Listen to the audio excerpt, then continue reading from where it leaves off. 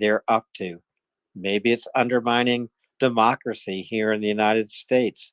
Maybe it's promoting autocracy here in the United States, something that this democracy has never, ever bowed to. Thank you so much, Alan. Thank you. And what you said, indeed, that was one of the points that you mentioned. Also, John Spencer was saying about giving old stuff to Ukraine, and he was very, he sounded very proud. He was saying, "Yeah, and now we are getting a shiny new stuff, and that's important for us." And it also reminded me. I'm sorry, I'm still waking up a bit, but it also reminded me this gentleman, the gentleman who posed the question, he also was mentioning one of Zelensky's speeches, where Zelensky said, something like, it's good to help us now, otherwise you will have to fight this. And nowadays we are fighting this. And it was really interesting for me that this gentleman actually translated this as a threat. He thought that Zelensky was threatening to the USA rather than, given a warning. So that was also interesting to me. And of course, John explained it. So it was okay in the end. But really, really, what you're saying about the Kremlin narratives, you really can see how much they can influence people. No, thank you. Shall we go to Michael? Michael, you have something to add to this. Please go ahead. Oh, sure thing. So I think that's made some excellent points. And the one thing I'll say is if you look and if you study this, if you look at there's a two-party system. If you look at the Republican Party going back 20 years, it had a consistent set of policies and principles that you could identify that's very common with the 20 years before that when you had Ronald Reagan. You even go back to as recently as 2012 when you had Mitt Romney as the representative. What happened in 2016 was a real rupture in the policies on the center right, on the right and on the center right of the past and in the future. And what's that has happened is the policies of the Republican Party have become increasingly, and this is the challenge, is that what does the Republican Party stand for? You used to be able to say that. Now it appears to be with a segment of people. I think that Alan's right. It is whatever this one person believes. This one person being, Donald J. Trump. He said a lot of things about Ukraine funding. I think that's a lot of part of it. I think the danger that we have in this case is because of that, there's a intellectual and policy vacuum right now on the center right, and you see that show up in things like the Heritage Foundation, where they're talking about getting rid of NATO. Ronald Reagan's Republican Party would not have done anything with NATO, and that idea to people who know Republicans, and I'll just name a couple of Republicans that I'm quite fond of. Robert Dole, Jack Kemp, and Ronald Reagan. That is absolutely just what you do not. That's unthinkable, but that's where we are right now. And so funding to Ukraine has become part of that. The other piece of it, and these are the people that really concern me the most. And I think they might be part of that 30%, and they may be another part, and that is, and I'll put the disinformation and the propaganda piece aside. Because I'm not really an expert in that, but I do know in terms of just argumentation, and that is the concept of the straw man argument. And basically that is there's something that people care about, whether or not you agree with them or not, whether or not they're right on that. There may be an issue that they care about. There may be an issue that's out there that they don't care about. And I find it very interesting that a lot of people who, regardless of a deal, on a standalone deal to Ukraine, would vote against it. I'll put Marjorie Taylor Greene in that. You'll see her rhetoric, which she'll talk about, it's the border. Why are we doing the border instead of Ukraine? That's that straw man type of argument that happens. And that's because it's known that there are people out there that care more about the border than they do about Ukraine. and that's unfortunate. Our job, I think, is we have to advocate for what's important to us and what's near and dear to us. And if the numbers show up and Ukraine is an important issue, then that'll take care of itself. The problem is, in some circles, that's not taking care of itself. But again, that's where contacting and targeted contacting of your representatives. If you call another representative in another district, that's kind of like cold calling. You really need to call your own, because you need to give them an address that they can write back to, and you need to give, they do have verifying information. If you just give them a zip code or something like that, that's not going to cut it. It has to be targeted to give that voice. So that's the thing that's important, and that's regardless of your political stripes. That's the thing that carries the most weight.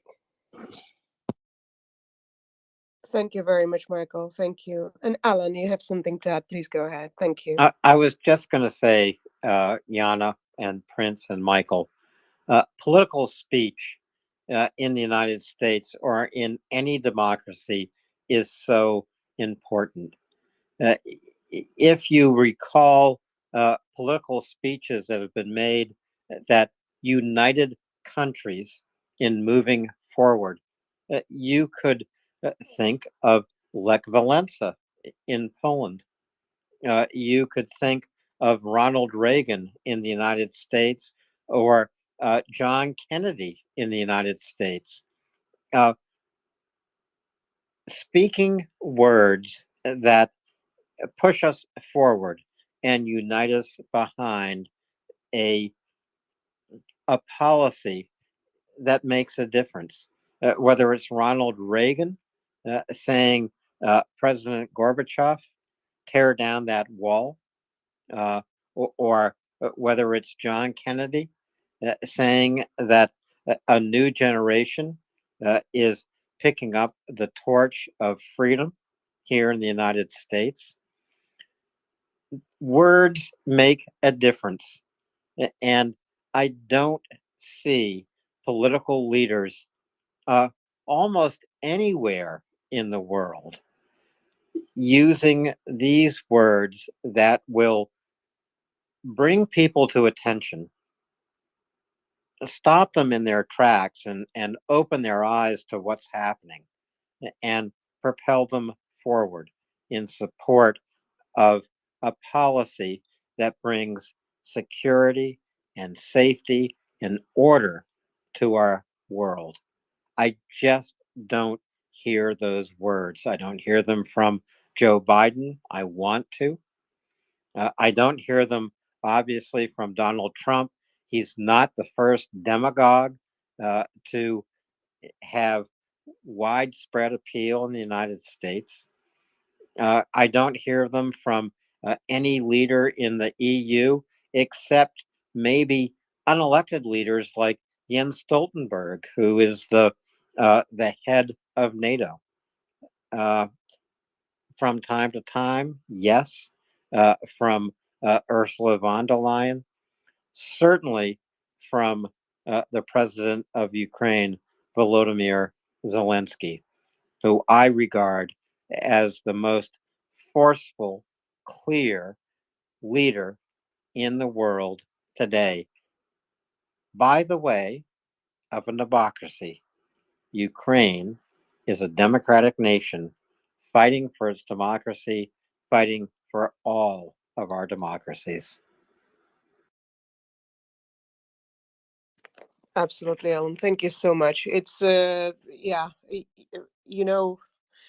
you should maybe advise some of these people, because I really, really appreciate the way you talk to us and your speeches. So thank you so much. And again, much appreciated that you stayed with us so long and provided some insights for the early morning risers here in Europe. Thank you and good night.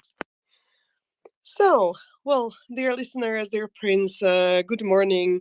I'm really very happy to be here with you and ready to welcome the new morning. And, well, that's not so happy, because we are entering the day 660 of the brutal Russian invasion into Ukraine. But we are here with MriyaReport shortly after a crash. We just finished late night segment from the other side of the globe, and we are here to provide you with fresh news, some discussions, and commentary about this brutal invasion and about the brave Ukrainian fight for democracy, indeed, and not only for their country, but I firmly believe also for all of us. So, because Alan mentioned Jens Stoltenberg, it gives me a very good segue because I have one little piece prepared to quote him that caught my attention. It came from Anton Gerashenko, who posts on Twitter X often the news and updates from Ukraine. And Jens Stoltenberg said, if Putin wins in Ukraine, there is a real risk that his aggression will not end there. Our support is not charity, it is an investment in our security. The only way to reach a just and lasting solution is to convince President Putin that they will not win on the battlefield, he continued. And as we know, Jens Stoltenberg is a NATO Secretary General. And of course, this is a message that is coming from many sides, and we listeners of MriyaReport know this very, very well.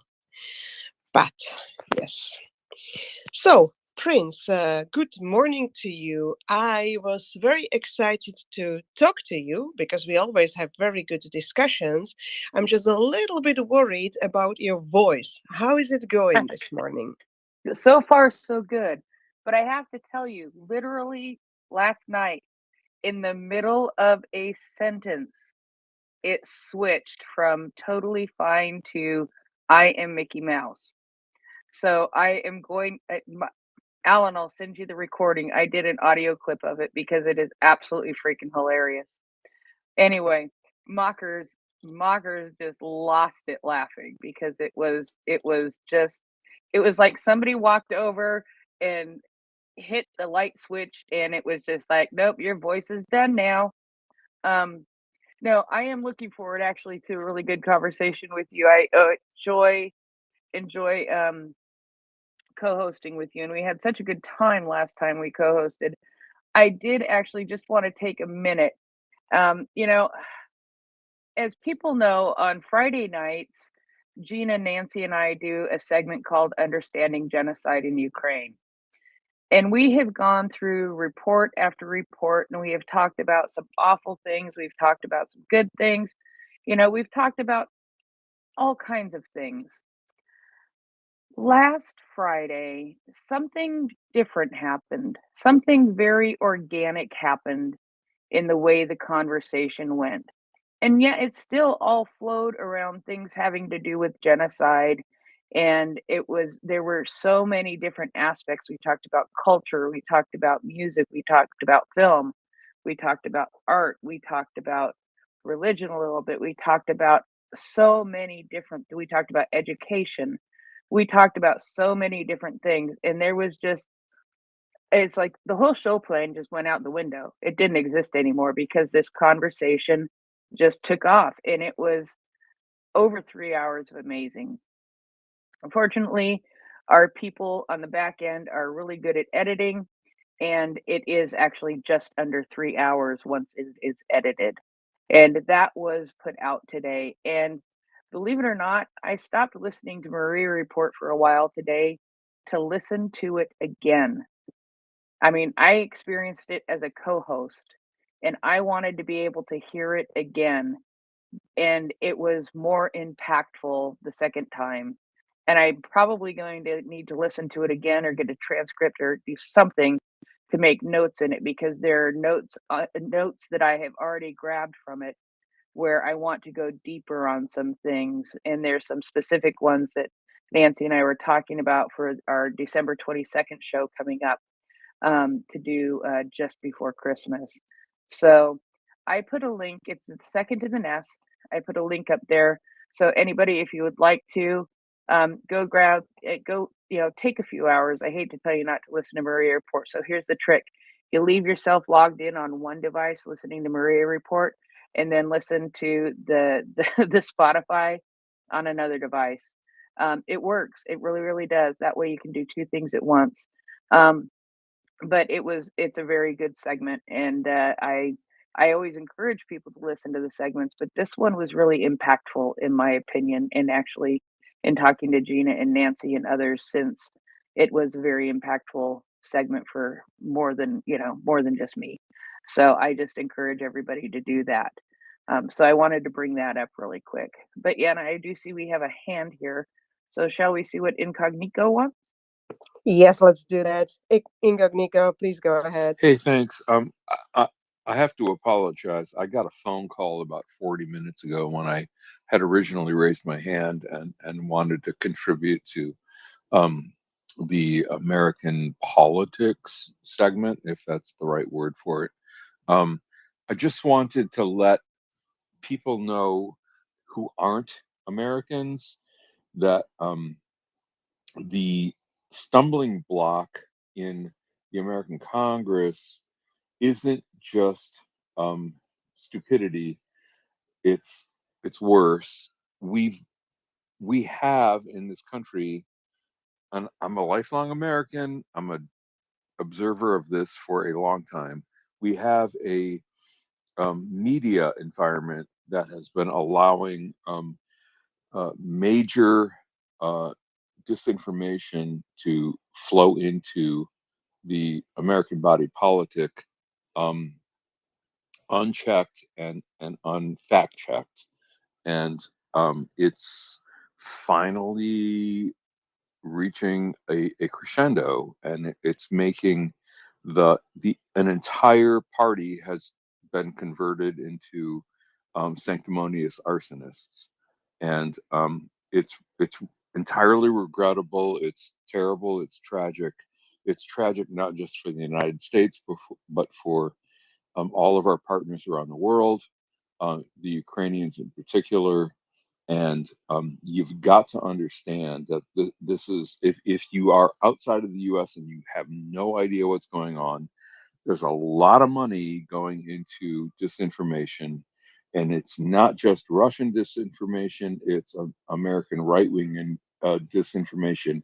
It's been happening for a long, long time, and it has so completely deranged the informational balance in the country that we get people like the current Speaker of the House, who is who compares himself to Moses because he is an ideologue and a religionist and I don't know what all else. But it's not good. It's really bad.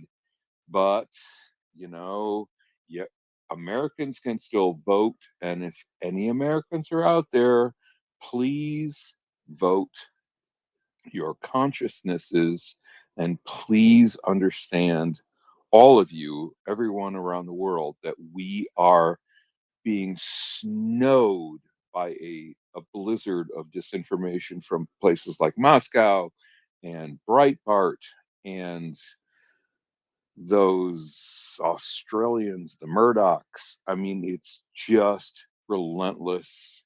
And in the American case, it's a lot more parochial than that. But it's we're just it's a serious problem, and we all have to somehow figure out a way to overcome it. We have to somehow figure out a way to wormhole ourselves out of this um, cascade of manure that is being dumped on us, because there is no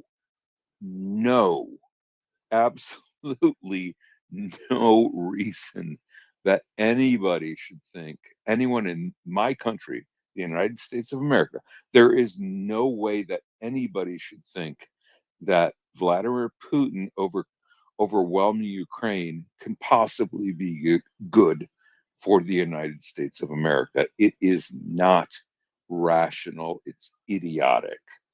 And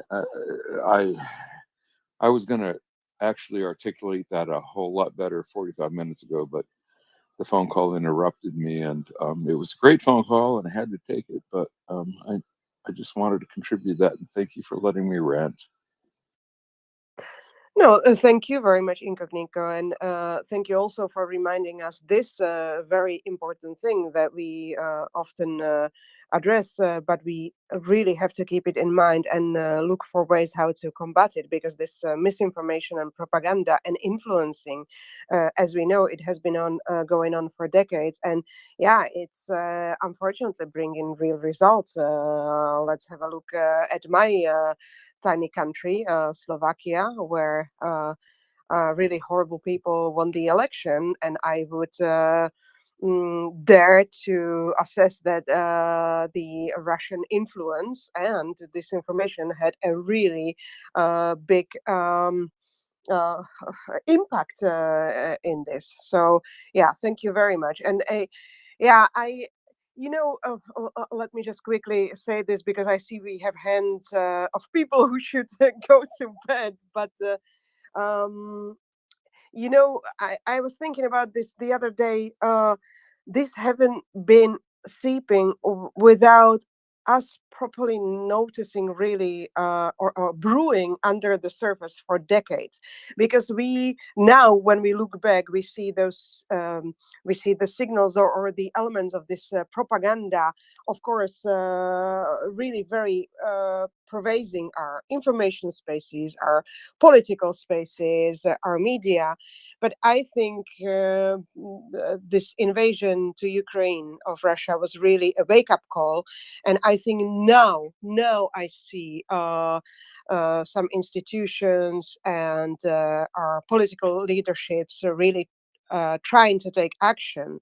So I believe we will overcome this, and we will learn how to face it. It's just, as I said, this has been going on for decades, and we, as I see it, we just started. So and also in MriyaReport, we are contributing to this standing up to it and fight. So yeah, anyways, thank you, end of my rant. And now let's go to Lucian and then Alan. Lucian, please go ahead. Hey, excuse me.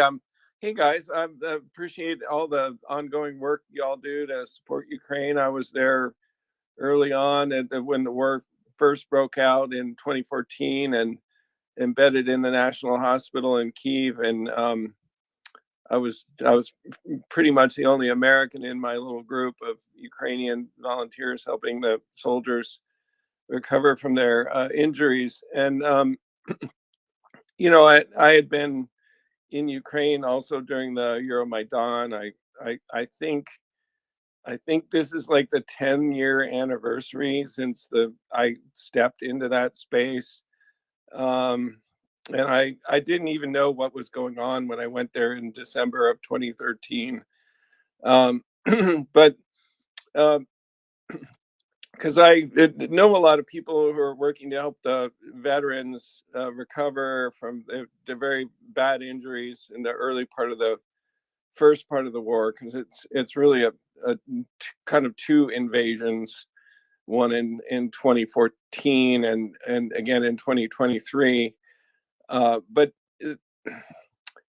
I don't know if this is public, but from sources that Ukrainians and people I was working with, there were Russians that were putting money into the hands of Ukrainian soldiers who were permanently disabled. And I'm pretty sure it was Boris Nemtsov. And, we're talking about the American legislature and all that, and them, maybe casting some doubt about Ukraine aid. And it's very unfortunate, because the Budapest Memorandum required the U.S. to guarantee Ukraine's security, and Ukraine did give up the world's third largest nuclear arsenal and greatly secured the world peace. And I don't understand why Ukraine didn't get a permanent seat at the UN Security Council from that, because that was a big release of, I mean, they had a tremendous, maybe they couldn't have maintained all those nuclear weapons, but they could have kept, a couple of dozen and stayed, but they agreed to become a nuclear non-state.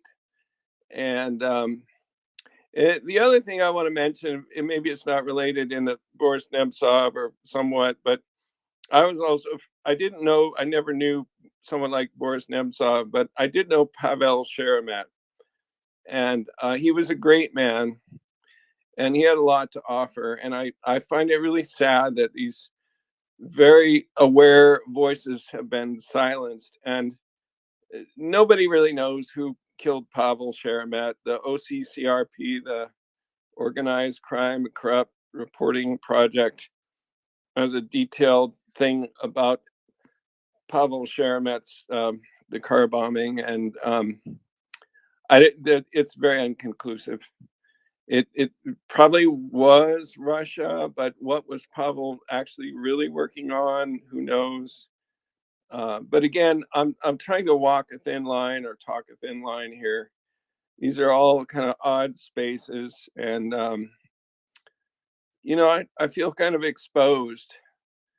But I try to do my best, and I believe in Ukraine, and I believe in all the work that everyone is doing here to ensure the continuity of the Ukrainian state and to, win this conflict, not just for Ukraine, but for Europe and America, and find some kind of talking narrative that makes sense for everyone. Thanks for the time to speak. Bye-bye. Yeah, thank you very much, Lucian, and feel free to stick around. It's really interesting points that you brought to the discussion. Thank you. Alan, please go ahead. Final comment of the night, Yana. I just want to pick up on what Incognito said. He said, vote your conscience. He was speaking to Americans. It's not enough to ask Americans to vote their conscience, because the conscience of Americans might be the conscience of the Speaker of the House. It might be the conscience of Rand Paul, the Kentucky senator who's a Republican. And what we really should be saying to Americans in 2024 is vote for democracy. And you can do that whatever your conscience dictates. Because if you want to have a voice, if you want to be a participant in a democracy, you first have to vote for democracy and to strengthen it and to continue it. The fact of the matter is, in 2024, the United States will be voting for democracy or autocracy. I never thought I would see that in my lifetime as an American, but this is what your vote will mean next November. It's as sure today, months before the election in 2024, as it will be on election day in November. Vote for democracy. Vote to continue the freedom we all have to raise our voices, to participate in our political system. Vote for democracy. So this is exactly what Ukraine is fighting for, a democratic nation fighting against an autocracy, raising a shield for freedom for the world's democracies. When you vote for democracy in November in the United States of America, you are doing as much to support Ukraine as you could possibly be doing. Now, the other thing you can do tonight is to go to the very first tweet in the nest. And we've had a crash here. There are only a few hundred of us. And so each of you can make a significant difference by looking at that first tweet, following the links to make a contribution to help our friend Scruff, a frontline reconnaissance drone operator in Ukraine, get him what he needs. That's also a vote for democracy. It's a vote for Ukraine. It's a vote for Americans doing everything they can to support Ukraine. You can do that tonight. I've done it. And I thank all of you who will go to that first tweet in the nest, follow the links, make a generous contribution. With that, Yana, I know I have way overstayed my welcome. Everyone, please retweet this space. We had a crash. We had hundreds of listeners, and we need to bring them all back because news from Ukraine is critical for all of us to hear and understand. Good night and Slava Ukraini. Heroin Slava, Alan. Thank Heroin you so Slava, much. Alan. Yeah. So, yeah, as I said, really, really, really good speeches. And thank you for overstaying because it was very interesting conversation and as I said, very insightful. Amanda, good morning. Please go ahead. Hello, Yana. Nice to talk to you. Hi, Prince. Hey, everybody. Hello. Hello. Could you possibly please put my post in the nest, please? I've sent it. It's part of Zelensky's his last comments tonight, and I sent it off to obviously the Senate and it says give Ukraine the aid.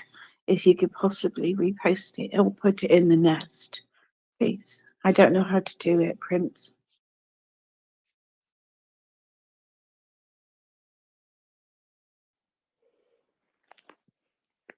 Amanda, we'll have a look at it, but why don't you tell us what the post is? Because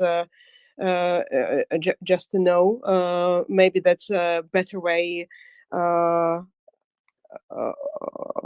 go about it. So also our listeners understand what you're talking about.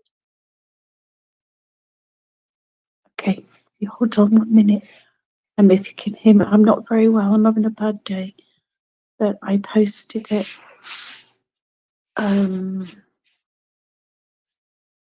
Zelensky. No, there's two.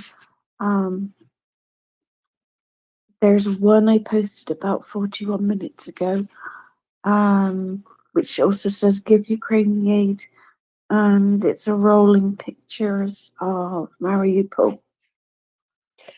All right, Amanda. Oh, the second one is I've posted them generally, but I'm just wondering if it'd be posted out to help President Zelensky. The second one I posted was I put my header on top of President Zelensky's post when he's doing a selfie video.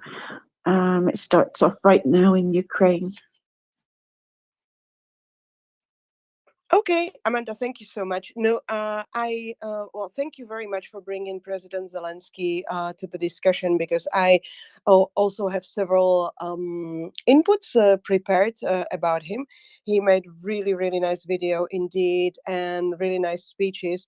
And of course, we celebrated last European night a little bit because we heard the news about EU's decision to open negotiations on Ukraine's accession. So there are several reactions. So let us go through it, and we will see what is good to share. But let me now go to Daniel first, because I believe he has something to say Can to I this. Daniel. just add one quick thing, Yana, please? Yeah, okay.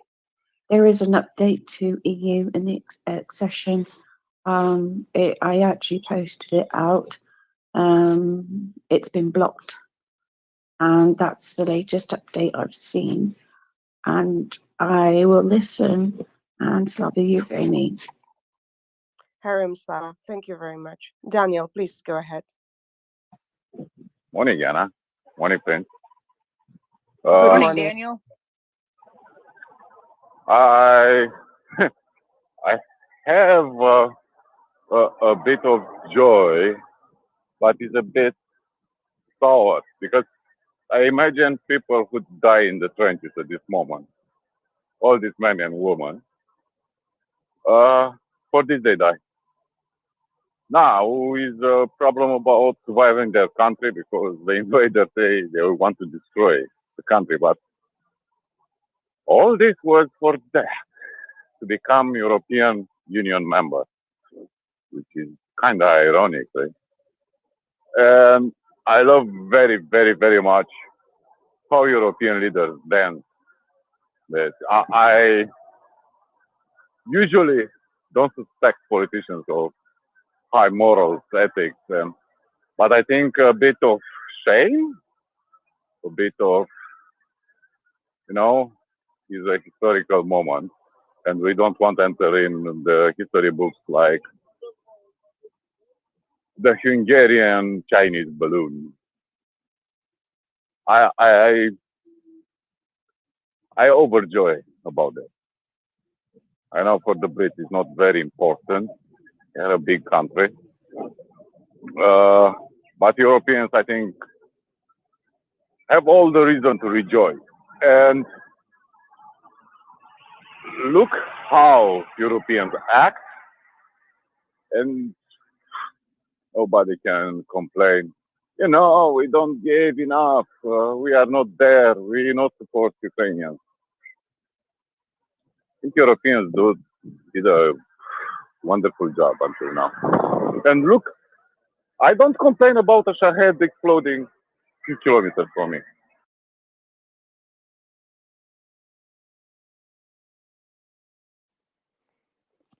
Thank you, Daniel. Yes, indeed.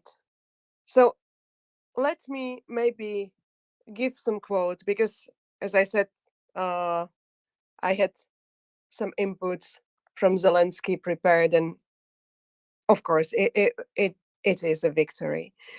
He is saying this is a victory for Ukraine, a victory for all of Europe, a victory that motivates, inspires, and strengthens. He tweeted this. The European Council. He was commenting on the announcement of Charles Michel, the head of European Council, about the opening of negotiation. The European Council's decision to open EU accession negotiations with Ukraine and Moldova has been adopted. I thank everyone who worked for this to happen and everyone who helped. I congratulate every Ukrainian on this day. I also congratulate Moldova and personally Maya Sandu. History is made by those who don't get tired of fighting for freedom. It's so short and succinct, and yet so powerful. So, yeah, thank you for bringing this up. Prince, I also have some bits and pieces, because it was apparently a very interesting, there were some interesting moments. I understand that Orban walked out, and I saw a really nice tweet from a former MP of Belgium, Guy Verhofstadt. I'm sorry, my pronunciation is Verhofstadt. yeah. Verhofstadt. Yeah, Daniel, my pronunciation is not so very good this early in the morning, and I actually consulted with my Belgian partner how to pronounce this, but apparently it didn't help. But anyway, this gentleman, who is an MEP, and he is now a president of European Movement International, tweeted on Orban's démarche. Orban left the room when Ukraine's European dream was supported by EU leaders. He is always more than happy to be in the room with Putin, though. Choosing Russia over freedom. The spirit of 1956 had left the Hungarian regime for good. So, yeah, that was really, I really like this tweet. And, I have to say, I remember from when I was small, and I think also, Prince, you like these memories from former Czechoslovakia. I remember because, as you know, Czechoslovakia was invaded in 1968. By 1968 was a good year. Other than that, sorry, I was born no, then. What can I say? It was the year I was born. Wow. Yeah, I understand it was a good year, and there was really like years of freedom and liberation, and Yeah, I no, understand many many yeah, people under in the Western Europe and in the US, and I guess in other free countries remember the summers of the 60s and later 70s. But however, for us, it wasn't such a good year because the armies of the Warsaw Pact, as orchestrated by Kremlin, invaded my country, Czechoslovakia. Anyways, but why am I saying this? Because I remember when I was little, and you had to talk about this quietly, not to be persecuted, but we really admired how Hungary and Hungarian people were fighting in 1956. So that is what really is captured in this short tweet from Guy Verhofstadt, when he's talking about the spirit of Hungarian people. And I still believe that the spirit is there. It's just, they have this insane, disgusting dictator who also basically changed the constitutions and is just consistently undermining democracy and the democratic institution in Hungary. By the way, Prince and Daniel, if you want, I can also give you some anecdotal things, because it's not only in the news. And we see some Hungarian fellas, fighting online, and defending, fighting the disinformation and propaganda. And I was talking to some people who are in Hungary, for example, which is quite ironical. My teacher of the Dutch language. I took some online lessons. He is a Dutch gentleman, but he lives in Hungary. He lives in Budapest. And also one colleague from Hungary. So, anyway, from the discussions with them, what they tell me is really the propaganda is insane in Hungary, and is really, really it's really affecting people, especially people who don't live in the capital, in Budapest. So, for example, this colleague of mine was telling me how much he fights with his own parents who believe this stuff. So, as Incognito mentioned, about half an hour ago, we really have to realize that this influence has real consequences. And Hungary, that we used to admire for their fighting spirit, is so much influenced by this. Daniel, please go ahead. I hope the wind will not be strong. I'll give you two things. First, my boy is in Poland, and he works with students. It's a workplace where people don't need too many skills. And he had a colleague from Hungary. Believe me, first thing he talked with my boy when they meet and learn for him he is Romanian. First thing they talked was Transylvania. Yeah, so young people on their mind saying bullshit. Oh, we need Transylvania back. And second thing, which you need to understand is very unnerving for me. We have 1.5 million Hungarians living here. And sadly, we fail them. We fail them and they are totally captured by Hungarian television. I mean, years ago, I was in the Tekeli land for vacation, and all the television channels were from Hungary, and everybody listened Hungarian news. And it's not a good time. It's not a good time because in Budapest you have people who oppose the Orban regime. But look, Romania, Slovakia, people who doesn't live in Hungary, they support the regime. And I don't imagine it will be something like in the 90s here. I don't think so. But the power of Orban is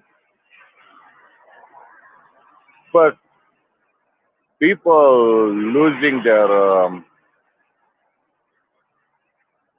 high standards of living because Hungary was more developed than my country.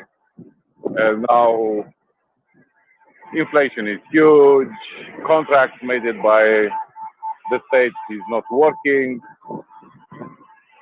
and they go for the same stupid shit like past 100 years. Trianon Treaty. We lost the Great Hungary. They never imagined you lost because, you know, your PR was shit. Second, you start the Bolshevik Revolution. And the third, you elected an admiral without a fleet and start killing Jews with passion. So, you know, every country has their sins. Every country has their long history. But we need to make amends and look at our countries like, you know, modern context. Don't look at territories in other countries. Only the stupid people do like this. We have our fascists here who also claim the land in Ukraine. But every normal human being understands this is stupidity. Doesn't work. What is working? Open borders. People can find their prosperity. Yeah, it's a huge risk. You lose your skilled man, your young man who will emigrate. But this desire that put Bucharest administration on Western Odessa Oblast is not useful. Never was.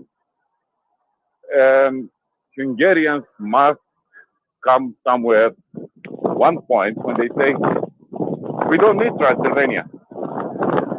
We are strong and powerful because who we are, what our country is, our values, our culture, our unique language. and stop the bullshit. But they are seduced by this leader. I don't know how they can take him serious. He's an obese old fart. But people make stupid choices. Yeah, indeed. Very good points, Daniel. But yeah, well, I still have hopes. And I also, you also reminded me that was another friend from Hungary. I have. She was telling me basically majority of young educated people leave Germany, and on one hand, this is a brain drain, but on the other hand, I think this also brings like good influence on their former country, because people who leave also are open to new ideas, and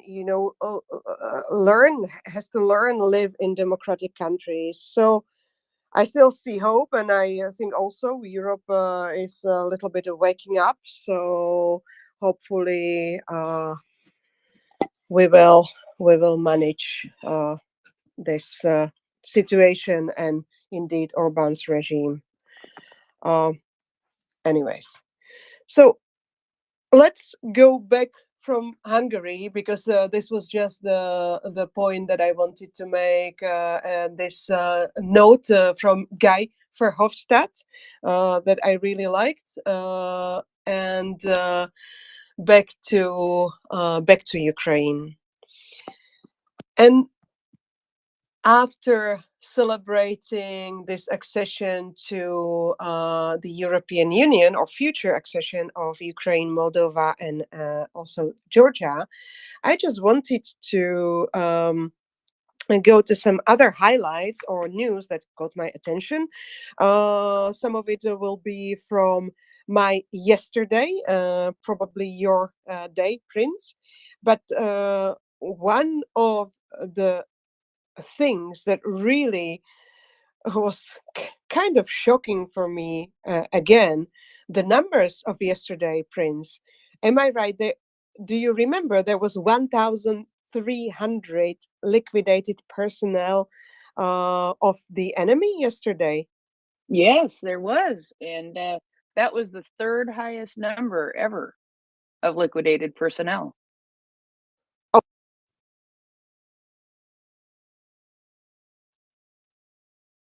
We lost your audio for a second there. Are you back? No, I was saying that it's amazing that you are keeping track, because I wanted to ask you, is this a record? So this is the third. I'm not keeping track. I just knew that the record was 1,300 and something, and I couldn't remember what it was. So I went and looked it up yesterday when I saw the number. Incredible. So I really am curious what the numbers will be today. So again, encouragement for our dear listeners, please retweet the space, because we know when mockers come up, there needs to be enough people, so she reads the numbers, right? Well, yes, and I've already sent her the numbers, but you can go and find the numbers, but they're never as good as when Mockers reads them to you. Because Of course. when Mockers reads them with that northern accent, there's just something special. And she is going to be here when she gets here to read the numbers. I think she's actually sleeping in a little bit. No, yes, really good. No, I'm still going to be sticking with you, Prince, for another hour. So you have to bear with me. Oh, it's fine. It is a pleasure to co-host with you. I saw you on the co-host schedule with me, and I was like, oh, poor Yana's getting up very early, but yay, Yana get to co-host with Yana. Oh, I'm so happy that you thought that. And Prince, I was also thinking about you, because I found some interesting source of information. And why I was thinking about you is because you are one of the creators of the segment of the genocide. And I discovered, well, it's not positive, but I think it's a good resource. You know, this channel that is called Defense Express, they not only compile and post news about the Ukrainian defense and everything related, but they also keep one segment on their website that is called a Chronicle of the Russian Federation Crimes in Ukraine. And they have been keeping this from February and up to date. So the latest one that I see is up till November 2023, but I think they already started December, and it will be added. So this is a really interesting resource, and very important for us to really keep track, because you know, sometimes we don't see Ukraine in the news that often as it was in the beginning, which is absolutely, I think, shocking for me still, because it's the day 660 of the atrocities that are being committed in Ukraine. So I think it's really good for us to keep track and also amplify these messages, Prince. So I will maybe put this resource in the nest also for the listeners, if you would like to, if you would like to see it. But it's really, yeah, really, really important. Yeah, I don't find it someplace that I recall. I mean, I've probably gone there at some point for something, but it doesn't come right up on my memory list here in my brain. So yeah, but I will have to check this out a little bit more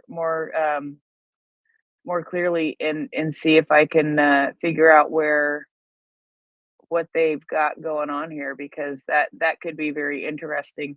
You know, when we go through what what we go through on the oh, December what year?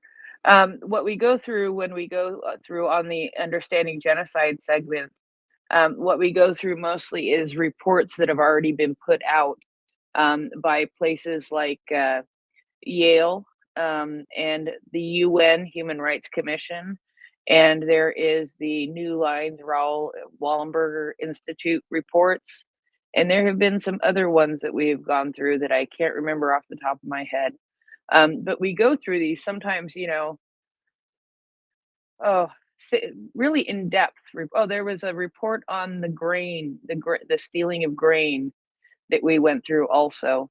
That was from a law firm actually, and there were, you know, so we tend to go through these reports rather thoroughly to make sure that people understand exactly what's going on with genocide.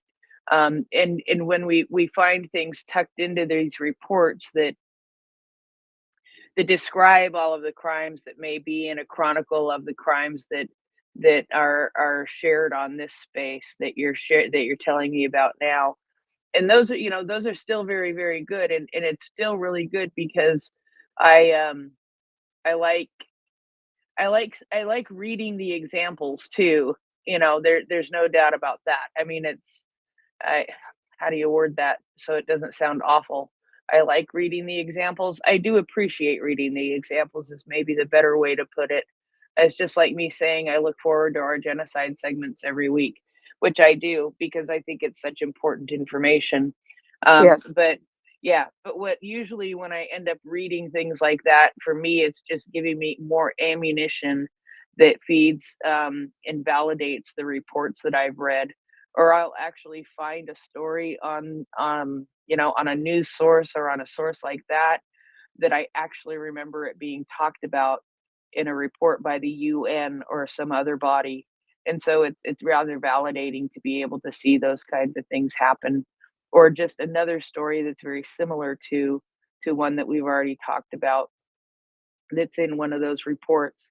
So it's always good to have more information I have a couple of databases that I don't look at very often that are war crimes investigations and things like that, mostly because we focus on the reports with the methodology and peer review kind of things. So anyway, go ahead. No, thank you. That's true, and it's really yeah, yeah.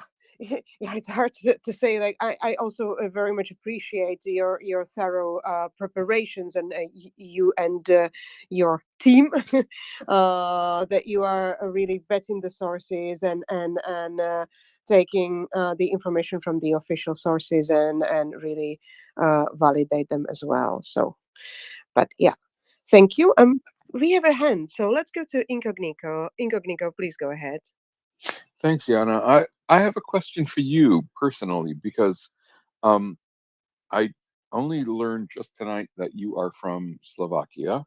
Um, if, and I am curious. I've already expressed how dismayed I am about the media environment in my own country, the United States. And I'm curious, you are such a stalwart supporter of Ukraine, and I'm curious about how um, your media environment has informed your knowledge of what's going on there, and how it compares. This is really important because I'm curious about what's going on in Europe. I'm curious about how it compares to the media environments in the many uh, states of Europe that are near to Ukraine. Clearly, Slovakia is right there on the border, um, and Hungary is too. But the Hungarian media environment is radically different. So I'm really curious about how if you could give us a thumbnail breakdown of how the media excuse me, the media reportage from Ukraine varies from place to place in Eastern Europe and in Europe in general. I would dearly appreciate it because it might help me understand a little bit more about the garbage that we get in my country. Thank you. Yeah, Incognito, I can give you my views, and if there are some Slovak or Czech people in among our listeners, I would really also appreciate them to come, because these are really kind of my views and my impressions. um I was born in Slovakia. I also lived in the Czech Republic for quite a long time, and I now live in the Netherlands. So that's a bit of a caveat that I just want to mention, that I might not have the absolute uh, freshest information, but um, I have to say that there indeed is a lot of garbage, as you said, also in my country, and the landscape is really, or has been, and that's what I was saying. Like, for decades, it must have been brewing, because there has been a lot of new kind of media and channels popping up, especially online, that are later we discovered that are basically either run or paid by Russians, by Kremlin, by pro-Russian, you know, actors. So the notorious example is this Sputnik and all its like similar websites. There was a lot of conspiracy websites, and there are also some good, reliable media. And you can see that the politicians that are on the pro-Russian or this demagogic populistic side are always fighting this good, reliable media. So they're using this narrative, oh, this is fake news, this is fake media. Fico, our newly elected leader, who is really basically a mafia boss and a criminal, he literally said that he's not going to talk to the media that are reliable. So the landscape is really kind of varied, and there is a lot of misinformation and disinformation media, and also there is the fight from these horrible I don't know how to say that, for these bad actors against the good and reliable media. You might also know, we've mentioned it several times, especially when speaking with Axel, that a couple of years ago, was it like 5 years ago, there was a murder of a young talented journalist that who was investigating mafia in Slovakia, and mafia, it was Italian mafia, surprisingly not Russian in this case, and this mafia connection with the top leaders of the politician of the politics, and the Fico, this horrible person, was the prime minister then, and after the pressure from our people, after a lot of demonstrations, he then resignated. So yeah, it's quite dramatic.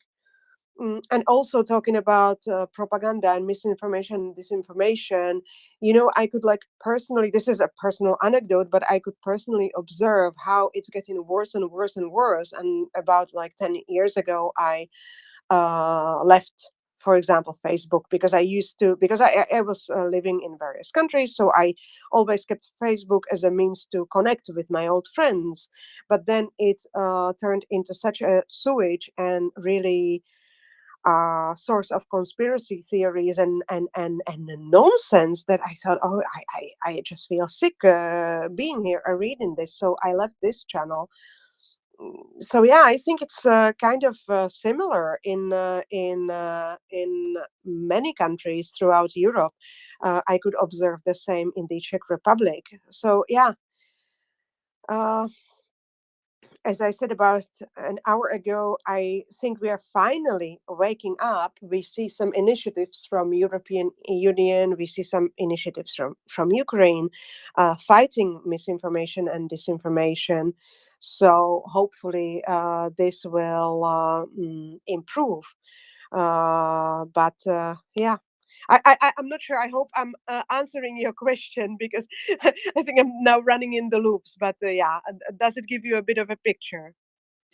Yeah, you did. That was actually fabulous, and I'm glad you mentioned where you are, because when I was composing it in my brain before I actually began speaking, I wanted to mention that I didn't know where you actually live now. I only knew that you were from Slovakia originally, and of course in Europe you can live anywhere and be from anywhere. So thank you for clarifying that. That was quite that was a very uh, um, uh, edifying answer. Thank you very much. You're very welcome. Thank you. All right, Prince, I have some more bits and pieces that caught my attention. And let me just go to something that we discuss here in MriyaReport also quite often, and that's the economy. And what the ruble is doing and what is happening in Russia. So I had this. There is this post from a lady who posts a lot on behalf of Ukraine, because we know that some groceries in Russia are really rising very much in price. We caught these pieces of news about butter being sold in the plastic cages, so anti-steal cages, so people don't steal butter, which is actually very sad. But yeah, they brought it up on themselves. So I think a couple of times we discussed the prices of eggs, and it's a big issue apparently in Russia. But unfortunately, there are some news, according to this lady, news from Mordor, that is suffering also shortage of eggs. And the news is that Turkey is running to the rescue. Turkey is ready to provide Russia with eggs. Deliveries have already begun. And this is a quote from the head of the Union of Egg Producers, Ibrahim Afyun. He told this to RIA Novosti. The Roselkhoznadzor, oh my God, this is the Federal Service of Veterinary and Phytosanitary Supervision, has allowed the supply of table eggs from 17 more Turkish enterprises since December the 8th, the agency reported earlier. In general, 21st Turkish companies have received approval for the supply of eggs to Russia, and 3 have already begun deliveries, Ivan said. So, yeah, this is really not a good news. So Russia is now going to be sanctioned, or the diamond trade is going to be sanctioned, but Turkey is going to provide eggs to Russia. Yes. And did you see today, there was one thread that I saved that were, as Putin was doing his, meeting with the people, or, his press conference with the people that he does every year, but he hasn't done for the last year or two because of, well, genocidal invasion into Ukraine, but he did it again this year. But as this was happening, there were questions that people were able to text in up on a screen nearby, and and and I saved a little thread with just some of the highlights. Did you see any of those highlights? Yes, I actually did. And I also have some predictions before this Putin speech that is actually quite funny and quite accurate. That was posted by Ilya Ponomarenko, one of our favorite journalists from Ukraine. But would you like to tell us about the highlights that caught your attention, Prince? While you still can speak, if that's okay with you.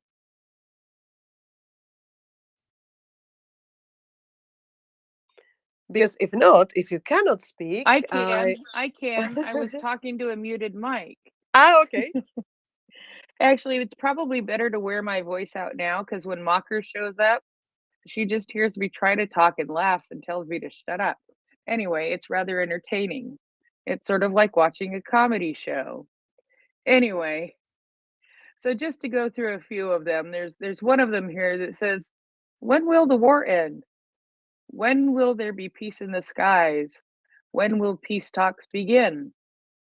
Well, that is a very interesting question, and I don't think that Putin answered that one. Here's another one. Public officials have accounts and properties overseas. Their children study there too.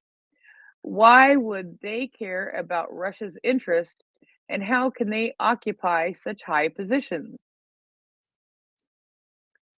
Another one here. This one is maybe one of my favorites. Why does your reality differ so from ours? I mean, come on. I mean, that's a good question. These are ones that made it onto the SMS board by Putin while he was on live. This is absolutely hilarious. Next one. Go ahead, Diana. No, I just wanted to really appreciate your highlights because mine are much more boring. Please go ahead, Prince. Oh, this is totally from somebody named Mikhail Kordovkovsky.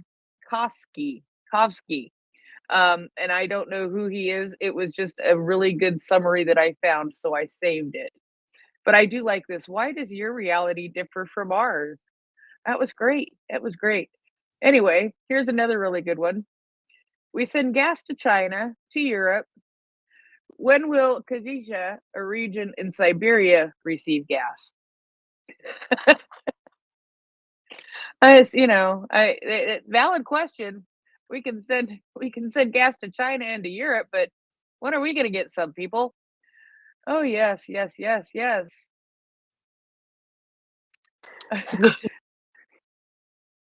This Go is ahead. yeah. It's just so funny. It's yeah, and I think this is really tragic, and he is a yeah. I don't have words. Yeah, Huilo, but it's so good to laugh at these idiots. Do you have some more? Yes. Please Oh go ahead. yes. Oh yes. Oh yes. Yes, I'm not done. Mr. President, when will real Russia stop being different from the one on TV? Hello, can I move to the Russia they talk about on Channel 1? It's like, can I, it's like, can I move to that Russia? Because boy, that isn't the Russia I know. Next one. I think that person is going to be jailed, or yeah, this is really really daring, huh? Oh yeah, some of these I think are absolutely wonderful, and I do have to wonder if some people manage to spoof their phone numbers to look like Russian phone numbers and manage to text these in somehow. I was really hoping there would be a good cyber breach during this, and we would see some real messing around, but this may be, anyway. Here's the next one. For how long will you keep manipulating the percentage of inflation? Yeah, it's like, seriously, dude. And this is what made me think that, oh, I've got this in my notes and I should bring it up. Why does a tray of eggs cost 550 rubles, about $6 in Dagestan? Yeah, right? It's the, the price of eggs in it's the price of eggs in Russia that, that are just getting the news, right? Unbelievable. You are really making me chuckle. Thank you for that. Do you have any more? Oh yes. Oh yes. This one is great. This one is great. Who If Crimea is part of Russia, why does my mobile network switch to roaming after crossing the bridge to Crimea? I mean, it's a valid question. Why would it switch? It's so good. Right? It's, I mean, if it's Russia, why am I switching to roaming? Oh my goodness. And this is the last one, I think. Yes, this is the last one. Yekaterina writes and asks, cucumbers 900 rubles per kilo, tomatoes 950 rubles per kilo, lettuce costs 1,500. I won't even bring up the price of fruit. Give us normal prices. Yeah, it's it doesn't seem like it's very cheap there. Yeah, This dear Tsar, to give us the normal prices. Well, Mr. Putin, I would like to encourage you to have this every single week so that we can get good humor from things like this because that was funny. That was absolutely funny. And I'm sure there are a bunch more out there that I have not found or I didn't bother to save. But this one just seemed like a good summary of um of some of the highlights, I think. And I think that they were well worth spending a little bit of time and talking about. What do you think, Yana? No, absolutely. As I said, I had some highlights, but mine were really, really boring. Of yeah, things he said, but this was really amusing. We have some people requesting to talk, so we will give them space. But maybe then afterwards, I can come back to Ilya Ponomarenko, who made some predictions before Putin's talk, and it was a bit amusing for me as well. But let's go to our listeners who want to speak. It was Dan and then Incognito. Dan, please go ahead. Hi, Queen Dan, the Martha Man. Hi, Prince. Hi, Jenna. You guys are cracking me up. The price of eggs, $6. Now, maybe they're not getting that many eggs out of the chickens because of the bombs. Anyways, yeah, it's just cracking me up. I just got done the third chapter of Timothy Snyder, the book they're doing on Sunday, and I got through the third chapter in The Last Philosopher from Russia.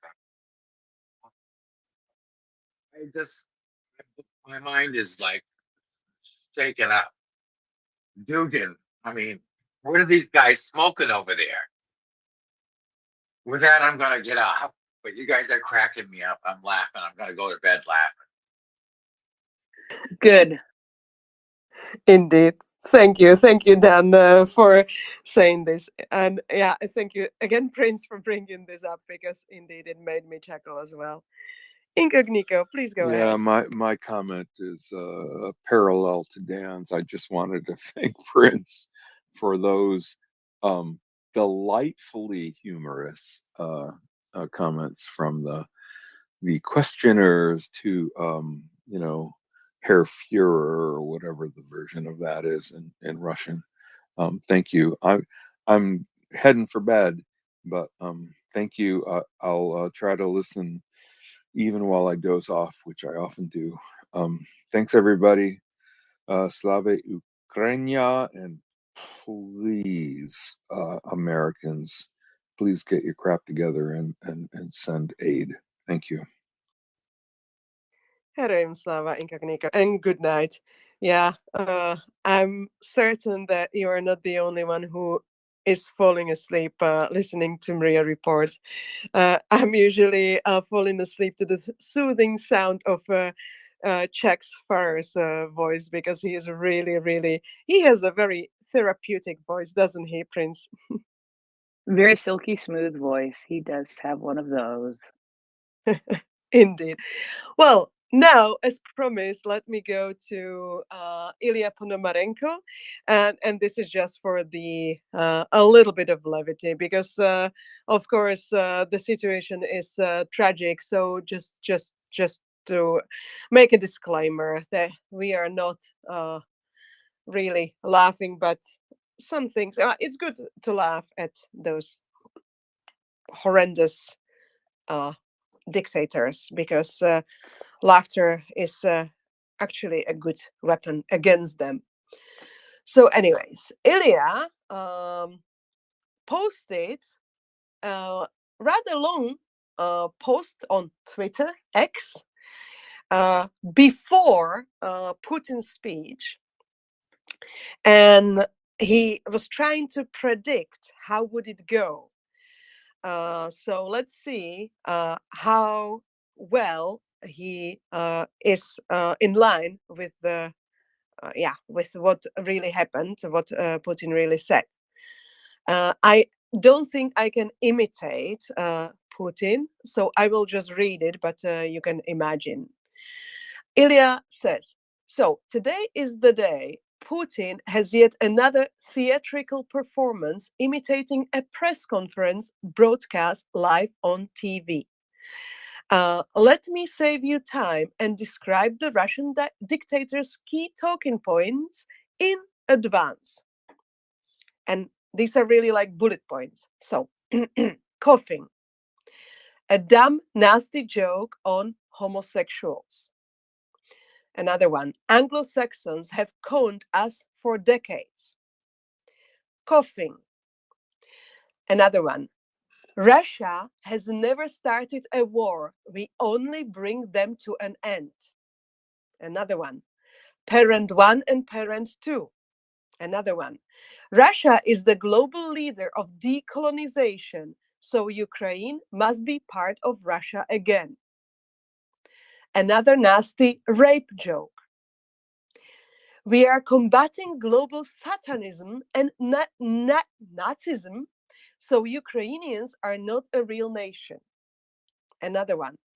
The collective West is now literally worshipping Hitler, trivializing our sole victory in World War II, and trying to make homosexuals out of us and our children, so we defend our traditional and cultural values by leveling Ukraine's east to the ground and leaving piles of dead bodies behind. Coughing. Another attempt to crack a barely concealed anti-Semitic gag. Another one. Anglo-Saxons and their puppets ruling Russia for the last 25 years have turned it into a raw material appendage haunted by poverty, but I am running for president to put that to an end.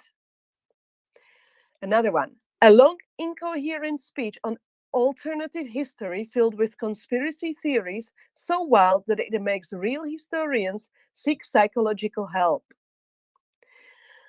Another one, we are not forcing anything upon anyone. The freedom of choice and peace is our key principle, so Ukraine is to be eliminated as a nation under any circumstances. Another one, Russia has never had any colonies or slaves or colonial wars, unlike the West. All nations and people joined the Russian Empire voluntarily to escape the rot of Western influence. And they now all owe us homage and submission for our kindness of introducing savages into our magnificent culture. Another one, transformers or transphasers. Another one, the West's war on Russia is the result of a global rise of white supremacy that we, along with free nations of North Korea, Iran, and Syria, are combating. Okay, that one just got me. That one just got me. Oh boy. Oh boy, that one was that one was pretty funny. that one sort of got me, Anna. That is really, yeah, it is literally what he is saying. Multipolar world. There is not too many more, so let me just finish this. Yet another nasty joke fixating on anal sex or feces. Another one, to get a just and sustainable peace, they must leave Ukraine defenseless and let us do the rest. Coughing. That's the end. So that was Ilya Ponomarenko's prediction of a Putin speech, and I wonder if somebody listened to actual Putin speech, if Ilya was correct or not.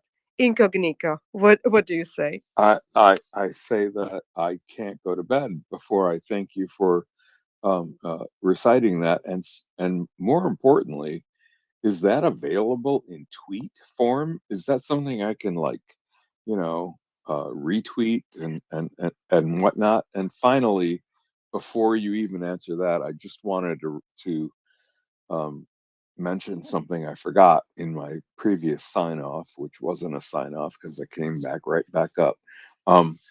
Please, Americans, remember that 90% of the aid, or at least upwards of 90% of the aid, the so-called aid that we send to Ukraine, militarily especially, is in fact money that goes directly back into the United States economy, because it is weapons replenishment um, that creates great jobs, for high-paying jobs for Americans. It's actually an economic stimulus that not only defeats Russia and saves a fledgling and erst and um, important new democracy in Eastern Europe. It employs Americans, creates tax revenue, creates job. It's a win-win on every level. Don't let stupid Republican talking points defeat your um, uh, impetus to send this aid to Ukraine. It's not just aid to Ukraine; it's actually aid to the United States. Now, Yana, can you please tell me if your if everything you just read was available in tweets, and if so, put it in the nest, please. Thank you. Yes, Incognito, it is available in tweets. And while you were speaking, I was trying to send it to you by messages, but I apparently cannot because I'm not verified. I don't know if this is new on Twitter, but I just posted it as myself. And let's see if we can post it in the nest. But if you see my handle or whatever it is, you can see it is my latest post. So enjoy. And Ilya is really worth following, in my opinion. I discovered him in the beginning of the war. I think he was working, I'm not sure if for Kiev Post or Kiev Independent, for one of them. And yeah, he really has good takes. Well, thank you.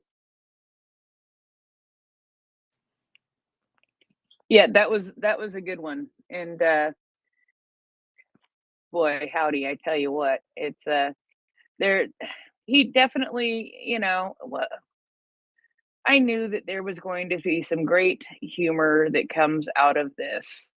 That there would be some really good humor to come out of this today.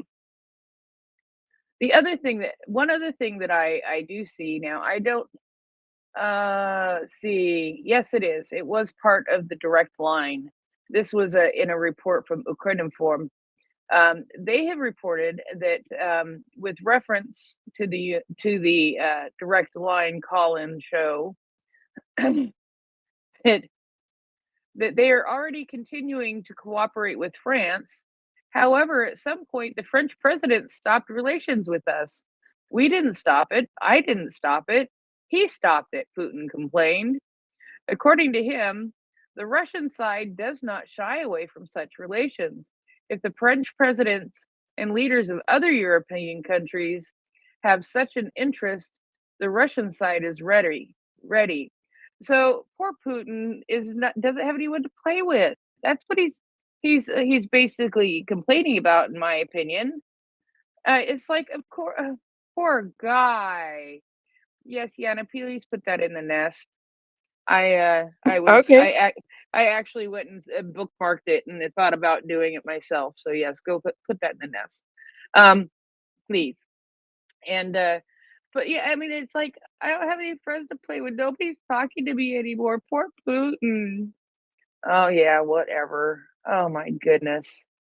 Quit being a genocidal maniac. Then maybe somebody will want to talk to you for a change.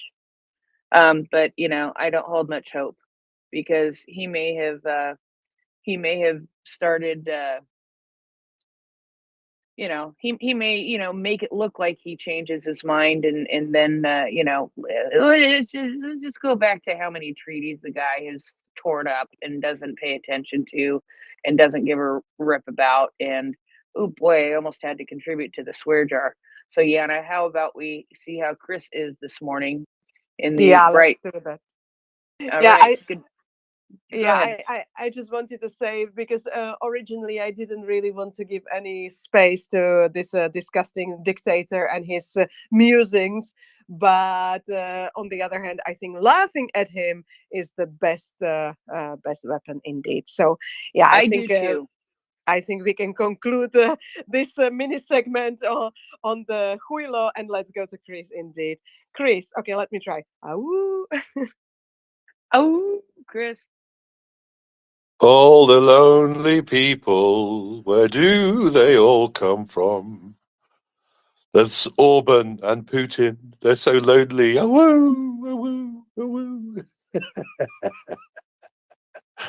Good morning, Prince. What a fine voice you've got this morning. For the moment. Yes. Why are you making her talk unnecessarily, Chris? I know. Yana has been trying so hard to make it so I don't have to talk. It's been absolutely wonderful. I appreciate it, Yana. It's but yesterday you were the same, and then you went all Minnie Mouse again. All of a Yes, I sudden did. I went, "Oh my gosh, she's gone Minnie Mouse!" And there was me. thinking you were fine. Yeah, no, it was in the middle of a sentence, Chris. It was in the middle of a sentence. I couldn't believe it myself so much that I went, after I was done co-hosting, I went on YouTube and grabbed the audio so that You I could had proof that it just happened, like a light switch flip. you could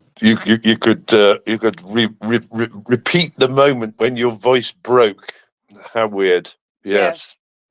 I'm there's a couple of things here, ladies. So first of all, what was I going to say? Well, yeah, a couple of things. Yes, it's a good job you mentioned the French again, because I think you mentioned the French yesterday. I was just about to slag them off, and then somebody said, "Oh, they've done another aid package for Ukraine or something like that." Oh, I better shut up about the French then.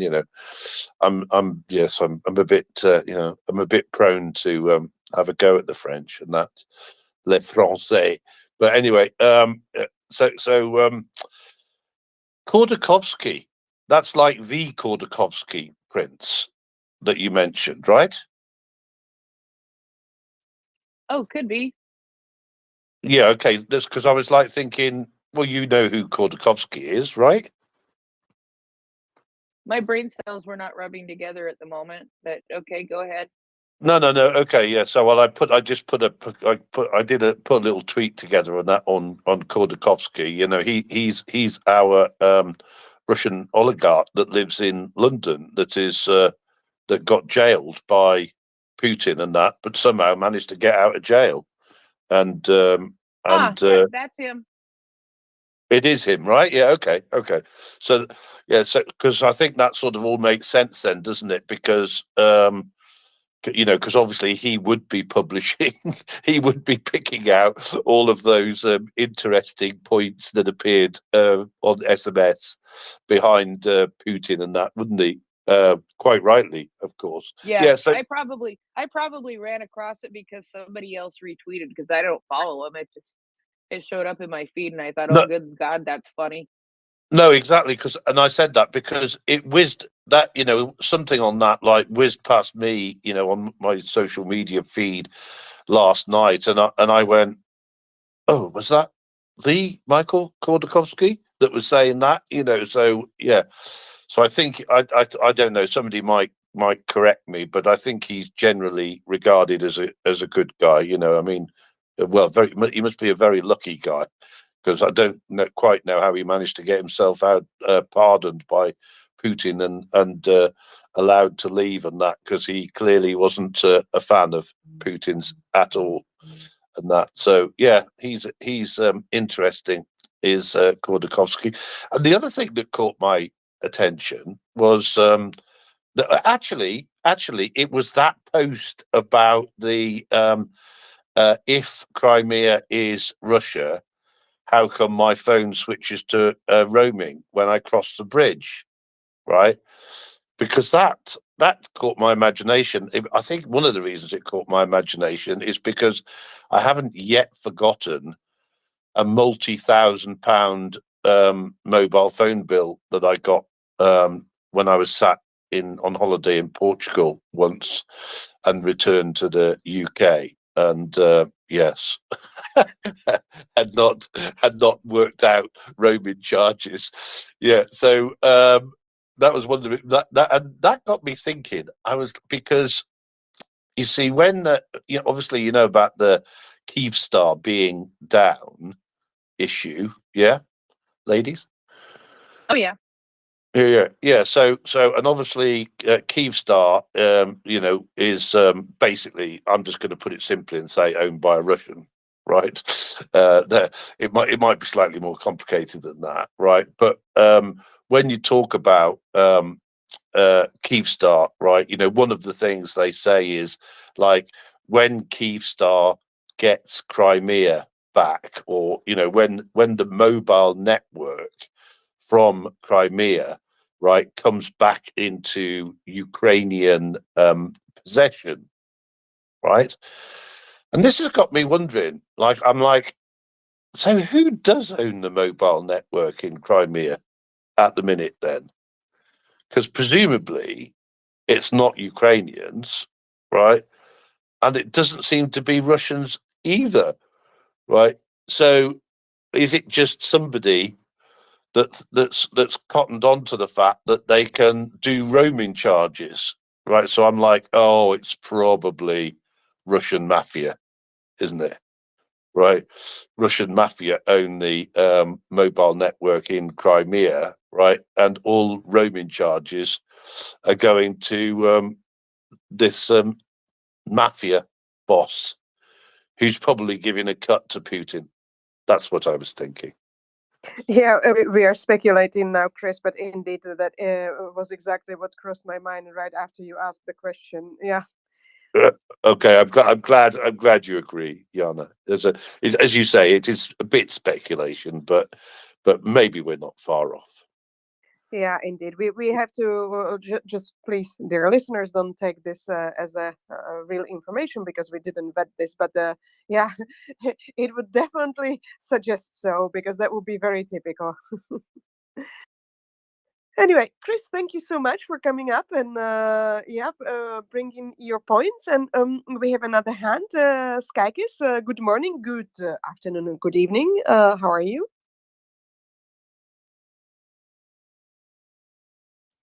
Skykis, I'm not sure if Yes, you can hear I'm me. Hi. here. I was busy. Hello.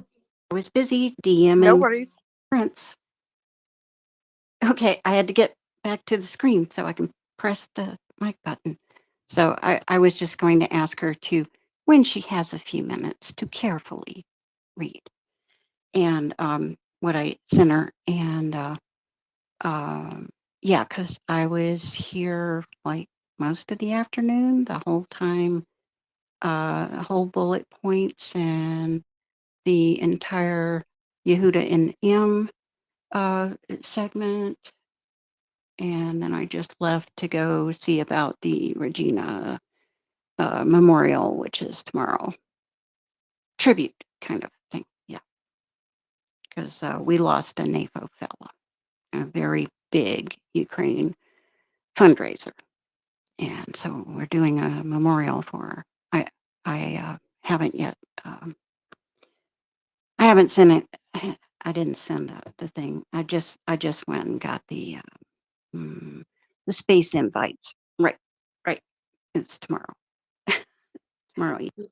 Thank you, Skagis, and But thank you also.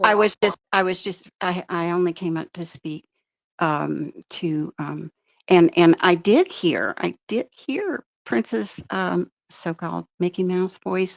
It was very bad, and so I really do think she needs to rest her voice and take good care of herself.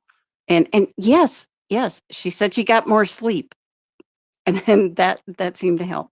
So yeah, and it can happen to any of us, even if we're not co-hosts. It can happen.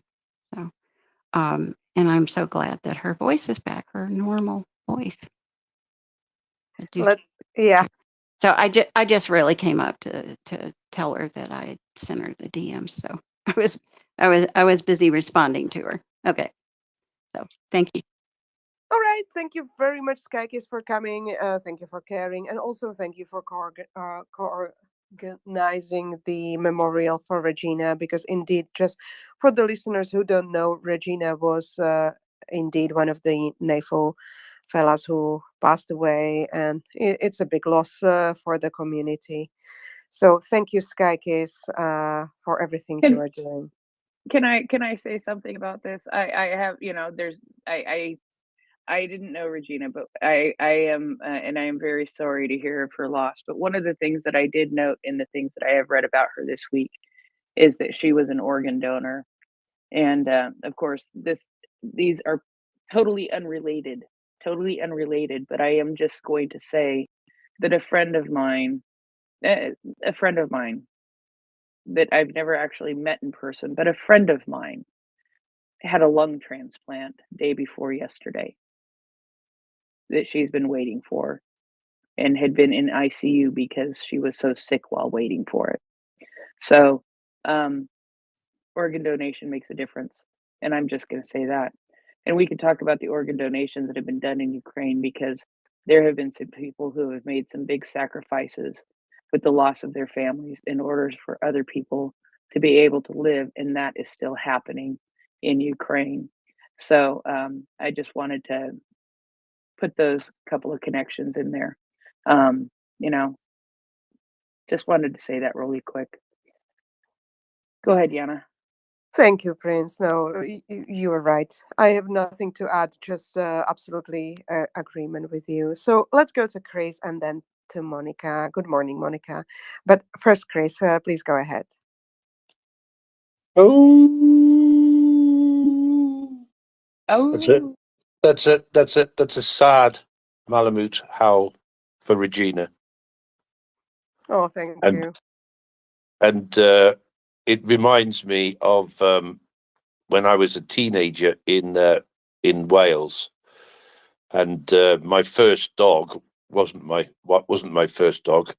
It was my grandparents' dog, Sandy, the Welsh Springer Spaniel, and I used to take him up on the slag heaps and in the forests and that for a run. And when my granddad died, we got on the top of this slag heap, and he just stopped and howled and howled and howled for my granddad. So yes, anyway, that wasn't what I was going to say, but just to commemorate the moment. What I was going to say was it's great news that we keep talking about the 90% of the Ukraine aid that goes back to America and is building all of these shiny new factories and production lines, like the one in Mesquite that is being built by General Dynamics to manufacture artillery shells. That's great. But what I really like at the minute to talk about is what Mitch McConnell said, which is that so far, just from Europe, the US defense industry has had $90 billion in sales. So I just would like to emphasize that that is just from Europe so far. So I don't know what the number is, but I think it's interesting to speculate what the total number of orders is from around the world for American weapons as a result of them performing in Ukraine. I'm going to put a marker in the sand and say 200 billion. And again, Yana, that is not fact. You better say your thing there. This is not fact. Chris is just speculating. No, but Chris, thank you for this speculation, and it is basically in line what I heard John Spencer saying yesterday, and you probably didn't hear it, but he was in a different space, basically giving argument for the aid for Ukraine. There was one gentleman who was doubting it. Long story short, but one of the arguments that John Spencer was saying is, of course, the help for the economy and the jobs. But he was also saying, look, as a military guy, all of our that we would have to recycle or get rid of anyways, and we are getting shiny new stuff, and we are developing shiny new stuff. So that was that was his words. And Thank you, Jana, for that. I'm glad to hear that he said that as well. Yeah, we don't know what this exact number is, right? But it's going to be a big number, Jana, right? The total number of sales for American weapons resulting from their performance in Ukraine. It's going to be a very big number.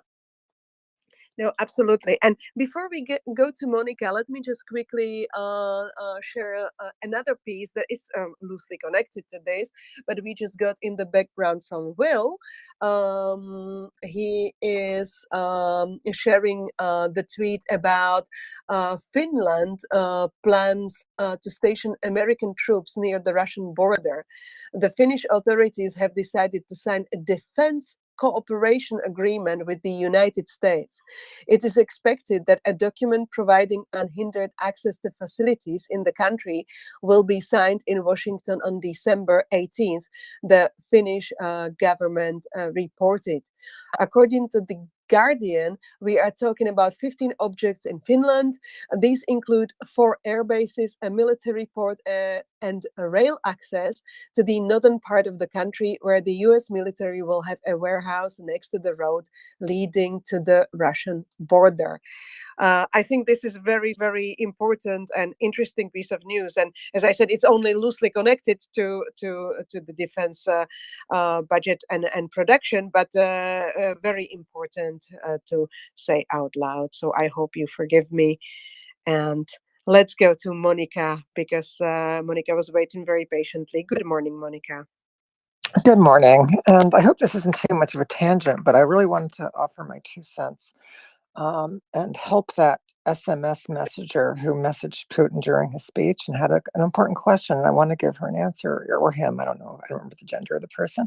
The question was, why do I have to pay roaming charges when I cross the bridge into Crimea if Crimea is supposedly part of Russia? And I have a simple 3-word answer.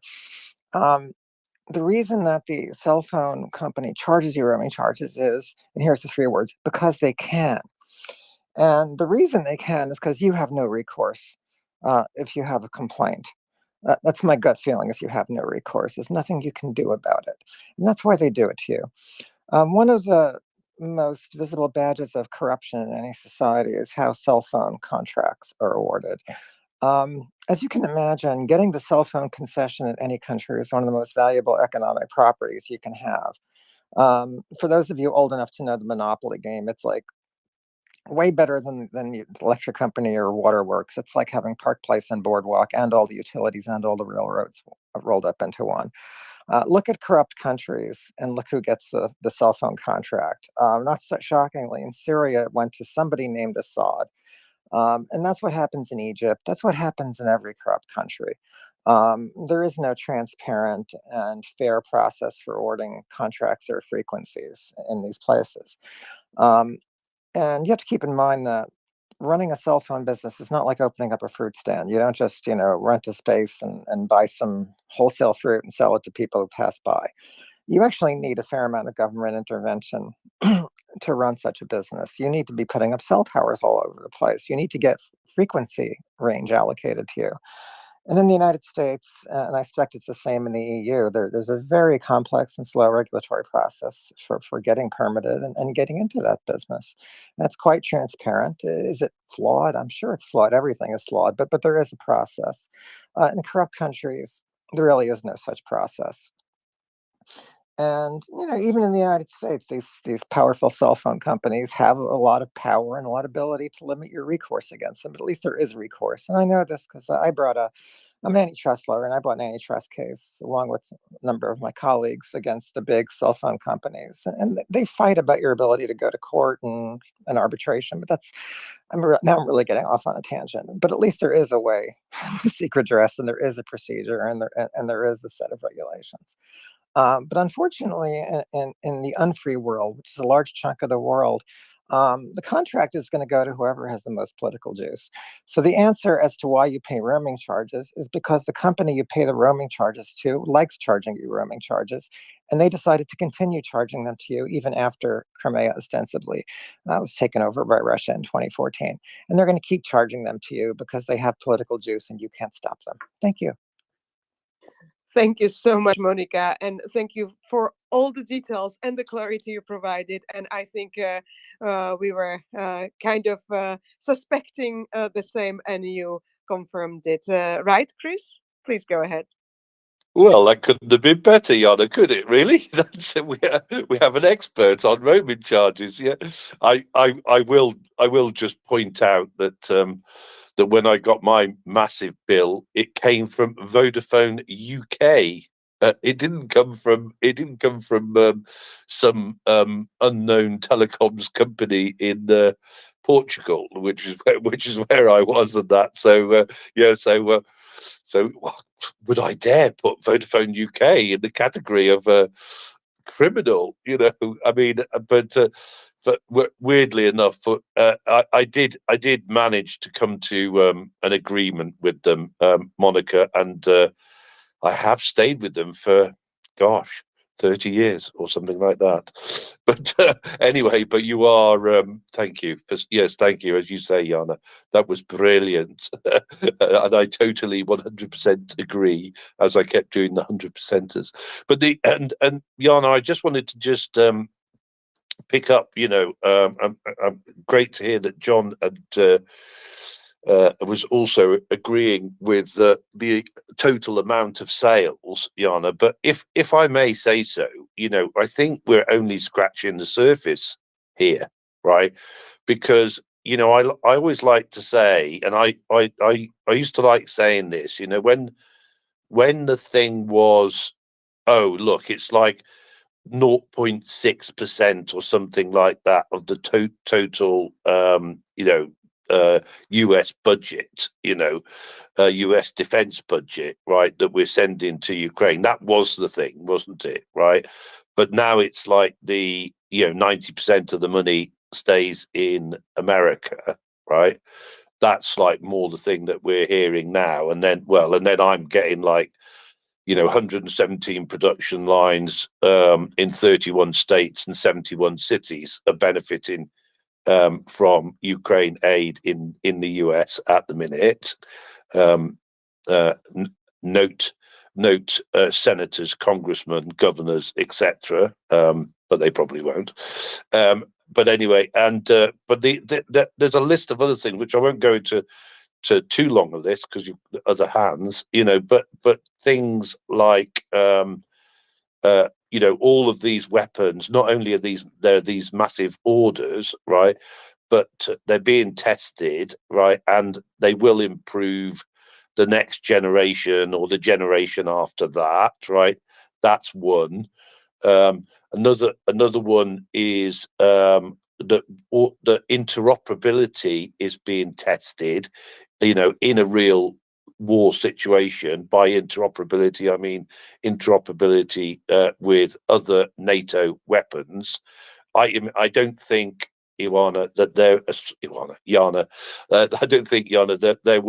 there ever has been and may never be such a range of NATO weaponry all working together in one place. People would say to me, well, what's the value of that, Chris? And I would say to them, well, I don't know.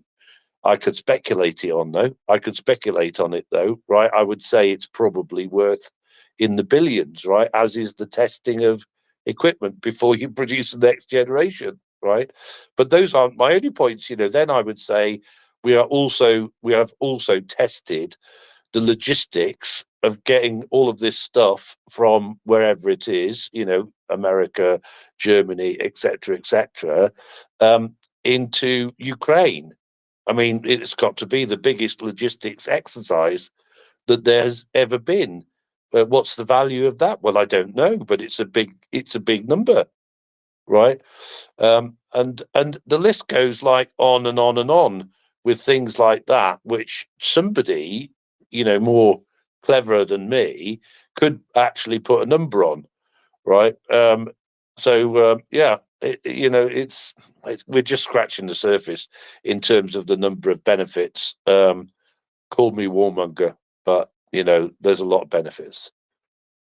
No, it's true, Chris, and what you are saying. Like, indeed, some of these points I've also heard from John last night. So it's good that we say it out loud and that we know about this, and we have like a good argument or contra argument against. Against this basically disinformation. So thank you for that. Fella Mike, good morning. Please go ahead. Hi, good morning. Thank you, Monica, for and Chris for talking about this. And basically, just a few words as far as like all of some of the issues go. At least in United States, there's what's called an FCC complaint. So you can actually submit a complaint through the FCC website, and they have to respond within 30 days. So this includes like internet service providers and also cell phone carriers. Well, they're internet service providers too. So that's at least one thing. At least in EU, I heard it's better in terms of like roaming agreements across EU jurisdiction. So I mean, perhaps there are others who have better experience with that, but basically like having I mean, ultimately, once Ukraine becomes part of the EU, like they can have all sorts of like benefits, including some of those, and also like speaking on some of the more like relating to the recent events. I know South Korea. This was back in September. They actually provided technology for public service LTE. So it's just called PS-LTE. If you just type in and Google it. So one of the like the Korean companies, KT, like they like wanted to like share technology or establish the like that PSLT. That's for like it's more like government related responses, especially of what's going on. I'm looking at the Korea Times article right now. It's in English, but I can read both. But the point is like it says there was some sort of like a presentation. It says ICT, a partner for Ukraine. And yeah, no, I just wanted to bring it up because I know it might seem irrelevant, but it really is because like Ukraine just really needs like help at every level, right? Military, economic, technology, just all like the more that the Ukraine is leaning to the West, we also try to align with them with what we have. So I think like ultimately in the bigger picture that like that things are like we're putting the pieces together like one at a time. So yeah, I use the cell phones, so maybe I'm a little bit cheating there, but I just want to thank Monica for like doing the whole antitrust, that kind of like efforts, because that's what really make that really pushes things forward as well. So thank you. Yeah, fellow Mike, thank you very much for providing even more details. It's indeed true that it's always learning, and it's good to understand these things as well. But let me welcome Mockers. Mockers, good morning. Morning. Hi. How's it going? I put my hand up just to say, Yana, you gave me an extra hour in bed, and I love you for that. That was very kind. Well, Mockers, you spend so many hours, and you do so much for the space. So I had a chance to do it for once. So thank you for appreciating this little thing I could do. But in any case, I will actually have to say my goodbyes and swap the seat with you. It's my morning commute in the famous bus. From which I sometimes call to MriyaReport. I remember a very, very passionate speech about propaganda, and I think I entertained the whole, basically the whole bus because I cannot really control the volume of my voice when I get really passionate. So yeah, I think provided some education from one outskirts of my city to another. But anyway, thank you so much for a really interesting segment, to all the speakers, all the listeners, to Prince and Mockers. Yeah, have a good shift, have a good day, and Slava Ukraini, everyone. Hello, Slava, Yana, and thank you so much. It's been an absolute honor and always a pleasure to co-host with you. And I'm glad we got some good laughs at Putin tonight. Oh, indeed, that was good. That was fun. That was fun. Oh, good morning, Mockers. How are you? Morning. I take it you were going through some of the slightly awkward questions that he was asked yesterday. Yeah, like why does my phone go into roaming when I cross the bridge into Crimea?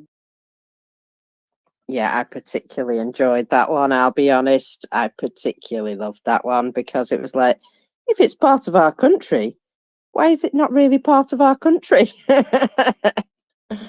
Yes, we had a good laugh, and I wondered actually as I was reading it, and actually when I found it, I wondered if you had some that I hadn't found. I can send you the one tweet that I shared because those were just fun. I mean, I you know, what can you say? What can you say? It's just they were fun. But what I can say is it's good to see you, mockers. People have been waiting for the numbers, and we had a crash just a couple of hours ago, and so we're still trying to bring those numbers back up. We're doing pretty good, but I know that you coming up to read the numbers always brings people too. So everybody retweet and quote tweet the space, get people in here so that they can hear the numbers. I will change the I'll title give for it you a few too. minutes first, eh? Well, yes, yes. I will change the title, of course, too, to the numbers, booms, and news with mockers or something like that. Booms in Moscow. In fact, I don't know. Booming. It was quite a booming evening last night. That's what I'm trying to get at.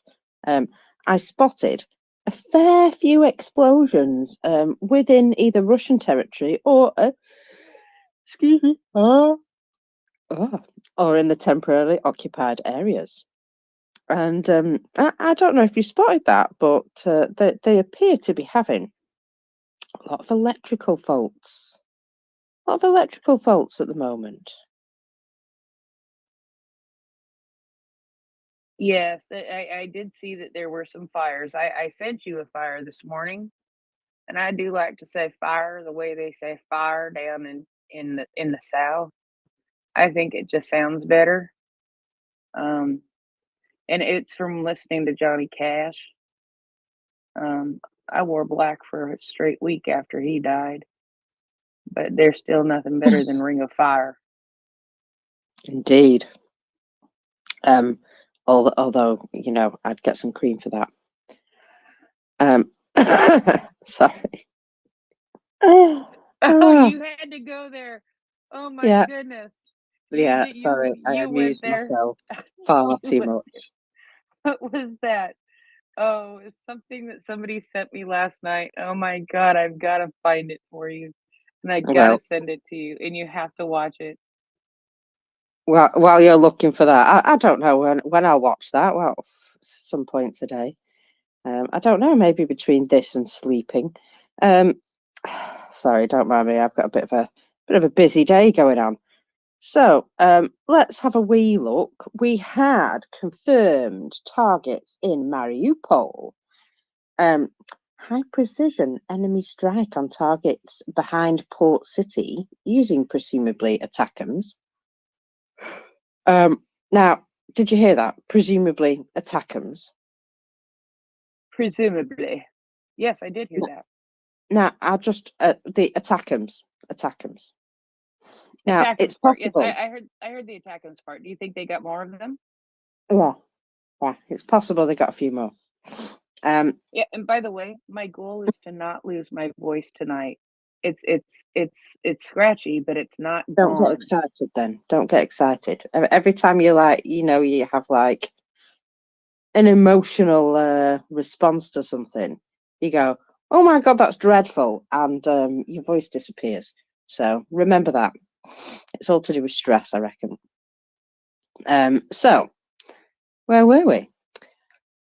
Oh, it could. Attack them. It could have been a very long range Gimlers, but it would have had to have been guided. So it's very possible it was an ATACMS.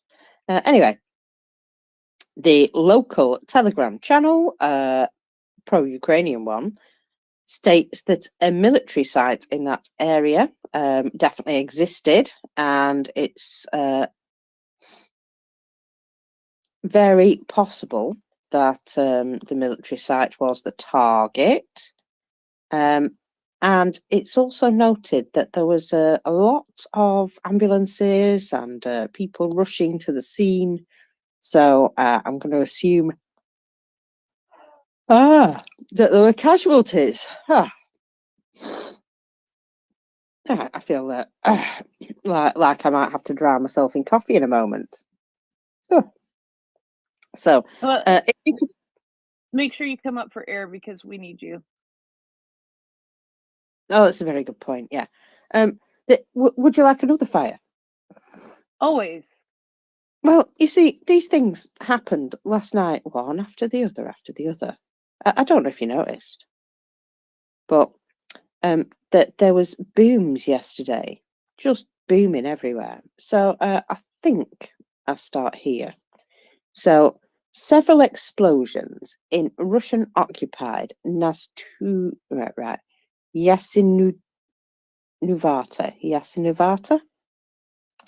Anyway, this is just northeast of Donetsk, with reports of Russian air defense being active. However, very soon after, there were explosions on the ground. So, what Russian air defense doing, huh? So, fires and explosions were heard in the area, which suggests that there was possibly something like what you would call a sympathetic target,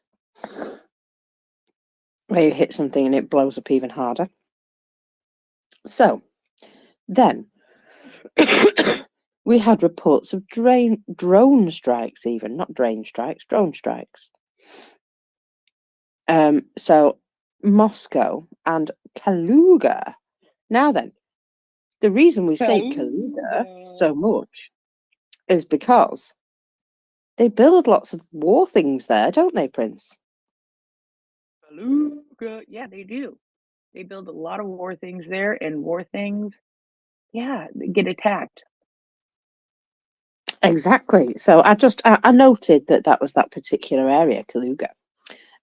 So 2 military units. Excuse me.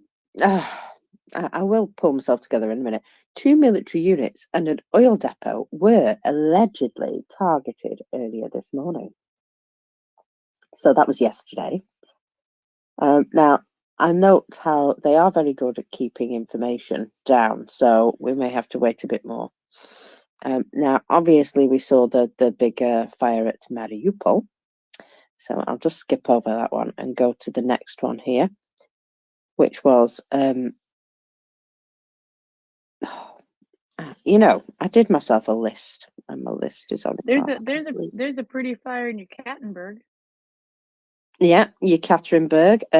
Belgorod, there was things booming last night. Berdiansk was another place where there was a report of an explosion. Mariupol? Well, yeah, we said that one. But yeah, I was like, let me list the explosions for you. I did this before I went to bed. And Mr. M says, oh yeah, I've noted that one. And I was like, what about this one? And this one? And this one? And there's also explosions reported here. And he was like, blooming heck, it's quite a lot. So yeah, I got just a teensy bit excited before I went to bed last night. And oh dear, I'm also hearing that Russia's new reformed units, newly reformed units, don't seem to be doing very well. Now then, as well as everything, you know, exploding, Russia has a crumbling infrastructure, and don't we know it? We keep seeing evidence of this happening, don't we? Where things just break. And, well, the evidence would suggest that this is pretty bad. So, all these instances occurred within the last few days, right? 69,000 residents of Artem, Primorsky Krai, were left without any cold water because of an incident that occurred in the main pipeline supplying cold water to the district. The department is investigating. 13,000 people were left without electricity due to an accident at the Golublinka substation in Vladivostok. They don't believe that fire or explosion was naturally occurring either. Shocking. Let me see. 10,000 people in Krasnoyarsk Krai were left without electricity and heating due to large power outages in 2 districts in Krasnoyarsk. Now, apparently, again, there are criminal cases open and people are being sought for sabotage. Tut tut. So, there were also large-scale utility accidents in other regions. Let's just have a look. Siberia, Irkutsk, Tumen, and also in Khakassia, we have heard that where people were actually forced to warm themselves in the local airport. They got themselves to the airport and stayed there to warm up. So, so what's Russia doing about all this? Well, they began an investigation, and there was noted that there was a massive heating outage in the Trans-Baikal area where the temperature was minus 40, just minus 40. Good God. 140 houses were left without heating in Saratov due to utility accident. Part of Sevsk, that's a city in Bryansk region, was also left not just without water but without heat. Another utility accident occurred in Solikamsk, Perm Oblast. Heaters there were distributed to residents. And it's just worth noting that if they redirected their expenditure from the war for, a month, they could probably fix an awful lot of these. But it just goes to show, doesn't it, that they really don't care. I don't know. Remember the Let Them Eat Cake? Well, Let Them Eat Snow, I think, is the new one that we're going with. Sorry, I'm listening to an important message. Of course, because nobody listens to me. I apologize. No, I seriously apologize. You said let them eat cake, and I knew that part. Yeah, no, Let Them Eat Snow. Oh, yes. Oh. Now, I don't know what your subject for the snow is, but I have seen some absolutely beautiful, looking at the SBU cases, and I need to go back and I need to check this for the last couple of weeks, because now that there's snow on the ground, it is the SBU Snow Face Smash of the Week award that I want to start giving on our cases, because there has been at least one face in the snow every week for the last 2 or 3 weeks, and they are absolutely beautiful. And I mean, it's like, if you're going to get arrested, you might as well get arrested in a way that your face is all in the snow. It just makes it funner. Also, it's probably a softer landing when they throw you to the ground. That's not the point. The point is cold, cold, cold snow on your face.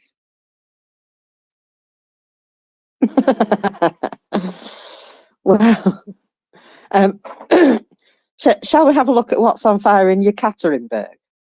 Oh, yes. Because, yeah, this in particular, just a little bit interesting. So, in Bobrovsky, and I particularly like this name of this place, Bobrovsky, because it begins with Bob.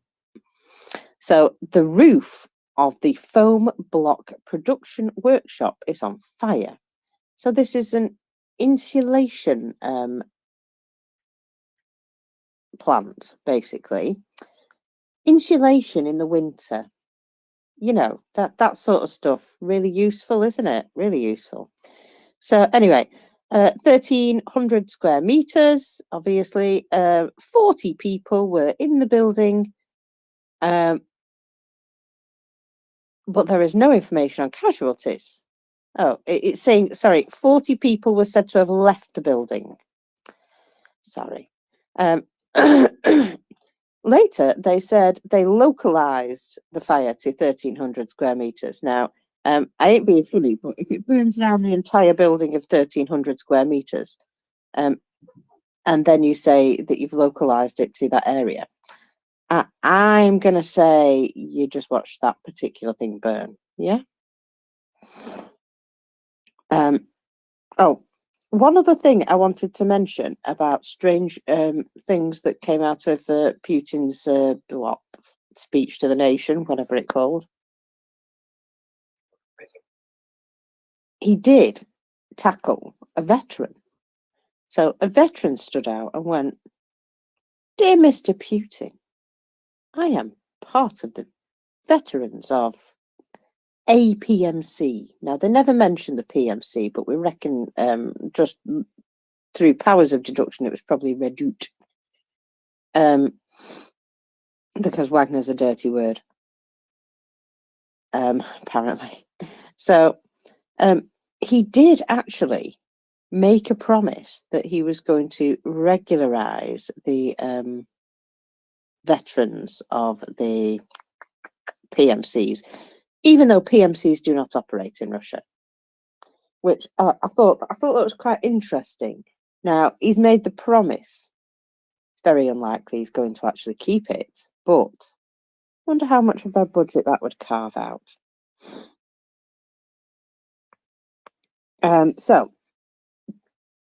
He also inadvertently admitted more than 300,000 Russian soldiers have died, or at least he gave a bunch of numbers about soldiers recruited, soldiers currently fighting the war, that sort of thing.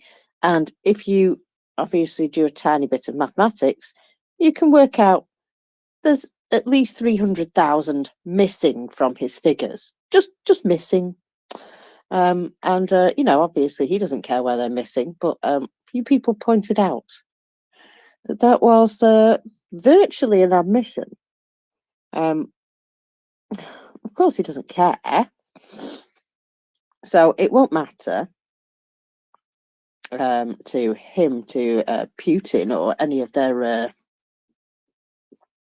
what are they called?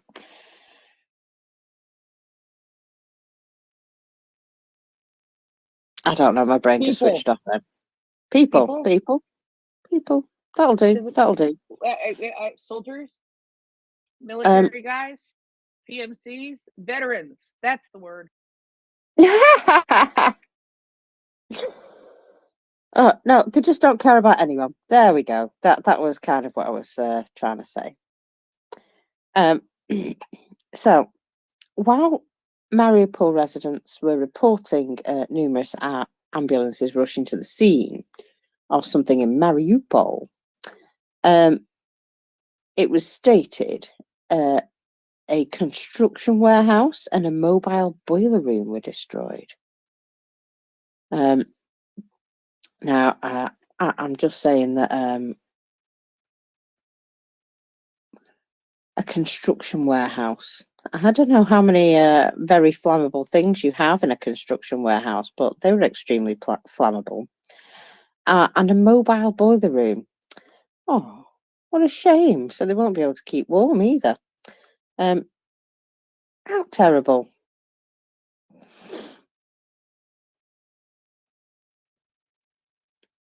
So anyway, sorry, I'm just enjoying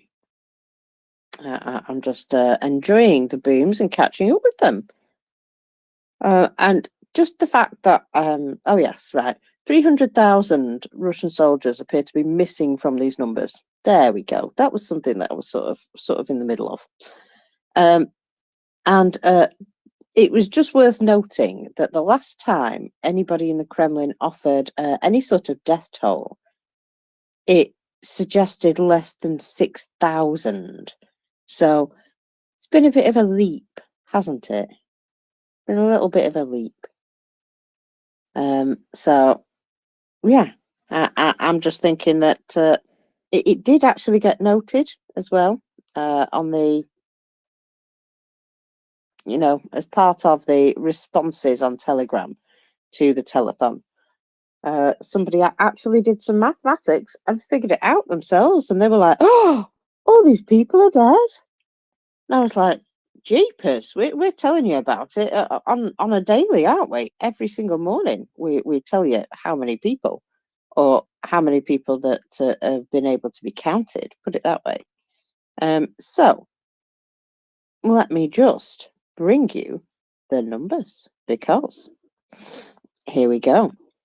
They are as so. Oh my God, make it bigger, please. Thank you.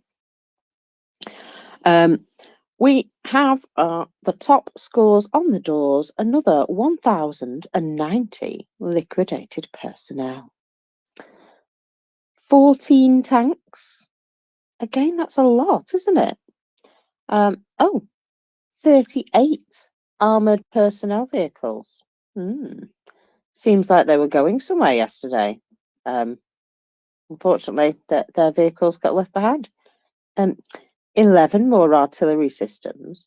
Now, I'm just noting that we've seen those numbers drop quite a lot.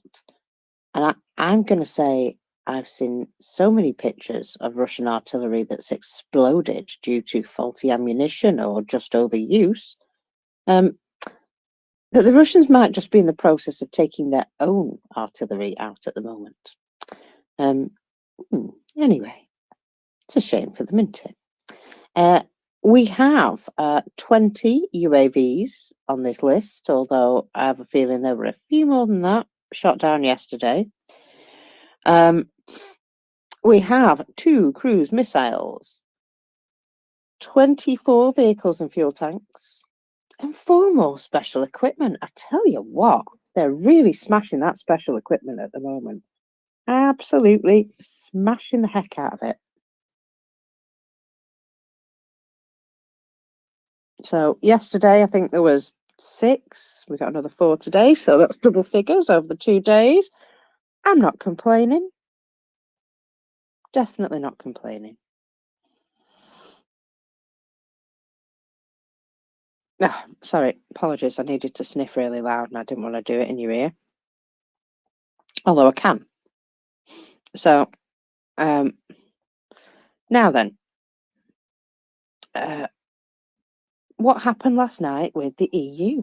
Oh my goodness, there was some good news yesterday, was there not?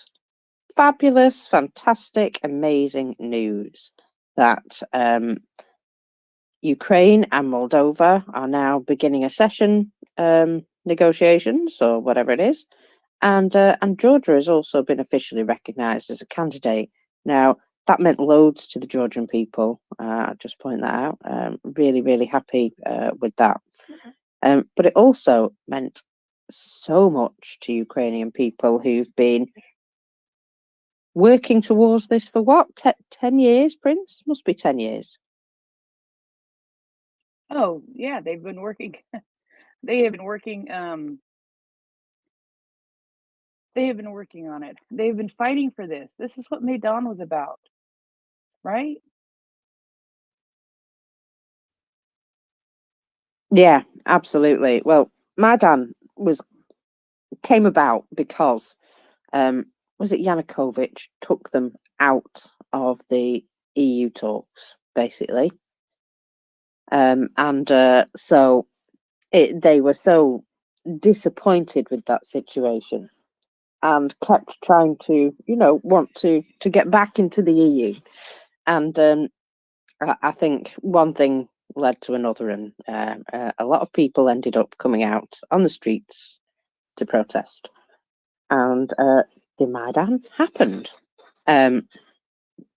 So we did notice that in order for that to happen, Orban had to get some, I'm not going to say concessions, because they have agreed to give him some of the money that was frozen, but he was asking for a lot more and he didn't get it. What he did get, though, was a nice little flea in his ear from Olaf Scholz. Now, I believe Germany have some strong economic ties to Hungary. And as a result, it's possible that Scholz was pretty much the only person who could tell him to sling his hook. And he did. He said, just leave the room. We'll make decisions without you. And that appeared to be agreeable to all. Now, I'm not saying that, you know, Scholz is an amazing dude because he's still sat on that box of Taurus. But he has recently really sort of stepped up and started talking like a, you know, talking like a tough guy, shall we say, and walking some of that as well, because, you know, Germany have really stepped up with what they've got. In fact, I heard, well, yesterday it came out news that Germany had been given 24 hours to find out exactly what they had, which could be given to Ukraine.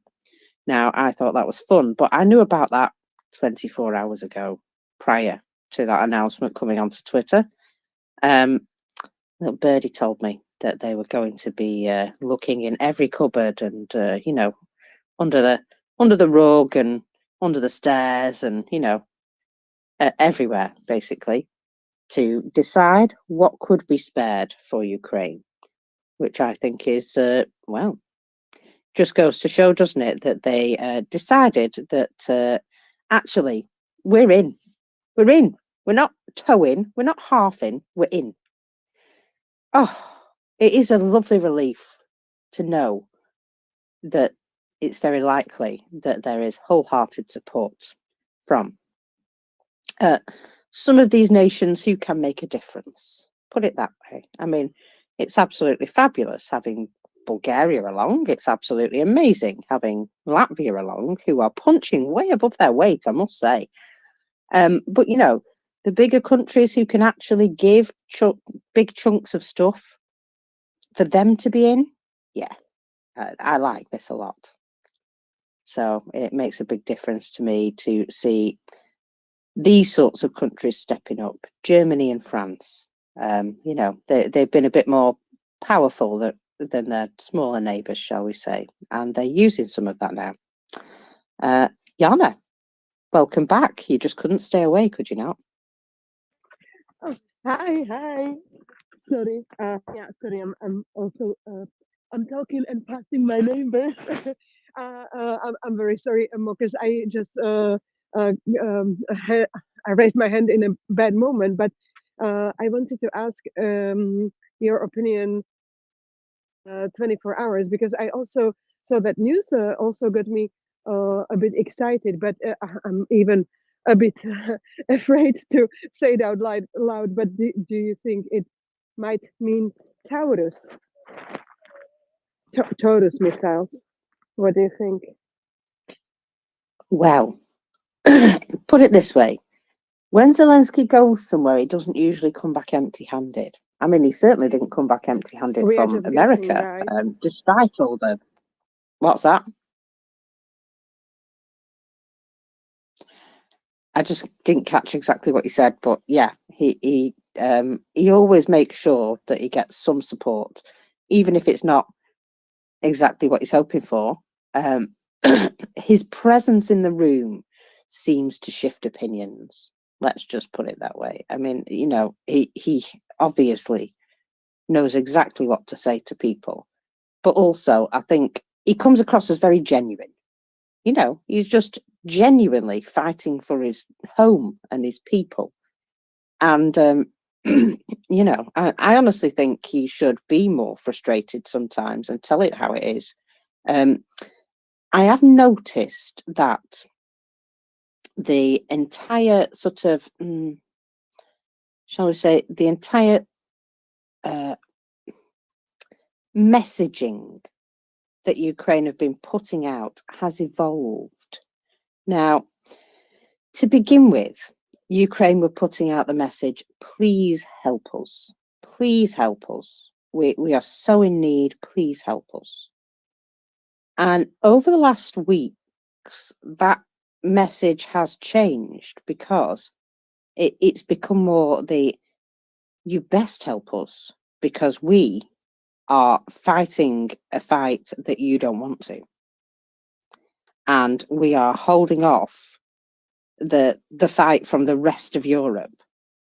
You know, their messaging has slid from we desperately need assistance to we are actually fighting your war, now help us. And I think that's really important.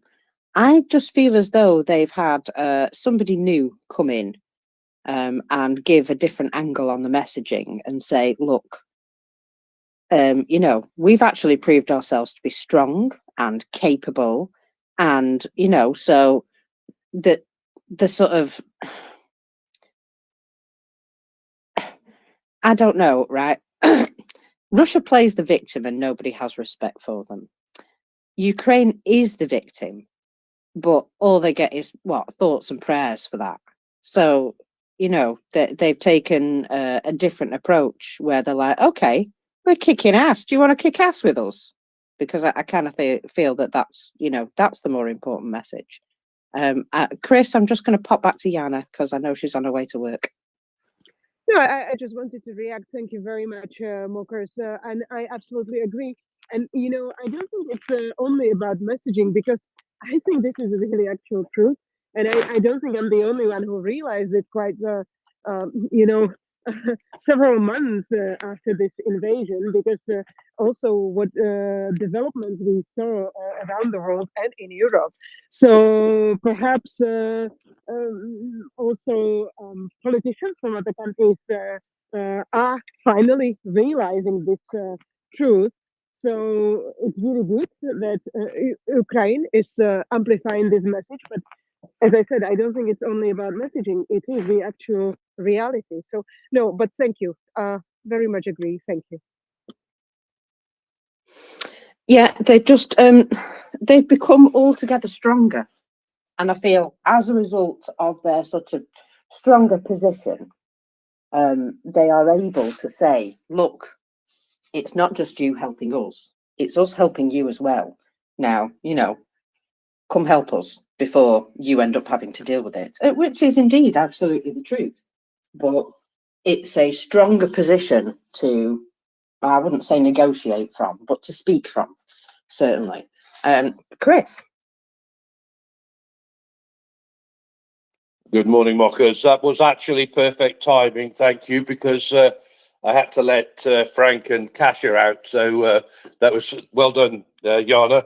Good intervention, and that. Yeah, I'm in trouble here because I think my sad howl for Regina got the Malamutes howling, so I obviously hit the note with them. Yeah, so I'm in deep trouble here for waking everybody up early this morning.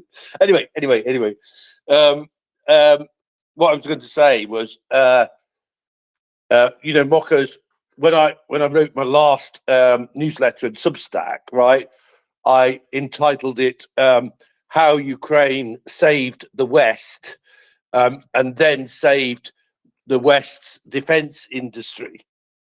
So, I think we can go a step beyond what you've just said there, right? Because Ukrainians will definitely be understanding that what they are doing is literally reinvigorating, the West's defense industry and, by extension, their economies. I mean, it is literally doing it, isn't it? You know that we see absolute examples of this. You know, the General Dynamics mesquite factory in Texas that is about to open. That lots of people in Texas didn't know what it was going to do. It's going to manufacture artillery shells. And it's been put up in super quick time. The 100 jobs in Washington for BAE Systems and the 100 jobs in Glasgow, right? So, Ukrainians actually know, and I'm sure they don't want to be, crowing over, if you like, but they know that they are having a positive impact. And as we know, this is not just a short-term positive impact, it is a long-term positive impact that will last at least, like, I don't know, I'm into speculating this morning, but 10 or 20 years, right? So they know that, and of course, you know, now you've got these massive meetings with defence industry people and whatever they call in this joint collaboration, if you like, right? But quite rightly, you know, they are saying, well, you know, we're happy, very happy actually, that we're helping reinvigorate, you know, 117 new production lines in 31 states, in 71 cities in America. We're happy about that, but we would also like to have some of that in our economy as well. So we would definitely like to be manufacturing some of this in Ukraine as well, please. You know, quite rightly. You know, so it's you know, the impact of this. And again, Mockers, we have to say nobody wanted a war, right? But if as Russia decided to invade, now they're reaping the whirlwind, aren't they? You know, because now the West's you know, manufacturing and logistics capability is really starting to roll.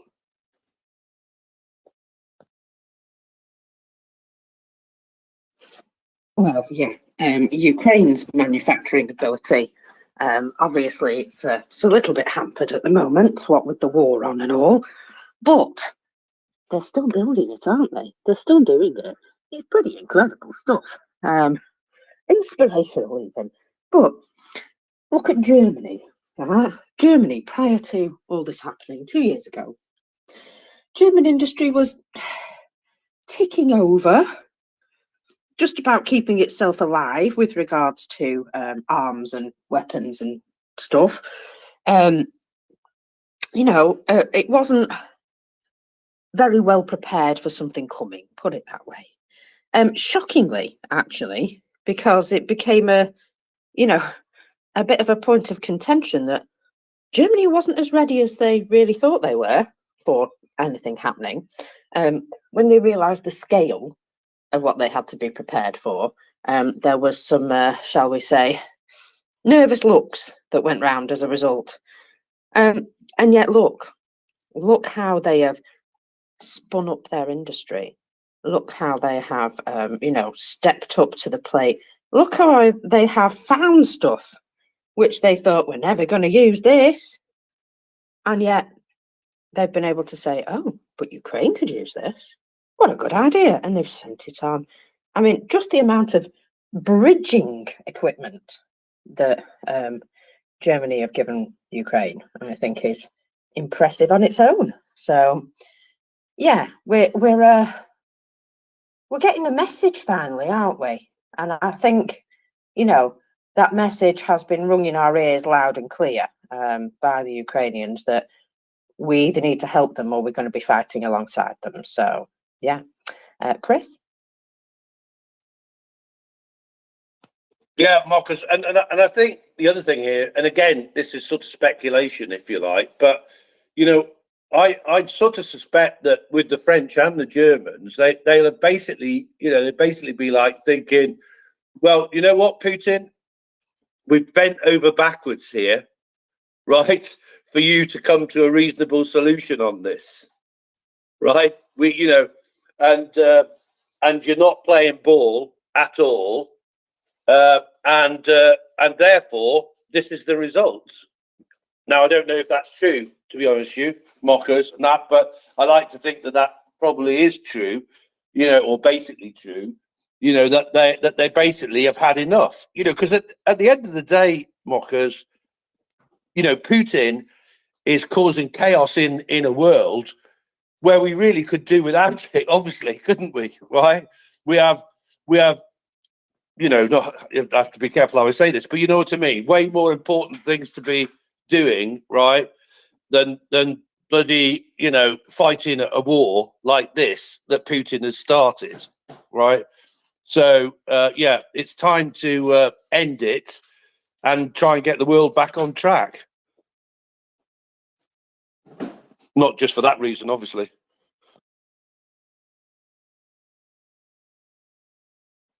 Not just for that reason, no. Right, okay. I've lost my toothpick. Oh no, there it is. Under behind my cup. Sorry. That was a terrible situation. So there have been some, I would say, major developments in this situation. You know, we've been tracking all the different companies, haven't we, who've been benefiting from the additional work that they've been putting in, put it that way, and benefiting from orders and what have you. Yeah, it all gets distributed to provide us with opportunity for trade and business. There we go. It's very difficult to put into words, well, yeah, this is really lucrative for everybody, and not sound like a right mercenary so-and-so. You know what I mean? But it is quite lucrative for everybody. Just pointing that out. Now then, have I crashed? No. No, you're Oh, good. I'm about to. My entire app has frozen. So I'm frozen here with my mic open, obviously. So good job I don't need a wee or anything. I was just going to say it's a good time to go to the loo. Oh, I can close my mic. That's sorted. That's sorted. Right. So we've got that bit, but I can't get back into the space. That's called a hiccup. She's gone.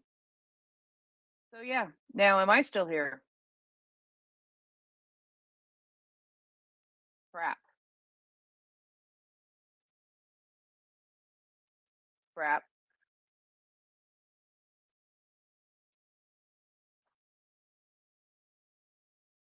Can you hear me? Anybody hear me? Could I get emojicon or something?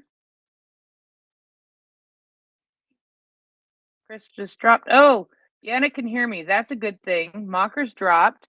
Yana's coming up. Thank you, Yana. I'm just trying to figure out exactly what's going on. Seemed like I didn't have any.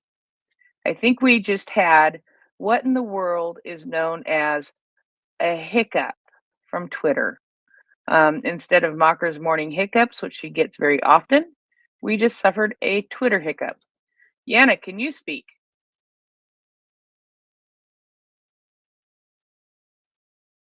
Nope, we are still experiencing a Twitter hiccup. Oh, I hear you, Yana. You do? Yeah, I do. Really? Yeah. Oh, but my mic. Oh, I am a listener. I'm not even a speaker, and my mic don't seem to be open. That it's quite scary that No. you can hear me now. Oh no, I see you. I see you up as a speaker with your mic open. Ah, and I see myself as a listener with my mic. Well, with no mic. Wow. Okay. Wow, isn't that special? So yeah, so that is that. So that just happened. And I have been dealing with some stuff in the background here, and apologies, haven't totally been paying attention, but I will just take a moment to remind you all that we are raising money right now. We are currently raising funds for Scruff for his recon unit. And if you haven't, go and watch the video that's in the nest. There is a video with a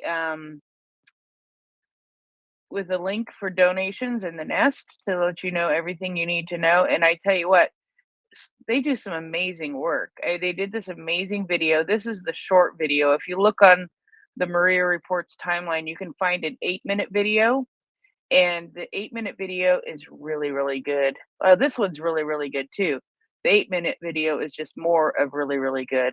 So I would suggest you go and take a look at it and see what these guys do. And if you have the opportunity and you can, please donate so that we can help Scruff and his unit get the much needed equipment. Mockers, can you speak now? Mockers, speak to me. Well, yeah. I don't know. At what point did you lose me? Because I was chattering away, just been chatting away, and I looked down and I had no mic anymore. And I was like, oh, okay. And then I went to like just open the space and it just dumped me out of everything. So I figured it was just having a bad morning. Yeah, and now it's I think what we had is what is known as a Twitter hiccup. So perhaps Twitter got the hiccups this morning instead of you. So yeah, these things tend to happen with Twitter when you least expect it. I'm just glad that you were able to come back up. I'm glad that people were able to hear me because we've had worse situations. We have definitely had worse situations in the space. Like that time when we couldn't put anybody in the co-host seat and only one speaker was up. And it wasn't a co-host. And so they just read the news. It was absolutely beautiful. And it worked really, really well. And we finally got things worked out and figured out without restarting the space. And boy, howdy, we have some fun and we learn some interesting things when it comes to the Twitter spaces. So anyway, I apologize. I got sucked in, not in a bad way, but I had some things that I had to do on the back end unexpectedly. And so I've been a little bit quiet, but I also know that if I talk too much and end up losing my voice, mockers will do nothing but yell and laugh at me. Basically, yeah. I'll obviously use the occasion to point and laugh, of course. So, did you hear me talking about biolabs? It's the S&M treatment, the sarcasm and mockery, which is really funny because your name is Mockers. I did not hear about the biolabs, but biolabs are always very entertaining, and they do come up from time to time, and I do understand that some of them are in the sex tunnels. But Chris has his hand up. Shall we see what Chris wants? Go for it. Go ahead, Chris. Ouch. I also got dumped out then. Mockers. I was thinking, oh, I might be the only one left, or I might be the only one left with Prince or something like that. I went, no, unceremoniously dumped out myself. So, quite funny. Mockers, just to let you know, I managed to go through the demining story with Prince. Was it yesterday morning, Prince? I think it was, wasn't it? Yeah. Which, because you remember you said to me, Prince will like this. Can you send this to Prince, Chris? And I did. And then she hadn't had time to read it, but I brought it up, and then so while I was yakking and that, she was able to read it and that.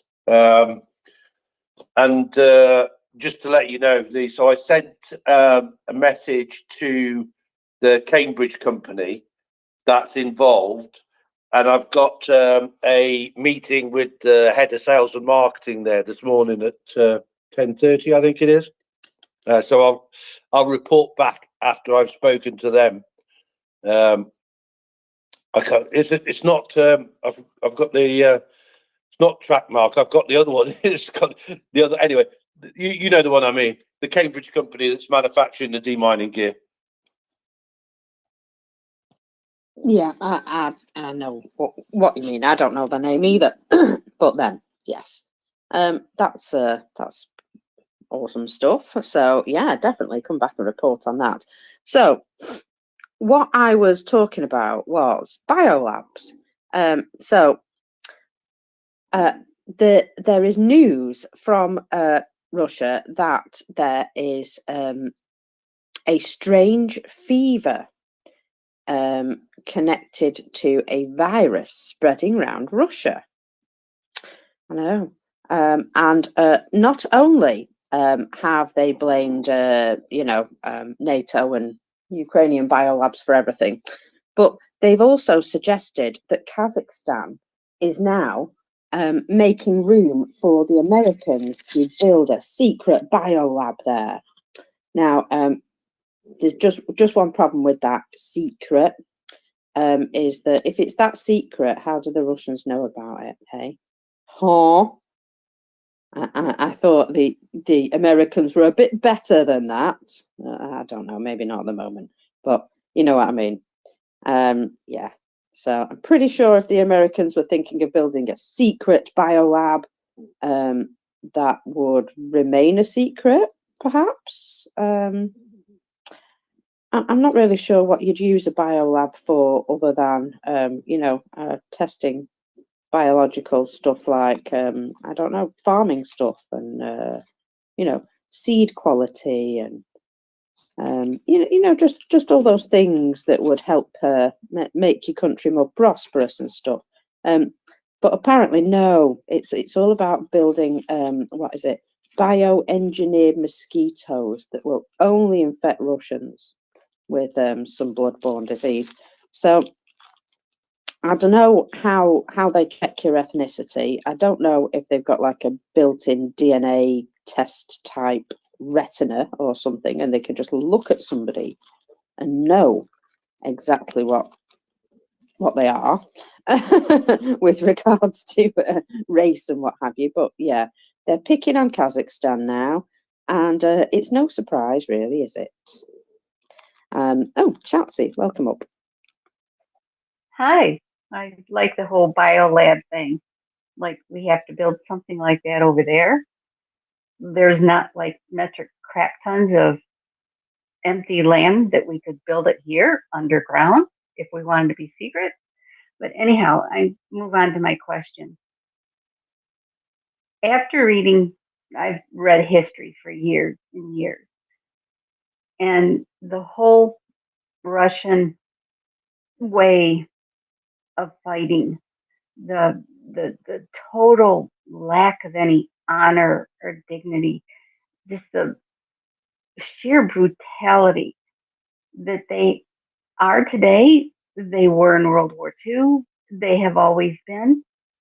Does that come from the Mongol horde, or where does that come from? I guess, why are they so different and they have no sense of honor at all? I don't get where that comes from. Well, I suppose it comes from a mob mentality that, it's always been the rich and connected who own everything, do everything. Nobody gets by on their merits, basically. So you can be extremely good at something. It doesn't matter. If you don't have the money and the influence, you won't get anywhere. And I think that's what's happened. And, in order to keep that working, it requires a certain cycle of violence. And it's never really evolved, I think. But maybe Wardoggo can tell us some more. Good morning, Wardoggo. Welcome. Good morning or good night. Yeah, I will do that with pleasure.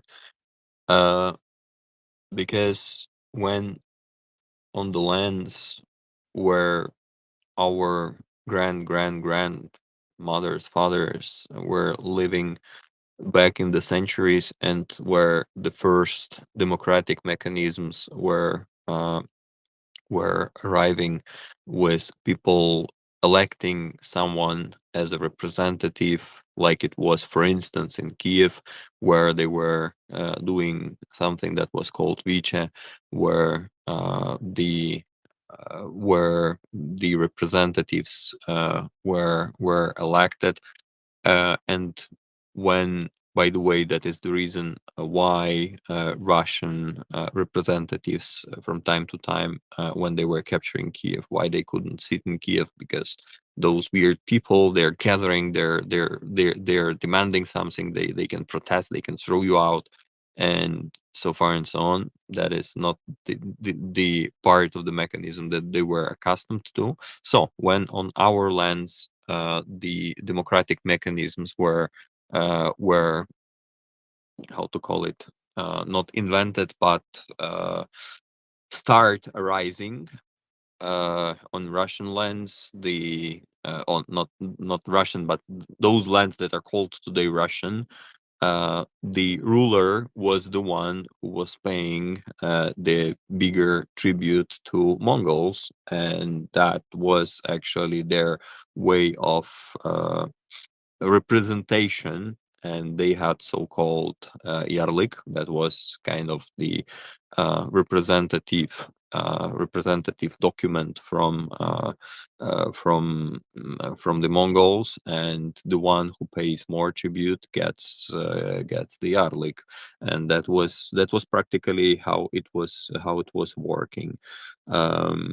In I repeat, when on our lands democracy was burning, on their lands it was still something that was who paid more to the lords. They were having the representative document, and then it evolved to if you grab the power with violence, that's the way how you will become a ruler. In their mindset, it simply sits the same as from back in those centuries when we evolved. They incorporated violence as part of their daily daily things, and that's how they rise up in violence. They incorporate violence in their doctrines, and if you are the one coming from those lands with that backup uh, historical mechanisms of becoming a ruler of those lands, or surviving at those lands. That's the way how you've been doing that. Then don't forget the negative selection of Soviet Union, the horrible experiment of as an attempt to create the average gray human that does not remember its history, that does not remember its identity, doesn't remember its language. And he says that his home is not a street or a house. His home is the Soviet Union. This is the famous song of the Soviet Union. If you know how horrible it can be, that's practically the horrible social experiment where the one who survives was the most horrible person, and the good person simply that doesn't accept those rules and doesn't accept to live that way. They are sent to gulag, they are executed, and so far and so on. So when I say negative selection, that's exactly what I mean by negative selection, where only the worst survived, and those on our lands who were against that, they were simply murdered with Holodomor, with that artificial famine that was created in the attempt to mass industrialize, and like this horrible treatment of the colony that needs to bring everything, and in the best outcome, silently die, being murdered by hunger, or being sent to Gulag to build another big Soviet infrastructure that is designed to bring the prosperous Soviet Union future. In fact, we know how it all ended up. I hope that is actually bringing you some little bit of idea about what is the reason and why it is so. They've incorporated violence in their military doctrines, and they have mastered terror and violence through the wars they were running. So those lieutenants that were making mass murders and massacres during the war in Ichkeria, when they massacred the country of Chechnya, they simply those lieutenants became generals, and that's how they incorporated violence in their standard operation procedures. I hope I answered your question. Axel from Ukraine. Welcome to the War Doggo, and thank you very much for that. Shatsy, go ahead. Thank you. That's a lot to chew on there, War Doggo. It makes sense. I understand. And at the same time, I can't wrap my head around that concept because nobody wins. But can I ask another question, Margaret? Absolutely. Go ahead. Thank you.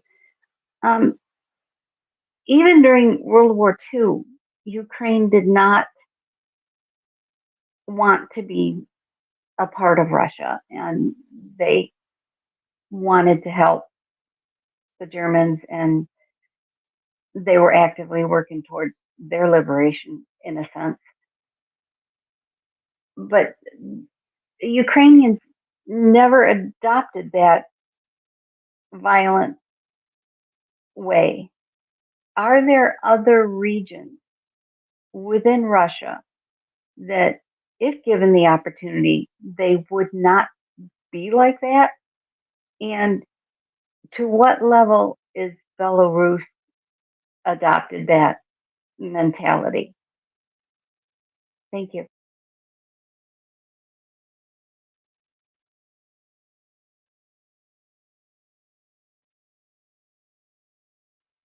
Oh, I'm not sure, War Doggo. War Doggo, were you able to answer that?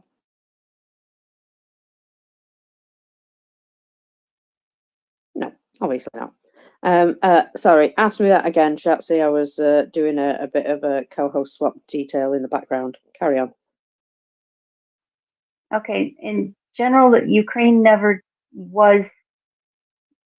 adopted that violent nature, that dog eat dog, gutter level existence. Even during World War II, they weren't that way. To what degree is Belarus the same as that Russian violent nature? Or given the chance, would they be more like the West or like Ukraine? And are there other regions within Russia that, if they could gain their independence, would not adopt that severe, violent, gutter level existence?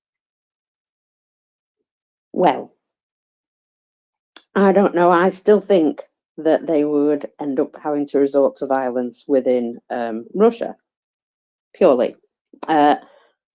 Dagestan, at the moment, appears to be quite unhappy being part of Russia. I've noticed that there's a heck of a lot of protesting due to lack of amenities and things like that going on in Dagestan. So it's certainly an interesting place to keep an eye on. It is possible that some of these places will eventually try and step away from Russia. There's, shall we say, enough unhappiness rumbling that it's a possibility in the future. Couldn't say when. Now, Belarus is a little bit different. Belarusian people are generally lovely. They are very much under a repression. They're the sort of people that in the morning, a lot of Belarusian people, they go out and they sweep their streets and they keep the place clean and they go about their lives and they're pretty law-abiding and all of that. But the regime that Lukashenko imposed when he basically said, "Oh, I'm not leaving. I'm going to be the boss forever." He was obviously supported by Russian troops to do that, and that is basically the only reason he's still in power. So he repressed the will of the people in order to do that, and he keeps them under, I would say, a similar repression to Russia, but I wouldn't say Belarus is falling apart in the same way that Russia is, if you know what I mean. They're not like a big economy or anything. They're just, they're not, their entire infrastructure hasn't fallen apart like Russia's has. David, perhaps you can add something more to this? Yeah, I'd love to. Chatsy, I think one of the things that you want to look at is the Grand Duchy of Lithuania and the Polish-Lithuanian Commonwealth as a way of kind of understanding why there's a big difference. But the second thing is that there's also the Vikings and the Cossacks. So in terms of having a civil society, the Varangians, or the Vikings that came down and founded Kiev initially, they were a very kind of democratic people, and you still see this in the Nordic countries. So this extreme level of democracy that you see in the Nordics, it kind of goes back to that, and it's what I've talked about on the space in the past as being kind of the long arm of history and the short arm of history. So when I say the long arm of history, there's this multi-century tradition and culture which existed in the lands of what are now Belarus and Ukraine, which is continuous up until about 1700. So for about 500 years between the end of Kievan Rus and the rise of Muscovy, the lands of Ukraine and Belarus were both either part of the Grand Duchy of Lithuania or the Polish-Lithuanian Commonwealth, which is essentially kind of one state, but various two separate, let's say, iterations of that. So the Treaty of Lublin, I think it's 1542 or something like that. That's when the Polish part of the Polish-Lithuanian Commonwealth becomes kind of the dominant influence on the Ukrainian part, whereas the Belarusian part was still ruled by the Ruthenian nobility. So the Ruthenian is the common language of the Grand Duchy of Lithuania. It's the language of the court, and it's basically the forerunner of modern day Belarusian and modern day Ukrainian. So modern day Russian and modern day Ukrainian and modern day Belarusian are very, very, very similar. So 80% of the words are the same, and that basically dates back to this common language called Ruthenian. Ruthenian still exists today it's kind of thought of as a dialect of Ukrainian in Ukraine and a dialect of Slovakian in Slovakia. There's a separate kind of ethnic minority group which are called the Rusini, which you find in as far afield as Croatia. So they kind of also spread out in that regard. But the main point is that there is this key difference in the historical development of, let's say, the Ukrainian national identity and what would become the Russian national identity. And up until,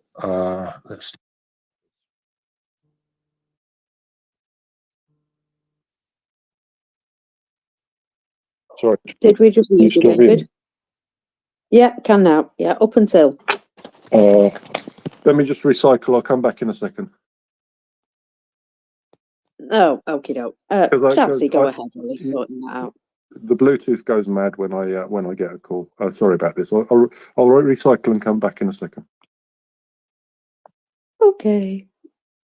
And that's why I always have my phone on Do Not Disturb. Chatsy, go ahead. Can I wait a minute for David to come back? Sure, you can. Yeah, I suppose I can fill some time in the middle. We have no problem. I'll tell you something nice. The smell of burnt Russian agents is in the air this morning. A Swiss working as an independent journalist has been exposed as a Russian agent. His extensive collaboration and validation of messages by his Russian curator has been published by Ukraine. This chap is called Marcel Sardo. He is a Swiss national who's been working for Russian propaganda since 2012. He constantly writes clauses to his curator with requests to block the work of the Peacemaker Center. this is referring to a project that Ukraine have. And so the work of the Peacemaker Centre is a project that, well, it looks for enemies of Ukraine, would you believe? And it finds them. And well, I'm just going to retweet this so you can have a look at it. But there we go. New burnt Russian agent. Toasty. So just pointing out that, you know, a lot of these journalists, a lot of these people who claim to be journalists, shall we say, are, yeah, maybe not all of them are exactly who they seem to be. Now, good news, hey? Bulgaria. Now, please note the size of Bulgaria. Their parliament has just approved 3.6 billion for Ukraine. Now, it seems large, shall we say, for Bulgaria. And it's possible that this is being reimbursed by the EU. So I wonder if this could be a way of getting additional money to Ukraine without having to go through Hungary or Hungary's decision that a number of countries are going to suddenly be able to afford to give Ukraine bigger portions of money. That sounds quite interesting to me. I just, I get the feeling that, let me see, Tim is saying the entire GDP of Bulgaria is 80 billion. So is this their part of some European thing? And so let's say they give Ukraine 3.6 million and the EU on the other end just reimburses them. That's a really nice way of getting additional money to Ukraine, is it not?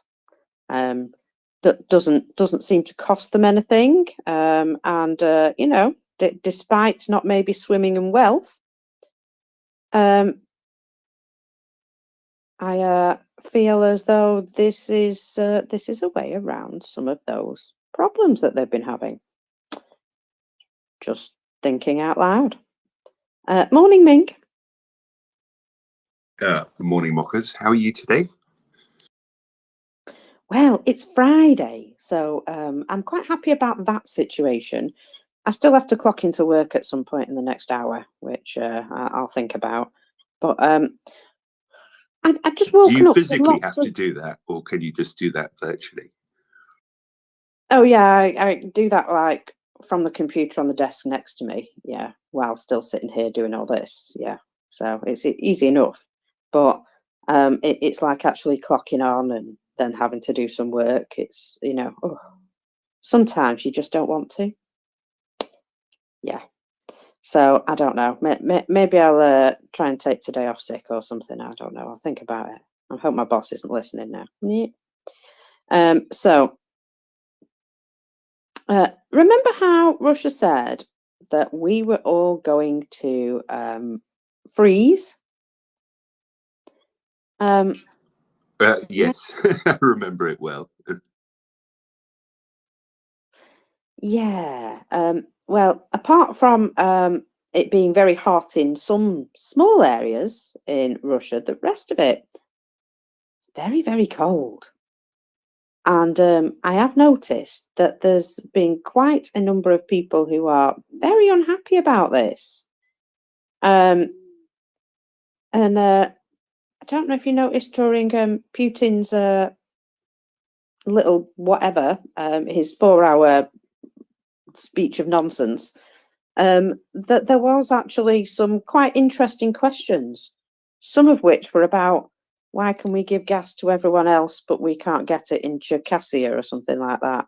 And I did think that was quite funny. that there was more dissent than I expected, actually. Quite interesting, some of those texts, don't you think? Yeah, so some of these things are kind of just there, though, so that Putin can then swing into action, you know, the hero of the hour, and fix the problem. You know? So literally, I've just been reading in Pravda, you know, people's whose issues were fixed on previous marathon phone-ins with Putin. You know, obviously not from last year, but from previous years. So I don't know. I think some of this stuff is just kind of planted to make him. Although, you know, building a gas pipeline in the middle of nowhere isn't something that's going to take a couple of weeks to fix. No, I also noted that there was a guy dressed sort of army fatigues who sort of shuffled in and got to ask a question about, you know, are all these guys who were part of, you know, irregular forces, shall we say, are they going to receive their veteran status and what have you? And he said, well, you know, PMCs don't operate within Russia; they're illegal and all that, but there has been some problem with, you know, when they took them into the MOD, that, you know, even though they admitted earlier that they paid the PMCs and they worked for them and all of that, but yeah. So when the MOD tried to regularize all this situation, nobody mentioned any names of any PMCs, by the way. But this guy was clearly wearing patches that suggested he was in Redoute. And he said, oh, yeah, it was handled really badly. And you know how these things happen, a lot of bureaucracy. But don't you worry, we'll get you all your veteran status and get you all sorted out with your payments. Now, that was him directly addressing the, you know, the infirm who've returned, who are, you know, currently being treated terribly. And I suppose a bit of the wives and mothers as well.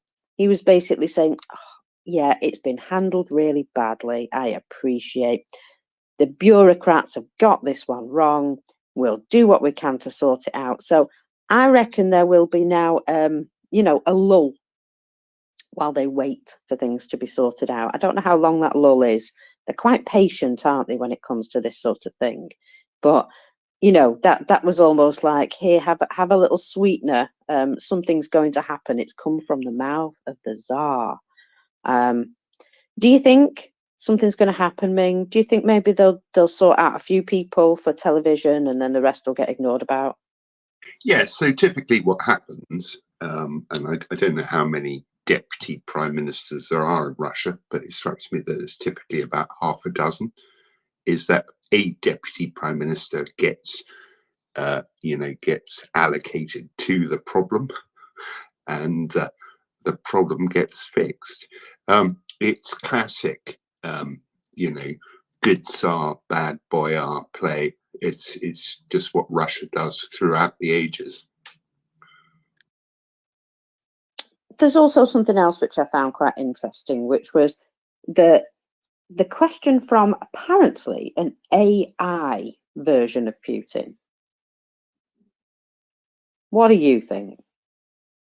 So apparently he had a chat with an AI version of himself. I just saw a report of it. I didn't see the AI in action. What did it look like? Was it any good? Did it have that kind of slightly metallic voice? No, it just looked exactly like one of his doubles on video. But he denied he had doubles, didn't he? Other than this AI. Maybe he was just like trying to troll us or something. Yeah, well, apparently students had created this AI that he was able to have a conversation with. And he took a question or two from his AI and spoke directly. You know, it was all very much, as far as I could tell, just another guy in another room being filmed, not an AI. But, you know, the AI looks very real these days, but not that real. Yeah, all the stuff I've I've seen, right, it's always the voice that's a bit of a giveaway that it's AI as opposed to real. I don't know about you, Mockers. Have you? You might have seen some really good stuff. Well, I've seen some terrible stuff as well from the Russians, but I don't know. I just didn't believe it was an AI that he was talking to. I just believed it was just another guy that looked like Putin.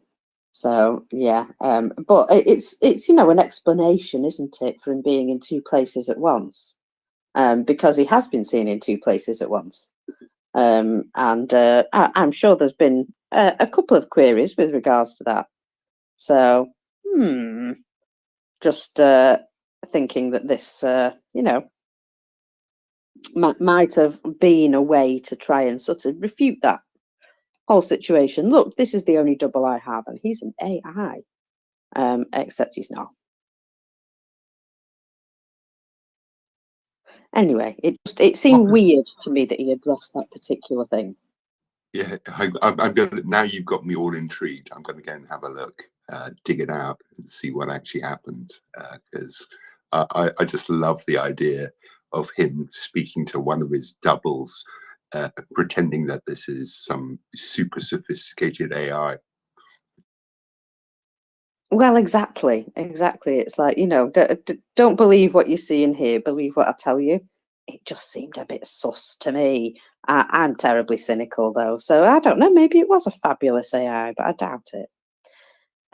Now, you know how Russian athletes are constantly sort of, training and what have you, because it keeps them out of the army. It's quite good. They can just pretend to be in the army. Some Russian athletes from Krasnoyarsk were sent to Ufa for a competition, and the hotel stated that they had recently completed renovations. However, this place, I can't imagine it's been renovated in a long time. It looks like it used to be an old person's home, because it's got, like, all the sort of handrails in the shower and stuff. Yeah, it's just, let me just say, it's not up to the standards you would expect for a newly renovated hotel. There's no curtain around the shower. There's no toilet seat. The faucet, when you turn it on, the water doesn't actually land in the sink because the sink's too small for the tap. He's not happy. It's a dump, apparently, an absolute dump. What did he expect? I'm not too sure what he expected. I think that's funny. So yeah, at least we can be sure that their athletes are having a horrible time, even if they are apparently allowed to compete in things. So I saw a report yesterday in the Russian press that I think there was a total of 6 athletes have been authorized to compete in something. So I don't know, all this effort doesn't seem to produce an awful lot of athletes who actually get allowed to compete in anything. I don't remember the details of it. I can go and look it up. Yeah, I just think it's awful. I don't think they should be competing in anything, but that's my personal opinion. Nale, welcome up. Yeah, thanks, Bonkers, and hello, friends. Have we talked about the bipartisan bill that is being passed in the US regarding that, or the bill says that US shouldn't be able to just leave NATO, that they would have to have some wider agreement in the House or the Senate or whatever they call it. Have we talked about this? And what's the significance thereof? Thanks. All I know is they're supposed to be coming back Monday. So they were supposed to be going off on their holidays, and they've been called back on Monday to continue trying to hash out negotiations. I think that's what you asked, but there was a tiny bit of noise in the background there, Nally. Yeah, I'm on a building site again, so it's noisy. I'm sorry, but I'll send you the article if that's okay. Oh, I thought you were at the dentist, Nally. No, luckily not. Yeah, I figured you were probably at a building site. So yeah, send me the article. I'll have a look. I'll see what I can tell you if I know anything. So oh, I'm hearing this now. Negotiators will be working through the weekend. So there we go. Noted. That's positive news, I think, because let's disrupt your weekend. I think that's it's a good way of putting additional pressure on people. Now then, I'll just bookmark that for later. Marcus, so I'm just going back to the story about this Swiss journalist who's been exposed. Are there any more details on this? So basically, it's to do with was he exposed by what are they called, Mitroviets or whatever, the so-called the thing that gets labeled the Ukrainian hit list, where a lot of tankies are delighted to sort of be on it because they can then pretend that the Ukrainians are out to sort of murder them. But what's interesting, looking at these screenshots of the emails of his that have been exposed, is that it's specifically about, here we are, the MriyaReport, a list we have named the Crimean kill list. It's like they're taking instructions to call this the hit list. So it's kind of intriguing. Do we know any more detail about all this? Only probably what you're looking at if you're looking at the link that was on the tweet that I retweeted. So I'm looking at the Peace Style 1 post on this. Yeah, and there's a link there to the MriyaReport Center, Dada, whatever. Let me click that, and that then shows a bit more information. Of course, but that's all written in Russian. Or Russian. Yeah, exactly. So I looked at that and went, yeah, I don't know that. So not terribly helpful. Yeah, something else interesting to dig into this afternoon. Yeah, it's well, the thing is, if nobody else is prepared to identify these people, Ukraine are going to do it for us, aren't they? They're like, hey guys, have you noticed this? Here's some evidence. Now maybe you should take some action. Yeah, I kind of love that they're sort of cleaning up other countries as they go. I mean, just how much do they have to do for us? It's like they're the only parent in the room at the moment. Goodness me.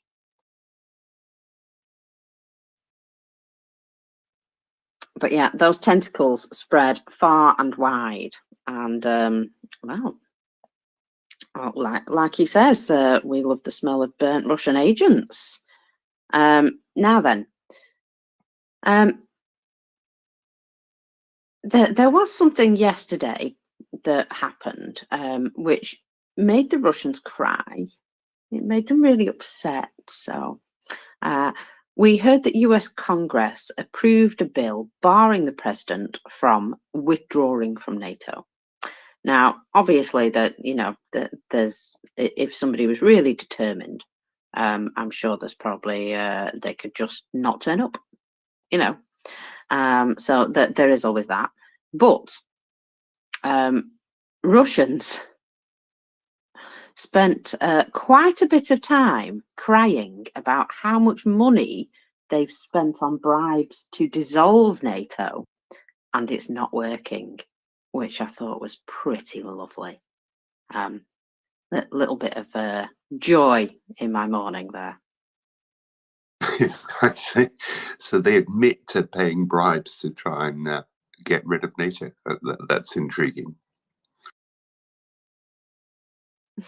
Yes, indeed. This is somebody who watches a lot of Russian sort of channels, and it is pretty good with information when it comes to what they're actually whining about, and they are whining quite hard that they've spent an awful lot of money trying to dissolve NATO, and it's just not working. Oh, it's just not working. No. You know what is burning down though? Lots of things that might just be assisted, shall we say, by partisans. Oh, I love a partisan.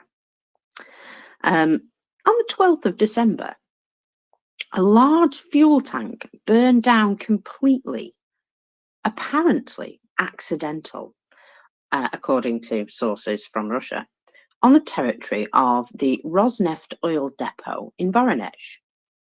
However, later, the Ministry of Emergency Situations reported that an exercise at the Fuel and Energy Complex facility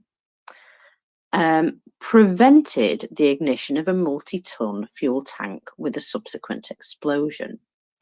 So they were saying, don't worry, we heroically stopped it getting any worse than that big explosion that you just saw there. However, there is a unique footage, it says here, of the real training and result of the explosion. And this is somebody quite clearly on video sabotaging the pipework, I think. So you see them on video sort of doing something to sabotage it, and then you see them stood quite far away taking a video of everything burning. So I'm assuming there's been quite a few of these exercises recently. So the authorities called it, some sort of exercise. But I think you'll find that it wasn't them who were exercising their rights. In fact, I don't know what he's attaching there, but attaching or detaching, I don't know. Anyway, you see him fiddling with something, and the next it cuts to something just burning in the distance. And you know me, I had a feeling that some of these things weren't just spontaneously combusting, and maintenance would explain, like, local heating systems and things like that, but certainly their oil and gas stuff should be pretty good. They're going to have invested money in that sort of thing to keep it up to date, because otherwise it wouldn't still be going, would it?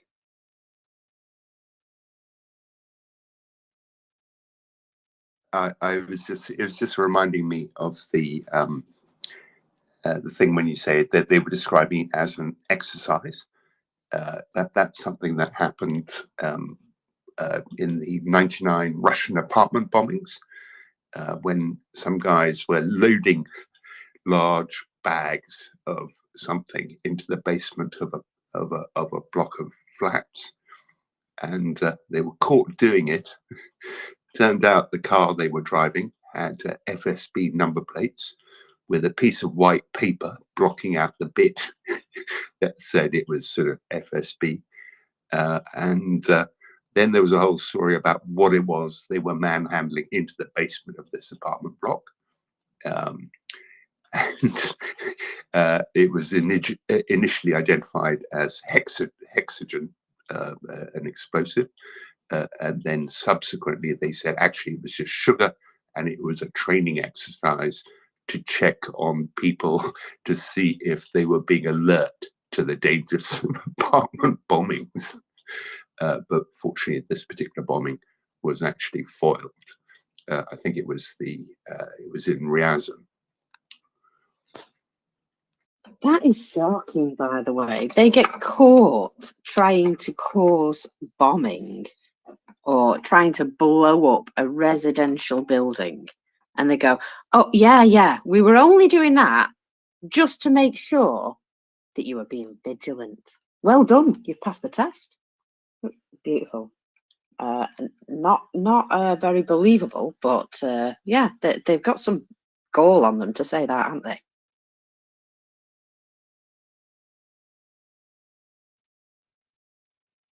Yeah, and of course, Putin praised the vigilance of the inhabitants of Ryazan for spotting this, exercise to test that very vigilance. It's just absolutely absurd situation. So many absurd things, and that's why Will can't help but call it Absurdistan. Talking of which, we could also maybe start calling Russia Oceania. Did you see the big video billboards? Yeah, so this is highlights being broadcast to the Russian population at large from yesterday's marathon phone-in with Putin, right?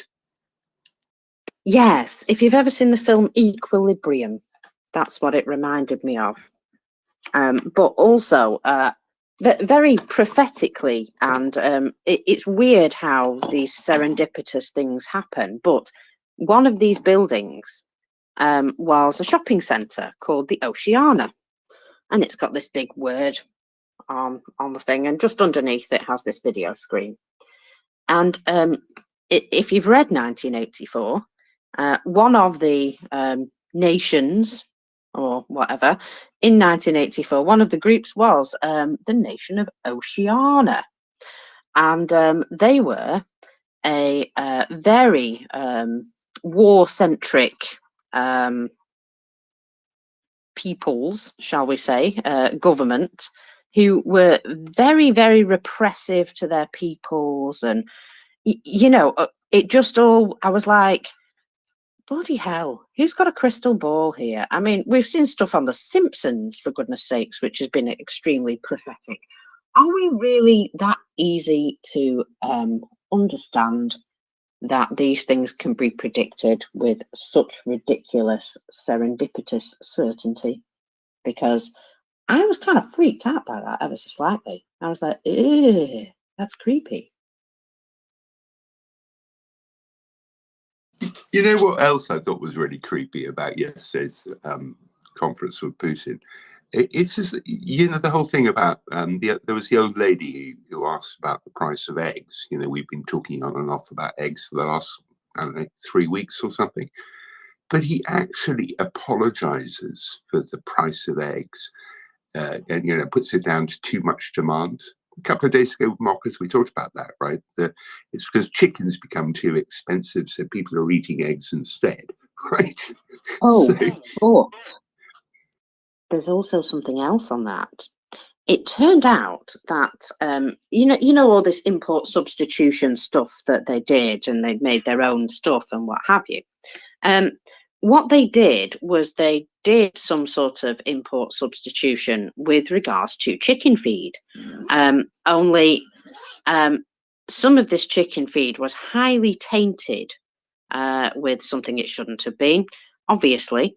So they had mass death of chickens. So there just wasn't enough chickens to lay eggs. Now, it's not something that gets widely reported, but little bits of information about this sneaked out about mass deaths of chickens on chicken farms due to the feed being basically poison. So, yeah, it's quite upsetting for the chicken farmers, I imagine. But that also contributed greatly to the lack of both chicken and eggs, believe it or not. They accidentally poisoned. Do they accidentally created a chicken holocaust? It just sounds like something out of Wallace and Gromit. Marcus, it's just making me giggle. Well, that's it. They weren't squawking; they were croaking. It's unfortunate, it really is, but it was part of the import substitution that somebody created what they thought would be, you know, a perfectly fine animal feed, and it killed them all. So yeah, awkward. Sanctions obviously don't work, do they? Well, not if you're a chicken. It's like they go horribly wrong. Yes, well, however, don't worry, because that he did say we're importing eggs from Turkey, didn't he? And yeah, they definitely, I believe, are importing eggs from Turkey. Possibly some chickens too. You never know. Maybe some turkeys. Sorry, but yeah, they're importing eggs now because that makes a lot of sense.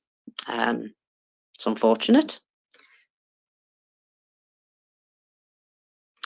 Of all the things, yeah, there's been just these little snippets, you know, that you pick up.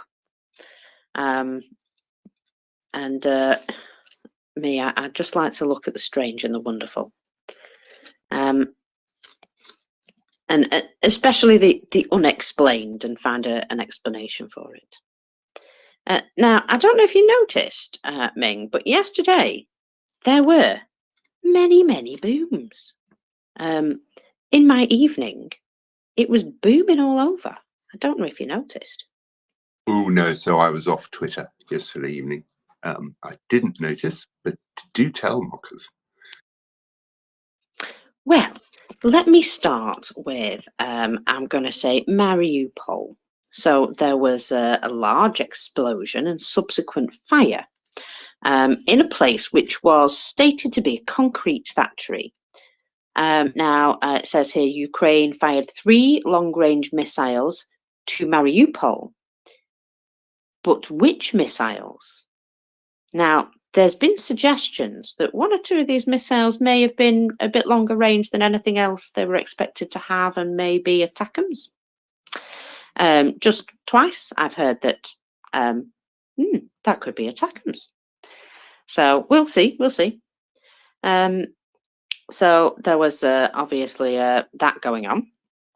Yeah, and the other thing that tells us, Mockers, is that it definitely wasn't a concrete factory. Oh, well, yes, there is that also. Yeah, definitely not a concrete factory. And just then, after that, there was one thing after another, and I just sort of kept my eyes open on what was going on. So let's see if I can just find a little list of all the bavovna that happened.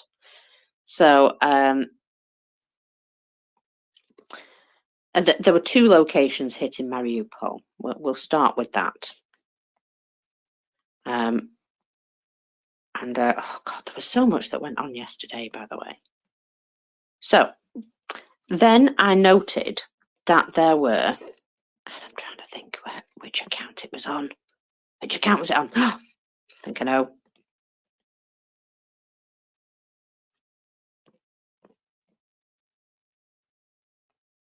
Oh, no, I don't. I can't find it. That's my problem. Ah, there he is. Right. So, and I'm going to have to scroll back a bit because there was quite a lot of this.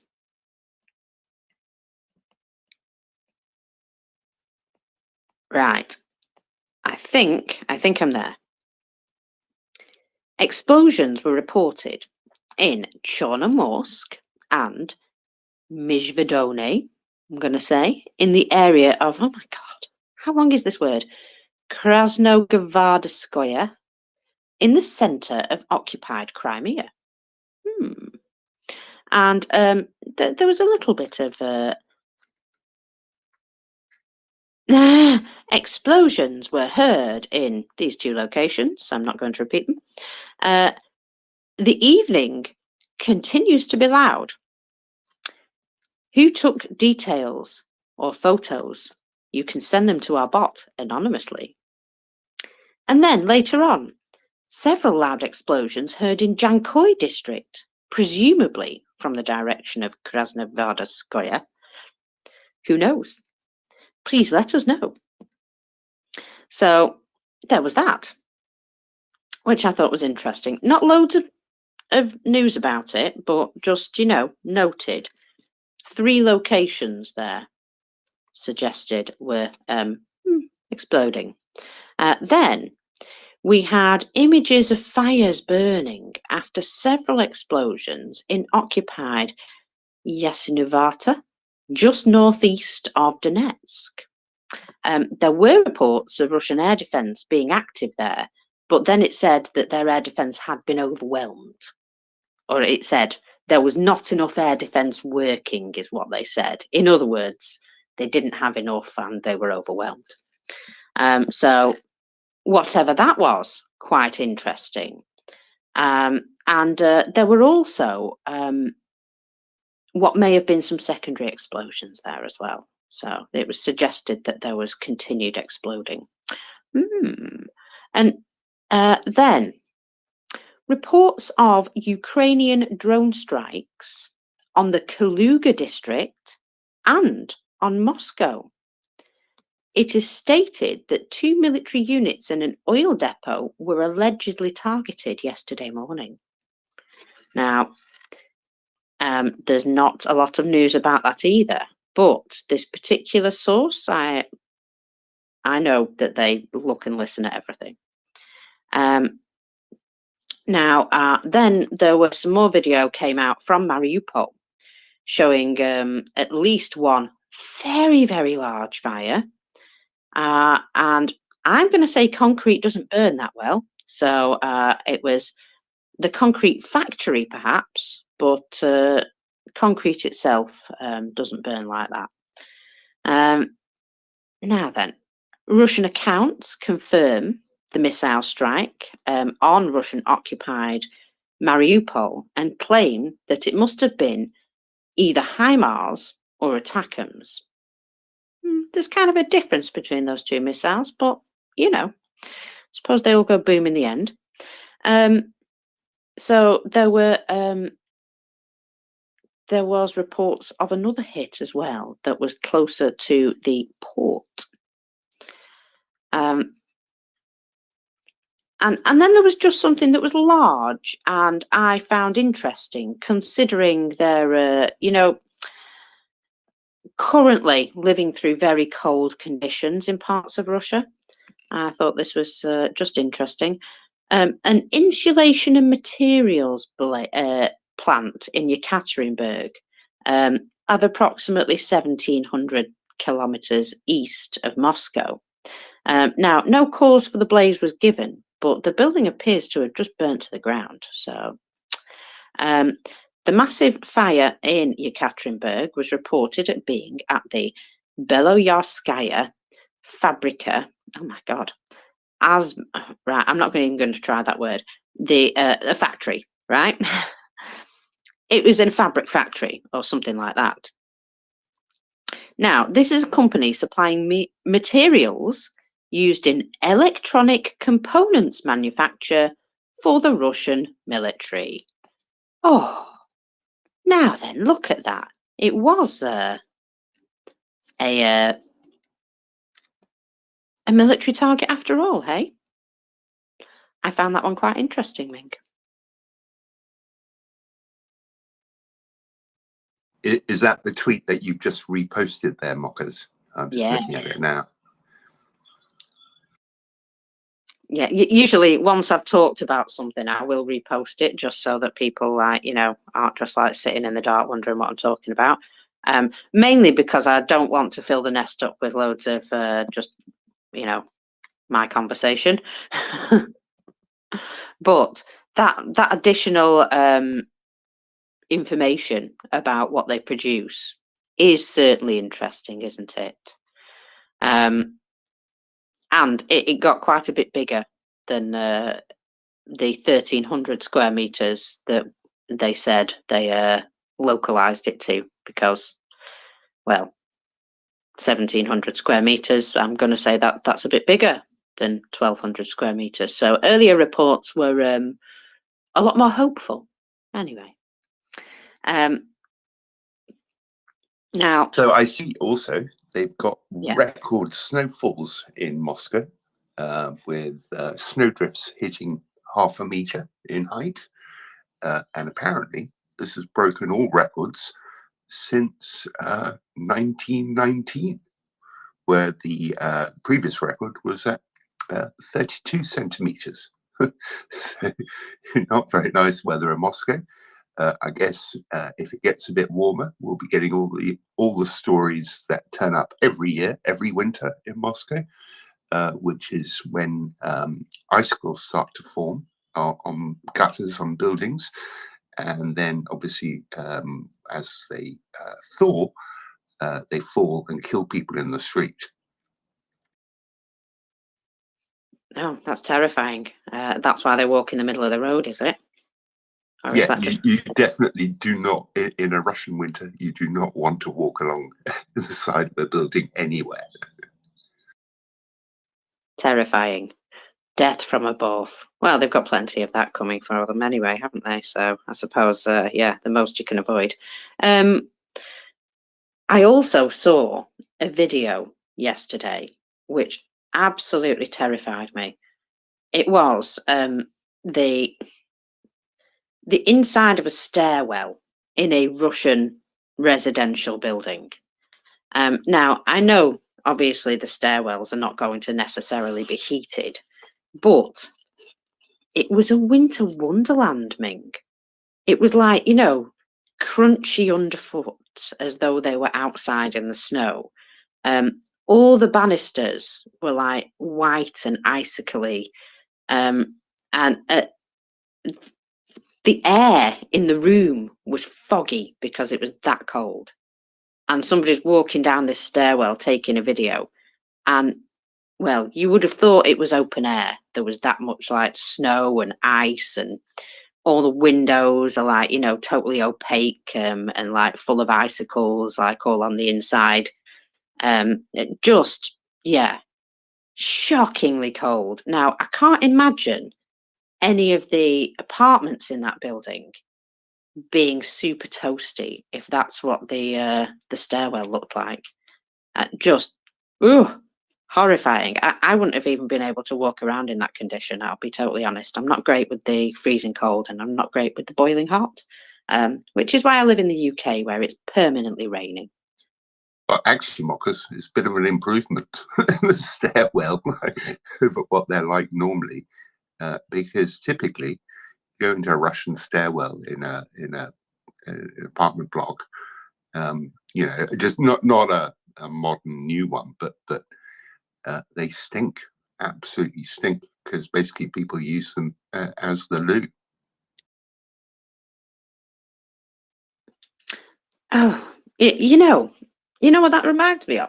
You know, when people had castles, and you know, they were all very sort of like, yes, we're very cultured and all that, right? And the rooms would be all like, you know, upholstered on the walls and stuff like that, and they'd all just pop out into the corridor to have a wee.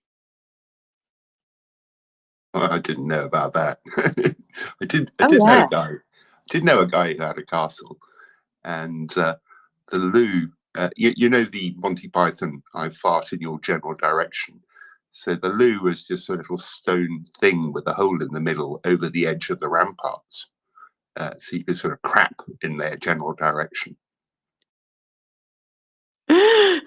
Well, yeah, exactly. That was kind of the thing that they added those sorts of things on afterwards. But certainly in France, you know, there'd be all like Lady Antoinette, and you know, all of her ladies, and all the beautiful people in their powdered wigs, and all the hallways would be just full of puddles, apparently.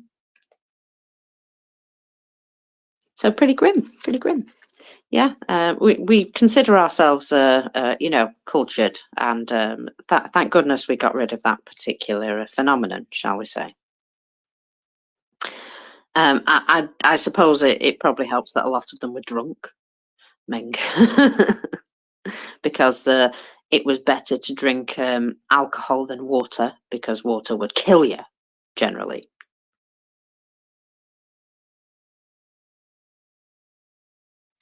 These are the things I learnt from my history lessons. That for a long time, water was probably not the best thing to drink. So let me just pop back to the explosion in Mariupol. So Mariupol residents noted rushing ambulances on the streets. Usually, ambulances will only arrive for the Russian military. They are never called for residents. So, the answer is, don't be alarmed. I think somebody's written this. Don't be alarmed, citizens. Planned work is underway at the concrete plant built by the occupiers in the port city area. It is hard to call it a plant. The personnel, equipment, and ammunition of the Russian invaders are all based there, but many of them are no longer based there. This explosion may have helped. I like that as a statement. Now, I don't know whether that came from the military or a partisan or what, but it pretty much says it all, doesn't it? And there are, you know, rumours this morning that Ukraine may have some more ATACMS. That's the one, ATACMS. We'll see. We'll see. So I've got the MOD report if you would like it, and then I suppose I better bite the bullet and log into work after all. So let's do the MOD report. This is the MOD intelligence update for the 14th of December. Is it the 14th or is it the 15th? It's the 15th. It's the 15th today, yeah. All day. Maybe I'm looking at the wrong one. Bear with, bear with. I don't know now. They might be late with it this morning. That might be why I've been caught out. Yeah, they're late with it. I've been caught out. I'm looking at the one from 23 hours ago. Don't mind me. Lost it. Although, it is worth noting that they specifically say that Russian forces near Krinky were having a terrible time, and they are having staggering losses in that location. Now, Russia is expected to make some gains along the front lines because of the scale of their assaults. But of course, they're going to continue having huge and heavy losses. And I think we noted that with the numbers today. We noted that still over 1,000. And wow, it's amazing how unsustainable that looks, but yet it doesn't seem to be phasing the Russians in any particular way at the moment. Oh, that's something else, mate. It was noted yesterday that in Putin's little chat of 4 hours, that he inadvertently admitted to over 300,000 dead on the Russian side. Oh, did he? Did he? What was his wording on that, Mockers? That's really interesting. Well, what he said was, we started off with this many soldiers, we've recruited this many soldiers, and we currently have this many soldiers fighting in Ukraine. So he didn't sort of word it like that, but that was pieced together from things that he said. And somebody went, that means we're missing 300,000 men. Is he admitting that 300,000 men are now dead? And yeah, so this is yeah. super interesting, because what exactly is he admitting here? The Institute for the Study of War have a very interesting thread on this topic. So he came out with a number that there are 617,000 Russian troops in Ukraine, which, according to the Institute of the Study of War, is far larger than even Russian officials have characterized, and they put it down to an attempt to address persistent Russian concerns about a new wave of mobilizations. But so the question, who are these 617,000? Maybe like a third of them or something are support troops, and he's just sort of reclassified them or something. Or is he just sort of totally overstating the numbers there in the sort of, we're just toying with Ukraine, we haven't even started yet kind of argument? What do you think he's trying to get at with all that?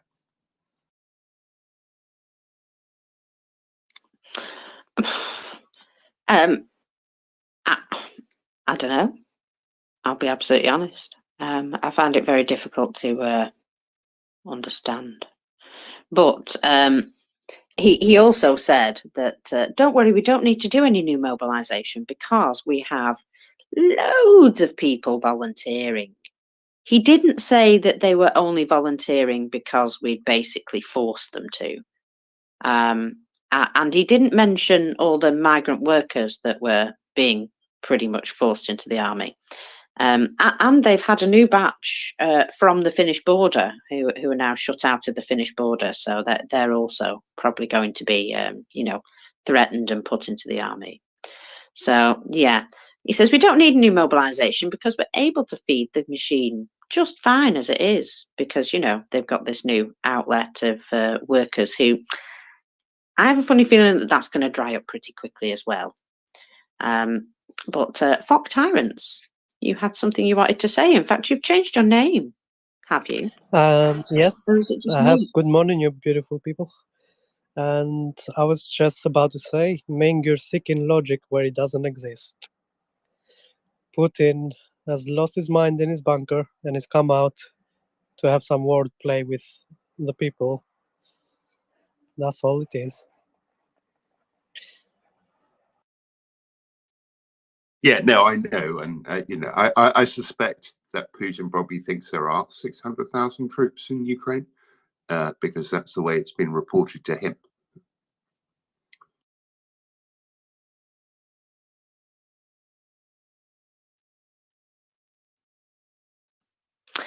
Very possibly, yeah. I found it here. So, right, no, more than that. Right, okay. So, this is from Russian Telegram. It doesn't say who it's from, but have we lost 360,000 people in the zone? Vladimir said that there are now 617,000 in the front. In total, there were 244,000 mobilised and 486,000 volunteers, plus our army of 250,000 people, which entered in February. There are no rotations, so hundreds of thousands of people from the front simply did not return. I think they just figured it out. Somebody can do the maths. Peter? Yeah, good morning. I think a lot of this at the moment, because there's a lot of stuff. I mean, yesterday I posted something about Putin saying their goals are exactly the same: to demilitarize Ukraine and to denazify Ukraine. They are kind of, at the moment, I think he is emboldened by what's happened in America. I think he is making capital out of that. I think it has given him a shot in the arm. And he's kind of blown himself up with confidence because he also stated yesterday that the America was going cold on the war, and this is what he's aimed for. Somebody needs to burst that blown up Putin, and that could easily be done with America agreeing the financing. And that looks well. Last night it looked a bit more hopeful because I think there is going to be some sort of agreement on the border, and then the money will flow in. And what America needs to do is to say, here you are, have all the weapons you want, Ukraine. Have the long-range ATACMS. Here's 50 F-16s that can be used at your disposal as soon as your pilots are trained, and we are now going to back you fully. That would deflate Putin instantly. We have stoked this by our lack of action. As they say, for evil to triumph, all it needs is for good people to do nothing. And we should really learn that lesson and do the opposite to what Putin wants. And at the moment, we're just falling into what he wants because his narrative has worked. And we need to look at that and to put a stop to it and stick a pin straight into that overblown Putin and burst him. That's what we need to do. Okay, thank you.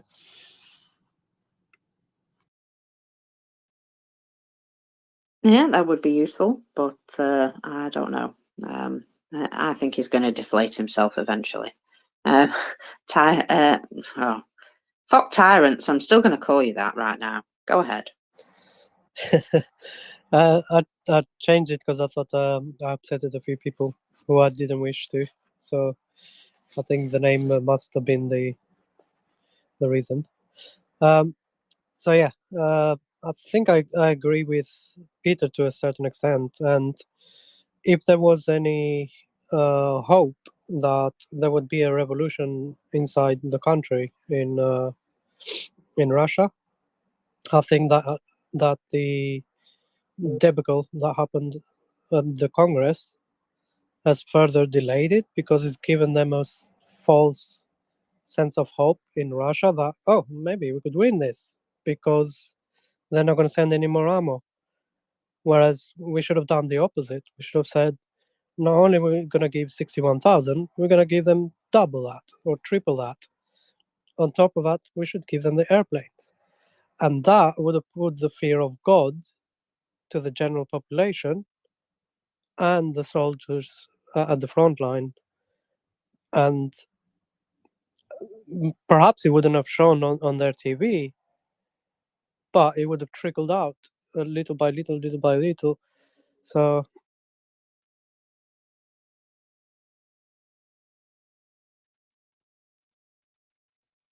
Did I just lose you, or did you just stop?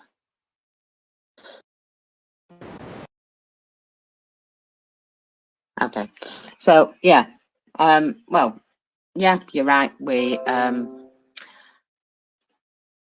up there, didn't we?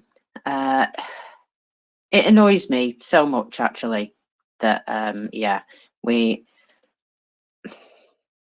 show weakness when we actually should have confidence in ourselves. And well, I think, you know, certainly with what was been happening yesterday in Europe, I almost feel as though there is a sort of a change of the messaging that's coming through now, that people are actually starting to get it. And perhaps now we can also say, look, US, look at us taking this seriously over here. Why don't you join us in the you know, in the adult section over here? I think that would be a really good idea. Johannes, my lovely, go ahead. I mean, what do you mean, like what has happened in Europe yesterday? Because I mean, the latest I read what has happened is that Orban has again blocked. I mean, expected as kind of everybody has expected, again blocked Ukraine aid. I think to the amount of 51 billion, which I think includes non-repayable and the rest in loans. And I mean, I guess that's not unexpected, and it's probably going to be overcome eventually. But I guess there should be really, I mean, Europe really needs to think about how to solve this problem. Hungary, but very unfortunately, I think there's no easy way of kicking the state out of the EU. Although this would be the only kind of swap Ukraine for Ukraine. Article 7, Johannes. I think it basically strips them of their rights to join in until they start joining in. And of the Lisbon Treaty, you say, or what? Article 7. I'm not aware of that. There's something called Article 7, and this. Let me find it. Bear with me. Okay. Article 7 allows for suspending European Union EU membership rights, such as voting rights on the Council of the European Union, if a country seriously and persistently breaches the principles of the EU. Blah, blah, blah, blah, blah, blah, freedom of democracy, meh, meh, meh. In accordance with Article 7 on the proposal of 1/3 of EU member states of the European Parliament or the European Commission, the Council, blah, blah, blah, blah, they can determine that there is a clear risk of a serious breach of fundamental principles and address appropriate recommendations to it. Okay. So they could technically just suspend all their voting rights. That's from the Lisbon Treaty, or Article 7 of what is it? Of the Treaty of the European Union. Yeah. Okay, that's probably the Lisbon Treaty. Yeah, I mean that's interesting. Of course, it's. I mean, how much has to happen until that measure is being taken? I mean, I think the problem really isn't just that. I mean, I was a bit skeptical when I heard some of you folks saying, "Oh, Putin has lost his mind," because I think, I mean, the one thing which is unfortunately a reality on the ground is that Russia has been able to pull off another offensive, and they are making, as you rightly said, limited gains, but they are on the offensive, and that's not what anybody has expected. I think we all kind of hope that they would have run out of resources by now, and I think that's really. I mean, if there was any indication that they're nearing their breaking point, then this would be good. But I'm not sure that anybody can say that with confidence by now. And yeah. So and I was just kind of yesterday. I was quite worried after talking to people in Ukraine and getting kind of the feedback that, well, slowly the realization is sinking in that this is going to continue for very long, and it's not clear what kind of victory will stand at the end of it. And so this has really gotten quite serious. And I just wonder whether we can make any predictions now, or any reasonable predictions as how close Russia is to its breaking point, because there probably is going to be one, but I'm not sure whether it's anywhere near right now.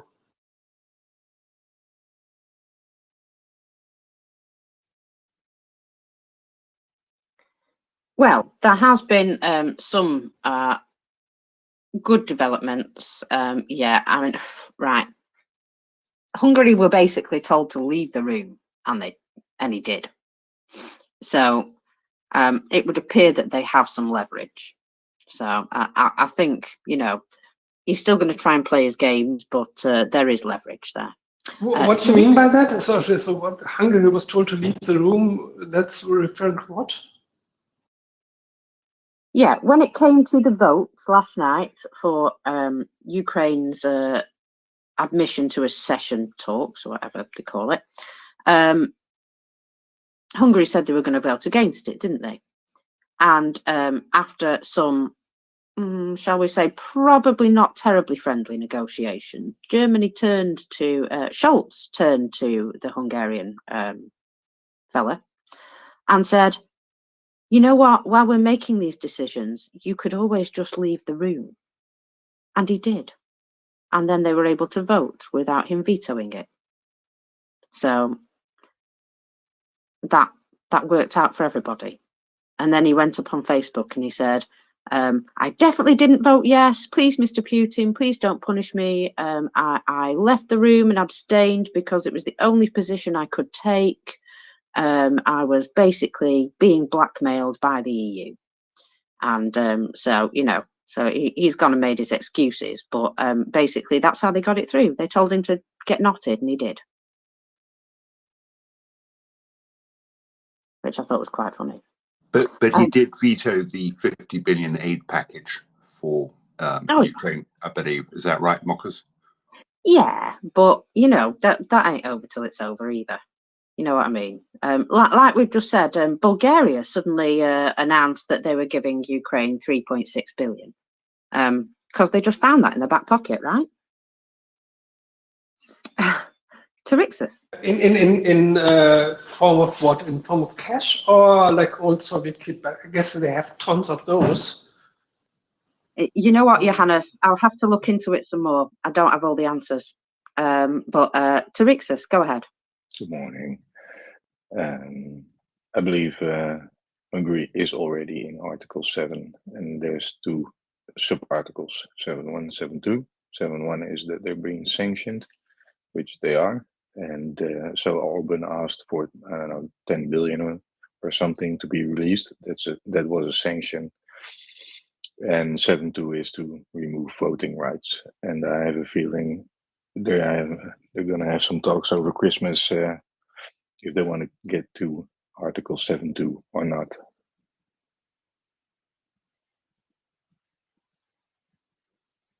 Well, it's you know, it's a tool that they have, put it that way. So yeah, whether it can be used or not is a different matter, but it would be very ineffectual if it couldn't be used, wouldn't it? Peter. Yeah, I think it's about time that not just the EU but the United Nations look at the ability of one country to block what the majority want. And that should not be the case. That does not. That is a ridiculous situation. That one country can block anything. Okay, they might use that block, but then there should be an ability for a supermajority vote on it. So if one country decides to block something, then they put in place a supermajority vote, and if that overrides what that country is doing, it's overridden. It is ridiculous that you know, in the United Nations and in the EU, that one country, one belligerent country, can put a stop to something which the majority of the EU members want.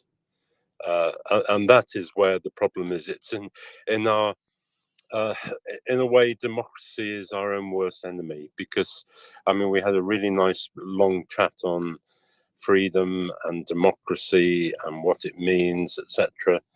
And it is the fact that we do, through our ability to make decisions, to change decisions, to put points of view, that things drag out and drag out and drag out. I mean, I've always said, if you want to get nothing done, form a committee. And that is very much the case. But we should need to look at what's happened through this war and make adjustments. And one major adjustment is no one country should be able to block. Yeah, they can do it, but then it goes to a supermajority vote. I just thought I'd add that.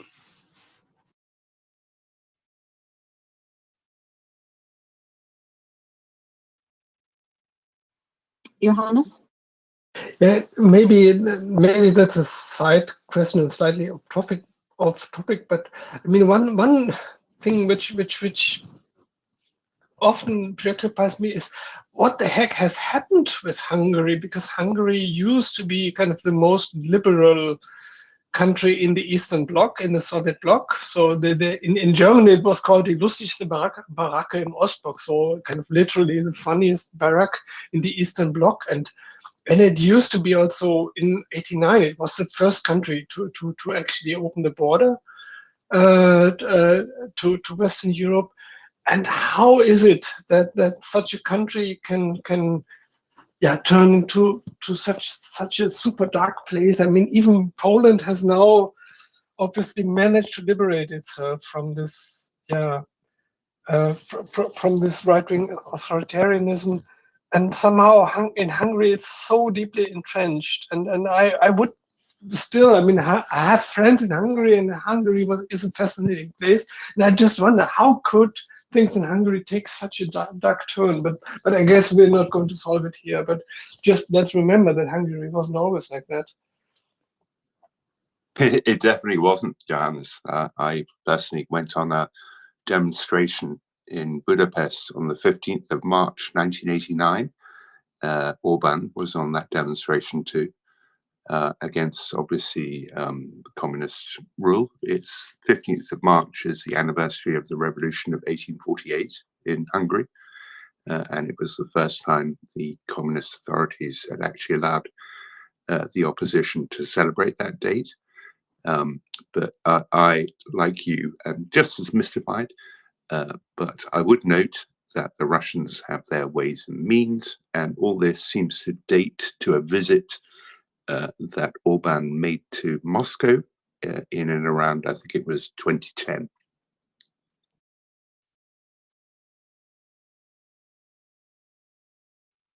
Go ahead, Tyrant. First of all, I was gonna say, Johannes, I've read your profile description, and I'm super jealous. Super jealous.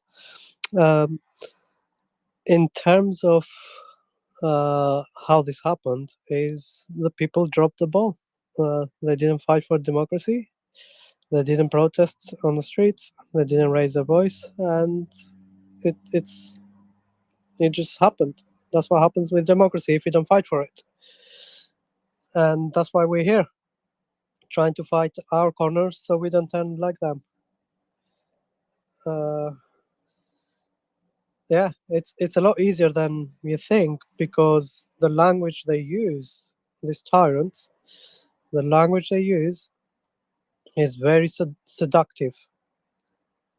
And the Russian propaganda is very seductive. That's why Hitler got so popular so quick, because they appeal to your pain points. So whatever issues you've got, they find something to talk about, and they twist and turn it in such way that it's not your fault, it's somebody else's fault. And before you know it, you go and attack that group of people. And that's how it works. So that's why we're all here. We're fighting the good fight, and hopefully we prevail. Well, we will prevail.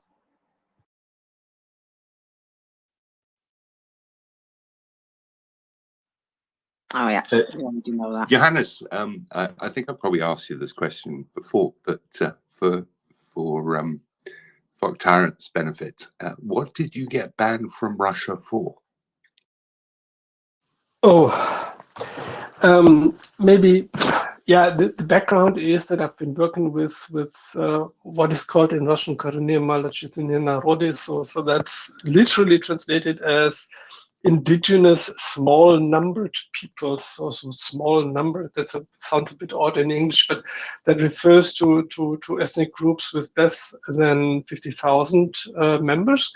And I've been working since the mid-90s or so, or with peoples of Siberia, of the north, of the Far East, and many of which are living in areas of oil and gas exploitation, of mining, and so on. So we've been working on issues of land rights, and certainly more generally of human rights.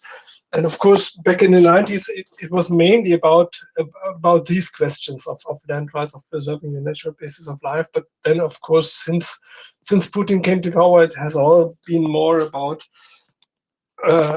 issues of civil and political rights, of actually the right to get organized and to raise your voice.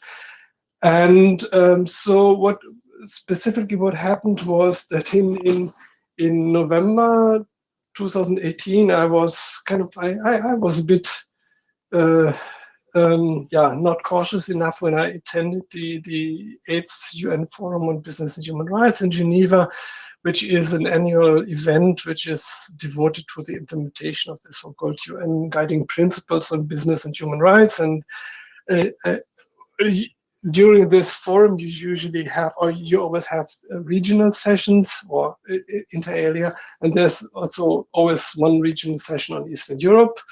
And during that session on Eastern Europe, I made some kind of off-the-cuff, unprepared remarks on the situation of indigenous peoples in oil and gas regions, especially on Yamal, in Western Siberia, where most of the gas comes from, or all of the gas would have come from, that should have gone through Nord Stream 2.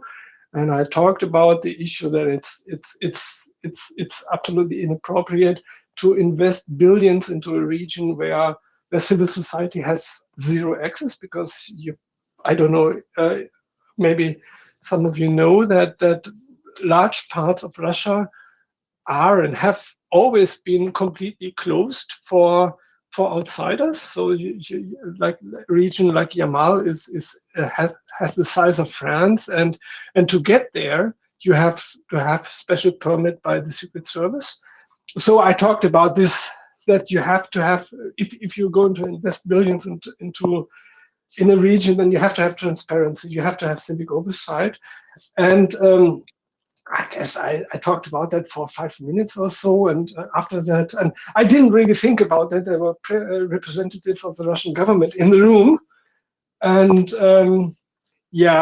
and they, I mean, as soon as I finished, they rebuffed me, and they said, "Oh, that the situation of indigenous peoples in Russia was the best in the world, and that everybody was envying them." And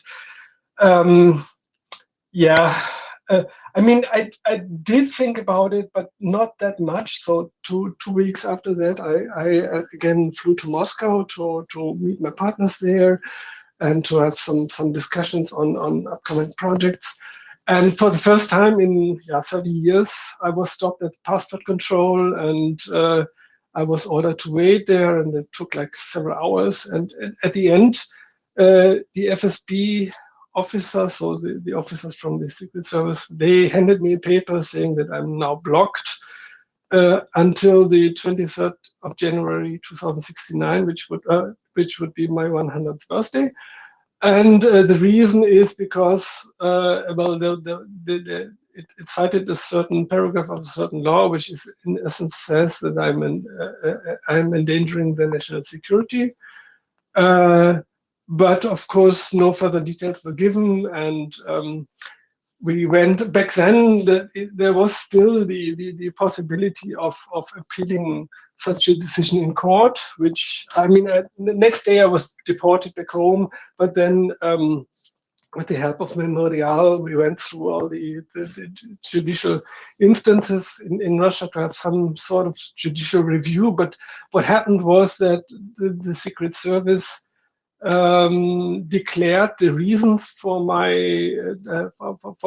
ban of entry a state secret, and so that the barrister who was defending my case in court had no access to the evidence presented by the FSB, and the judge was just fine with it. And as far as I know, there is actually a ruling by Russia's constitutional court saying that this is not how it should be. So the barrister has to have insight into the evidence, even in such cases.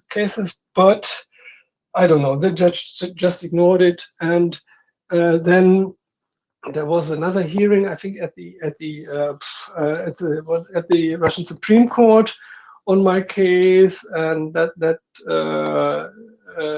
my lawyer got notice of that at very, very short notice, like 1 week or so in advance, and he already had a business trip abroad planned. So he appealed to the court to have this rescheduled. And of course, this didn't happen, and the hearing was just held in absence of any lawyer. And so so that was that. And then I think they also submitted something to the Constitutional Court, which also went nowhere. And unfortunately, also the European Court of Human Rights also dismissed a complaint.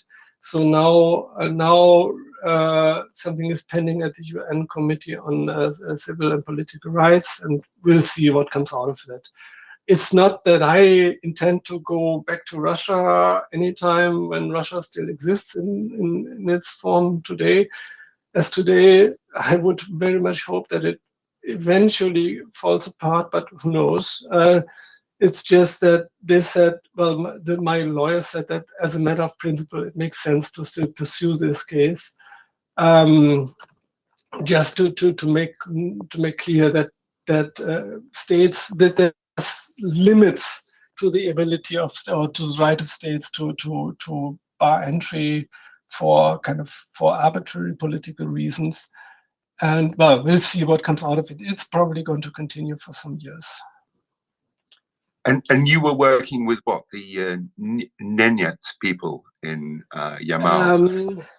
Not specifically. So I was working with a network of partners of, well, I actually for many years I've been working with something which was the kind of semi-official umbrella organization of indigenous peoples, which includes 41 peoples from the Sami and Kola Peninsula to the Chukchi of Chukotka Peninsula. And I've actually, most of the time, I've been actually working with peoples in the Far East, in Khabarovsk region, in Primorye region. I've also been to Khanty-Mansiysk, the oil, the heartland of Russia's oil industry, which is south from Yamal. So I've been kind of to many different regions, and kind of the partners I've been working with were mostly actually those were networks who had to do with the entire country, not just with one specific region. And Yamal is very, very difficult because, not just because it's a closed region, but also because it's a very rich region where kind of most official, or where all official representatives of indigenous peoples are actually, bought by the states, because I guess, the state just has tons of money because of all the gas industry. So it's extremely difficult to work with Yamal. And when Nord Stream 2 was in planning, and also another large project there, which is called Yamal LNG, which was built in order for Russia to take over about 10% of the global LNG market. The only way to get any information out of that region was to send an anthropologist there, who was actually himself Russian national, who kind of, under the guise of collecting information on language and culture, so totally apolitical, because you know that as soon as you enter that region, you are going to be under the watchful eyes of the Secret Service. So I even before my travel ban, it would have made no sense for me to go there, because I would have immediately caught the attention of the services. And then the additional problem is that in order to actually reach the indigenous communities who are affected by these by the industrial exploitation, you actually would need a helicopter, or you would have to travel in winter where the ground is frozen.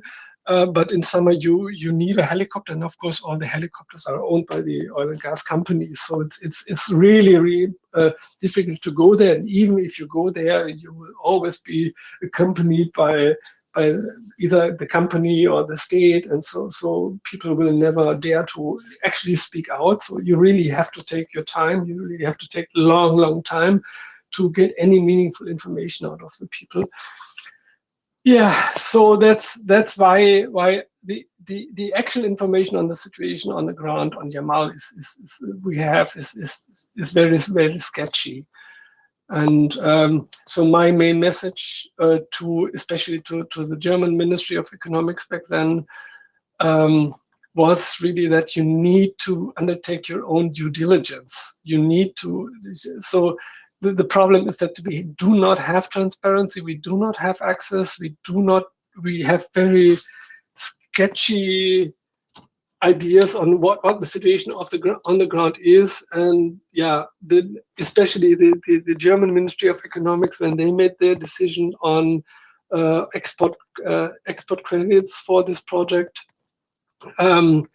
they really didn't undertake any due diligence of their own. They just took the company's word for it. The company claimed that they had received the so-called free prior informed consent of the affected communities, which was totally ridiculous. If you think about it 5 minutes, if you know just the tiniest bit about the situation there, you would know that there can't be any free informed consent when there's no freedom.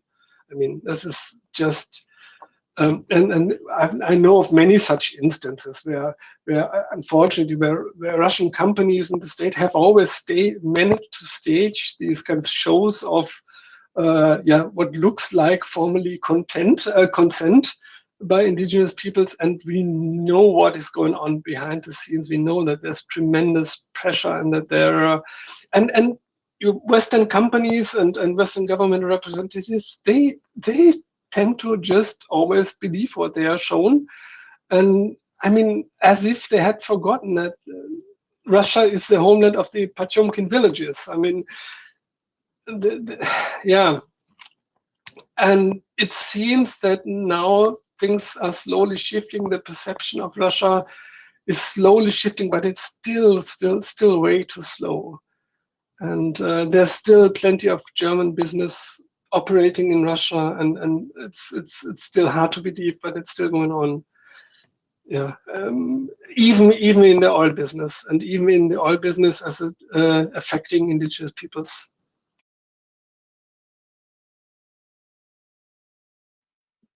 So yeah, long answer, but yeah, very interesting work that Johannes was doing there. And Tyrants, go ahead.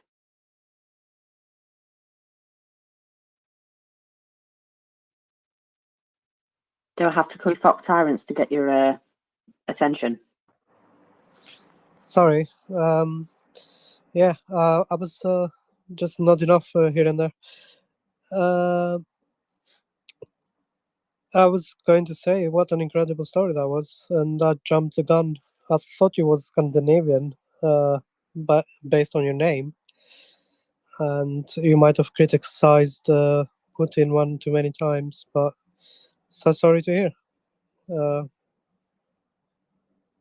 and I apologize. You apologize for what? Sorry. I was making a statement earlier about your profile description. Yeah, so. I didn't hear anything worth apologizing for, so I'm not sure. But again, thank you, and thanks for your sympathy.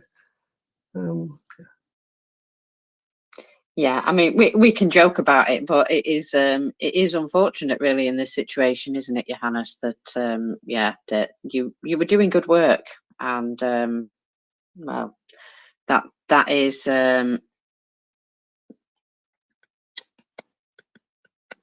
that's something that I think is you know, this is what they've done to those communities. They've cut them off from assistance. They've made sure that they don't want people to be sort of concerned about them, that they don't want their voices heard, because we've already assimilated these people. They're just Russians. They don't exist beyond that description, as far as Russians are concerned, or as far as Moscow is concerned, at least. So highlighting any sort of plight of these indigenous people is totally against what they want to do. And yeah, so they end up suppressing voices, and here's one of them. But at least, Johannes, you can sort of wear it proudly and say, well, I managed to pee off the Russians enough that they took action against me. which I suppose is never a terrible thing to be able to wear on your sleeve, eh? Yeah, kind of. I mean, back then, I really had some fantastic times at those places, and I do miss them. Although I know that this is gone for good, and the country has changed in such a way I couldn't have predicted like 20 years ago. But it's just what it has become, and I just have to accept it. And well, we just have to. I hope those people will one day be free, but I guess it's too early to say.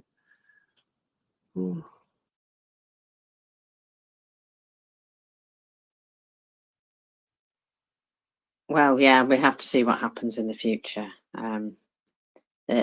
Well, you know, change is sometimes a good thing.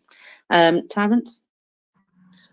I was going to ask, having such thing on your name surely must make your traveling a bit of a hassle, trying to explain yourself every time you travel.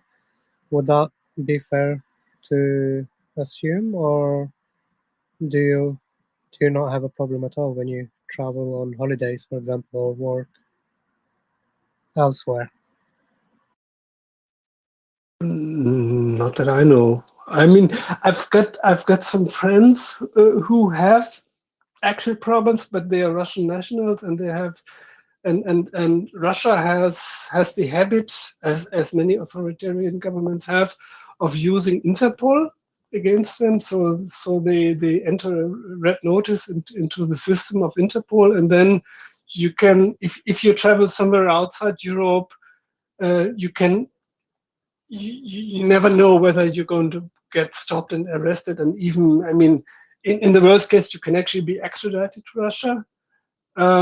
This is, and that's why some of my friends who came from Russia and who are now in exile really have issues traveling to countries outside of Russia, especially like traveling to places like Armenia, which is a European country, but still kind of very much under influence of the Russian Secret Service, or traveling also to Asian countries is also difficult for them. But I mean, I don't have any such problems.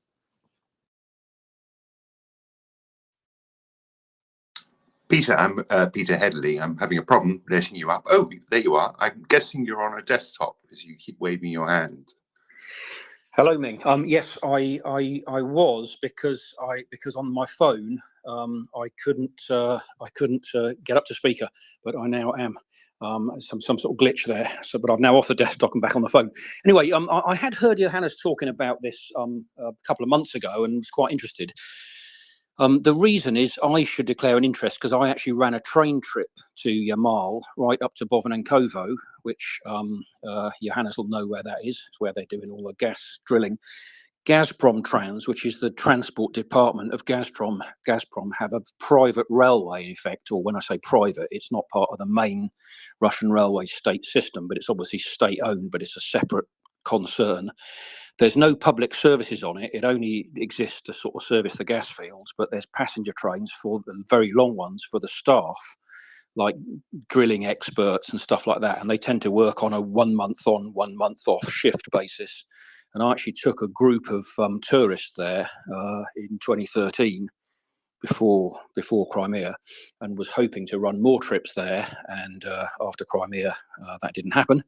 So I am reasonably familiar with the area. I've been there a couple of times. Salikard, the capital of Yamalo-Nenets Oblast, is an amazing place. The streets are all properly paved and stuff, you know, and everything's in good working order. They've basically found a way to keep some of the oil money and not send all of it to Moscow. And if you compare that to Vorkuta just down the road, which is a big coal mining town where everything is falling apart and it's, you know, there's no employment and it's a right mess. So I was quite interested in Johannes's comments, and we met some of the Nenets people up there. But it's a similar sort of thing. It's a total monopoly situation, and you know, there isn't any other way to deal with it other than through the sort of the Gazprom Trans that operate the railway up there. Anyway, just a comment.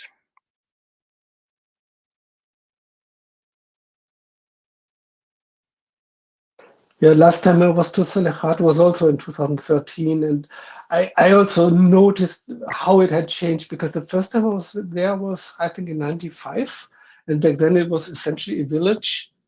And then, of course, they got stinky rich there.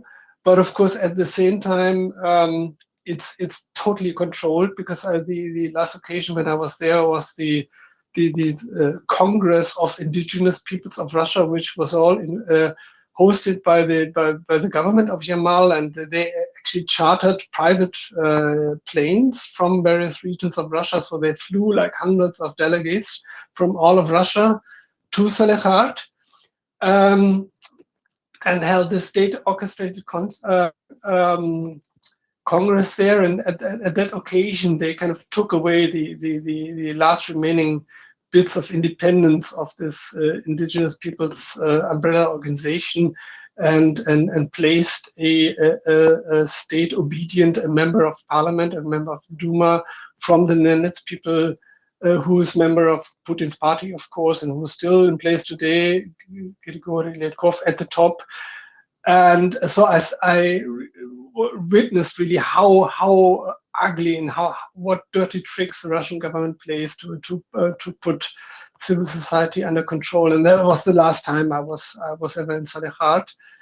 Yeah, else I guess, yeah, it's a beautiful region, but unfortunately, at least as long as Putin remains in power, it will remain closed, and it will remain under control of this gas mafia.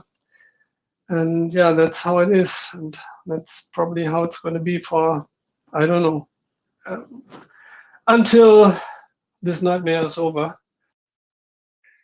Yeah, it's a very sensitive region because of the ecology being up in the Arctic. It's above, for everybody, it's above the Arctic Circle, and it's a huge peninsula. And this private railway, by the way, private in inverted commas, is 572 kilometers long. So it's not a little thing. And it goes over a 4-kilometer bridge over the Urubay River, which Guess Who opened in 2010.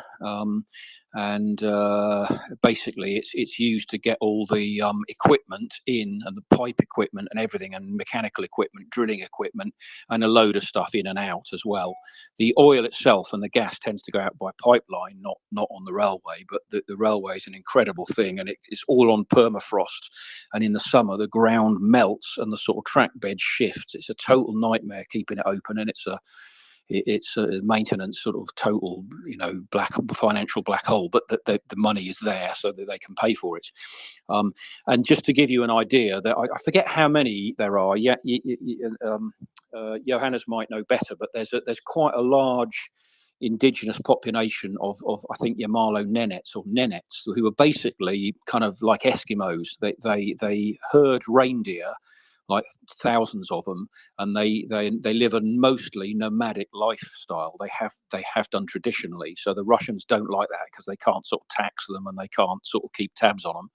So a lot of them have now, I think 50% have now settled in sort of permanent habitation in Salakard or the outskirts, and they roam the tundra in the winter and in the summer, sort of grazing their reindeer, and sell these huge herds of reindeer. And this railway has sort of interfered with the traditional migration routes, and it's difficult for the reindeer to cross and stuff like that. And there's a lot of sort of pent up animosity, and of course it's all been hijacked, and it's now so politically sensitive because there's so much money involved that they've just cracked down on it completely, as Johannes says, and there's really no there's officially a sort of representation of the local herdsmen and that, but it's all a sham. It's all a total load of choreography to just keep them under the thumb. But it's a fascinating area, and of course, in winter, it's a horrendous place to work. It's regularly down to -50, and it's permanent darkness because it's above the Arctic Circle. So you've got 720 hours of continuous darkness from sort of mid-December to mid-January. And in the summer, likewise, you've got July and August, well, June, July, August is permanent daylight. The sun never sets, and it's actually the world's most northerly railway. sort of roughly it's just south of Spitsbergen, I think. But it's the world's most northerly railway, although there's no public service there, so you can't buy a ticket, you can't travel on it as a normal member of public, but you can come to a sort of arrangement with Gazprom to travel on their staff trains. There is a mechanism for doing that, and I actually attached a carriage to one of their staff trains. Yeah, what else was I going to say?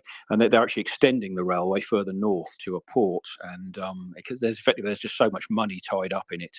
But one of the first things to be sanctioned after Crimea was the oil and gas drilling technology, and that really hit their ability to do anything more, because they just don't have internally they don't have the drilling technology or the specialists. So that their expansion just basically came to a guillotine halt in about 2014, 2015, when the immediate post-Crimea sanctions came on, and it then went into sort of terminal decline, if you like, and has never really recovered. I'm a bit out of date now. But it's a fascinating area, and there's a load of other sort of equivalent tribes like the Chukchis way further east in Siberia who live up in the Arctic area. That was the area, Chukcha, where bloody Roman Abramovich was the governor in theory, and gave them a load of backhanders to, pretend to be good and all this nonsense. And in reality, they are just kept under the thumb, while all the resources and oil and energy resources on their land are basically stolen by Moscow. That's fundamentally how it works. And maybe two things about Yamal. One is it's really the only region in Russia, in the former Soviet Union, where this way of life, this nomadic reindeer herding or semi-nomadic, I mean, in their case, actually not fully nomadic reindeer herding, has actually not just survived but really thrived. So the Nenets now have like 500,000 of domesticated reindeer on the peninsula, and that's unique anywhere on the globe. So this is the only place on Earth where this way of life not just has survived, but it actually has thrived, and that's why the expansion of the gas industry is so incredibly dangerous, because it not just that it threatens to destroy this way of life, but also the language, because the indigenous languages survive only in such environments where they're actually used. I mean, they don't survive in the cities, they don't survive in the villages, but they survive in these nomadic communities. And that's also what is a big danger right now, where more and more people are forced to settle down because they're losing their land. And then it's also interesting to note that this way of life is actually not that ancient. It's a fairly new innovation from, I'm not sure, the 16th or 17th century, and the Nenets, as I've read, have developed it in order to escape from the Russian state, or from the Muscovite state back then. So they actually went up further north and developed this way of life with these incredibly large reindeer herds in order to be able to survive in a very, very harsh environment, and not be bothered by the Muscovite state, which was there to collect all the tributes and to oppress them and to oppress the culture. So this is something we often tend to forget, that actually also indigenous people's cultures are also innovating and they're developing dynamically, and this was a response to this political pressure from the Muscovite state. And unfortunately now, of course, there's no further place for them to escape to, because there's just the Arctic Ocean, and that's why, yeah, why I guess now the threat is really terminal, and I would hope that, yeah, I don't know, Russian tyrannical mafiotic regime falls apart before they manage to finally destroy this wonderful culture, but who knows? So yeah, thanks. Maybe I've been ranting on and on for too long about this, but yeah, I wanted to just add this. I remember reading stories about nomadic tribes in Siberia who hadn't heard about the 1917 revolution and were just discovered in the 1950s. I don't know if these are apocryphal stories or not. But Peter, question for you. Running a railway line in those kind of climatic conditions, doesn't iron and steel get really brittle? Yeah, it does. So it has to be a special kind of steel. You cannot. It's same as on the Trans-Siberian, though. You know that they have similar temperatures. I mean, Trans-Siberian can go down to -50. That's exceptional, but it does happen.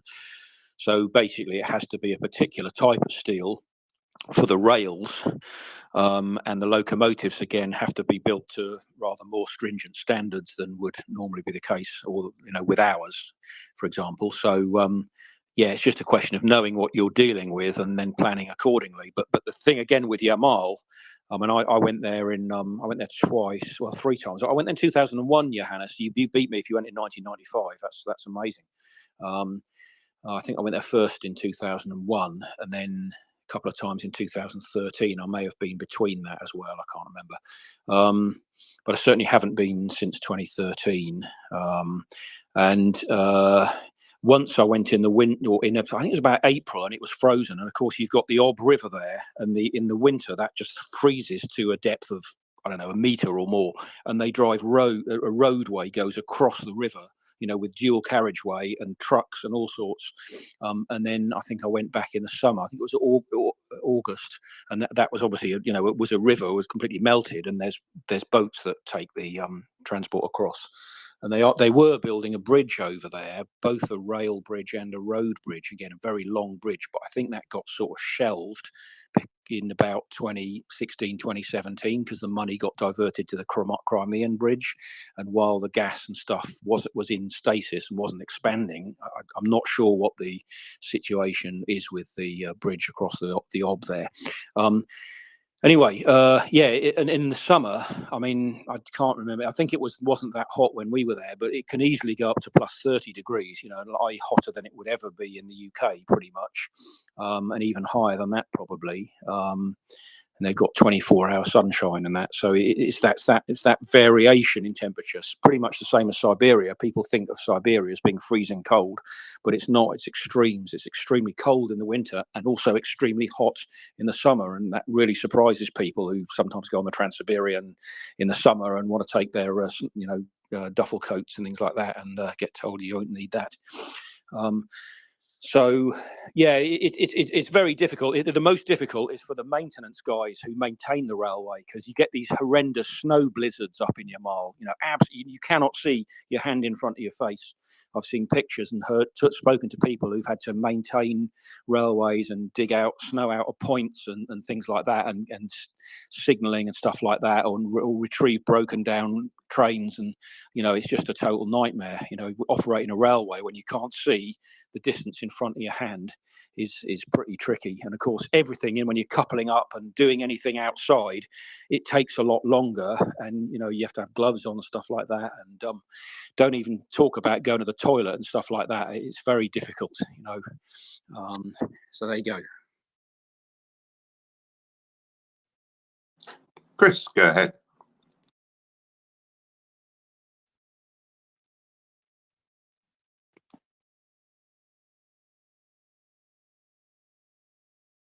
Hi, Ming, and everybody.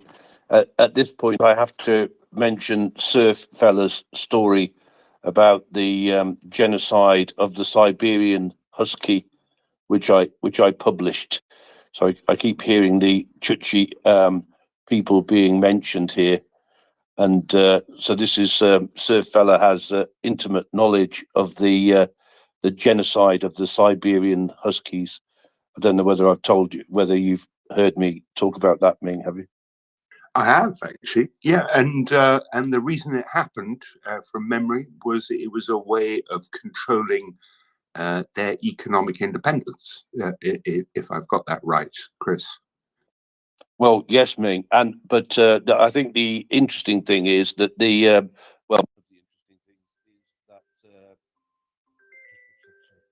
phone call, Chris. yeah, sorry about that. Can you hear me okay? Fine, yeah. Yeah, so I'll just be quick, maybe, because they'll probably ring me back again. Yeah, so the interesting thing is, that when the Russians tried to take over the Chukchi people originally, they got their ass kicked because apparently Russians at that time, their transport was reindeer sleds, whereas the Chukchi people, their main transport was Siberian husky sleds. And the Siberian husky sleds were way more maneuverable and faster than the reindeer sleds. So Chukchi warriors at that time could literally run rings around Russians and gave them a good kicking up the backside to start off with. Obviously it didn't end up well for the Chukchi people, as we've heard. But as is usual, or as is often the case, Russians got a rather bloody snowy nose at the beginning.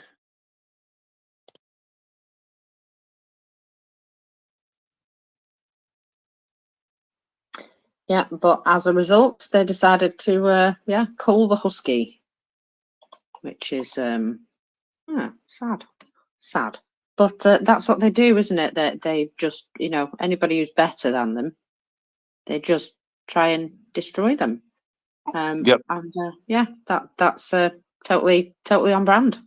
Cull the husky, and then come up with a Russian husky, and then deny that the original Chukchi husky ever existed, mockers. Exactly. It's just a microcosm of what they do to peoples, isn't it? And well, Johannes can also attest to that the peoples that he was talking to, why were they in such small groups? Could it be that they'd basically been murdered or driven out, or basically, just reduced by other means rather than just natural, selection and so on? Johannes? I mean, that's really a complicated question, and I think there's no simple yes or no answer. But if what is true is that the Chukchi wars were certainly the most they were clearly genocidal. And one thing I just wanted to add to that is that today most Russians don't actually know of the indigenous peoples living in their country or living under their rule, so to say. I mean, it's not really their country. I would say that 90% of Russia is actually stolen land. But if we consider Russia, and then they don't know the peoples living in their own country, but everybody in Russia knows the Chukchi, and they know the Chukchi from those incredibly racist jokes, the Chukchi anecdotes, which everybody knows in Russia. And so from this, it's true that the Russians got a real beating by the Chukchi, and they seem to have compensated for that by making these horribly racist slurs and jokes about Chukchi, which everybody knows in Russia today.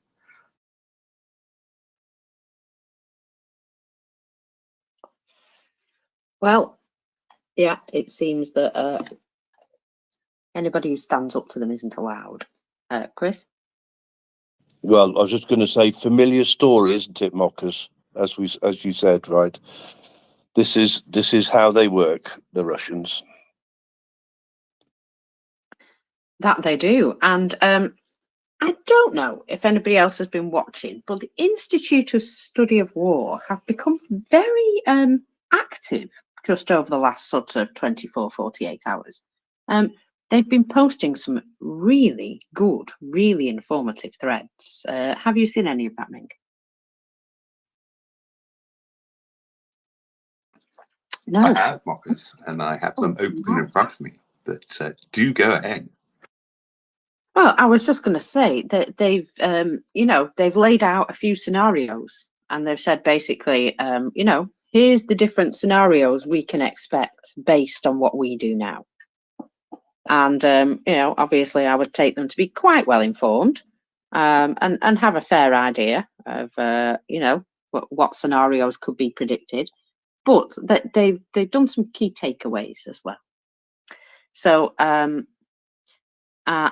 this is specifically key takeaways based on the numbers of forces. So one is that Putin has claimed that the Russian force grouping in Ukraine is far larger than even Russian officials have characterized, likely in an attempt to both address persistent Russian concerns about new mobilization and to demoralize the Western Ukraine. However, the difference in the reported numbers of the Russian personnel involved in the war is likely due to different categorizations of Russian military personnel and will not actually reflect a significant increase on the front line. He notably offered figures in response to a question about a second wave of mobilization and explicitly stated that these force generation figures show that there is no need for mobilization. He notably addressed the tactical and operational situation in the east on the left bank of Kherson, but refrained from discussing active Russian offensive operations in eastern Ukraine, because they're going really badly, I think. Putin's public discussions about issues at the front and the Russian war in general may redirect public anger about their problems in the war towards the MOD, which he pretty successfully did. He was like, oh, they've made some terrible mistakes.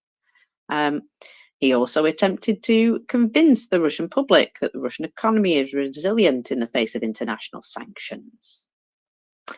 But it's not, is it? He also continued to express an increasingly anti-Israel position, likely signalling a continued decline in their relations. They think that probably is the case. And he attempted to downplay any deteriorating Armenian-Russian relations and extricate Russian peacekeeping forces from any responsibility for Armenia's loss of the Nagorno-Karabakh area.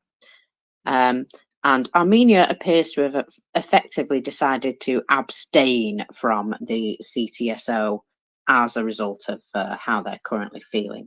So yeah, that was just their key takeaways from what the speech was yesterday, narrowed down into a few tweets there because most of it was just guff.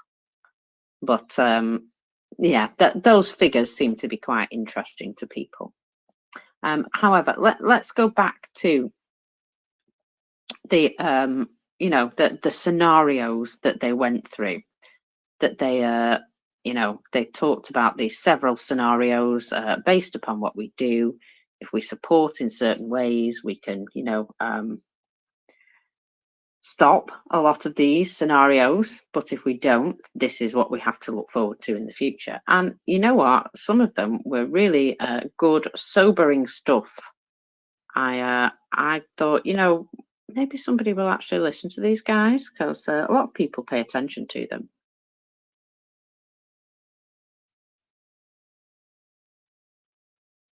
Yeah, so the scenarios I think are total Russian victory, I think total Ukrainian victory, and what's the third one, Marcus? I forget.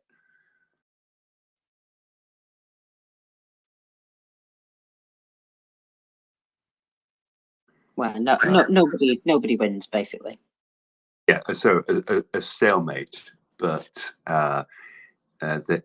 basically it's quite a lengthy essay that's available on their website, going through these three scenarios, and the thrust of the whole thing is that not helping Ukraine has a very high cost for the West security in general.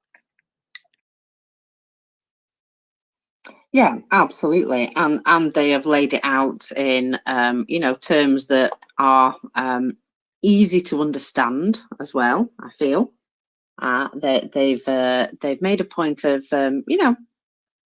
laying it out and saying, look, we know about these things. Here are your probabilities laid out in front of you. Which one do you prefer? And I actually, I really appreciated them doing that. it makes a difference to see it sort of laid out like that in front of your eyes. That, you know, we can say with some probability these would be the results of these actions, and well, we can all confirm which one we prefer. So yeah, by all means, people go and have a look at that, but I'm not reading it all out either,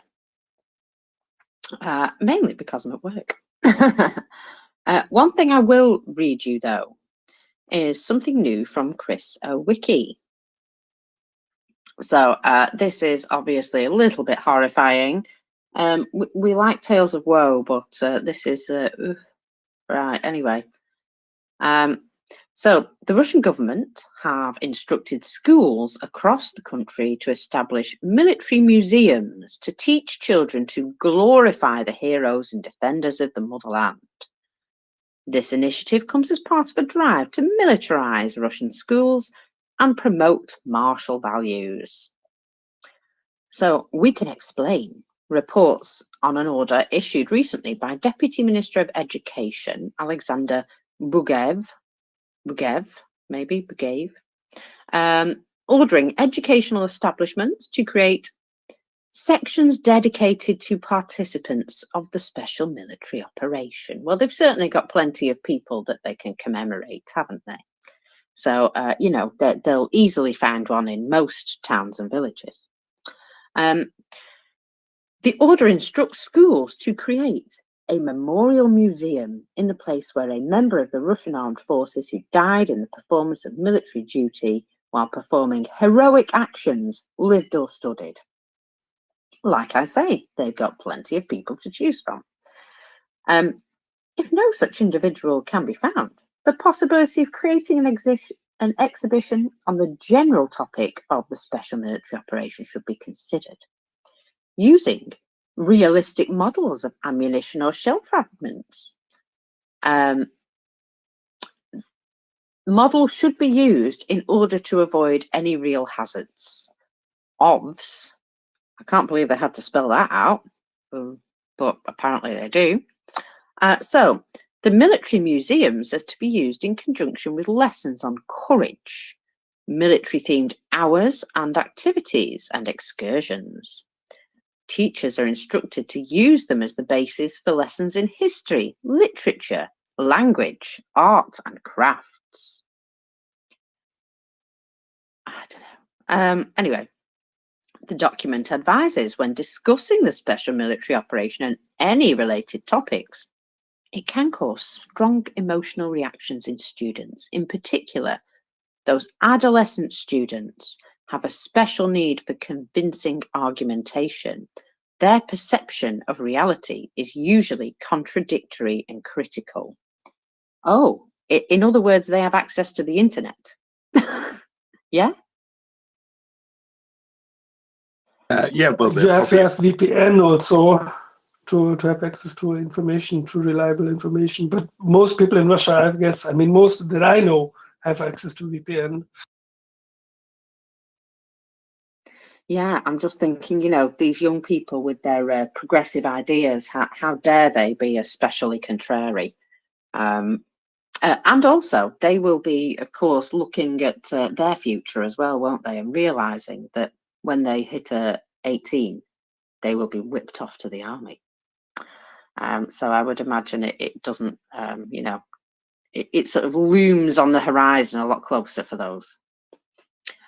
So anyway, this initiative comes against the background of a systematic drive to militarize Russia's schools, which, amongst other things, has seen kindergarten students practicing trench warfare. Indeed. So-called military patriotic clubs of military veterans have visited schools showing off weapons and talking about the experiences in the war. Teachers are also fully involved in such efforts. In Votkinsk, in Udmurtia, children in paratrooper uniforms were told by a teacher of how an ordinary guy shows examples of perseverance and heroism, takes the wounded from the battlefield. Well, there's a lie already. storms positions of Ukrainian Nazis. Yeah. Only with a gun to their back. And defends the world until their last breath. The world. The Russian world. Oh, gotcha. Right, okay. Before the war, child psychologists opposed this sort of education, as they considered introducing weapons to children would encourage aggression. An anti-militarist day of destruction of military toys, used to be promoted in Russia, but it is no longer.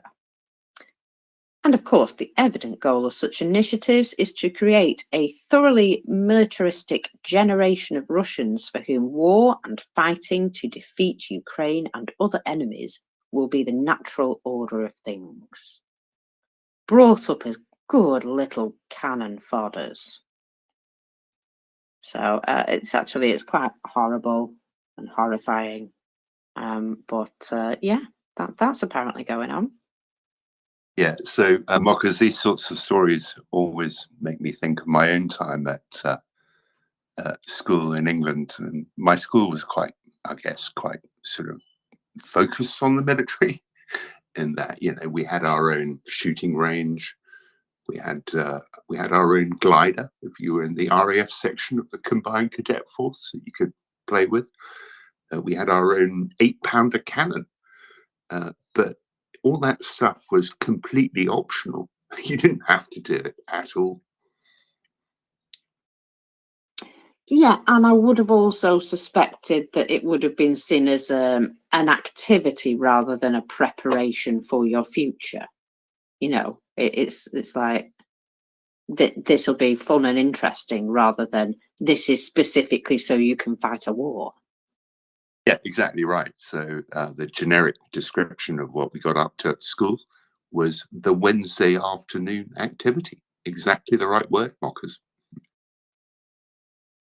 There you go. You see, some people go hill walking, some other people prep and fire cannons. And one of the options I picked for a Wednesday afternoon activity was instrument making and musical instrument making. So 180 degrees opposite direction. Building rather than destroying is probably a good way to be, really. So Viktor Orban is very proud of himself that he vetoed the extra money for Ukraine and he vetoed the MFF review, apparently. So he says we will come back to the issue next year after proper preparation. So you mean after I've tried to blackmail the EU some more? But we'll see. We'll see how that works out for him. But he's terribly proud of that situation at the moment. However, like I say, there are ways and means of doing these things without necessarily having to go through that particular channel. So, yeah, there is quite a lot of talk at the moment of him maybe receiving some consequences. I would like that to happen. So, shall we have a little look into some of my bookmarks? Because I do like it when we get outbursts from Russian propagandists. Now, this particular one is a direct threat to Finland. And I don't know whether this could be something to do with the fact that Finland have basically said, yeah, we're going to have some US bases. They're going to be right on our borders here with Russia. And you see this big middle finger, that's for you. So as far as I can tell, Russians are quite upset about this situation. And Sladkov, we've heard of him, haven't we? So he's had something to say. And of course, what he's had to say is basically, you don't get to live unless you're, in full submission to the Russians, which is always pleasant. So what's he saying here? Since the Finns have decided to become enemies, You know what? I'm not sure they were your best mates to begin with, but anyway, with the support of the United States, well, yeah, you hate those guys too, so why not? I see no reason not to take a number of steps to give them a not so quiet life. America too, and they have no one to blame for themselves. I will tell you in another channel, info, what can be done to make the European dwarves shake in their guts. So apparently they've got some things planned for us, Ming, or at least for Finland to start with, and America. So fun times, hey? Indeed, Mockers, indeed. Well, we'll see. They've been having a right good go at cyber attacking recently. I have noticed that. That seems to be the latest efforts that they've been making. I have also noticed that they haven't done crazy well with that. They have had a bit more difficulty than you would expect, than they expected, perhaps. And some of their hacks have been sort of, turned round on themselves. I believe they tried to hack something in Ukraine and ended up having themselves hacked as a result. When you reach out, sometimes people reach back, don't they? Now then, would you like some good news? Because Germany has published their winter-related aid in preparation for Ukraine. Now, one of the things that I have noticed about Germany just recently is when they announce things, they announce them as delivered rather than, we promise. And I like that turn of events as well. But here they have said they are preparing the delivery of 500 power generators, which will be used particularly closer to the frontline areas of Ukraine. So these sound like they may be very useful for people in recently deoccupied territories. Let's put it that way. Also in preparation is the delivery of 900 heaters, 1,700 winter sleeping bags, winter clothing, and mobile field kitchen, always useful. 2 drinking water treatment plants are also due to be handed over very shortly to ensure that the population continues to have access to clean water. Now, these are not weapons of war, but these are going to be really important things to keep Ukraine going, to ensure that they don't need to continue to struggle, shall we say, to, I'm not going to say to wage a war, but to defend against the war. There we go. Yeah, and maybe take the fight back to Russia. I wonder if Russia's got a massive bunch of stuff like that going to arrive to their front line to be helpful for them. What do you think? Do you think they're going to be able to be as well supplied? Well, I'm looking at the Telegram channel of 2 majors, Dva Mayora, and they're complaining bitterly about the lack of transportation at the front. So yeah, no, I think you're probably right there, Mockers. The only thing I would say about this, though, is it'd be nice if they announced this in the middle of summer. Do you know what I mean? Well ahead of time rather than in the middle of winter. Yeah, you've got a point there, haven't you? But you know how everything comes at the last minute, slow, could have done with it last year, etc., etc. Yeah, we're still sort of in that situation. It's just, well, it's a little bit shameful, it really is. But that said, Ukraine's not hanging about waiting for anybody by the looks of things because, well, Andrew Perpetua does a list of losses that he could identify in a day. And, well, I don't know if you've had a look at it recently, Ming. I've just popped the most recent one up in the nest there. But it seems to be a little bit one-sided. Have you spotted that? I'm looking now, Mockers. I haven't looked at this yet, but I will look now. Yeah, I mean, Obviously, Ukraine do have losses. They seem to have lost a boat and an IFV and 2 APCs. But that's all that was recorded. Now, we know for a fact that if the Russians blew something up of the Ukrainians and they have video of it, it would be out there. They would be showing it off proudly. They would be saying, look how we decimated them. But yeah, only 4 items could be confirmed by geolocation, video, and all that. However, on the Russian side, wow, they've lost a lot of stuff there, mostly vehicles, like you say. So from tanks to civilian vehicles, well, that's what takes up most of that chart completely.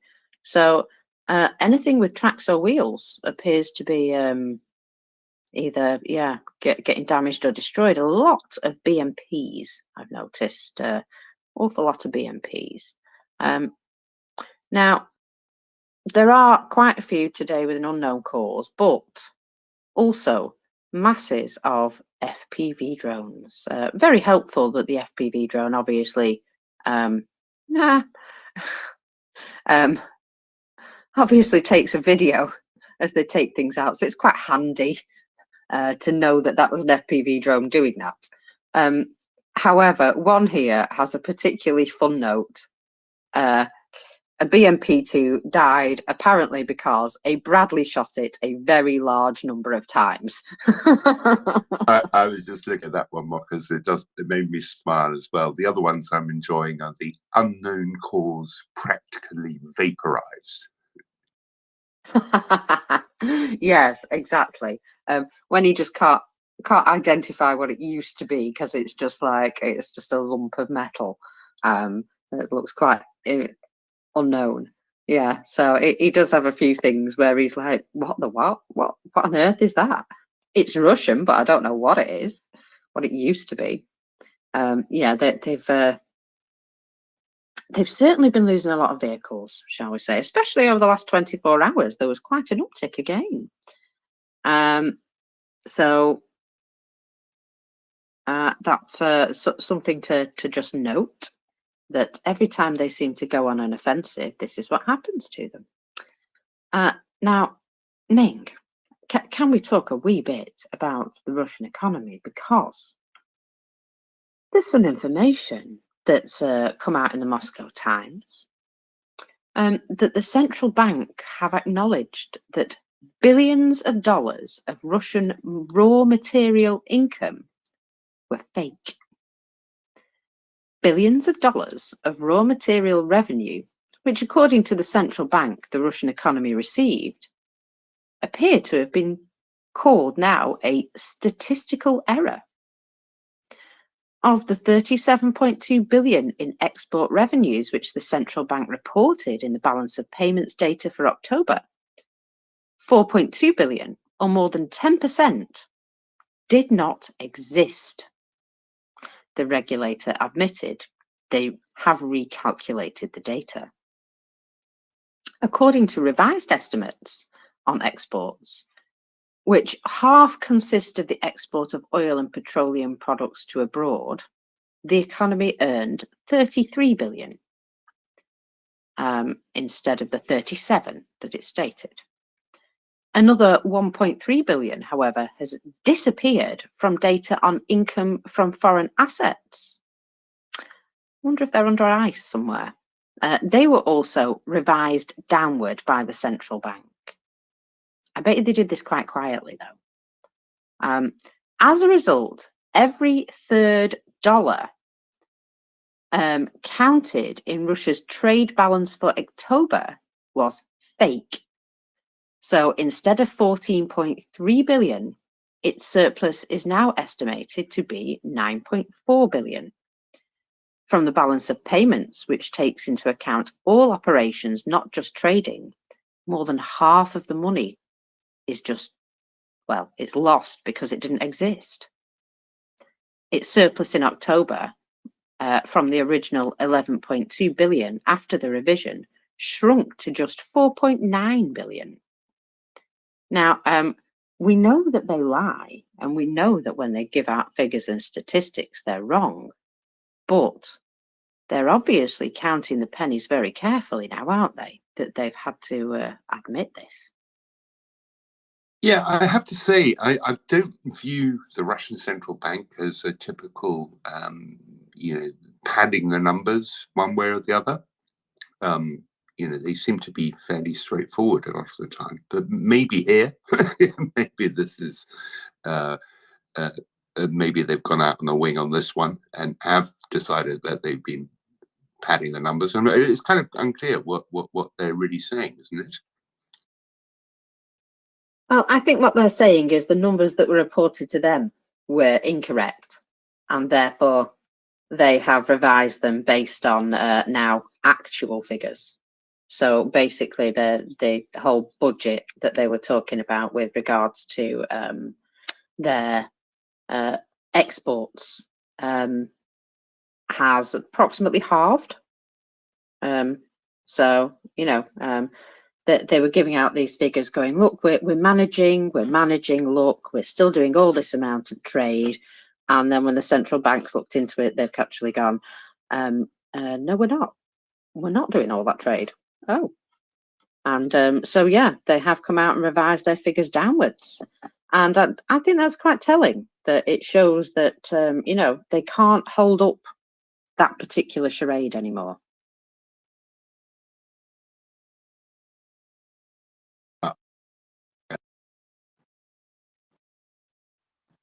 Dicky Mike has come to join us. Try again, Ming. Dicky Mike. Oh, there we are. Unstuck.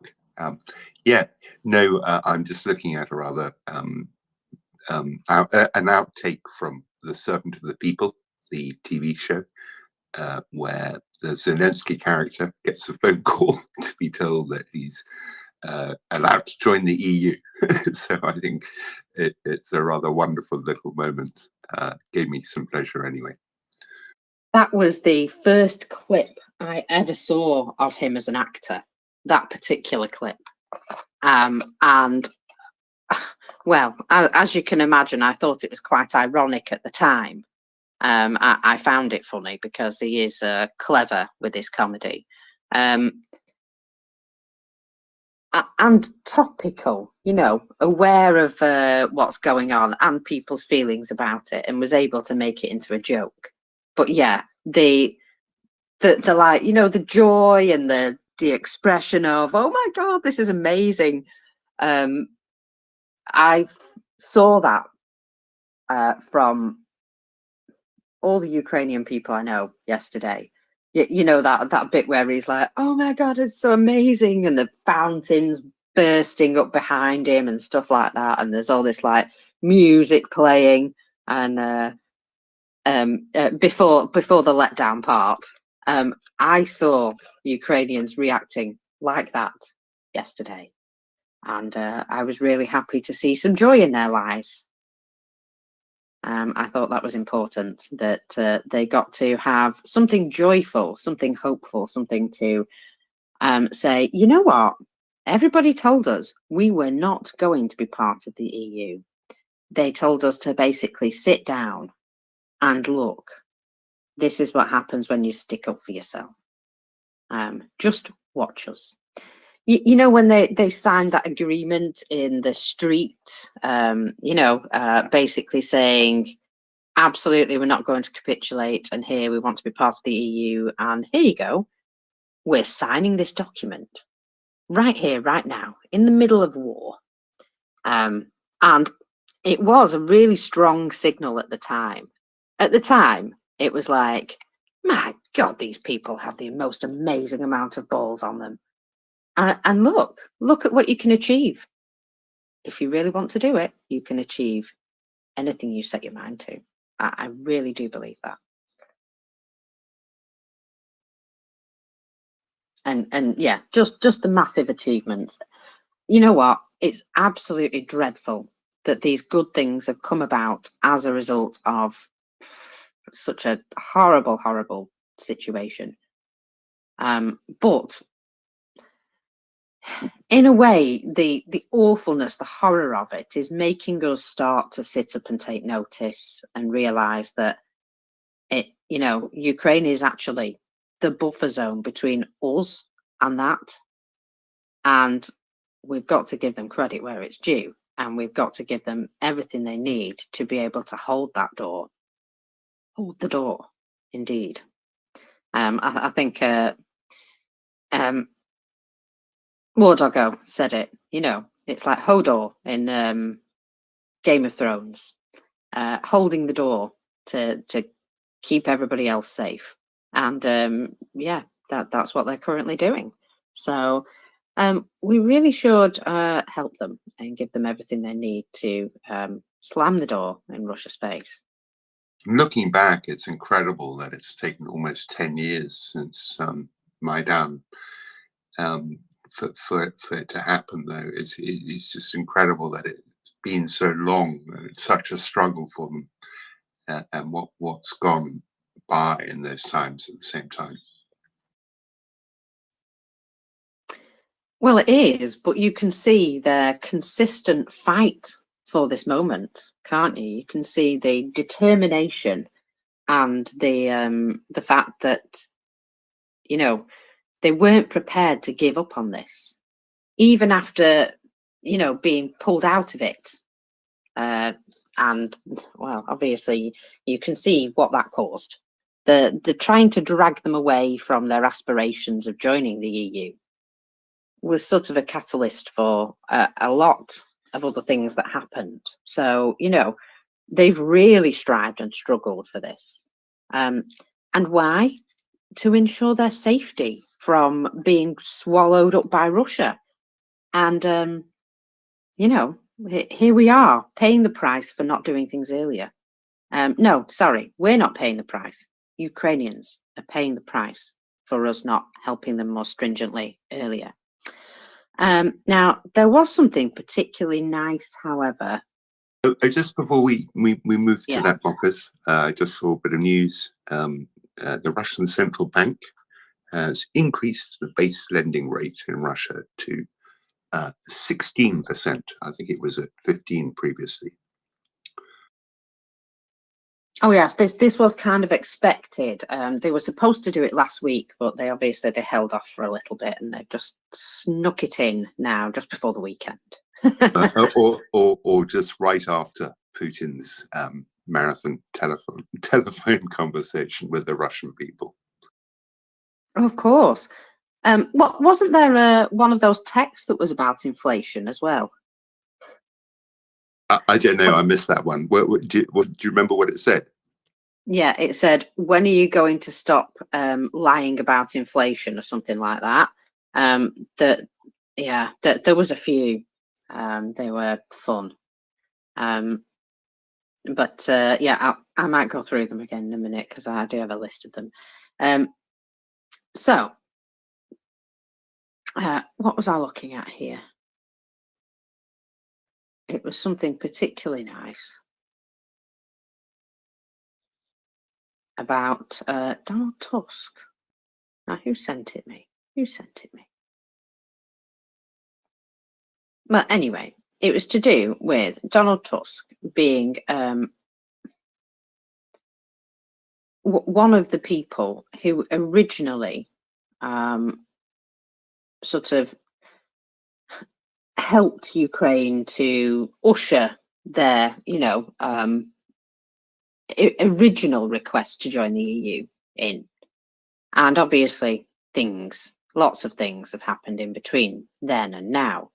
But then he was there again in order to see them get that vote.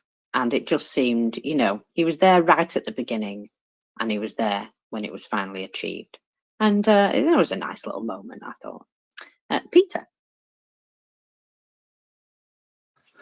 Yeah, you said that one of the questions was, when are you going to stop lying about the inflation rate? If you said that in Russia, you'd probably get a knock on the door. It was more nuanced than that. It's when are you going to stop manipulating the inflation rate? Very subtle difference. Apologies. Yeah, I didn't have it right in front of me. That's why I was paraphrasing. But yes, that some of the things were worded quite carefully. You're right. But either way, it's still a when are you going to stop beating your wife type question. Oh, very much so. Yeah. I mean, some of these things appeared on the screen and they disappeared quite quickly. But the keen-eyed amongst the crowd obviously managed to get photos of them or screenshots. But yeah, there were quite a number of questions which I would say came across as not exactly praising Russia. Peter? Yeah, the questions on the screen disappeared quite quickly, quicker than the screen operator would otherwise have disappeared, presumably. Yeah, absolutely. I reckon the screen operator is having a word. Having a debrief, I think is the term. Let's just say you might have had a slightly sleepless night. Bit awkward for him. In a cellar with lots of windows, 5 stories up. Well, you might be correct there. Yeah, we might see some poor TV worker suddenly turn up dead somewhere. So bit awkward for them.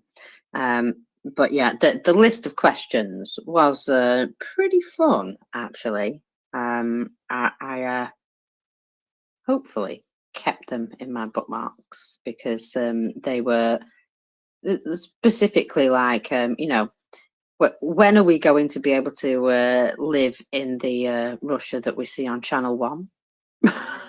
Which I thought was particularly fun. That they just, you know, kept pointing out that things aren't great at the moment. Why can we afford to give gas to other people, but we can't afford to supply our own places with gas, and so on? Yeah, a few scathing remarks. And you know, all good questions. All good questions. Now, what I did note was there was quite a lot of new sanctions coming through. And let me just have a look. Yes, I've got a few here. So the US have been taking out some additional sanctions just recently. And I don't know if you saw, but the 12th sanctions package of the EU has been approved. Now, I don't know how much they've managed to get actually through or how much it got watered down, but if you remember, I went through the proposal and there was some real serious teeth in it.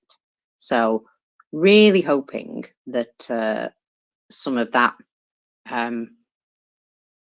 really painful stuff will now be going to come through.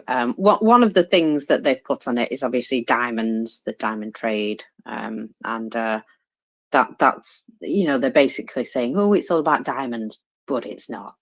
It's about ship insurances, and it's about well, there's people who have been facilitating trade who are going to find themselves sanctioned to the eyeballs and stuff like that. So yeah, it's about sanctions evasion and busting those people who have been enabling sanctions evasion. And while they're doing that, US have been doing some quite targeted sanctions as well. In Switzerland, the Maldives, Kyrgyzstan, Tajikistan. Not just those places, but we'll start with these. So, Department of the Treasury Office of Foreign Asset Control has implemented commitments made by G7 leaders and taken action against third country actors materially supporting Russia's war, targeting Russian military procurement networks and those who help Russia acquire machine tools, equipment, and key inputs, further curtailing Russia's use of international finance to further its war. So, Switzerland. Electronic supporter Thamestone, don't know, is a provider of a wide range of electric products, including electrical connectors, circuits, and resistors. They sent common high priority items such as integrated circuits and multi-layer ceramic capacitors to Russia. Additionally, they sent hundreds of shipments to Russia-based Streloi Ikomerts, a wholesaler of electrical components, equipment, and parts. So Thamestone, and Streloi Ikomerts, or whoever they are, were designated pursuant to the order for operating or having operated in the electronics sector of the Russian Federation economy. Singapore-based electronics supplier MriyaReport Technologies. Its clients offers its clients electronic manufacturing services. They again sent common high priority items such as integrated circuits, multi-layer ceramic capacitors, and sent hundreds of shipments to Russia-based Onshore Vind, a wholesaler of electronic equipment and parts in Russia. As of 2022, MriyaReport Technologies was 10% owned by a Russian national, Dmitry Alexandrovich Veleslavov, maybe.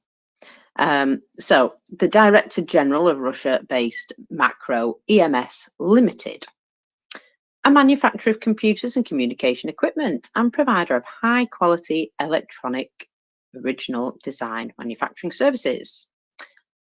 So these two companies have been designated for operating or having operated in the electronics sector of the Russian economy. Veleslavov and Macro EMS were also designated for having operated in the technology sector. The Kyrgyz Republic-based technology shipper Whiteman Handling Alliance, or Whiteman, a provider of turnkey supply, logistics, and custom clearances services to foreign clients. They were found to have sent hundreds of shipments to Russia, consisting of automatic data processing machines and disk storage devices, and as a result have been designated also. Maldives and Tajikistan-based aerospace suppliers, Intermodal Maldives, has shipped aviation spare parts, machine components, and cellulosic fibers to Russian companies. Another Tajikistan-based Chamiati Dori, oh my God, right, okay, I'm just going to call them Kafalati Komil, because I can't pronounce the rest of it. Anyway, they sent foreign-made aviation parts to Russia via the United Arab Emirates. So that's just a segment of those people who have been sanctioned there. And that leads to the next one. But you can see they're taking specific targets there of electronic components, aircraft components, all these things that would help them build bombs or help them fire bombs. I think it's quite important that they're targeting these specific items to try and make sure that these sanctions evaders are unable to continue doing what they're doing.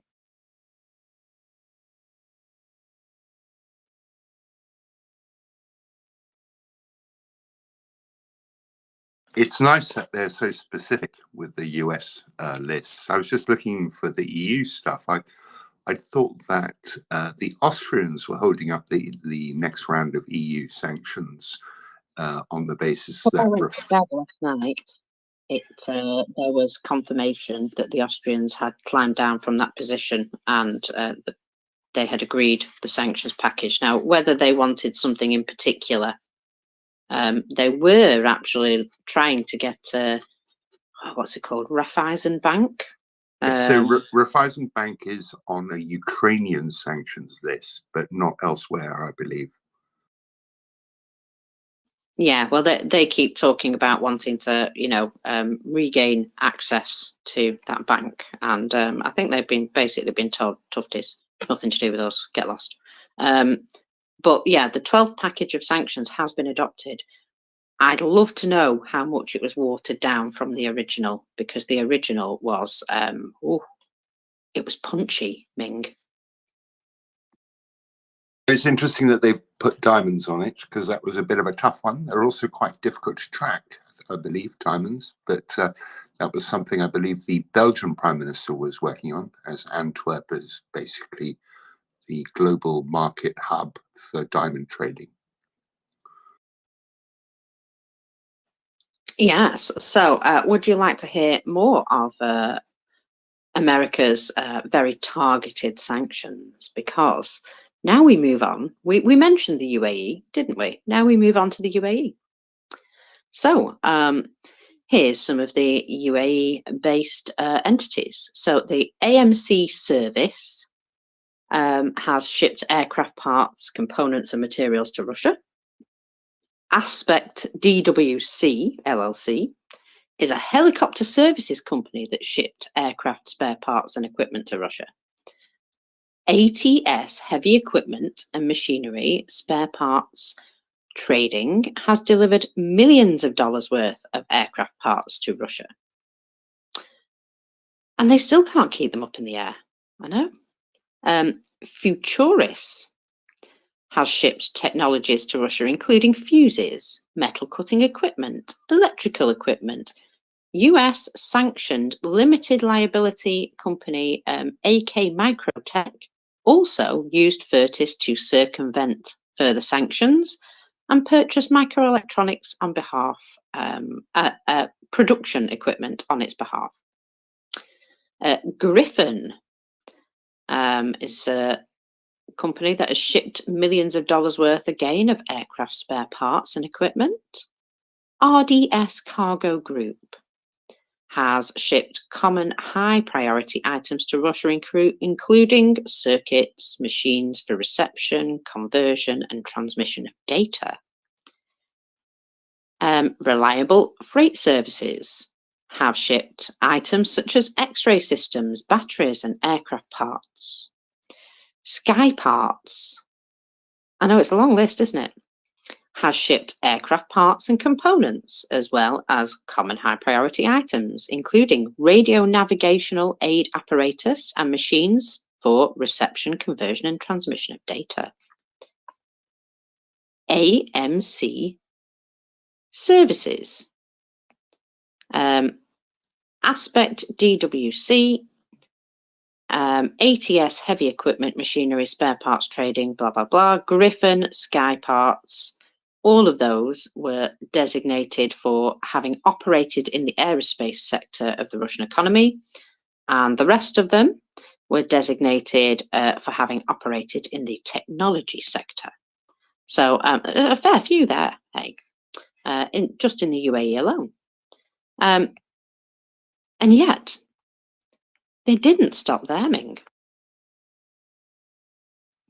No, they did not.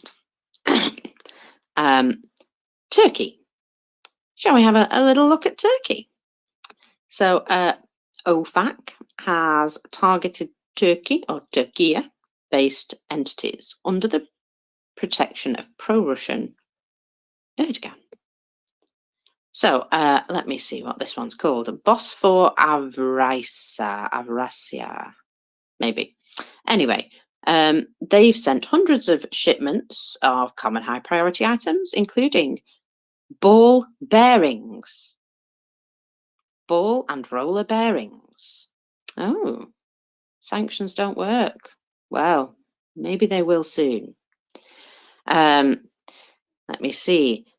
Egetir Automotive. They sound like they might be something to do with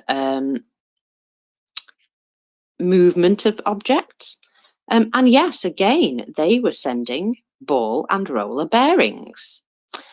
Over 150 shipments made to Russia-based manufacturers. Globus Turkey Logistics have sent common high priority items, including Oh, tantalum capacitors. I'm going to say, I hope you know what tantalum capacitors are. I'm not Googling it. I have no idea, Marcus, but it sounds science fiction-y. It kind of does, doesn't it? But it also reminds me of the word pantaloon. So that's true. A company called Cartal Exim supplies technological equipment from Europe, Asia, the US, and Canada. Do wonder how Russia keeps getting all those parts, eh? Well, Cartal Exim has sent dozens of shipments of items, including electronic integrated circuits and machines for the reception, conversion, and transmission of data. That sort of stuff that you find, you know, in drones. Now then, what's the next one? Connemar Gemi Electric, VE Electronic Limited. I know. Involved in the sale and servicing of navigation and communication systems. So they sent radio navigational aid apparatus. Megasan Electronic, they sound exciting, don't they? Offers discrete semiconductor products, including diodes and transistors.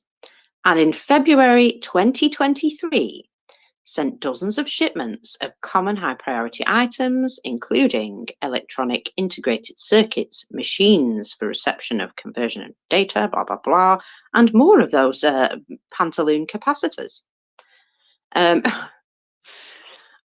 Oskaya Automotive, okay, their name is so long, that's all I'm going to use, has sent shipments of ball and roller bearings.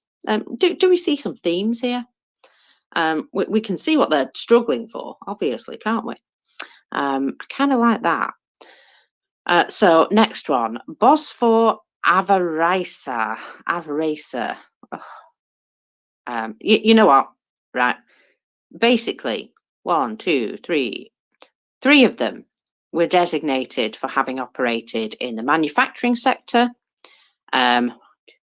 3 of them were designated for having operated in the technology sector, and Megasan Electronic was designated for operating in the electronics sector. So it's almost as though, you know, Turkey's sort of like helping to hold up their production of drones and weapons. Anyway, that would be a terrible thing to do as a NATO member, wouldn't it, Ming? Well, it's not just as a NATO member, but we've kind of been aware of this because, you know, Turkey's their biggest route out. And of course, the other one, UAE too. And, you know, places like UAE, Sharjah, you know, have a really big role already kind of supporting the Iranian aviation industry with spare parts and whatnot. So no big surprise that they'll be doing the same for the Russians. Well, yes, I suppose, but even so.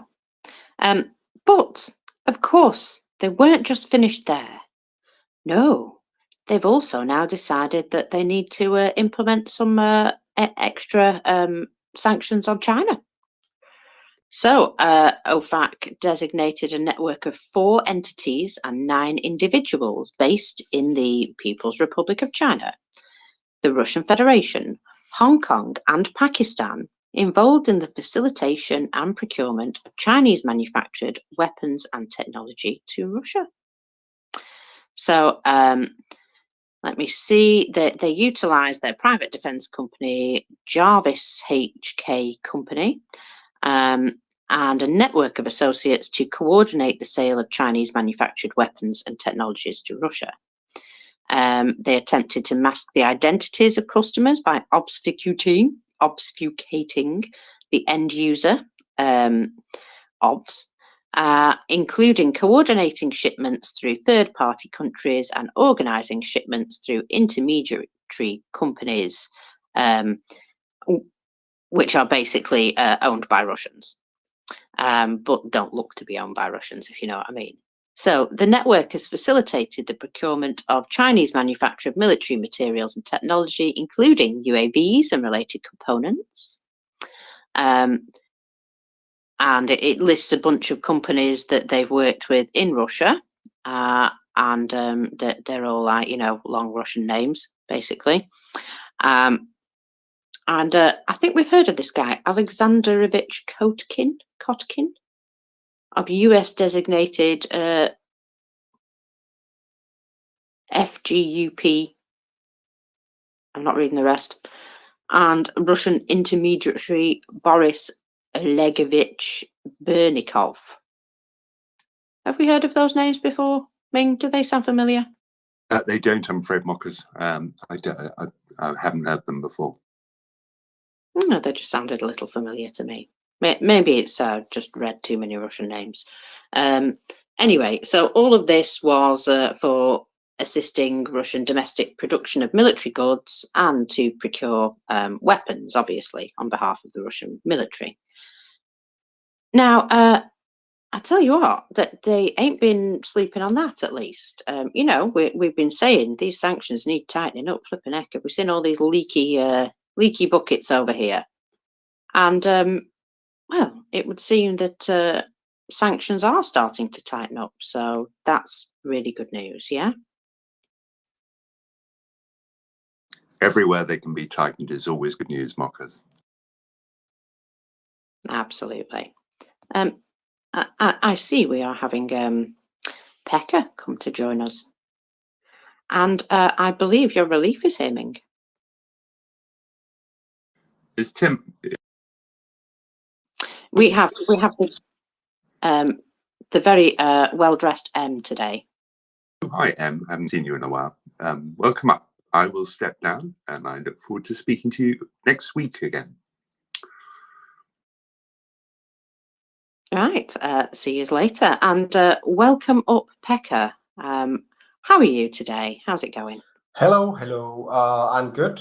So unfortunately, I had to skip the segment on Tuesday, but now I'm back in business, and I'm extremely energetic and full of vigor. So ready to tackle all this information and other geopolitics related issues that come up. So it's good to be here.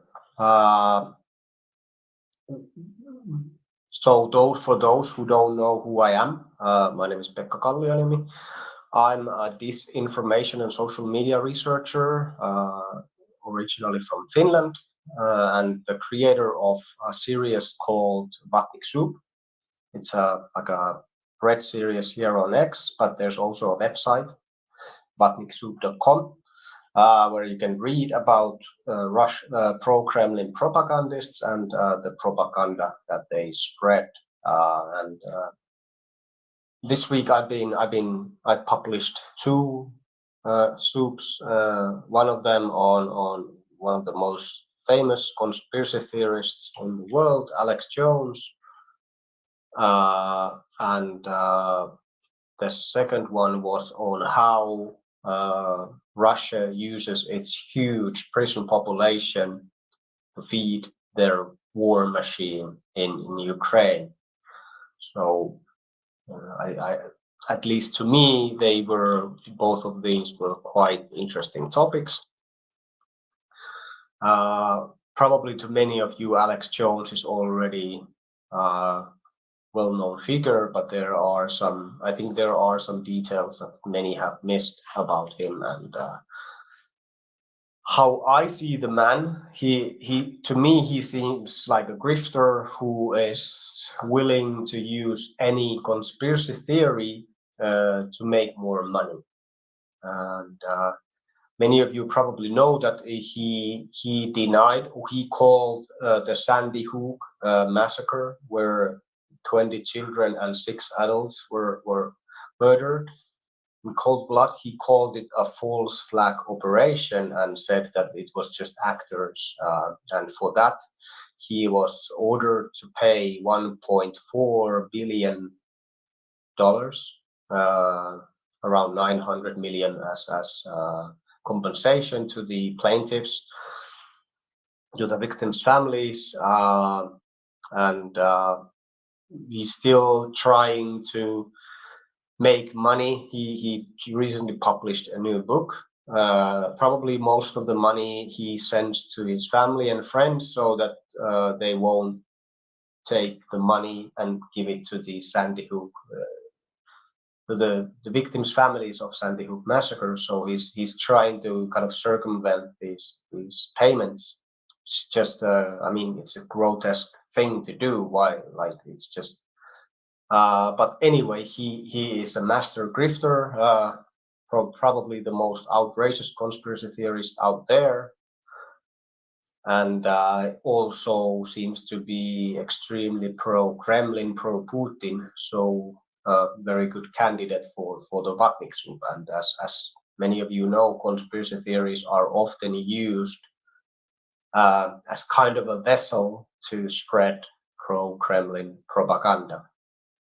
So that was actually, it was quite popular. It has about 930,000 views, this particular thread. And yeah, I figured that it could be a big as Alex Jones is known by so many. And he's, of course, he also owns the InfoWars disinformation channel that, yeah, it focuses on conspiracy theories and spreads a whole lot of lies. Yeah, I kind of feel as though that's well named because it is a war on actual information. Yes, so actually, like, Alex Jones has been sued many times about his claims. For example, his claims about Pizzagate. He had to do a public apology, and he's done about 100 apologies for the Sandy Hook massacre, but it seems that he's not ready to pay a cent. So far, he hasn't paid a cent to the victims' families of the Sandy Hook massacre out of this around 900 million that he owns. And yet he spends, was it like $40,000 or something every month? I'm sorry, $93,000 a month on stuff like housekeeping, entertainment, meals, and he said that he's not ready to give up his luxurious lifestyle. So probably most of his income goes to people close to him, and so he can still live this kind of lavish life. And yeah, as said, he is the biggest enemy of the truth. And he's also seems to be endorsed in some ways, at least, by Elon Musk and other kind of well-known figures in the Vatnik sphere.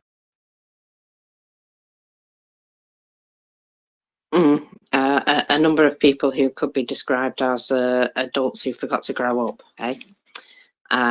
Yeah, I find it all very gross, like you say, and insidious. There was something that I particularly wanted to ask you, had you had any chance to have a look at, and that was this thing which has just broken with regards to TikTok and the disinformation spread over TikTok, which is a shock. I know, really shocking. But yeah, I'm sorry, sarcasm. But the BBC have sort of broken this shocking story. We kind of knew it was going on, but they've been at least able to identify some of that now. Yeah, so very big troll farm, Russian pro-Kremlin troll farm was discovered by BBC Verified. 13,000, around 13,000 fake accounts spreading disinformation about Ukraine. They were conducting operations in Germany, France, Italy, Poland, Israel, Ukraine. Yeah, this was done in collaboration with the Atlantic Council's Digital Forensics Research Lab. This is very good at kind of discovering these troll farms. A lot of stuff related to alleged or claimed Ukrainian corruption that really wasn't even so. These were just made up stuff. Like some of it just completely fake news, some of it disinformation with like half truths, and then just a ridiculous story built on top of that. I think they had around over 80 million views in total, so it's definitely not a small network. And of course, what is funny here is it's also this. It was the operation was conducted at this Chinese spy software called TikTok. So I think this is just, or I know that it's just the tip of the iceberg. So most of these troll farms will never be discovered.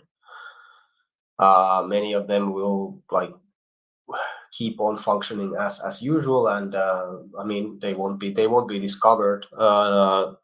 And a lot, if not most of this disinformation, these networks they will remain on these platforms, also on X. So because it's a very lucrative business, you can make a lot of money by doing this kind of stuff. How do we know this? There was an Israeli kind of disinformation troll farm, bot farm, social media manipulation company called, I think it's Advanced Impact Media Solutions or something. Team Jorge was this big investigation. And yeah, they were discovered in February this year. And they said that they have manipulated over 30 presidential elections worldwide, many of them in Africa, and 27 of these cases they said that their candidate won. So we can only kind of try to imagine how big of a problem this is and how big of a challenge it is to modern democracy, where foreign actors, foreign organizations can set up and manipulate societies and democracies so that they can kind of put anybody they want in or they endorse in charge. So if they might be exaggerating, of course, but I mean 33 elections and 27 of in 27 of them their candidate got the position. So it's really alarming, and it's, as I said, tip of the iceberg. We probably don't even understand how the scale of this problem, and it seems that most governments are not doing much to kind of solve this huge problem. Well, in a way, we can be very thankful for some investigative journalism, can't we? Because just recently, especially with the IJ people, and obviously the investigative journalism team there at the BBC also getting involved to get this information out. It's that sort of journalism that can be thoroughly applauded. And then you, of course, get to make soup about the other end of that scale. If you think of society as a whole, I mean, investigative journalists are my biggest heroes. I mean, they will look into things that others are too afraid to look at, like Anna Politkovskaya, for example, who was looking into Putin's ties to Bank of Mafia, his kind of killing of people, his false flag operations conducted by the FSB. So these are the real heroes, because they also look, they are the watchdogs of our societies. And I mean, I don't respect anybody as much as I do like real investigative journalists, because they try to discover the truth, and even when the truth is really ugly, they will still do it, and they might get a lot of negative feedback. on that, but still they want to do it.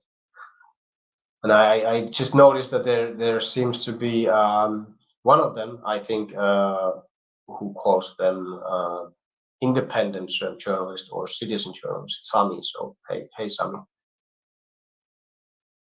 He's from Finland. I think I think maybe if you hear me, you've done some COVID-19 vaccine related documentaries maybe before, but it's more maybe on the conspiratorial line kind of. But anyway, investigative journalists are my personal heroes.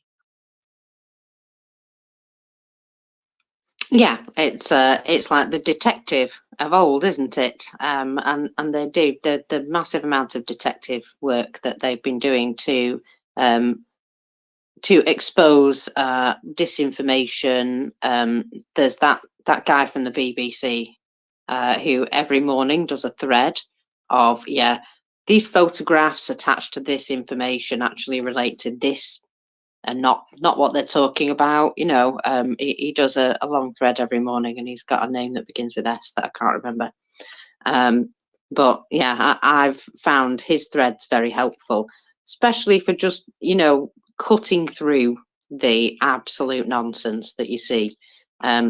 Also managed to get myself involved in community noting now, so that's also something which I think has been very helpful for combating just pure nonsense and disinformation.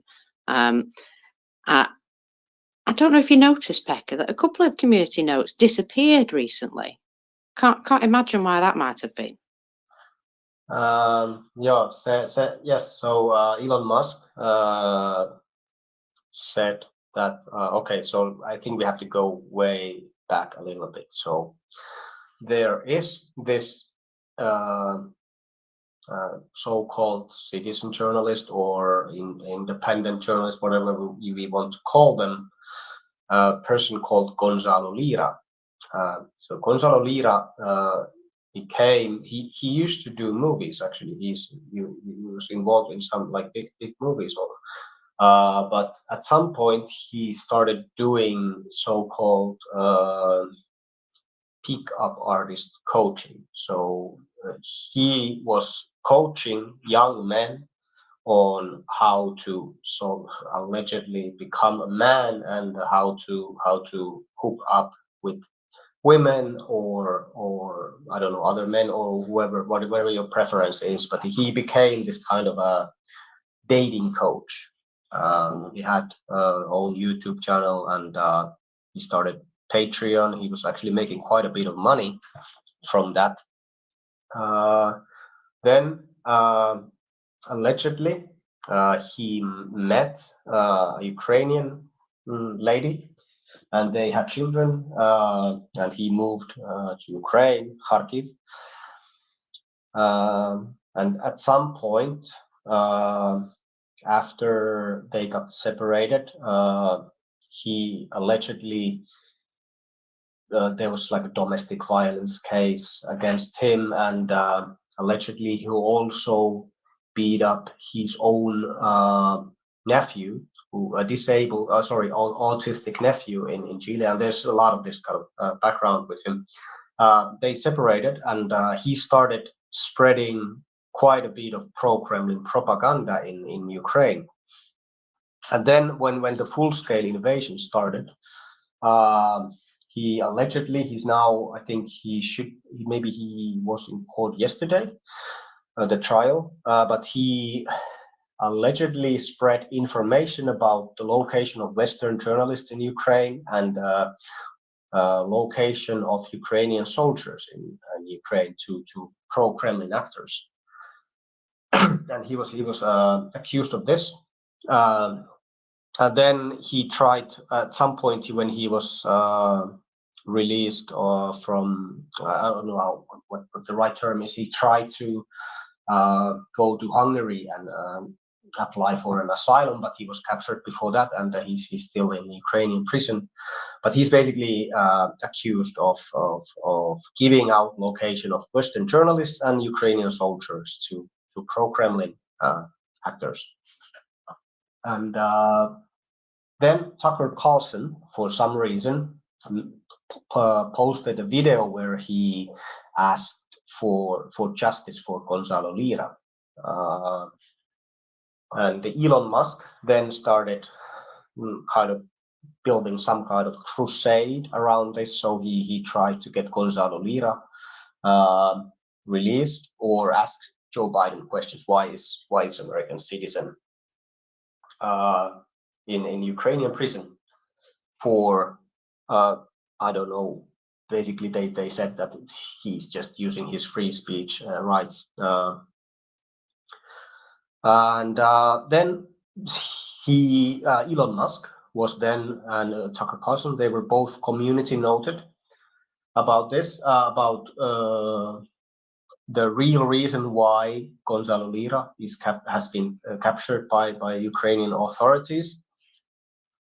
And yeah, he got community noted, and then he said that state actors had manipulated these community notes and that they are looking into it. And he even said that now they can expose these state actors. So it was kind of referred to as a honeypot situation. And then yeah, these community notes were there for a while. And then probably due to heavy voting, they disappeared. So the way community notes work, there's this community who can vote on them. They can write them and then they can vote on them. And when the community note has enough votes, it becomes visible. So in a way, Elon Musk was manipulating the community note system by mobilizing people to vote against these community notes, and that's probably why they disappeared. But the context was still correct. So the context was just saying, the community note, that Gonzalo Lira was accused of I don't remember the law in Ukraine, for exposing the locations. So that's the reason why he is still behind bars, and there's a war in Ukraine. So giving out the location of Ukrainian soldiers is probably a crime if you look at the Ukrainian law. So that's basically the whole story. The community notes disappeared. It's unknown if it was done deliberately by Elon Musk and X company. I doubt it. I think they were just voted so as not useful, and they disappeared. So, but still, Elon Musk was kind of playing the system of community notes by bringing his huge audience to kind of mobilize around the issue. And that's, I don't really think community notes should work in that way. So right now it's a kind of a mob rule. So majority, if you can mobilize a big group to set community notes on something, then it becomes a reality. So it can be used as a demonetizing tool, because community noted posts will not get any ad revenue. And if your account is big enough, so Elon Musk has 160 million followers, you can play the system as much as you want. It's a tad cheeky, isn't it? Yeah. Oh, I had something I was going to add. It was really witty as well, and I've forgotten it. It doesn't matter. I'll come back. Live Sniper, go ahead. Thank you. Well, basically, Pekka at last still stole my thunder after going on this Lira guy.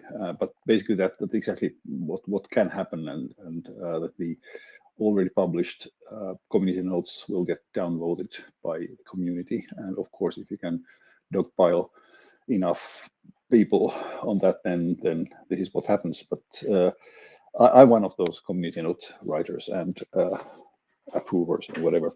So if anyone has any community noteworthy tweets or whatever, then I can try to well, influence the system as well. Just throw me with a DM and I'll look what I can do. Okay, thanks.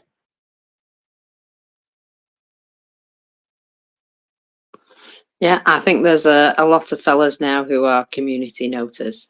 And, these people know their stuff. They usually cite some real high quality sources and are able to, explain the bonkers theories and where they've come from. And you'll find there's always a tiny little kernel of truth in every lie, but they obviously they get excited and extrapolate it. So like Ukraine, is Russia. Well, technically it was taken over by the USSR, but that doesn't necessarily mean it's Russia, does it? There's always a little piece of truth that they build upon to make the lie more believable, I think. Pekka? Yeah, that's how basically disinformation works. So you take a grain of truth and then build a set of lies around it, like the bioweapons labs, for example, is a good example of this. Like also the genocide in Donbass. It's just you take this tiny thing and then build a big lie out of it. So that's basically how Russian disinformation works, and others too. Of course, others use the same. But the name of this BBC verified journalist is Shayan Sardarizadeh. Shayan86 is his account name. So anybody who doesn't follow him, I would do it immediately because he is the best account on X. If you want to find out information about current like disinformation trends, or if something is verified, or if because as Muker said, there is this constantly daily updated thing where he goes through all these claims and why they are right or why they are false, or usually they're false. So he's kind of daily debunking machine on various kind of conspiratorial claims or outrageous claims.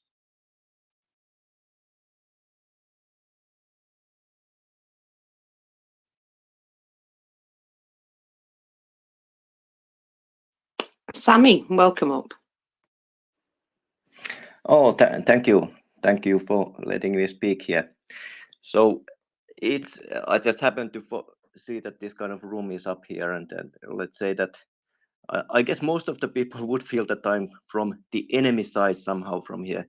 I would like to explain some things like, well, I do disagree of plenty of things of this about this disinformation thing, and I heard you were saying that I'm a citizen journalist, that yes, I have become such a person on this thing, but I'm mostly worried of this. What is happening is that because of this Russia-Ukraine thing, some things that need to be told are seriously getting thrown out with the baby with the bathwater way, as I'm mostly concentrating on this corruption behind the COVID.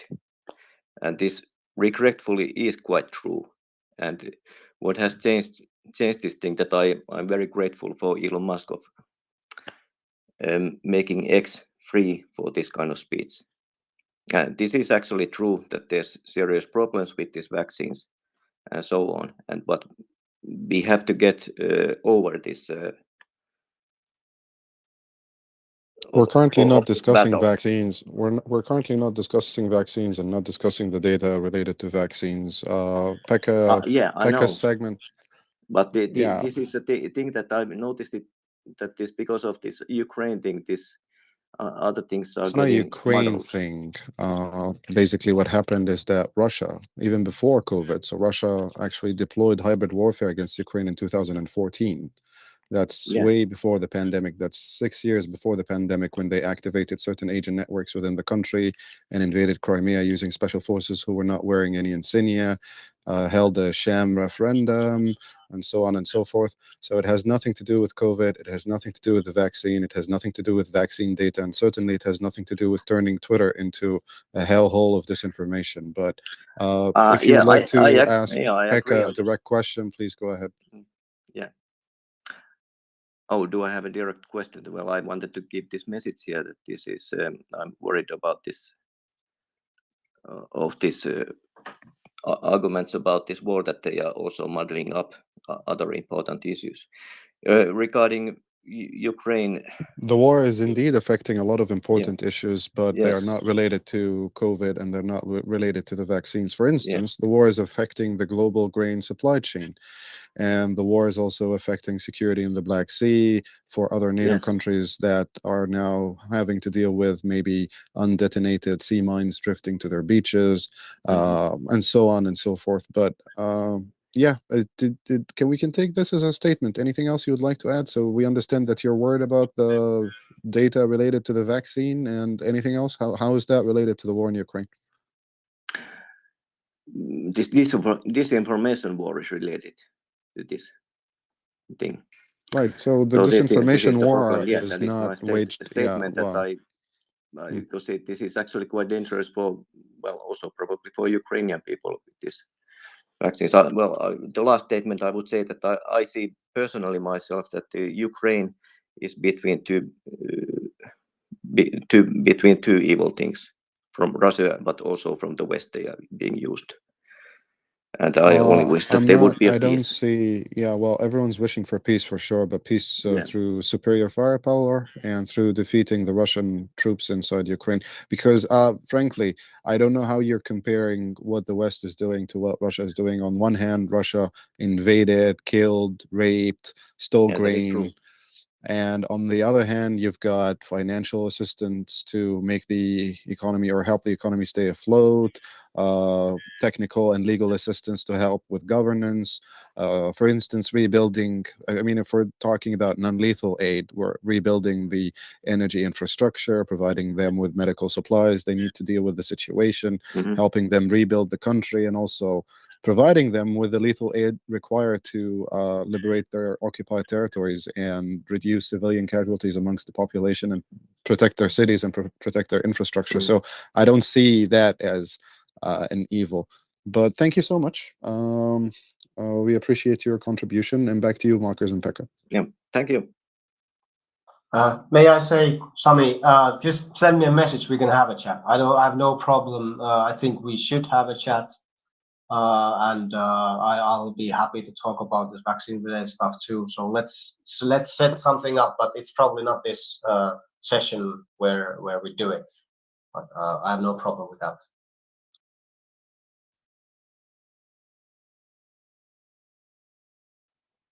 But yeah, maybe to continue on this, I feel like there has been, maybe some disagree with me, but there has been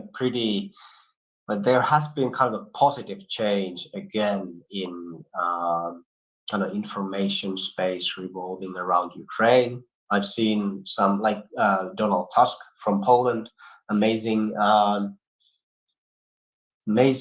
stuff coming out from Poland recently, like just full support for Ukraine when it's really needed. Of course, still there's a annoying stalemate going on in the US, just revolving around the politics of so basically the Republicans are kind of blackmailing the Democrats and Biden on this Ukraine aid thing, trying to tie it into a border control issue. But I also feel a little bit optimistic about that for some reason. I don't know. There's probably nothing tangible to go with, but I also feel like it'll be resolved eventually. And many other countries, of course, it's nothing compared to the aid that the United States can provide, but many countries have come up with big packages. Denmark, Norway, Iceland is preparing a big package.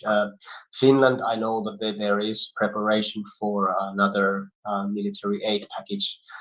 Finland never kind of discloses what they sent, but it's most probably a lot of ammunition, missiles or shells. And Finland recently announced that they will double their production for shells, I think, and it will be used to help Ukraine with their fight. Because I think that there are the Nordics and the Baltic countries, they realize that by helping Ukraine now, as soon as possible, they also help themselves. Because Russia is now using 1/3 of their whole budget on military. That's not a country that's preparing for peace negotiations or whatever. That's a country that's preparing for a long war. And if they win in Ukraine, they just feel more bolder, more correct, like bolder to invade another country. So now we already know that they are going for Kharkiv, they are going for Odessa. They probably try to build a land bridge to Moldova, and then it's probably Moldova or Georgia who gets the next invasion. And then the Baltics, they challenge Article 5 of NATO, and then who knows what. So Russia must be stopped in Ukraine, and it can be done if they get enough help from the Western countries. So. And it's so weird that people have difficulties in realizing this. And as M said, there's also this grain issue, which is used as a kind of a political weapon. And the Kremlin is even blaming Ukraine for this upcoming potential famine in many countries. So, for example, Egypt is extremely dependent on both Ukraine and Russia in their grain imports. So but yeah, I see some good stuff, but I also see some alarming stuff. But I think overall it's I feel quite positive right now, even though Ukraine has moved on to more defensive positions. But Russia is losing a lot of troops right now. And there's also been some signs of internal or domestic problems in Russia. It's always bad for the Kremlin when the mothers and wives of the soldiers start protesting, and they've started that now. So that might actually be a game changer also in the domestic politics of Russia. I don't think it's going to change the outcome of the election, though, is it? Nothing will change the outcome of the election, but it's still kind of. I would imagine that Putin doesn't want to see kind of a color revolution kind of thing happen in Russia. So even if he won the election, there might still be. I mean, 2012, 2013, there were huge protests in Russia, and there's nothing kind of stopping from that from happening again. If Russians just gain this critical mass of opposition to Putin's politics. So I mean, they will whatever the election result is, they will just cheat so that Putin can be the forever leader. Everybody kind of knows that, but the general population can still protest, and these protests can be extremely harmful for the Kremlin's policies and politics.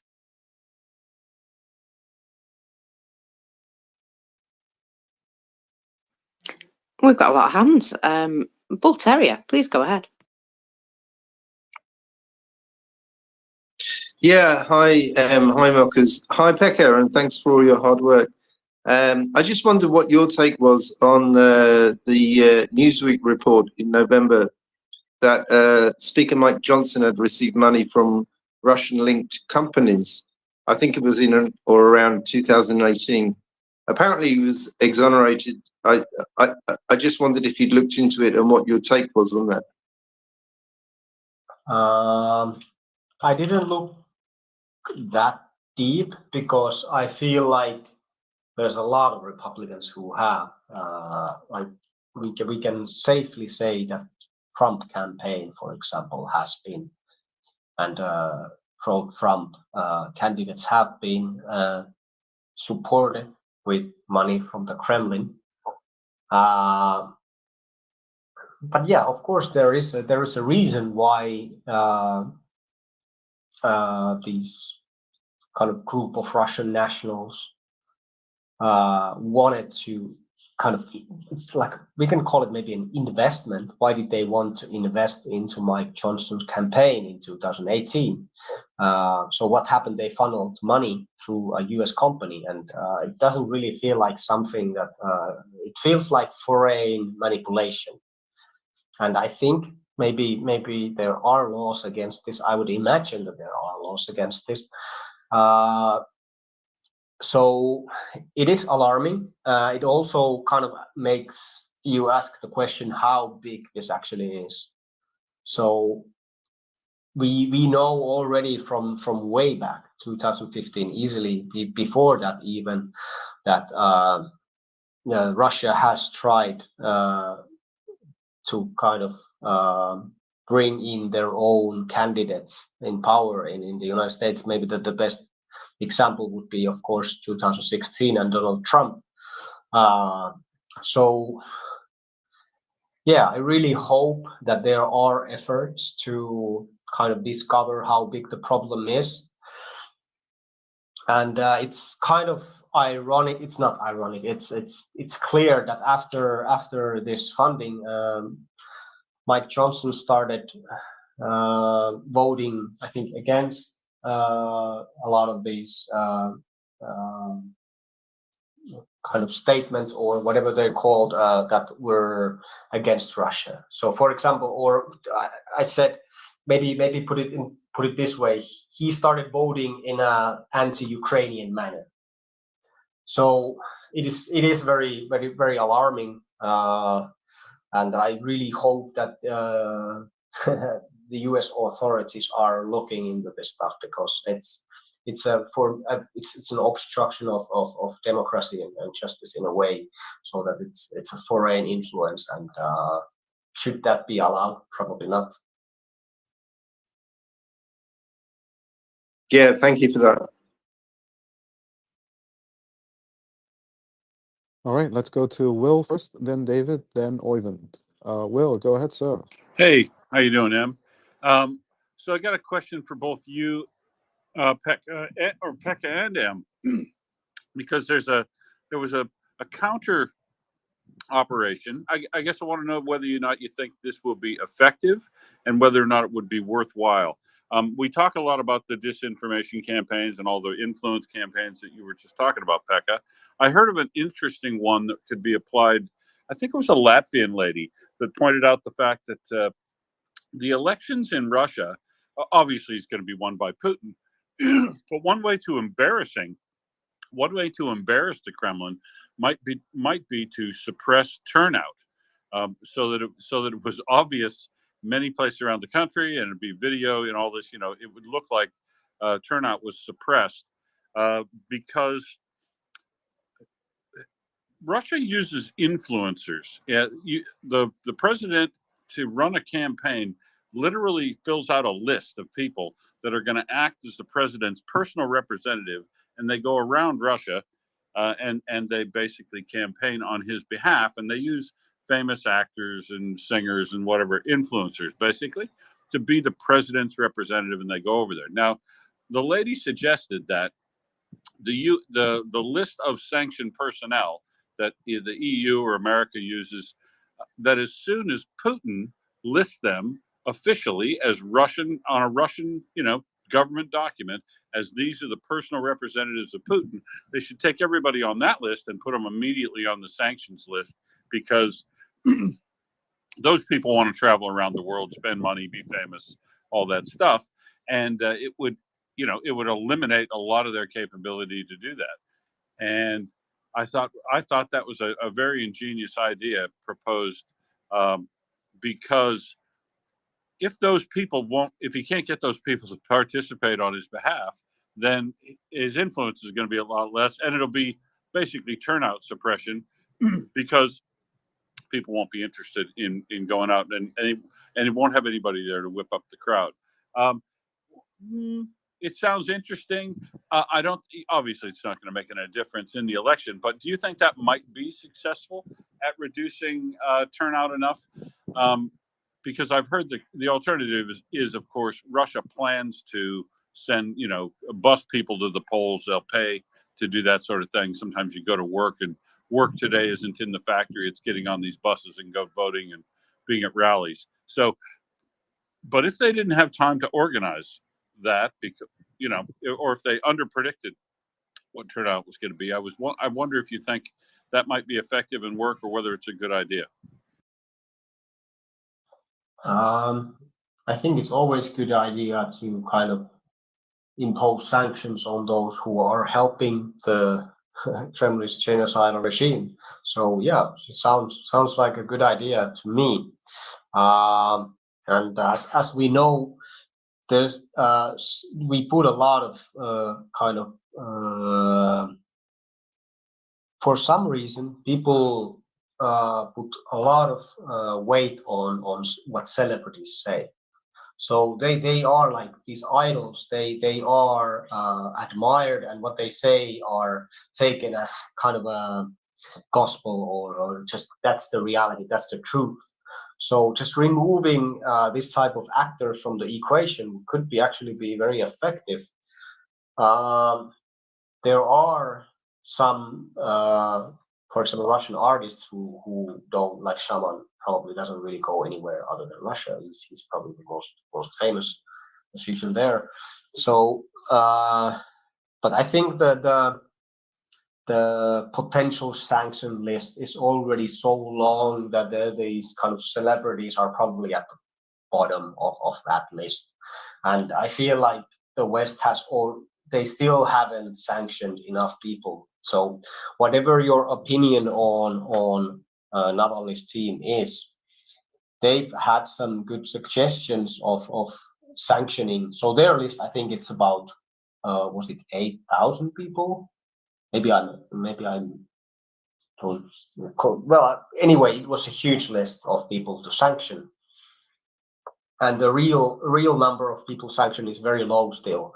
So it would be a good idea to actually start implementing or putting sanctions on people on that list, but also on people who give a lot of PR to Putin, because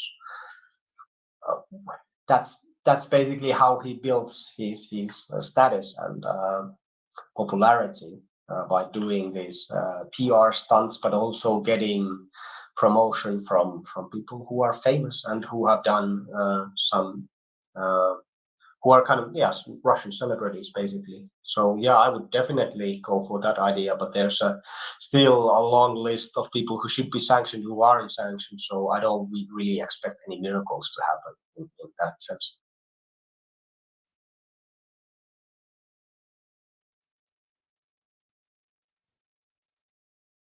The problem is that those people live in certain jurisdictions, so it's easier to explore what they are doing and try to prove a financial link and a comm channel between them and whoever is asking them to push out any message, and see if those comms and those transactions do violate any laws.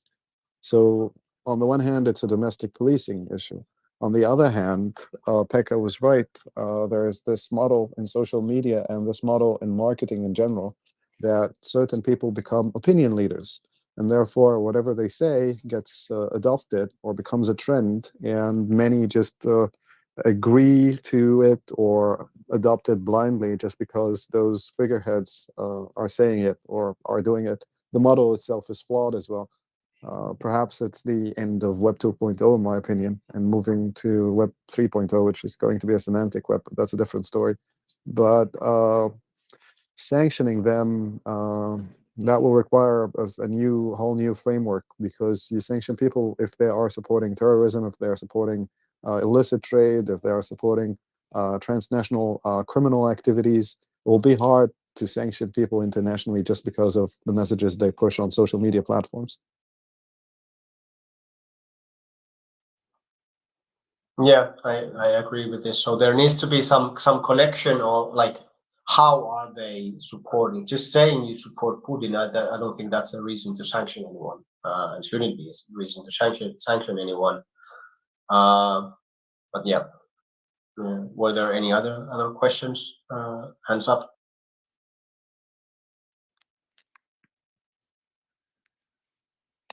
Go ahead, David. Yeah, so I put my hand up initially because I wondered how you deal with the cognitive dissonance. But certainly, I feel when I talk to people, I kind of know what I know, and then we go back into the common world. And I guess this is somehow ameliorated by the fact that you're Finnish, Pekka, and you go back into a Finnish society, and there's maybe a little bit more understanding of what goes on. But since I put my hand up, there are actually a number of things that I wanted to say. In particular, so aside from the task of kicking Russia out of Ukraine, which is a big enough task in itself, it seems to me the biggest challenge that we have is the degree to which, let's say, the Kremlin disinformation machine is linked into the existing Western free market infrastructure. By that I mean you mentioned a couple of things, which were, the American ethane link with Mike Johnson was one thing that came up, but also Kyivstar being owned by, I think, Kolomoisky, and then this is also linked to Nicole Friedman and Peter Arben through Vion in the Netherlands, which in turn is owned by Letterbox in Luxembourg. And these things are, I think, especially interesting for me because they're mechanisms, or let's say market mechanisms, which are used by, very well-known Western companies for completely legitimate reasons. I think on the left we find some argumentation about how legitimate those things are, but nevertheless, for example, IKEA, trades through a BV in the Netherlands and so forth. So my question is, how big do you see that as an issue? And the second thing is how you deal with the cognitive dissonance of being deep in the different disinformation sphere and then going back out into the general community. Yeah, going back to the general communities, after kind of being soaked with disinformation and all that, I think I think most people kind of just want to live their life. They don't really care about this. So I still feel like we are in this quite big information bubble where we think that it's actually this bigger issue than we think it actually is. So when we talk about, I do this twice a week. I come here, talk about disinformation. Basically, my life is just looking at disinformation and how it harms the society and democratic societies and so on, and individuals, of course, too. So I think we are in this bubble where sometimes we have this illusion that it actually matters more than it does. So most people don't care about. They care about how to have enough food for the family with this huge high inflation, or how can they afford housing or electricity bills. And I feel like most people are just kind of preoccupied with regular life. And then there's this type of hardcore people like us who are here in the space who do deep dives and big investigations, and they are just in general interested in everything related to how to help Ukraine to fight against Russia. So I think sometimes there is this illusion. I'm not saying that our work doesn't matter. It matters a lot. It matters. There's a huge benefit from what people do at Mirya, at anywhere, all these charities, fundraisers, and so on. But sometimes we kind of lose the plot in a way that there's huge percentage of population who just don't care because they just want to live their lives normal, and so that it doesn't become too complicated. And I feel like if we could somehow reach these people, we could make a bigger difference in society. We could actually change voting patterns. We could actually build more democratic societies. And I mean, it would be beneficial, but I don't think there's any secret formula on how to kind of talk to these people so that, yeah, most people, I don't think they care that much. Can you repeat the first question, like briefly?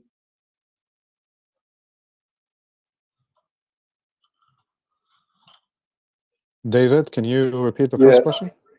Yeah, so, well, actually you answered the first question first, and the second question was really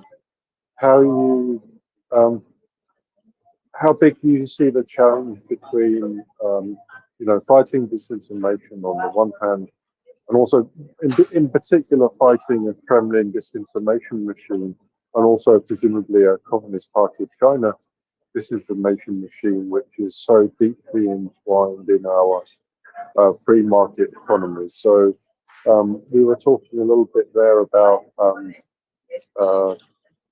funds going to Mike Johnson, for example, through American Ethane, which is a company owned in, I think, Texas by, nominally a director of Texan oil baron kind of stock that via a series of shell companies in various places. And also there was something that came up about recently about Kyivstar. So Kyivstar is a subsidiary of a company called Xeon in the Netherlands. Xeon in the Netherlands in turn is owned by a Luxembourg company, or predominantly controlled by a Luxembourg company called Letterbox, which is something that was founded by Michael Friedman and Peter Arben. And so what I'm trying to say is that these things are used by nefarious actors, let's say, and the one we're mainly focused on here is Russia. But equally, the Chinese Communist Party, I'm sure, is using the same kind of mechanisms. But at the same time, these things are used by companies like IKEA and Coca-Cola for legitimate reasons. Although you could probably say that there is some political argument about whether these things are legitimate or not. Nevertheless, there's a differential tax system which exists for historical reasons, and commercial entities are bound to use these for their benefit, and in some cases on completely legitimate grounds.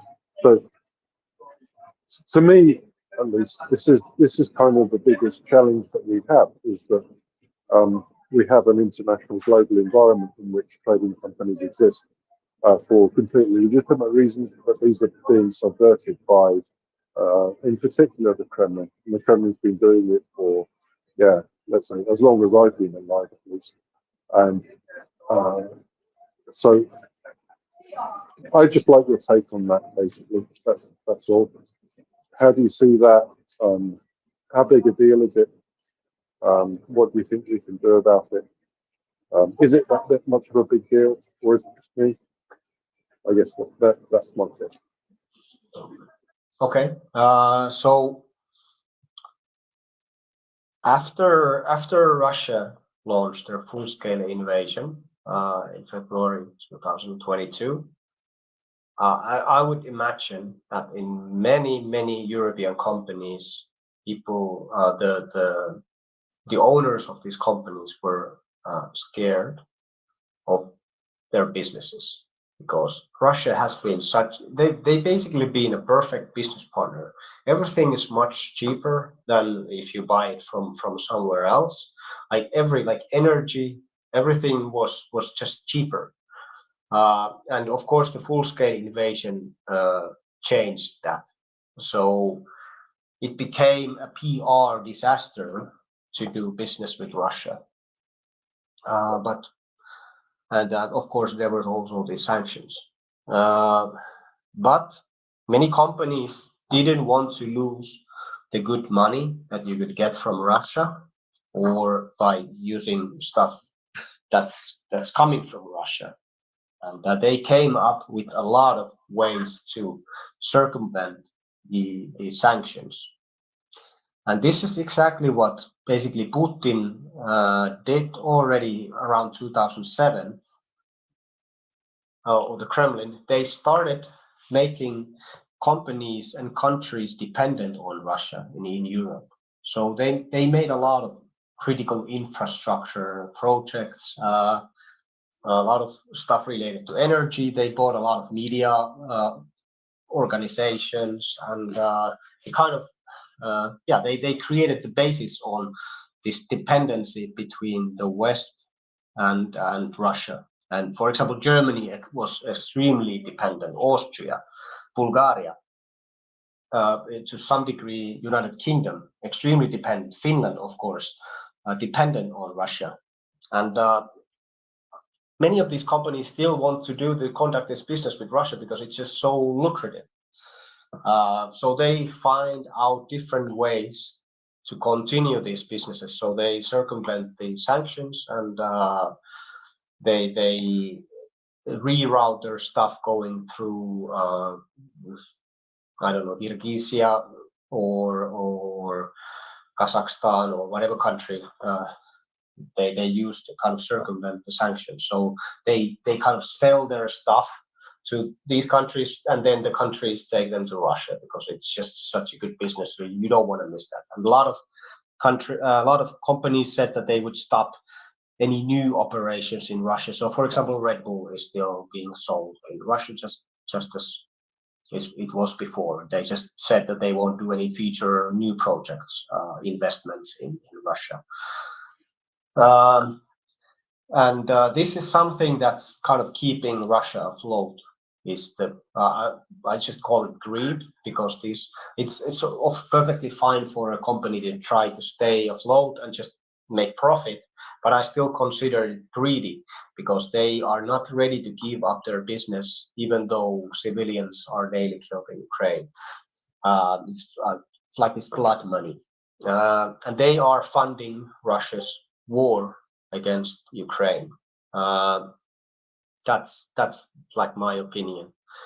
But what is even worse, in my opinion, is that there are, we will make a story on this, bigger story on later, but there are these very accurate machinery, especially in Germany and Switzerland, called CNCs, and they are needed for Russian missiles and other equipment to be accurate.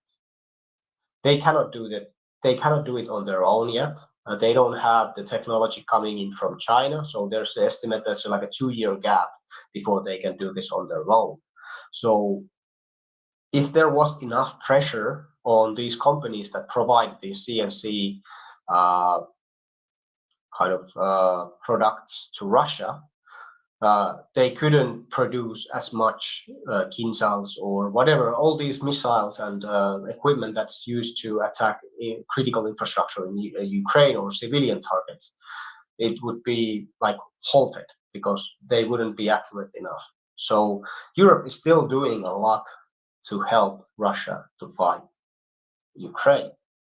And there isn't enough, the spotlight on these companies that provide assistance to Russia, it isn't big enough. We have to do something. We have to kind of, I feel like this would be a point where we could actually galvanize the community a little bit and start fighting against these companies that are still helping Russia with their war. And there are many of them in Europe still. And these CNC companies are probably one of the ugliest examples of what's going on.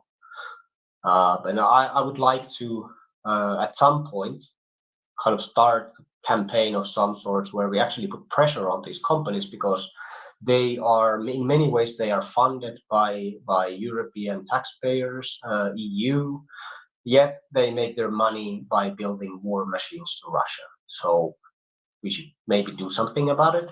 I don't know. But Not sure if I answered your question, but as you said, it's a global world and it's very difficult to kind of cut ties to a country that provides a lot of critical raw materials around the world. So, these companies will lose money if they do that. So, in a sense, it's also logical for them to try to keep the business as usual.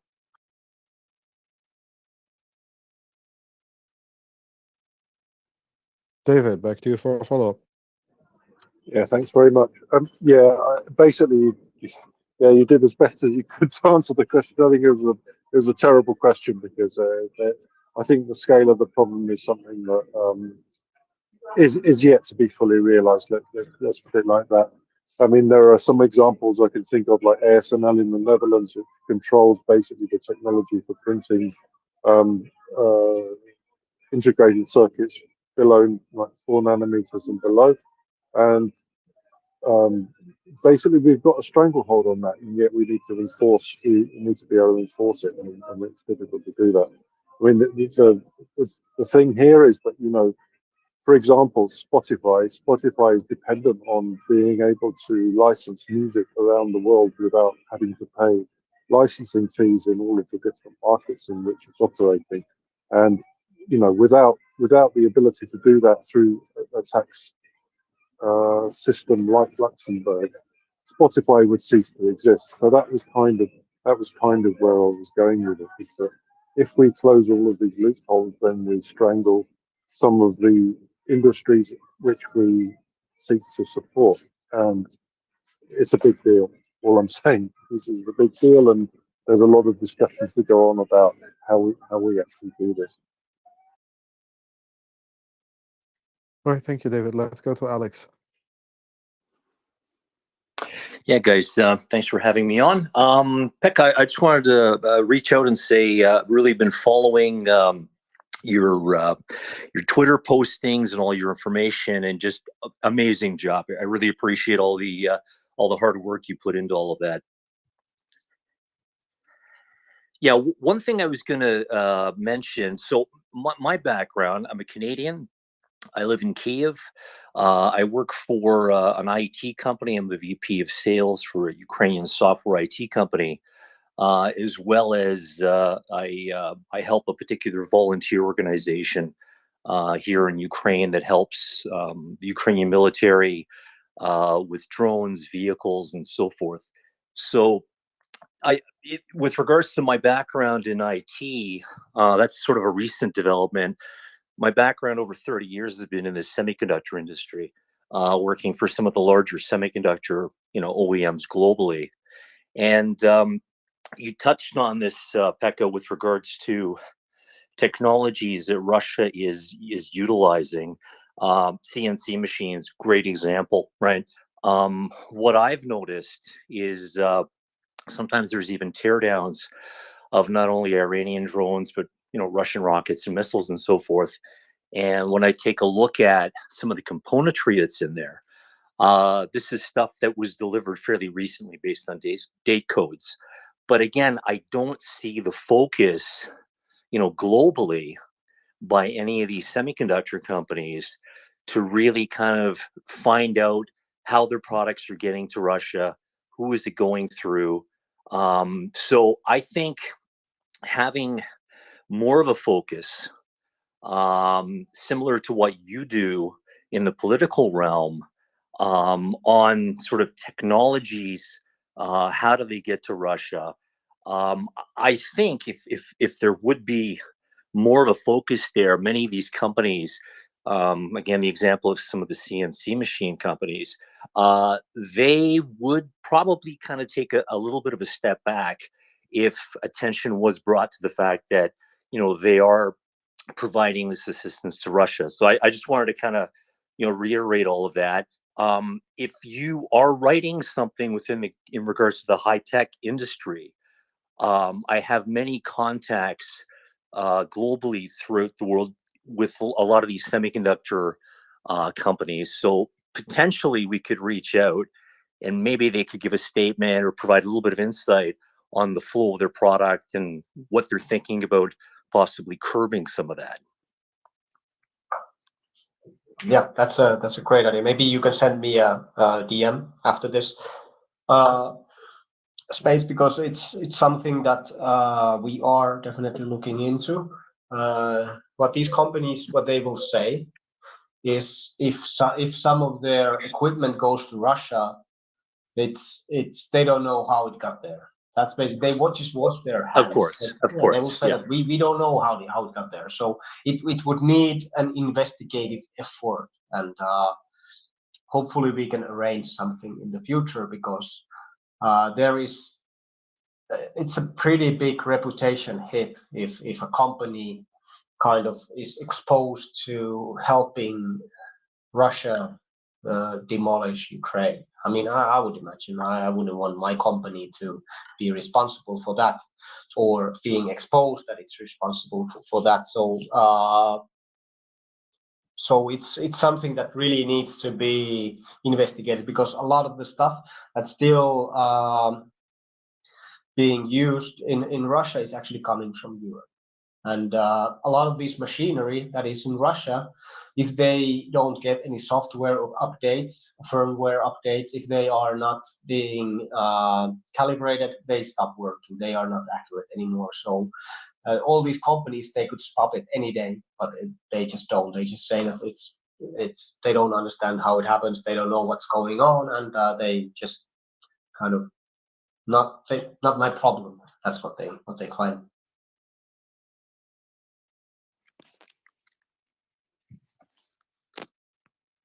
All right, thank you, Pekka, and thank you, Alex. Let's go to Oyvind first, then Fuck Tyrants. Man, you've got to change your display name. And then David. Oyvind, please go ahead. Yeah, thank you. It's very interesting to hear too. I enjoy it very much. One earlier comments Pekka said was the support from the Nordics countries is quite higher than a lot of other. But my country, especially Norway, we have an economic interest that Ukraine will win, because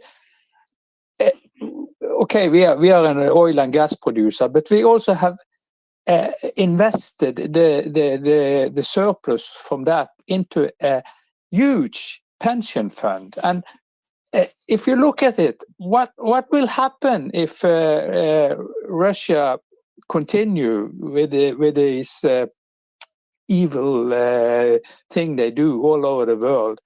We will risk that the stock market at some point will plunge, and we will lose a lot of money from this pension fund. I mentioned this before on the space, but it's really our future. It's our grandchildren's pension that is going to last for centuries, maybe, because it's invested all over the world. That is just one comment.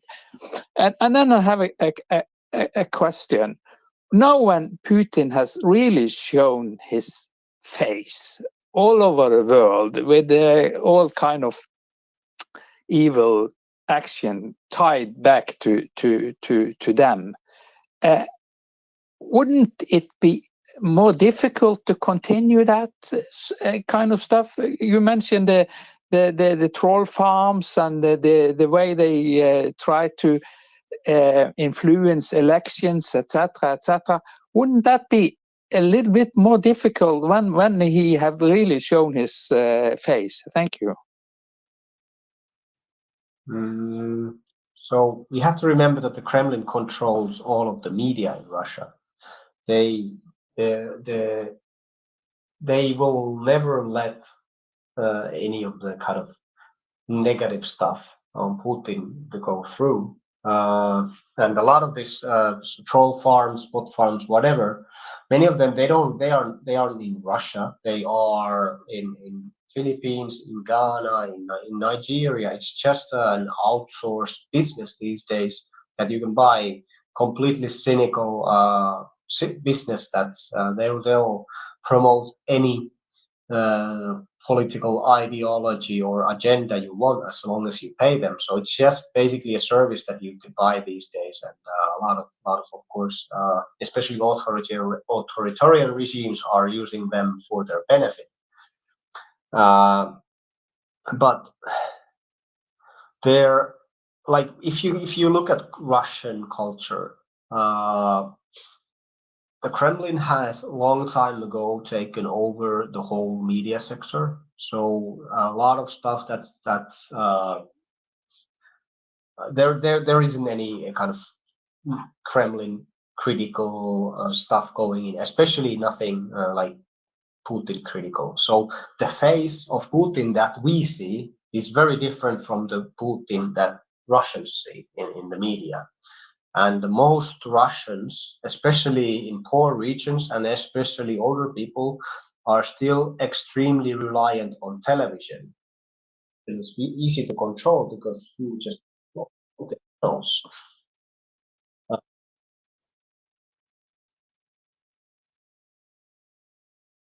Try to call me.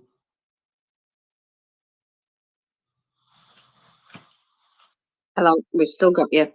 Okay, all right. So yeah, as I said, the media is controlled by the Kremlin, and the Putin that we see is very different from the Putin that the Russians see, especially with older people, because they still get most of their information from television, and the television is just fully controlled by the Kremlin,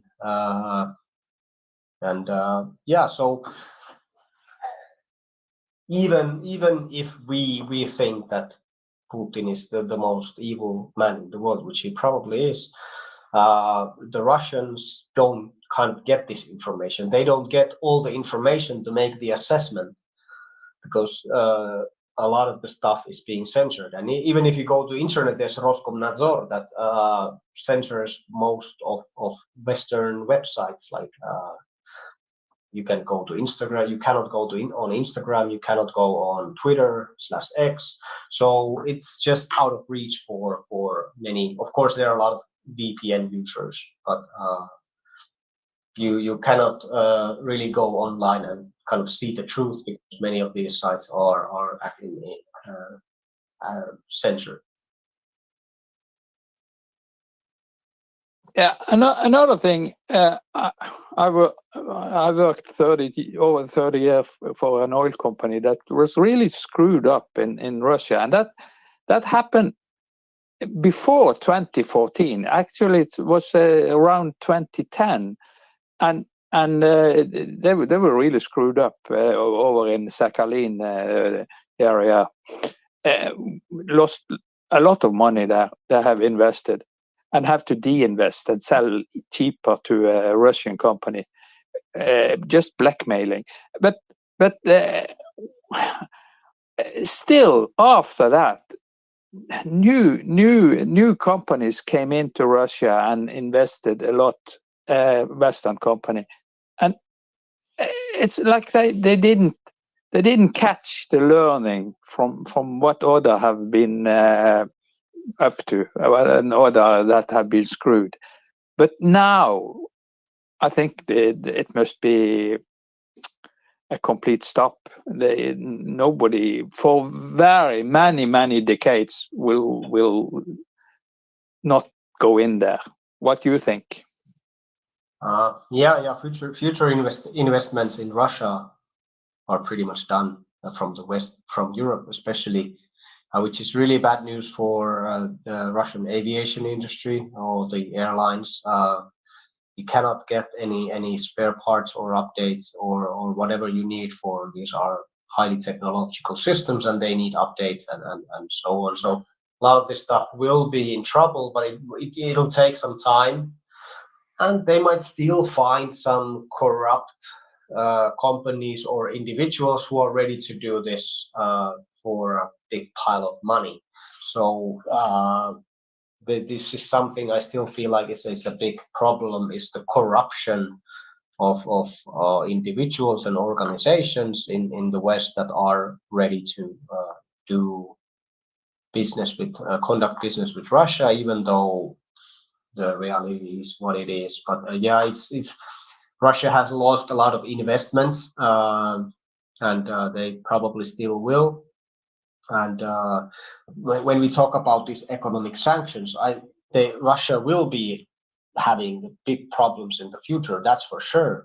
But the problem is that right now they don't, because they've been quite good at kind of manipulating the markets and also doing the sanctions evasions, and it's more like long-term effects that will affect their economy, but the effects would have to be now, because if they have money to fund their war in Ukraine, then it's a big problem.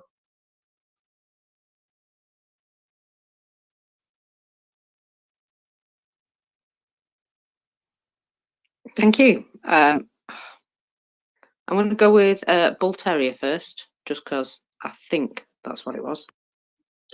Yeah, thank you. Pekka, you mentioned that about most Russian people getting their information from TV, but as I understand it, during Putin's recent speech, one of the questions that flashed up, it was something like, why does your world differ from our world? So I guess my question is, if the reality of people's lives becomes very different from the TV version, is that going to change things? I mean, there seems to be that reality in Dagestan, for example. Well, it depends. Another thing that can take time. So if you look at maybe some of you have seen this fantastic documentary called Trauma Zone by Adam Curtis. It tells the story of Soviet Union and Russia between 1985 and I think 1999. So it starts mid 80s and goes until Putin becomes the prime minister. And this documentary is just footage from BBC's archives. It doesn't really have, it has some like text to explain stuff, what's going on, but it doesn't really have narration of any kind. But you can see the slow kind of degradation of the society, or the Soviet society, in the documentary, and the chaos that ensues after. But yeah, it talks a lot about this, like there are different realities in the Soviet system. So there's the official reality that is told by the officials and the made up statistics, and then there's the actual reality that is lived in the Soviet living rooms and whatnot. So generally, if you look at history, Russians are pretty good at living a miserable life. I'm sorry to put it like that, but they can take a lot of hardship because they are kind of used to it. And they are used to hard times, and there is this kind of Ruski Mir thinking where you kind of sometimes you have to give your life for the Tsar or for the leader. It's just this kind of illusion, and it works surprisingly well in the Russian culture. So I wouldn't expect too much. It was hilarious to see some of these questions come through in this yesterday's event, like kind of very critical questions, and that they somehow made them through the filter. But I don't think it matters if the Kremlin and the general population lives in different realities, because it seems to be almost like a status quo in Russia and previously in the Soviet Union. So I don't see that it's really that big factor.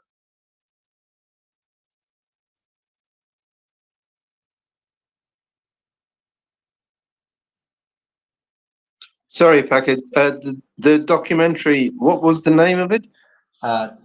Trauma Zone. Trauma. So like head trauma. Trauma Zone. Trauma Zone. Yeah. And it was a BBC?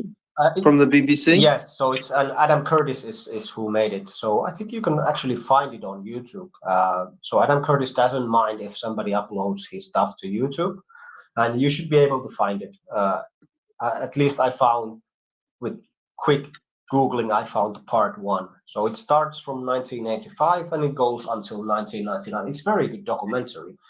And I really recommend everybody see it, because this way you can really understand Russia better and the Soviet Union and the system, and how it was kind of taken over by the criminals, organized crime, and oligarchs during the 90s, and why it's basically a mafia state, like big gas station run by mafia, as McCain said.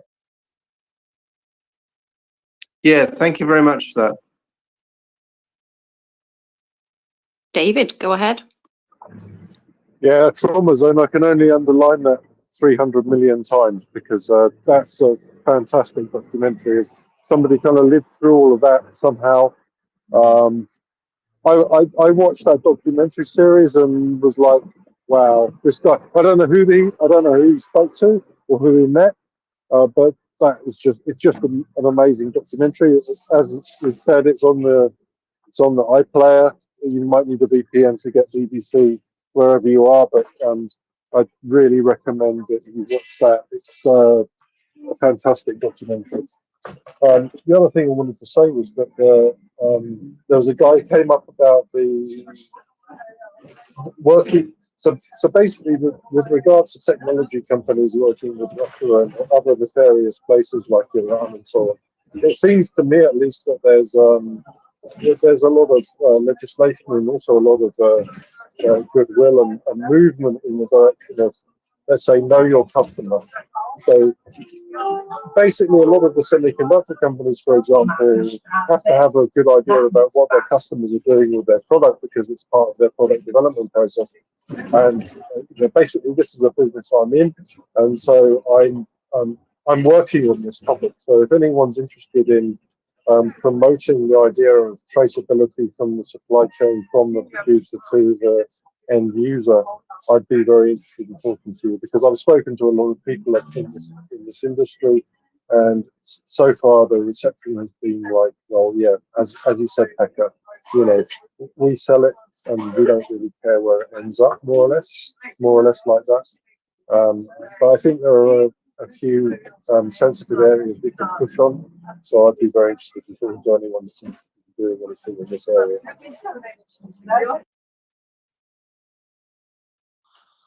All right, I have about 15 minutes left. Then, unfortunately, I have to move. I have to catch a train. But I think we have time for if there are questions. I'm happy to answer them. Yeah. Sure. Go ahead, Mark. Oh, sorry. I'm such a woman. I jump in all the damn time. Sorry. Scouts Green has a question for you, Pekka. Go ahead. Hi, Pekka. Thanks for all the work that you do and the work that's done on this channel. I've been listening for long enough to understand that I've heard a lot about the behavior descriptions that you guys of what's going on in the industry. And I think I just want your opinion on, I believe that there's probably a bureaucratic solution that'll start to separate the bad actors from the good actors that work in social media by simply, at least in the United States, you can require permitting for businesses that do social media type work, simply from the local level in the United States all the way up to the higher level. And if you pass local laws all the way up to the higher laws that would require permitting if you engage in social media influencing. And if then the good actors will assemble together, form permitting groups, and in those permitting groups, they'll establish codes of conduct. That's the normal way business operates in the United States. And then what will happen is they themselves will begin to push for good practices and identification of bad actors, and then then there'll be fines for people who operate inappropriately or illegally. And then what can happen then is if the fines become high enough, the profit motive will be moved out of the way, or they'll be moved to offshore. And then if the codes of conduct would require labeling requirements. And so therefore, I think there's solutions that can be done. I just have heard a lot of identification of issues, but not a lot of solutions. Are there a group of people that are working towards things like that that you are aware of? Thanks. Yeah, so it's a good question. There's a lot of organizations that fight disinformation. The problem is that the massive scale of the problem is the problem. So it's very difficult to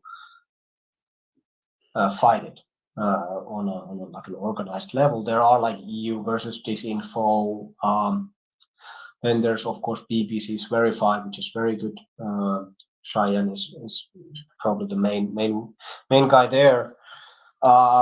Then there's actually on a governmental level or on EU level, there is the Digital Services Act that tries to fight this online disinformation.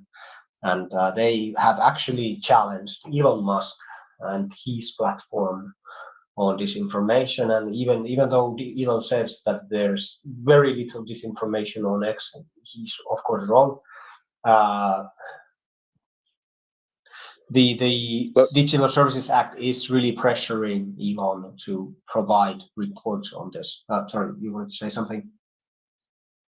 But what about permitting? What I'm saying is there's a solution. Simply saying in the United States, when you set up a business in various industries, you have to get a permit. And a permit simply allows you to operate legally.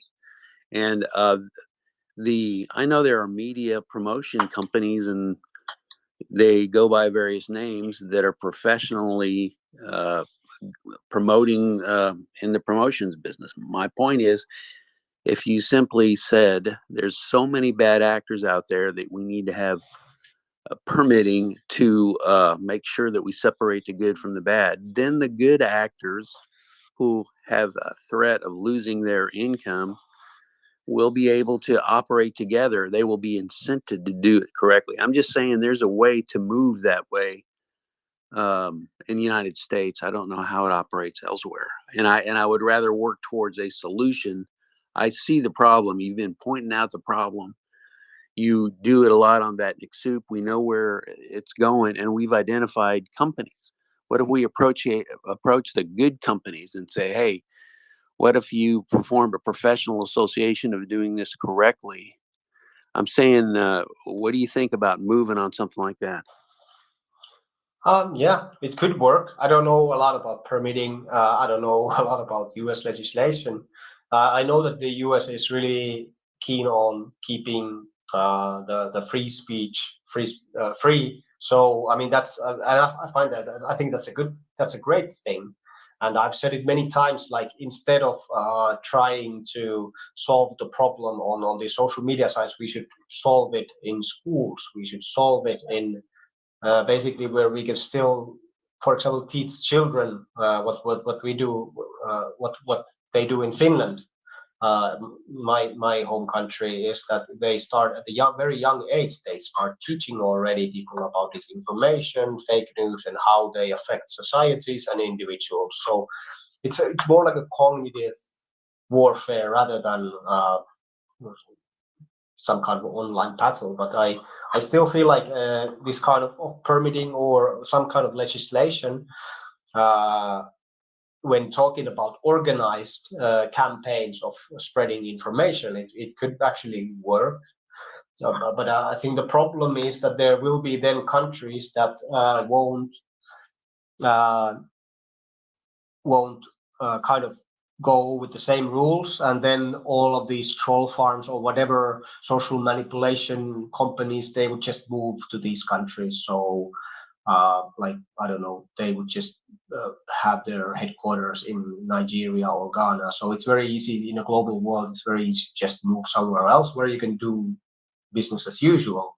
And then the United States legislators can say, okay, we solved the problem, but the problem just moved somewhere else. So maybe could be a good start, but to be honest, I think it's still some like a cognitive warfare problem that we have to solve on a societal level, like education, for example. And you can of course educate adults too. So you can have courses or crash course on disinformation or whatnot, lectures, just so people are aware of the ideas of critical thinking and being skeptical about sources and references and where the information is coming from, and kind of questioning things.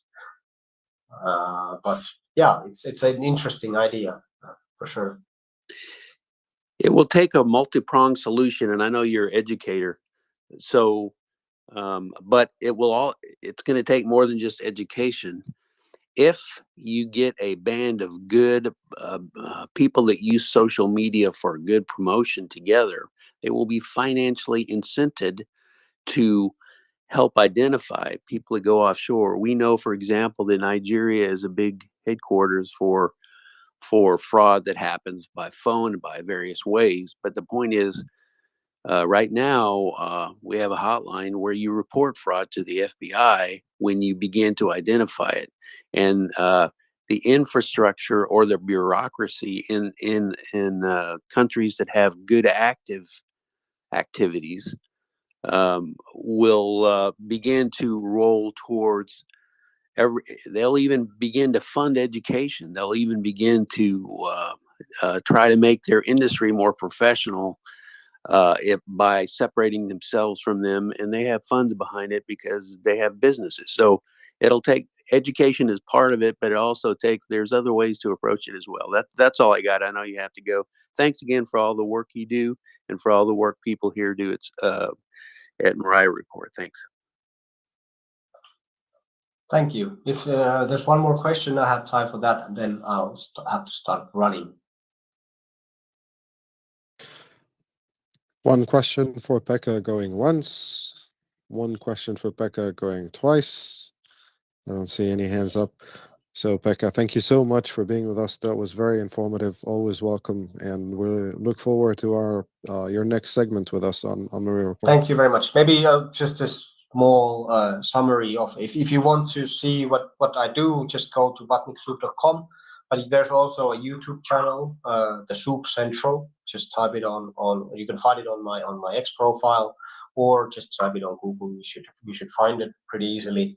We have been increasing production lately, and we will do it even further starting early next year.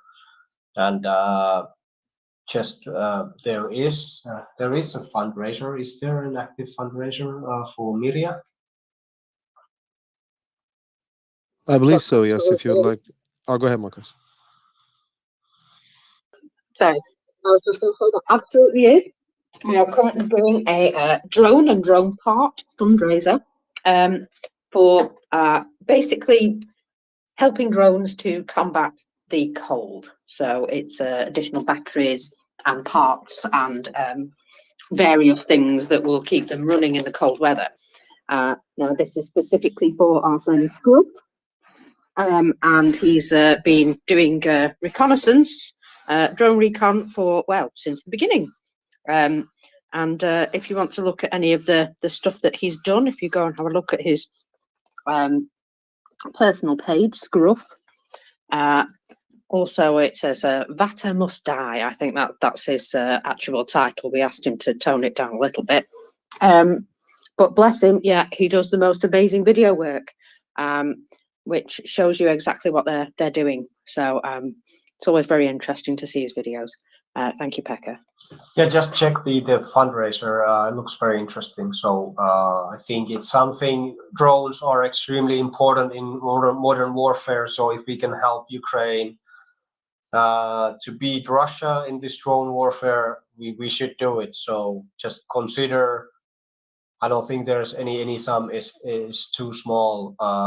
Just to help these drone operators. I've interviewed a few of them, and they are like extremely skilled and humble people who are just doing their best for Ukraine. So hopefully you can chip in for a small sum or a big sum if you happen to have. But thanks everybody. Have a great weekend, and next Tuesday from 7 till 9 p.m. Keep time. I'll be here again doing the segment, so hop in and we can have a great discussion again. Thanks everybody. Bye bye. Thank you, Pekka, and happy Friday to you. Happy Friday to everyone. Bull Terrier, please go ahead. Yeah. Hi, yeah, I have an interesting question for this about this supplemental aid package. that the Democrats are trying to get through Congress at the moment. Apparently, it includes 50 billion for Ukraine and 14 billion for Israel. And we've seen Zelensky visit the US Congress and argue his case. But as far as I know, we haven't seen Benjamin Netanyahu approach the US Congress, as far as I know, anyway, to press for these funds to be released. So my question is that because is that because Israel has more military equipment and maybe the need for this isn't so great, or is there something going on in the back channels? I just wondered what your comment was on that. So I don't know what articles the package include. I mean, I have a vague idea about the type of munitions they are expending right now, but I until I see I haven't seen the full articles of the package. So until I see the articles, I can tell. They do have decent stockpiles, and they have access to certain strategic stockpiles as well. And there have been flights going into Israel for quite some time now. They are receiving supplies. I mean, the latest flight I looked at today was flying in from Guam. So I'm assuming that there is a lot of activity going on to resupply them. And then there is some formalization to be done in Congress, but I'm not quite sure. I'm speculating a little bit on this part. Okay, thank you for that. All right, it's 2:44 p.m. Kiev time, 2:44 p.m. Cairo local time as well. Welcome to the Maria Report on one sunny Friday. It is 12:44 UTC, and we're talking Ukraine. So if you'd like to ask us a question or bring up a topic for discussion, feel free to send us a speaker request. MriyaReport is a 24/7 Twitter space that has been running since the beginning of the Russian invasion of Ukraine, bringing you news, information, coverage, expert opinion, and analysis. And Mockers, what did we cover since the morning so that I can find more topics to add? Oh, so, well, we went over the fact that there's been quite a series of interesting explosions in temporarily occupied territories and Russia itself overnight, some of which appear to be indeed related to military type stuff. So I can tell you also, I'll go back to that in a minute, but I'll just do a short list. So also 14 out of 14 drones were shot down last night. They're getting very good at getting these 100% records, I must say, and thank goodness for that. There's been obviously excellent news with regards to the EU, and they are looking to actually start some sort of talks on Monday. So they're not messing about or hanging around. There is some movement on the border blockades. That's right. In Slovakia, protesters have lifted the blockade at the crossing. I don't know whether there's they've decided that it's sort of time to leave that be now or what, but they have actually lifted that blockade. So whether they've come to an agreement or they've been told to stand down, no idea, but at least that's moving. So yeah, lots of positive events. Bulgaria. Oh, go on. Sorry. Yeah, just curious about Poland. Has the blockade in Poland ended? No, still 3 crossing points, I believe, are currently blockaded, but I don't expect that to last for very long, to be honest. They're chipping away at those issues there.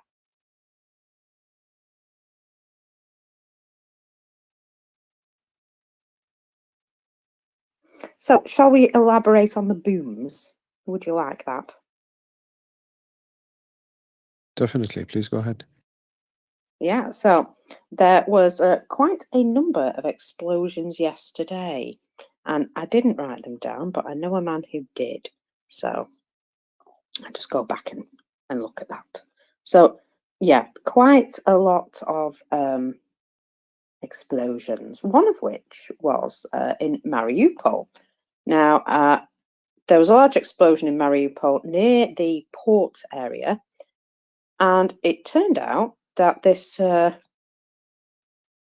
it was a concrete factory, shall we say, was concrete factory, seems to have been turned into some sort of military facility, and believe they were what you would expect from a military facility in the way of secondary explosions.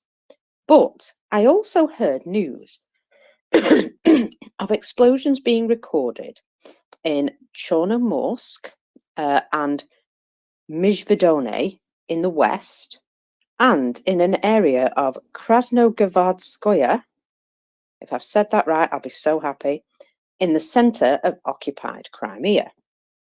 So that was kind of interesting. The Russians haven't said terribly much about these, but then there was a large fire which couldn't be hidden. Several explosions in Russian-occupied Yasivnuvta. It's just northeast of Donetsk. That's what I'm going to say anyway. There were reports of Russian air defense being active, but there were also complaints they did not have enough air defense to protect themselves. And there was a large fire burning after the explosions. So that was interesting. Then, 14 hours ago, I saw reports of drone strikes within Moscow and in the Kaluga district of Russia. Now, in Kaluga, they have been doing quite a lot of military preparation and building of drones and things like that. Now, according to information, 2 military units and an oil depot were allegedly targeted. But then there was no further information, because Russia is indeed getting very good at clamping down on these things coming out. But they couldn't hide the huge fire in Mariupol. And they are claiming in Mariupol that it must have been ATACMS that hit them.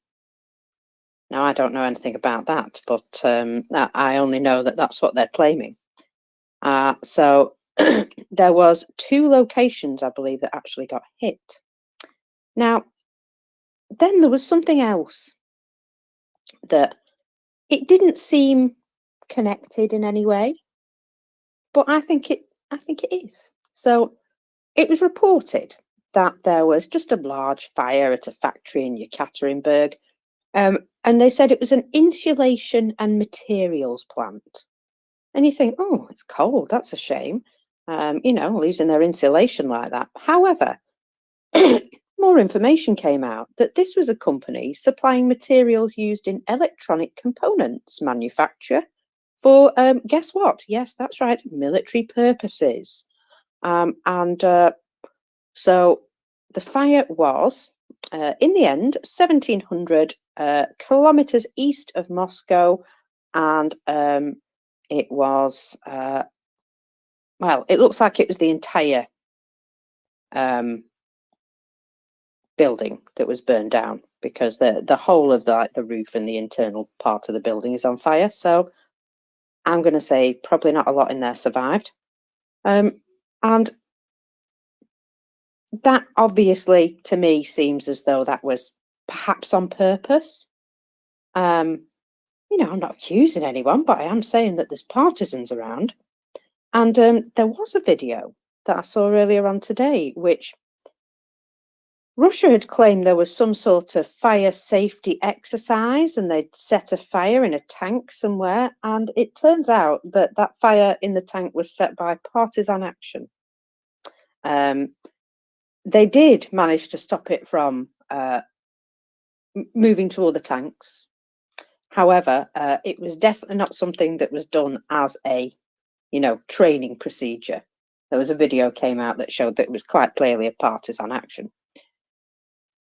And oh dear, Melitopol this morning, something has happened to their railroad. Residents have heard the sounds of an explosion, and journalist, a Russian journalist, has reported there is a malfunction with a train transporting ammunition from Crimea to Melitopol. Now, it is noted the explosion site is currently surrounded by security forces and the military. So, interesting things happening. And we did say that we heard Zelensky saying that there would be a response to a lot of the bombing that they've been receiving recently. And I would say this is probably part of that.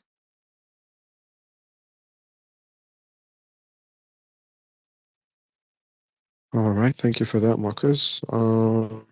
Should we go on to, did we cover the study of war update for today or not? We haven't exactly, no. I was looking at the, they did 3 different scenarios yesterday, and we had a little look at those earlier, at the 3 different scenarios, but I haven't been through their most recent report, so no, please go ahead. Okay, that's actually quite good. So I would like to start with one of their first points in analyzing what Putin said. So, okay, here it goes. Putin claimed that the Russian force grouping in Ukraine is far larger than even Russian officials have characterized, likely in an attempt to both address persistent Russian concerns about a new mobilization wave and to demoralize the West and Ukraine. So basically, he is still focused on the information war element of this whole campaign, always using information as a force multiplier, trying to project an image that is simply not there, an image that is not realized in reality on the battlefield. There are concerns within the Russian society about another wave of mobilization, and there are concerns as well about the economy. He went through his annual press conference where he took questions from the Russian people. Surprisingly, I thought that those questions would be pre-screened in advance, but it seems that whoever was screening the questions actually a lot of nuggets to slip in. People were asking him about the difference between what they see on television and what they're living in reality, the prices, about Russian officials having assets abroad and their children studying and living and working abroad and so on and so forth. They haven't seen his answers yet regarding that. But now that he is trying to portray that his forces in Ukraine are much larger than what they actually are, it seems that he is just trying to control the domestic audience, obviously, and trying to, again, continue to engage in lying globally to convince others that he is actually winning the war in Ukraine, which is simply not true. The difference in the reported numbers of Russian personnel involved in the war is likely due to different categorizations of Russian military personnel and doesn't reflect a significant increase in Russian personnel on the front line. So we know that they went through a couple of reshuffles, for instance, losing Wagner, and then Wagner getting integrated into Rosgwardia, and then some of Wagner fighters going to join other private military companies, and of course the convicts from the penal colonies being called upon to fight. Again, after the losses they took in Avdiivka, and the video footage that keeps emerging from and around Avdiivka showing their losses in personnel and their losses in equipment, I highly doubt that they actually have a proper count of how many people they have in Ukraine at this point. Putin notably offered these figures in response to a question about a second wave of mobilization, of course, and explicitly stated that these fourth generation figures show that there is no need for a subsequent mobilization wave. Obviously, during the early stages of the war, when the Russian authorities were not expecting it, and didn't have any mechanism to stop it. But it was estimated back then that anywhere between 400 to 500,000 military-aged males left the country. Later on, a year and a half later, I think it was The Economist or the Financial Times, I can't remember right now, but they did a more in-depth analysis of that, and they arrived at the conclusion that the numbers actually are quite higher than this, that they could be closer to 900,000 or up to 1 million military-aged males leaving Russia since the beginning of the war to avoid being drafted into the Russian army and avoid going to Ukraine. So it's already affecting their workforce. It's already affecting their industrial output. There was a very good report 3 days ago, I think. I'll try to find it, about the impact of the war on the dwindling workforce inside Russia, specifically when it comes to their hopes and aspirations to increase the output of their defense industrial base and making more investments there, therefore requiring more skilled labor that they don't have. So they draw on labor from other sectors, and that has been impacting those sectors badly. Mind you, also reports about increase in living cost and increase in food prices, inflation. Putin notably addressed the tactical and operational situation in the east, left bank, Kherson Oblast, but refrained from discussing active Russian offensive operations in eastern Ukraine. Putin's public discussions about issues at the front and about the Russian war effort in general made redirect public anger about problems in the war towards the Russian Ministry of Defense, MOD. So it seems that the Russians are still trying to operate against the Ukrainian bridgehead on the left bank of Kherson, of the Dnieper River. I don't have an update on that bridgehead. As far as I know, the bridgehead still holds. Maybe it wasn't expended as expected or as hoped, but the bridgehead still holds, and the Russians are trying to operate against it and dislodge it, but that hasn't been happening for quite some time. And of course, trying to distance himself from responsibility is something that Putin always does and always focuses on. It's his best way to avoid losing his hold on power. But back to you, Marcus. Yeah, I just wanted to note as well, from the numbers that he claimed, people were able to work out there was approximately 360,000 people missing from his original figures to his end figures. And that caused a bit of concern. It was almost indirectly admitting the problem.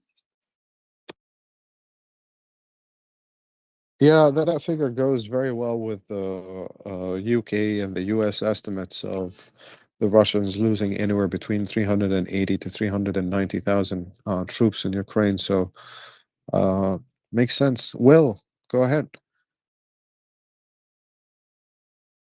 Hey, so yeah, I talked to Chuck Fair quite extensively this morning about Kherson in particular, and Avdiivka, and Alan on bullet points this morning, and yeah, so there are signs. But first on the telethon thing, my view is that Putin was overestimating the forces there for the reason they said, and also specifically because this election's coming up, or I'll call it a coronation, right?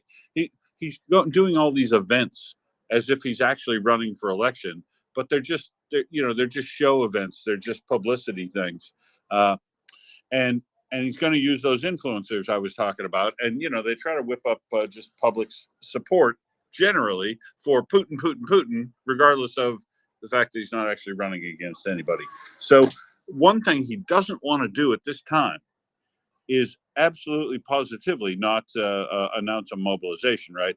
And I'll note that the Duma passed the legislation necessary, the decrees for a mobilization, on the 17th of September, right? He's been holding off, and he said he was going to fill it in other ways, and they were going to get contract soldiers, and we've seen him coercing migrants in the country and all this sort of stuff. But what he doesn't want to do is announce an actual mobilization of people in normal Russian places, especially if those places are like Moscow. So I absolutely think he's overestimating the amounts there for the purposes of making the population think that another mobilization isn't necessary before the election, and then as soon as the election's over, he'll announce they're commencing the mobilization that I note that they've been able to start anytime since the 17th of September. So that's that. And he mentioned Kherson, he mentioned Krinky because it's now unavoidable, right? The 36th and the 37th Ukrainian Marines have been across and holding those bridgeheads now down at Dacha and at Krinky, and they've reached the road at Poima and Pashenka. So they've cut the major arterial road down to the southwest any farther that connects up with the road down to Crimea. The fact that Ukraine has a bridgehead on the left bank of the Dnipro is undeniable inside Russia at this point. It's been talked about previously. And essentially, it's a bridgehead that's been held for 2 months by just infantry. There'd been a tiny amount of BMPs move across, but they're holding that with infantry. And so what Russia did was move in a brand new unit. They assembled a brand new VDV unit. Well, I mean, it's an old unit, if you will, by designation from the Second World War, called the 104th VDV Guards Division. Now, a division of people is going to be somewhere between 10 and 13,000 men.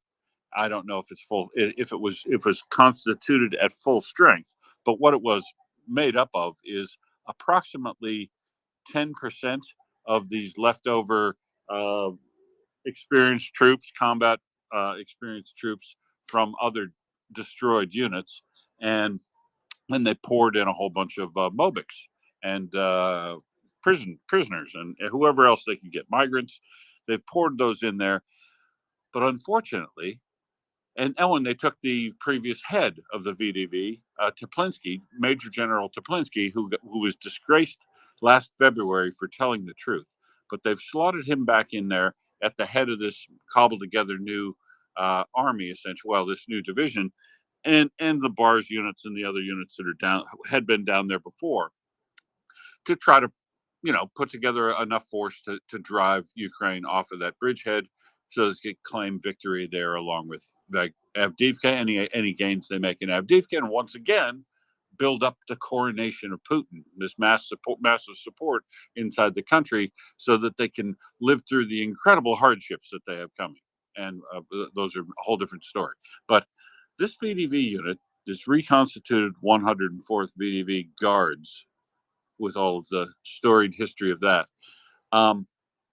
has already been destroyed to the point where it's relatively combat ineffective. But they have been absolutely going at it hammer and tong the last 2 days, up in Avdiivka and down here in Kherson.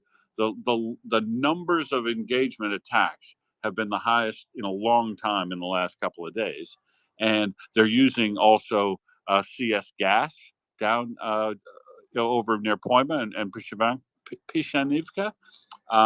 So the times that Russia has used poisonous gas, CS gas, not poisonous gas, but it's debilitating gas. Of course, it attacks all the mucous membranes, makes you combat ineffective, and it is makes you choke. So it's a terror weapon, and it is against the laws of the Geneva Convention to use tear gas on troops in attacking. So that they're doing that again.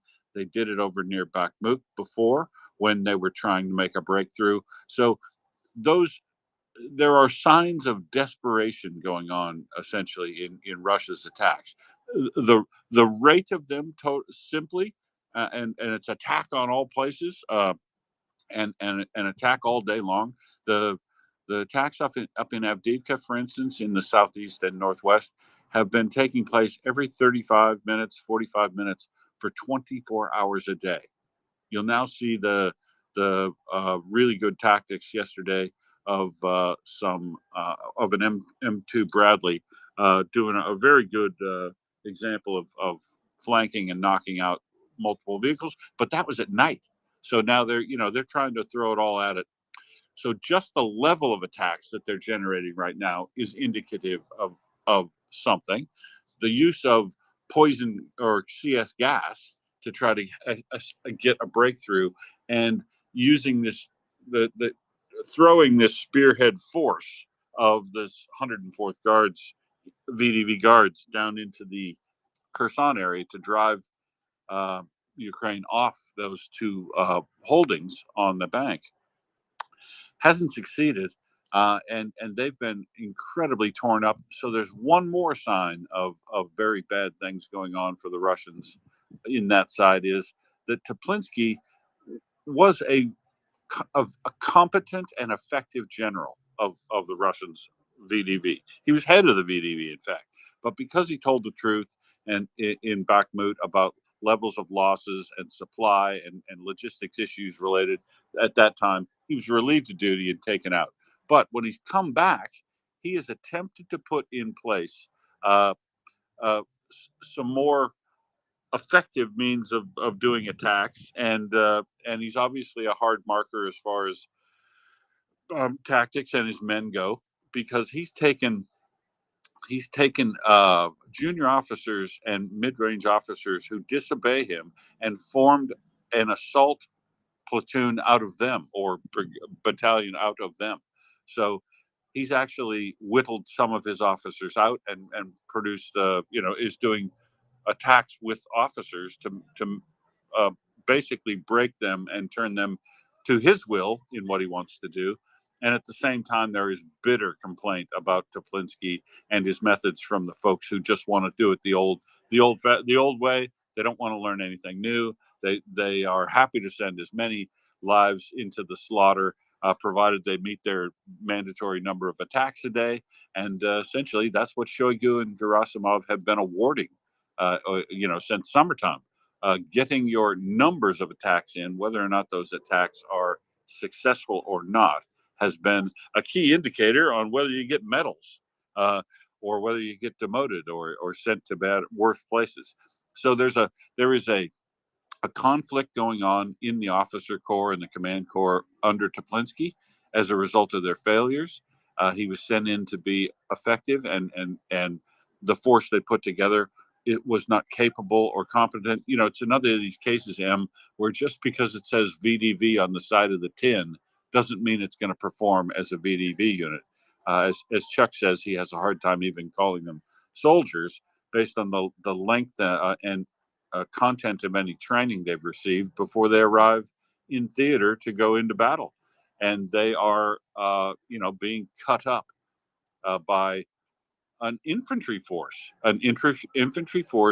supported with very effective counter battery fire that has a bit more range on it on the Ukrainian side.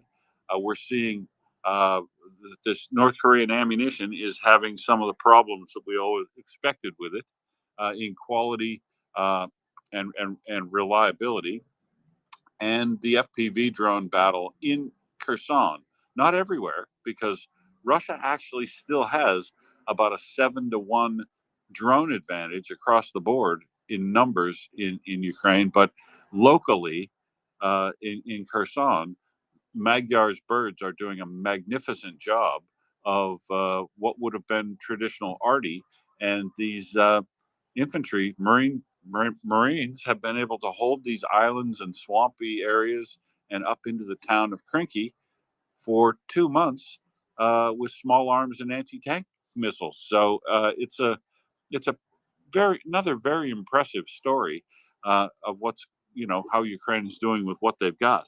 But it's also a bit of a depressing story too, because if they were able to succeed as well as they have in decimating, or in fact destroying, these army units that are sent to dislodge them, and they had the capabilities in hand of the longer range ATACMS, an air force, enough ammunition in regular ammunition and all the things they needed, they could press the attack. They could counterattack after one of these attacks, and these units down here would now be almost, I would suspect, demonstrably weakened enough that they could break through. And there's not much mining in this area. So the problem is they haven't got the tools for the job. So even though they're phenomenally successful on defense in Krinky, they can't even move forward if they wanted to, because they don't have enough artillery support, and they don't have any of the other capabilities that the West still hasn't brought to bear. So it's good news on the battlefield, but still bad news in logistics, supply, and strategic support for them in Kherson, but also all over the battle, all over the whole country. That's Kherson. Thank you. In the middle of that, poor internet connection dropped. So I will go to your Ukraine war update. I know you are next. Hey, thank you very much, Marcus. Good morning, good afternoon, good evening. Thank you for hosting the space. Wanted to say hi to Em as well, but yeah, looks like he dropped down. But also, he's back. Okay. All right. Thanks, Will, for comprehensive rundown on Kherson. I was actually reading up on that as well, and I mean that's I actually wanted to add just two more things to it that you mentioned, right? 104th Russian 104th Airborne Division. It's kind of made up of peasants from the streets in Russia, right? They do have some combat experience, right? And I think you said about 10% of it. But we have to also remember, like, that experience does not relate the same way to army units the way it does in the West, because those experienced soldiers, they're not going to share that experience essentially, right? They don't really have the methodology and the leadership philosophy to take that experience and adopt it across larger formation in order to make them more effective. I think I've mentioned this on the space at least once, but there's some value to really understanding the psyche and Russian language. Like in English, right? In Western countries, the word leadership means something very different than the word leadership in Russia. So in the U.S., obviously, it's a very complex concept of leading people essentially, right? The servant leadership, we talk about that kind of stuff, right? And it's a very important element in military performance. Because that's basically the conduit that allows to share experience, that allows effectively lead man in the battle, that kind of stuff. In Russian, leadership word actually means being first, literally, nothing else. Well, and also the word rukovoditelь means that means leader. It means control more in Russian than it does leadership in the Western sense. Yep, absolutely, right. So and being first, well, in the Russian sense of things, in the battlefield, being first meaning like, I'm gonna do everything I can to live, essentially, right? I'm gonna harness this experience that I have. If I'm one of those 10%, I'm gonna see what I did in the previous battlefield, which is probably either A, got lucky, or B, just did not push forward with everybody else, kind of stayed back, and then exfilled out as my comrades were getting slaughtered up front. And I'm going to make sure nobody knows about these tricks, because that's going to undermine my ability to survive, right? So that experience is completely mute. In fact, it adds a lot of layers of toxicity in how in the performance of a I'm doing big air quotes unit, right? Because there's really no units there. It's just groups of dudes put together with rifle. And I suspect the reason they call them airborne, right, is because traditionally it's a light infantry. All they really need is a freaking AK. So, but for them, the connotation of or the designation of considered to be airborne, rightly so, like in the West, right? Because traditionally those are really independent shock troops, essentially, right? Drop from the sky, kill the enemy. And that's a good point. They'd never ask when the heavy equipment was going to show up, because they're never allocated any. Yeah, absolutely. And the level of attrition that they're sustaining, whatever little armor they had, they don't have it anymore. So so those are really only 2 points that I wanted to kind of add to a very comprehensive Will's review of the situation. I really appreciate it. Thank you, Will. I do have a question, Marcus. So we also talked about I think Em mentioned it, and I think Will also was talking about possibility of Russia doing another mobilization wave after the coronation of Putin. And I was wondering how plausible is it, right? Because if we look, and it's probably a more rhetorical question, but still, we have to consider a couple of things here. At least 1% of their population, essentially, right, is basically done. It's gone. It's either killed, wounded, or whatever, which is a huge number. The other percent is, has fled across the border. They're like, we out of here, right? That's percentages, but like it's a greater percentage if you apply it, and I could be wrong on this, but if you apply it to a specific segment of population, which is your male working, force, I think the percentage, if you combine those two, is a little bit higher, just because we applying this to population. We're not applying this to babushkas, kids, all those, or females per se, right? So doing another mobilization, I mean, how? I don't even know. I'm struggling to really even understand how that's even possible for them. I'm sure they're gonna do it, but they don't have equipment. They taking workforce from the from the economy essentially. There's like literally nothing left. And I'm looking at a lot of these videos that I'm canvassing to kind of measure the temperature and see what's going on in Russia. It's got exponentially worse right now. The level of depression is hitting high, even in some of the heavier populated areas like in Moscow, St. Petersburg, and others. So I don't know. I was just really kind of curious, if anybody knows a little bit more specific percentages and what the outlook might look like for Russia in some kind of quantifiable way. I really appreciate that. But I did recently watch like a video interview. It's kind of like a documentary of a Russian who defected. The reason I'm saying he defected because he was one of the he used to serve in a key position in the Far East that oversaw administrative push of people, Russians, during mobilization waves, way from the beginning, right? And he was kind of in one of those very sensitive positions to where he had access to a lot of information. And the stuff that he shared in that interview is pretty gloomy, even back still into 2022. And basically, when he realized how bad everything goes, and he started doing research. Well, according to him, he was kind of against this whole thing since 2014. But regardless, so he does conceal his voice. He's trying to maintain a certain degree of anonymity. But if anybody's interested, I have the link if anybody wants to watch it. I think it's a really good insight. If you take it, it's a face value, obviously. Or I can upload it to NAFO TV if anybody's interested. By the way, if anybody wants to have any specific documentary movies about Ukraine, let me know. If you know any good names, and I'll make sure to upload to this website that has a collection of different films about Ukraine that I think very helpful. Thank you so much. Appreciate it. All right, thank you for that. And well, before I drop down, I was gonna say I initially I thought that VDV would actually do a good job, that they're well trained professionals, etc., etc. And I realized that VDV stands for Very Dumb Vatniks, and they have been acting as such since. That's a different story.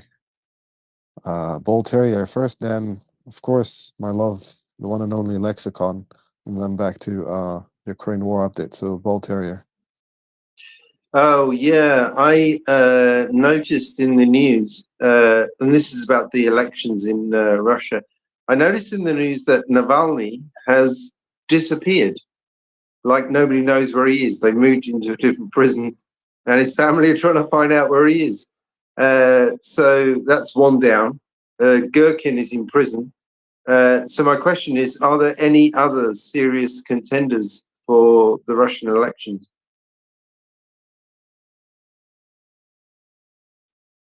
No, negative, none, zero.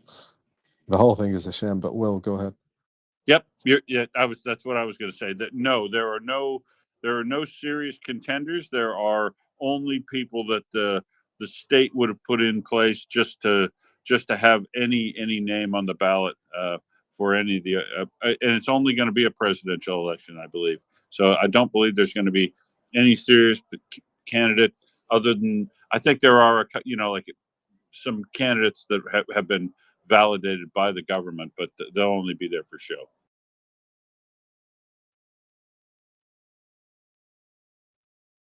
All right, Lexicon, hit me. Good morning, you guys. Good evening, Will. Heard you last night in bullet points, I think, there. Yeah, of course. And so this discussion that we had and we often have with Chuck, I wanted to ask if you might know more, or other people on the space right now, about the drone situation, because we keep repeating that Ukraine kind of invented and wrote the book about the use of drones. We meet these amazing drone operators like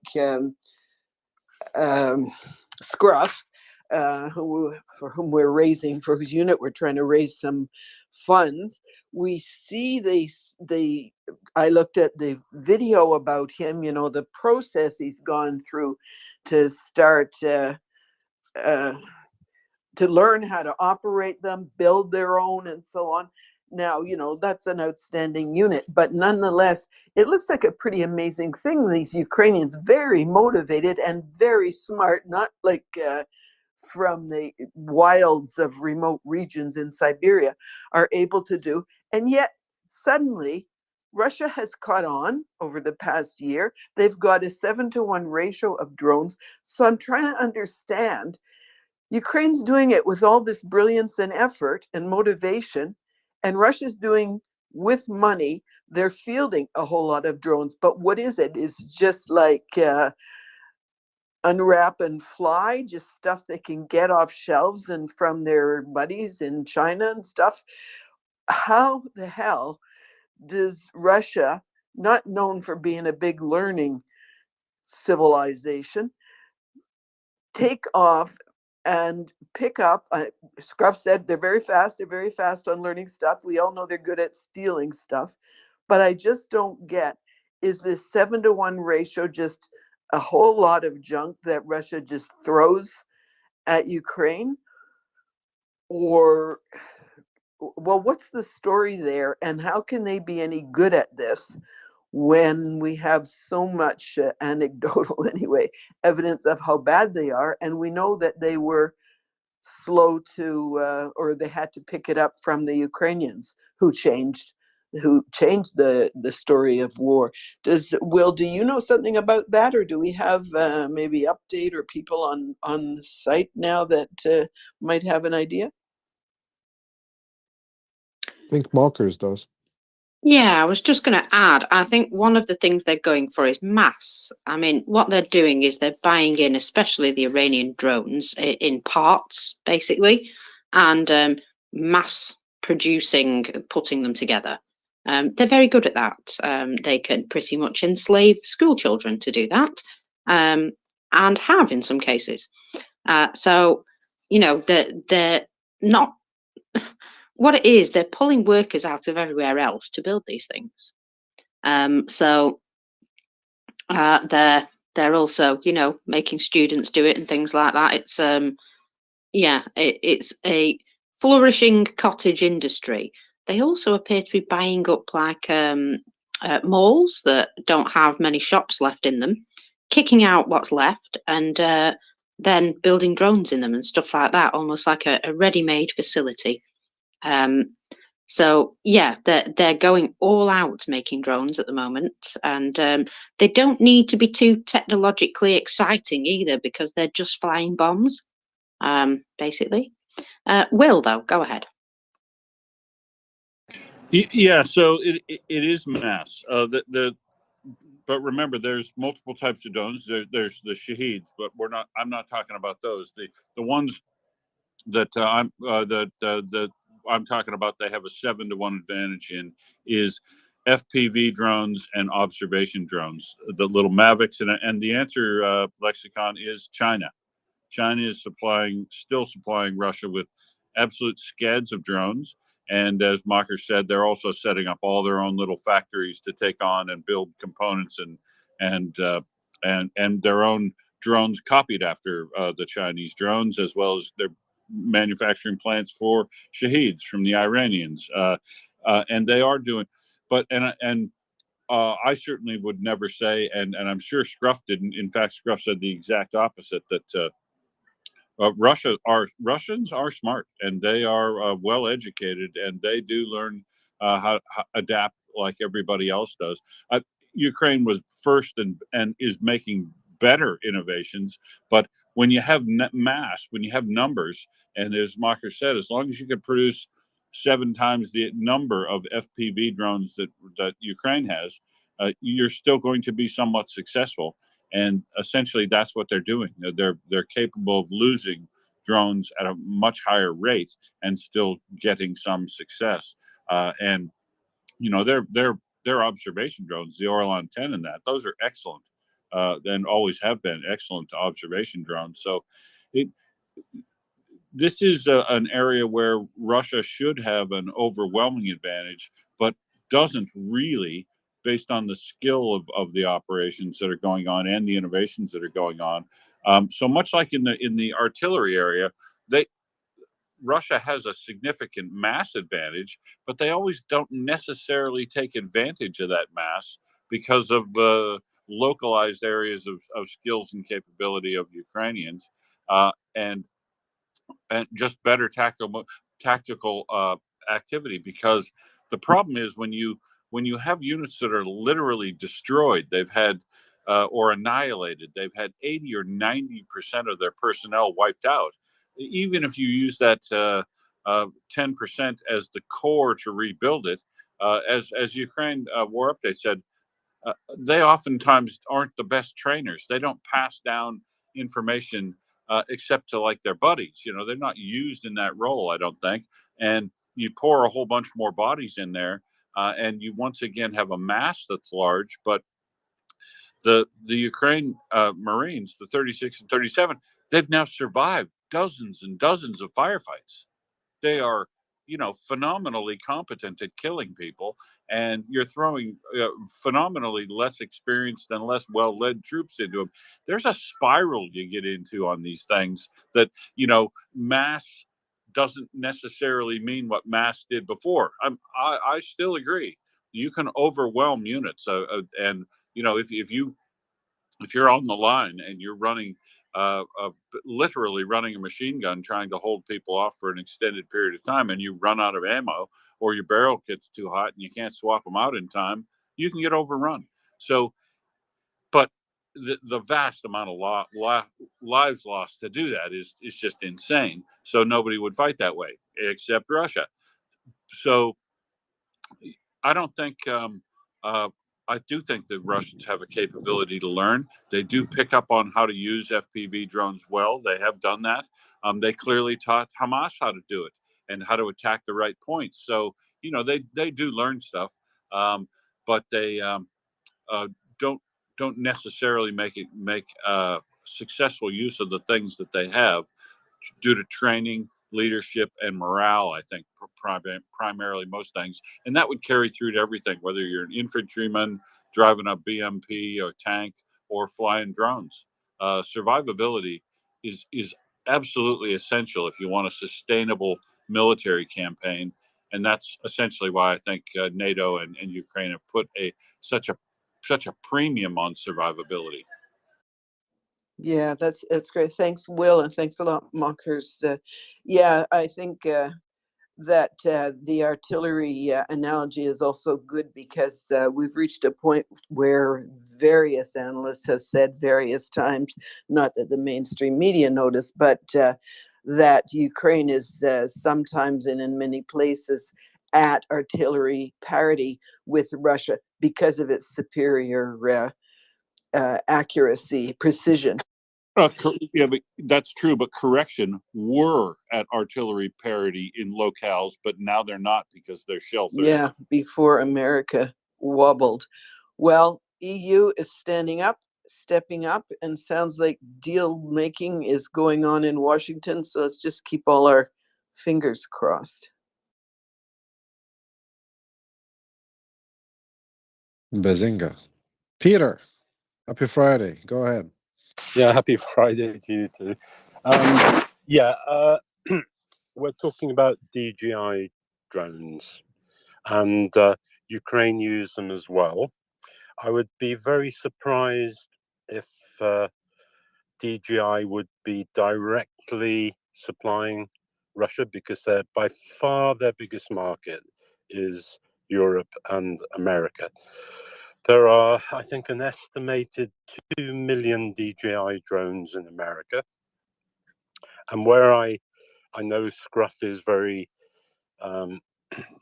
very supportive of DJI drones, because they are actually very good. And a lot of it is to do with their software. I mean, I've got one. Where I would caution is with discussions I've had with various people in the industry, is when you upgrade the DJI drone, more data goes out of it than comes into it. And that is something which has caused one Republican American to call for legislation against DJI because of the security risk. And I would tend to agree with that. What they have to be very careful of is that that is by far their biggest market. So I would be really surprised if DJI were directly supplying China. They might be indirectly, and that is a problem throughout the West as well, because we're using third-party suppliers. What needs to be done, because in America, they do use DJI extensively in high security areas. You know, the police use them, the fire service use them, because cost for performance wise, they are very low. I think, you know, with the discussions I had with Scruff, to get the equivalent in America is $15,000 for what they get for a $1,500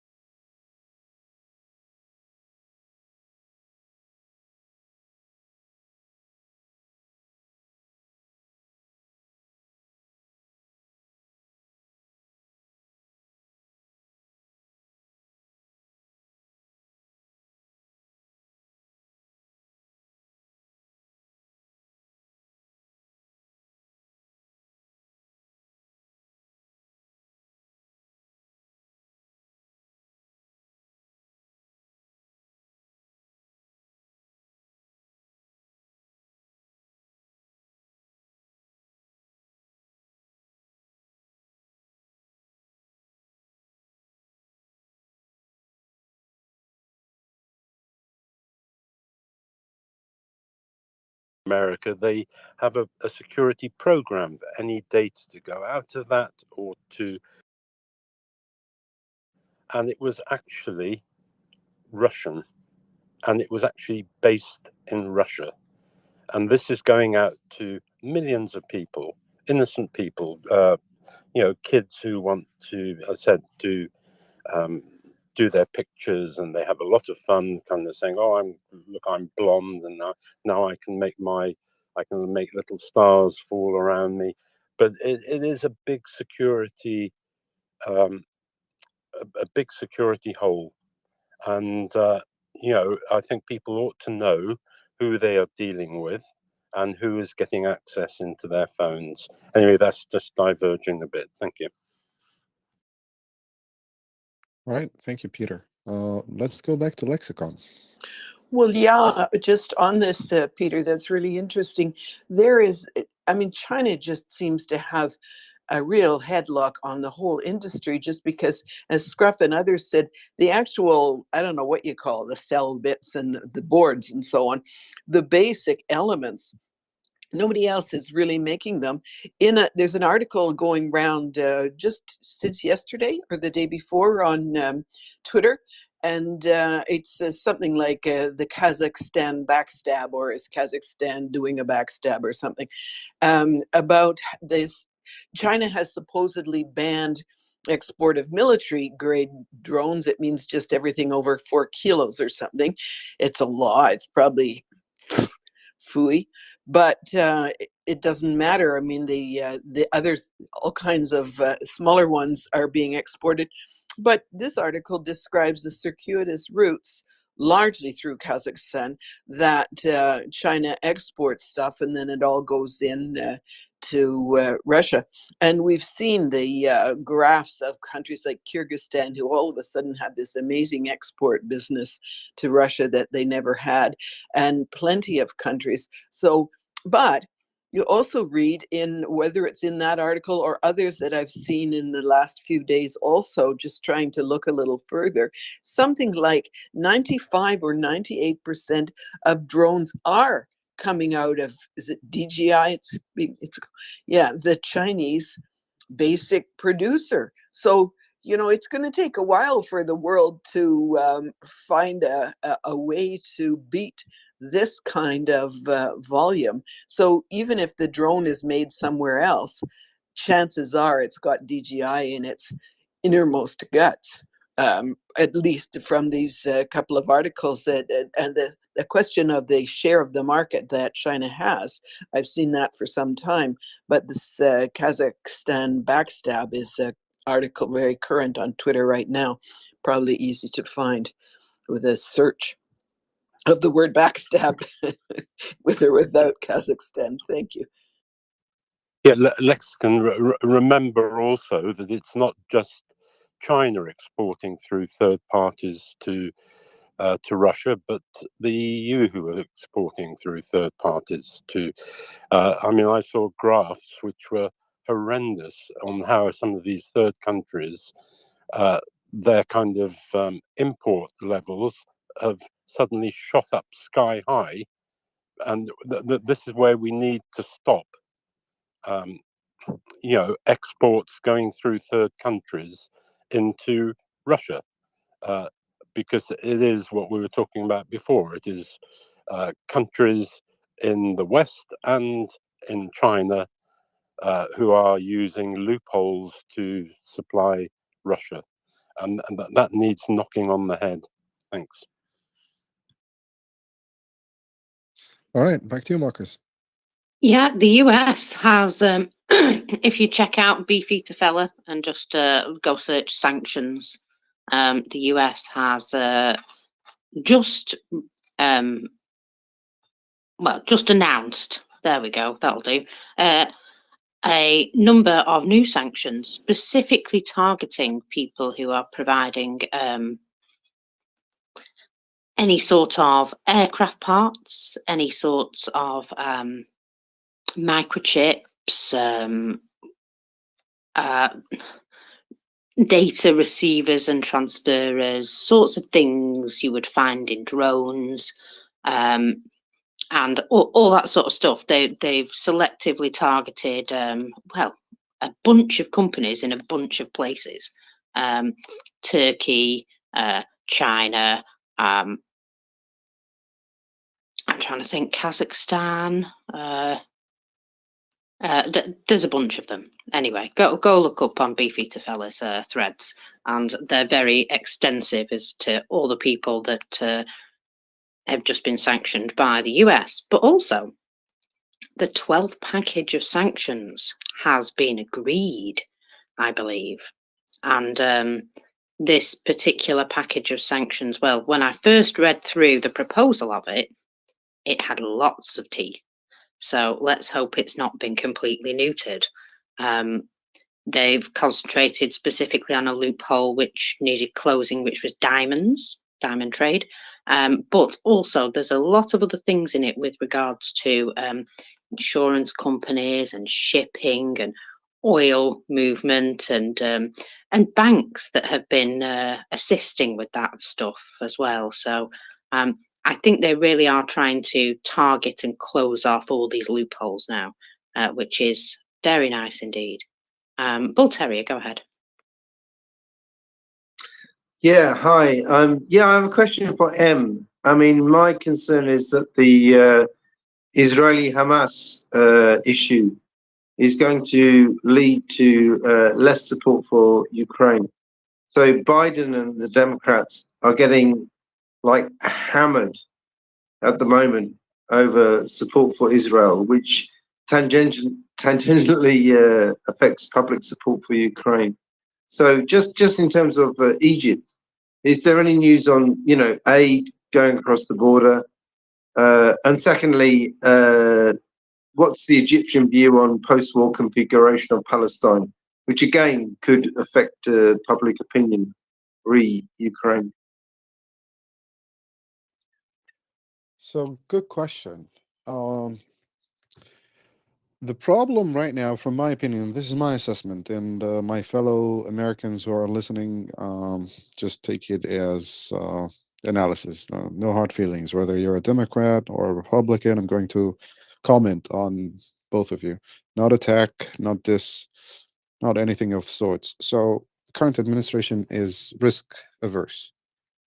They managed the war in Ukraine according to the information available to them and according to what they perceived as the safest way to tackle the escalation ladder.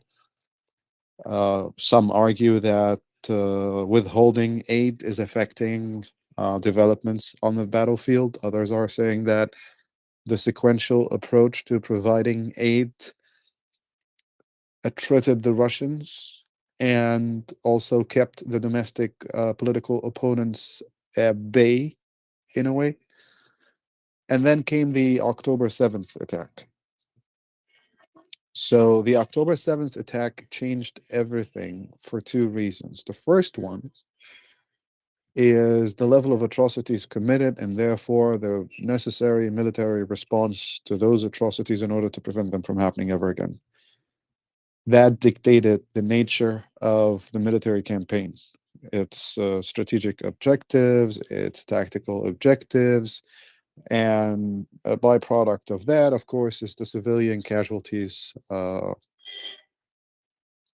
to achieve the mission or to accomplish the primary and the secondary objectives, which are to destroy Hamas and the Gaza Strip and to liberate the hostages. That created a new crisis for the Biden administration to deal with. Now, the cynical response, in my opinion, that the Republicans have exhibited is just that. Not all of them, of course, but what we're seeing is we're seeing a little bit of cynicism on the Republican side. Why? I'll tell you why. So they understand that the voter base of the Democratic Party is diverse. You got a lot of immigrants. Some of them are Muslims, some of them are Arabs, etc., etc., and they are American citizens, right? And I try to avoid commenting on domestic politics, but that's the reality of the situation over there. And they could see that that voter base is more or less rebelling against the leadership due to the support they showed for Israel. So they're watching that unfold in real time. And by they, I mean the Republicans. The Republicans are watching how this specific war is striking at the voter base of the Democratic Party. They're watching how this administration have been managing the war in Ukraine, even though there is bipartisan support for supporting Ukraine until she achieves victory. And everyone's playing politics. So I believe that President Biden is quite the well-versed cunning fox. When he gave that speech out of the Oval Office, he wanted to unite the American people. He presented a map of the challenges. He highlighted the two main challenges, Ukraine and the war in the Middle East. And he requested packages to tackle the war in Ukraine so that Ukraine can achieve victory, to support Israel after it had been attacked on October 7th, and also to address the grievances and the concerns of the Republican Party and its constituents when it comes to border security.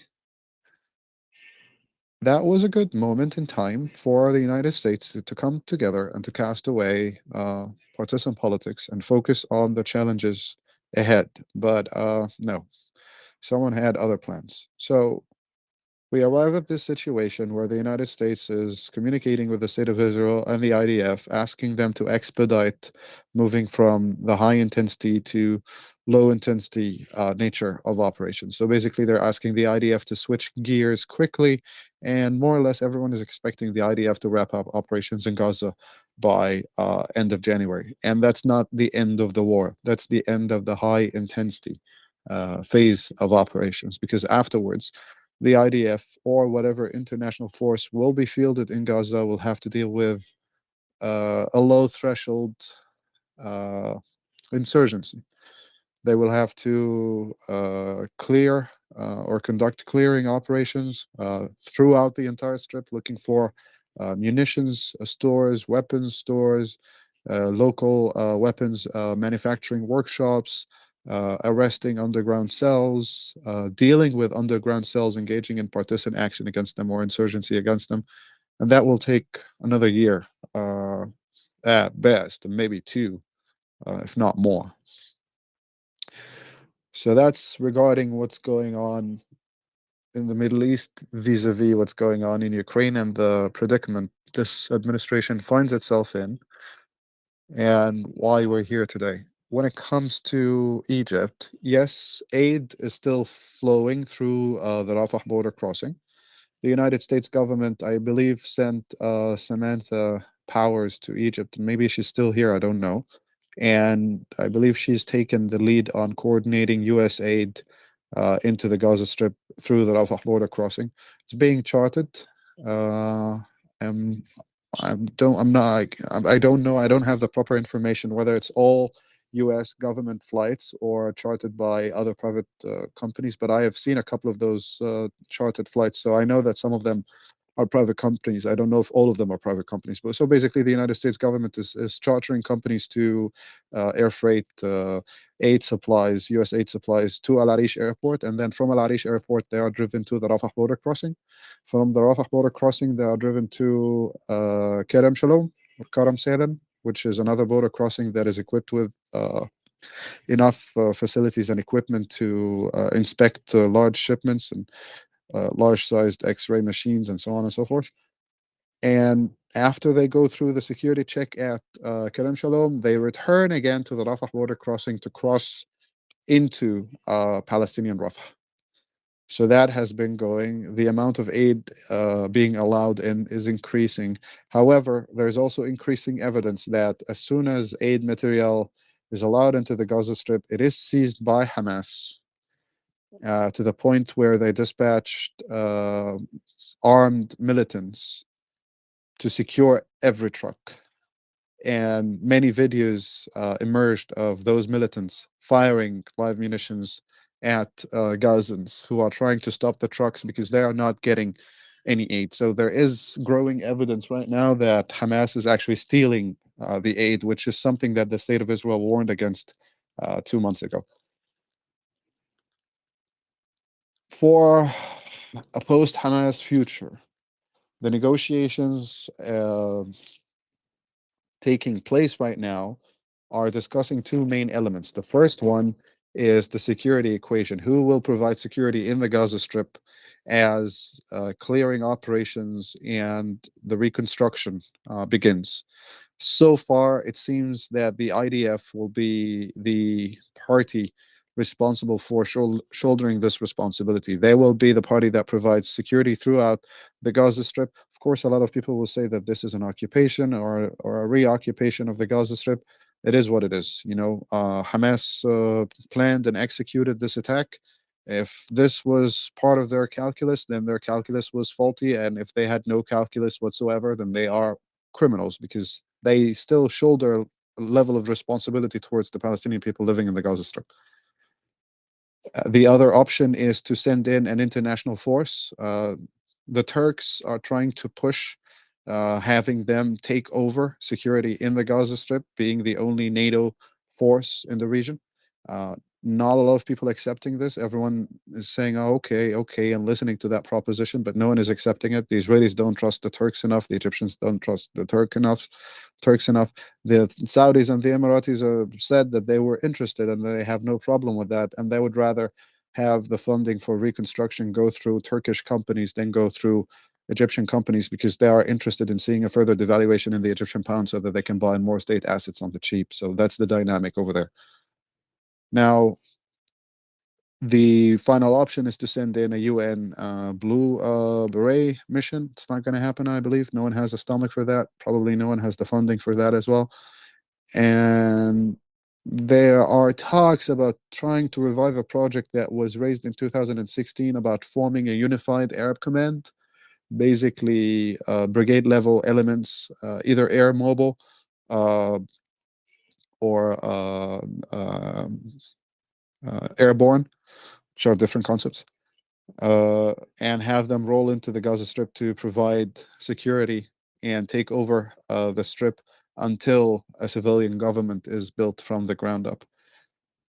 The second question is the political question. So after resolving the security situation, you arrive at the political question: what now? Are we going to transfer Gaza to the authority of the Palestinian Authority again, or the control of the Palestinian Authority again? Or are we going to hold elections? Are we going to hold a referendum and ask the Palestinian people whether they agree to a peace plan? Can we bring representatives of the Palestinian Authority, and if so, which representatives, to the table, and bring Israeli officials and the Israeli government to the table and broker a peace plan accepted by both parties and move it forward and finalize the situation and resolve the conflict? Who knows? But everyone knows that Hamas and PIJ specifically, alongside other militant factions, are now completely out of the equation. And finally, that's why they have been acting up the last 48 hours, trying to push conflicted messages. One of them, they are saying, or they were saying, that there is no future that doesn't go through us. And the other one saying that we're willing to change course and get integrated or fold under the PLO and the PA and recognize the state of Israel. And then they ended up retracting that statement. The first statement was made by Ismail Haniyeh Wednesday evening local time on Al Jazeera. And the second statement was during an interview to Al Monitor that was published Thursday morning local time with Abu Marzouk, and then it was retracted a couple of hours later. So, Bull Terrier, in a nutshell, that's the current situation. Back to you for a follow-up. Yeah, look, thank you so much. And once again, very, very comprehensive analysis of the situation. Great answer. Thank you. Peter S., hit me with a question about China, please, so that I can reset my brain. No, I'm not going to go on about China. Yeah, no, I just wanted to let me just stop this thing. Yeah, I just wanted to is it Chinese? No, it's not Chinese. It's to do with this with Israel and Ukraine. No, the thing that was blinking in the background, teen. No, is it Chinese or something else? That was my car. I hadn't put it into park. I was just trying to stop so I could speak to you. Yeah, so what concerns me with the Israel-Ukraine balance, if you like, is that the effect of this has been to detract attention away from Ukraine. I mean, I noticed a UK paper, its front headlines were the forgotten war in Ukraine. And it's even here, I notice that when there's a feature on Israel, the following is much higher than it is when we're talking about Ukraine. And I don't know how we can address that to get the spotlight back onto Ukraine, because this is what Putin wanted. He wanted a frozen situation where he held on to mainly the land grab down to Crimea, because he just wants to hold fire until he thinks the West will get tired of it all and stop supplying weapons, etc. And then all he's got to do is to sit tight.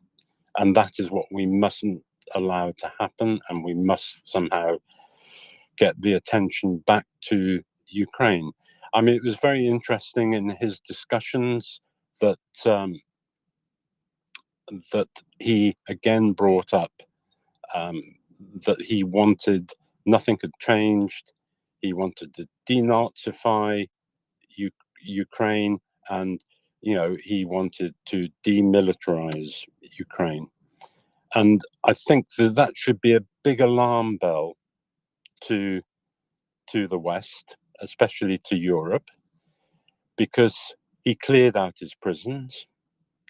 He would obviously go after anybody who had been in the military if he ever got his way, and would imprison them, or even worse. He would go after young people who didn't agree with the Russian way, and there would be a mass exodus out of Ukraine where people didn't see they had a future anymore, because there would not be a future for them in Russia. And that is that I would go. I would not want to live under a Russian occupation. And and the West need to really look at what they're doing by not supporting Ukraine fully. And I really do hope they do wake up, because they haven't really thought out the repercussions of what would continue afterwards. So, yeah, I mean, I do not know how we get the attention back to Ukraine other than bringing up subjects like this, so that everybody wakes up and don't have their little cozy Christmases and not realize the pain that Ukraine goes through on a daily basis. Thanks. All right, thank you for that, Peter. Let's go to Will. So a question came up in my mind while you were talking before, that I don't mean to go back to Israel and Gaza, but it does strike me that you started out with saying that that it's accepted that that Israel would be pushed into de-escalating into a lower intensity combat that could take years, but knowing all of the inherent problems that you then laid out, especially the fact that Hamas is not going to be interested in playing along with anybody who is going to recognize Israel, and they are going to become low intensity terrorists in Gaza for a long period of time. Why would we go there and not just let Israel carry on and finish the job? I mean, I'm not being flippant. I realize that there is civilian casualty going on in a higher intensity conflict, but to me, this is essentially a security action, policing action that needs to be carried out by Israel. They're the most expert in the world at doing it, and to be honest, I don't. I would think there's a significant portion of the Israeli society that says, I don't give a shit what the world thinks. That they're just going to carry on do it. Look, I will stand in judgment as strongly as anybody after this is over, if it is demonstrably true, if it turns out that Israel's being horrific war criminals in the thing, but I just don't see it. I just don't see it, ma'am. And I don't see, and I see an incredible amount of lies and disinformation coming out of Hamas, yet our major media outlets seem to suck it up like it's, as you know, both sidesism. That it's equally as true as anything else, but there isn't much coming out from Israel because they're not interested in having an information war with Hamas while they're having an actual war with Hamas. I just the the machinations we get into where everybody assumes that, oh, it's got to stop, the intensity has to stop because why? Because Hamas is gone. Because if Hamas is gone, then fine. But if Hamas isn't gone, and you're trying to bring in aid, and now, as reported by Palestinian people themselves, no aid is getting to them even during wartime, just like it didn't under UNRWA the entire time before. Everything went to Hamas. They built great things for themselves. Common people got screwed over. They're getting screwed over now. What's the difference? Why not let Israel just carry on? And when Israel says it's done, then we'll judge them on their performance. Two main points here. And the first one, that this is the outcome of several decades of, I'm not gonna say deception, but you get the academia, you get journalism, and you get think tankers, and then you get them interacting with people from the Middle East. And then you get the type of information they collect and the type of data they collect and other data points that they build their analysis and their work on. And I hate to say it, but many of the people they talk to throughout the research actually lie. The Muslim Brotherhood and pan-Islamist organizations for quite some time now have been influencing successfully several decision-making circles, several academic circles, gaming several media outlets, and so on and so forth. So you're seeing this huge impact today because that's the final outcome of working those circles for decades. That's why you're seeing a lot of people up in arms on the streets. Do they have the full picture? No. Are they falling victim for clever sound bites and structured communications campaigns? Yes. Do they have a very short attention span? Absolutely. Are they well read on the conflict? No. Do they believe everything coming out of the other side? Yes, because there's this tendency of leftism. I don't want to call it woke culture or cultural Marxism. I want to quantify the problem. There is a problem. There is a problem on the right and there's a problem on the left. The problem on the left is that, no, they are not well educated on many of the things they opine on, and they're going through FOMO, and they feel the need to opine on everything that's happening, and they have a more or less adopted an anti-establishment attitude that, coupled with a sense of entitlement and a now means now approach to everything, and give me my triple shot, extra hot, no foam, soy latte now, or die. No, it doesn't work like this. So that impact that Hamas is trying to use in the information space in order to erode support for the state of Israel was very, very, very intense, but it failed. 9 weeks, almost 10 weeks later, the IDF is still operating. The IDF is in control of the northern sector of the Gaza Strip. The IDF is advancing in the south. More Hamas fighters are surrendering. Some civilians are being rounded up, processed, and released again afterwards, sure. Civilian casualties have been decreasing. Airstrikes have been decreasing because now they are being called on by troops on the ground against specific targets. The US understands that this war needs to continue and understands that the primary objective, which is the destruction of Hamas, so that they don't become or don't survive as a force to continue launching attacks out of the Gaza Strip and into Israel, or lead an insurgency later on, both parties understand that that objective needs to be fulfilled, and it will be fulfilled. Hamas will be removed from the equation. The status quo that they created starting 2007 is done. It's finished. It's over. A lot of people will throw their hands up in the air and complain and say war crimes, genocide, ethnic cleansing, this, that. They are doing themselves a disservice, and they are doing people who actually went through those horrible things a disservice. And they are not doing anything except paying lip service to tyrants who actually engaged in genocide and ethnic cleansing, and providing terrorists with a political cover so that they can get away with their actions. That's what's happening in the information space. Well, I don't remember. You asked a couple of other questions, right?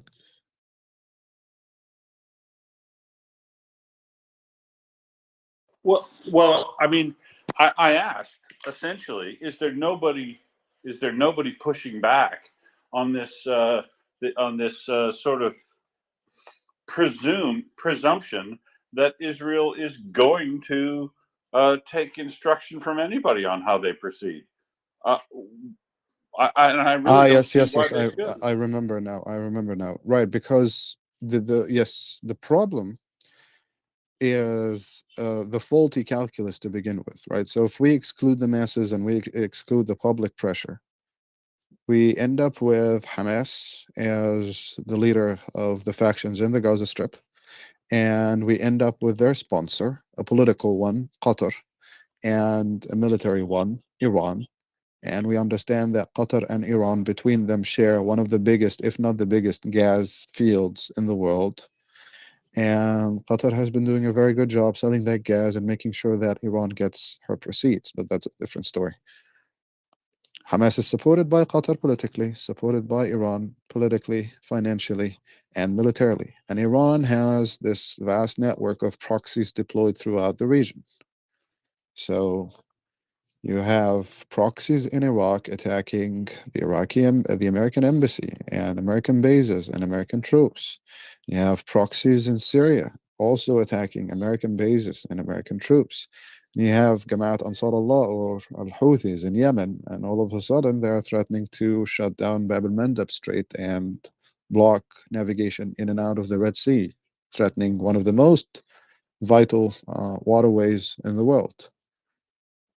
And then, of course, Hezbollah in the north attacking the northern parts of Israel, threatening the northern communities, and also sitting on a stockpile of approximately 150,000 missiles and rockets that can reach almost every part of Israel. That calculus, that situation, that dynamic is why the current U.S. administration or European capitals or the EU or the UK are trying to discuss options on the table with the state of Israel in order to avoid escalation. Again, the question of escalation comes into play. And again, this is very similar to what we saw in Ukraine in the very early weeks and the very early months that everyone was worried about escalation. The threat of escalation was that Russia would go nuclear. The threat of escalation here is that Iran will continue to destabilize the region and trigger multiple fronts, hurting the global economy that is barely and slowly recovering and hasn't recovered yet by shutting down one of its main shipping lanes, thus forcing a lot of liners because the insurers are going to increase the premiums going forward. Make no mistake, to go through Cape Good Hope and go all the way around Africa instead of going for the Suez Canal. So that will increase shipping time, shipping costs, insurance costs, and all that premium will be loaded onto the goods being shipped. That means increases in prices and delay in deliveries. So supply chains will be affected, prices will go up, inflation will go up, cost of living will go up, and boom, you are basically affecting. It's a form of economic warfare. And it's striking at a global economy that is still recovering from a pandemic and a war in Europe and a slowdown in China and an implosion of the Chinese economic sectors. Wink, wink, Peter. So all those options, or sorry, all those factors need to be taken into consideration. That's why some governments are reaching out to the state of Israel, trying to get a timetable on operations, or even proposing a ceasefire. But the thing is, if we allow this, then we set a precedent. If the Yemenis, not the Yemenis, if Al Houthis or the Yemenis get away with doing this, that's blackmail. So, they don't like Israel. Fine, I get it. That's a war. It's not a nice way to say it, but there's a war between Israel and Hamas in the Gaza Strip. So they attempt to shut down Bab el-Mandeb, and they fire ballistic missiles and cruise missiles against Israel. But they're also attacking Egypt that way. Because if shipping is diverted away from the Red Sea and around Africa, bye-bye Suez Canal. What now? It's the first or second source of foreign currency into an economy that is approaching $190 billion in debt and trying to negotiate a bailout deal with the IMF of around $5 billion and requires at least another $8 to $12 billion injected into the economy in FDI in order to stay afloat without further devaluation that will further push more than 60 million people under poverty line in a population of 105 million. It's insane. If we accept that, then we're basically telling them every single time you want to shut down a shipping lane, go ahead and do it. If we accept Hezbollah, then we're saying every time you want to degrade and bring the Israeli economy to a standstill, just start attacking the northern communities in violation of the Palestine Agreement or the Palestine Declaration of 2006 in Lebanon and the Resolution 1701, and do not withdraw to the Litani River mine and continue to operate in the areas where you invested a lot of money in building infrastructure, and we're not going to bomb you, we're not going to do anything about you. But yeah, go ahead, sure, keep you as long as you don't cross into territories and rape women, we're fine. But ATGMs fired at our infrastructure and at our communities, that's okay. That's a level of aggression that we can accept. Just don't cross into our northern borders and try to take hostages or rape women. But ATGMs fired at people, that's perfectly fine. Okay, we can deal with that. So the fuck is this? It's just dumb fuckery. What's happening in Europe is dumb fuckery. What's happening in the Middle East is dumb fuckery. Excuse my French. It's still like 4 p.m. here on Friday, and I'm having a lot of coffee, so I'm a little bit, agitated by all this. It's just downright dumb fuckery, right? And no one wants to put down the amount of resources needed, and the amount of money needed, and the amount of time needed to take it out. Why? Because we're busy with the 3-day angry news cycles and the clever sound bites.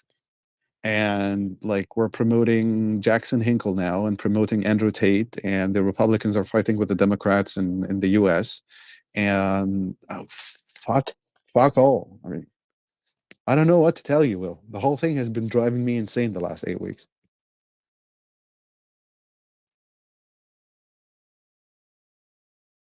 Buddy, I totally understand. And but it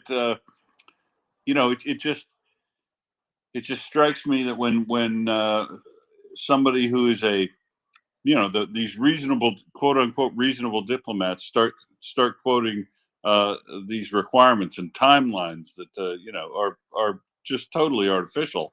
It seems strange, bizarre to me, and especially when, how cynical is it that this just demonstrates how cynical Hamas is. That they know that there's half of the media landscape that's going to be on their side no matter what they do.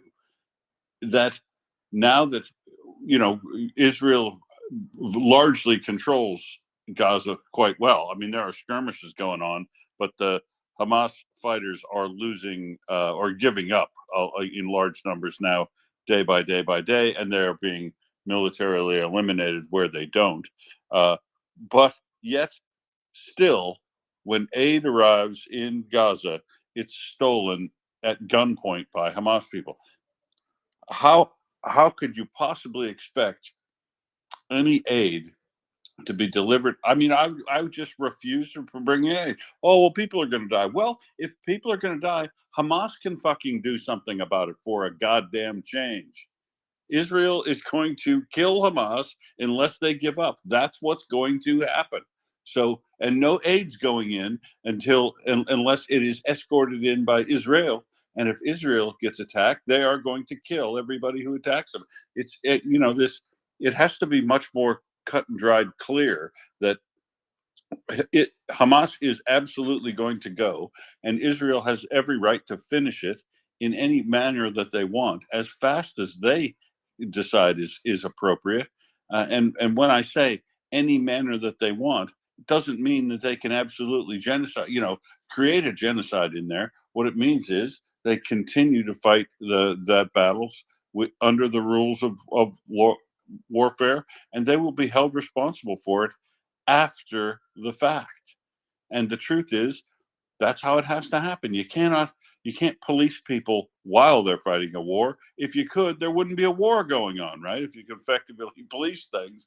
War means the absence of the rule of law, and they're reinstating the rule of law, and people are going to die. Hamas is definitely going to die.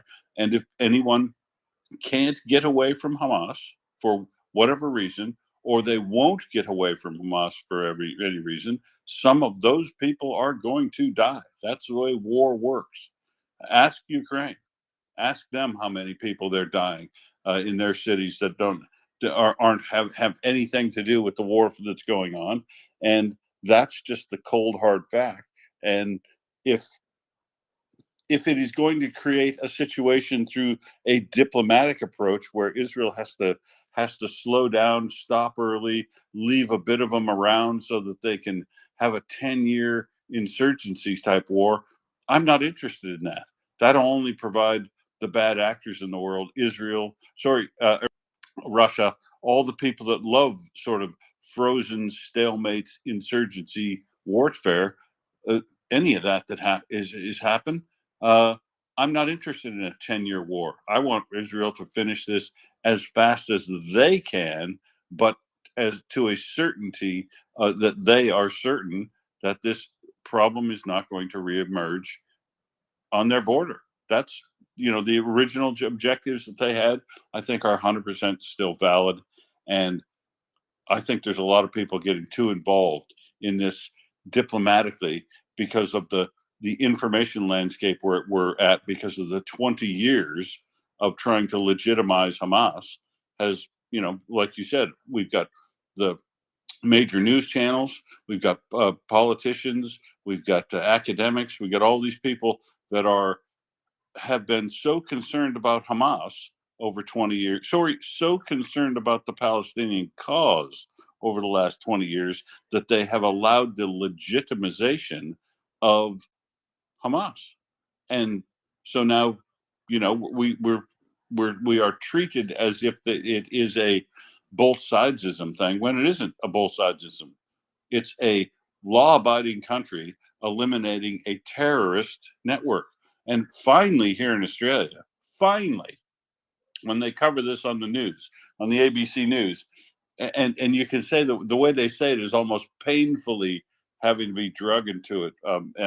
That they'll say during the news program that they'll show you all the stuff they got from the Hamas press releases and everything, and then toward the end, when they talk about what Israel's doing, and Israel is they call them Hamas militants, which have been designated a terrorist by countries, including Australia.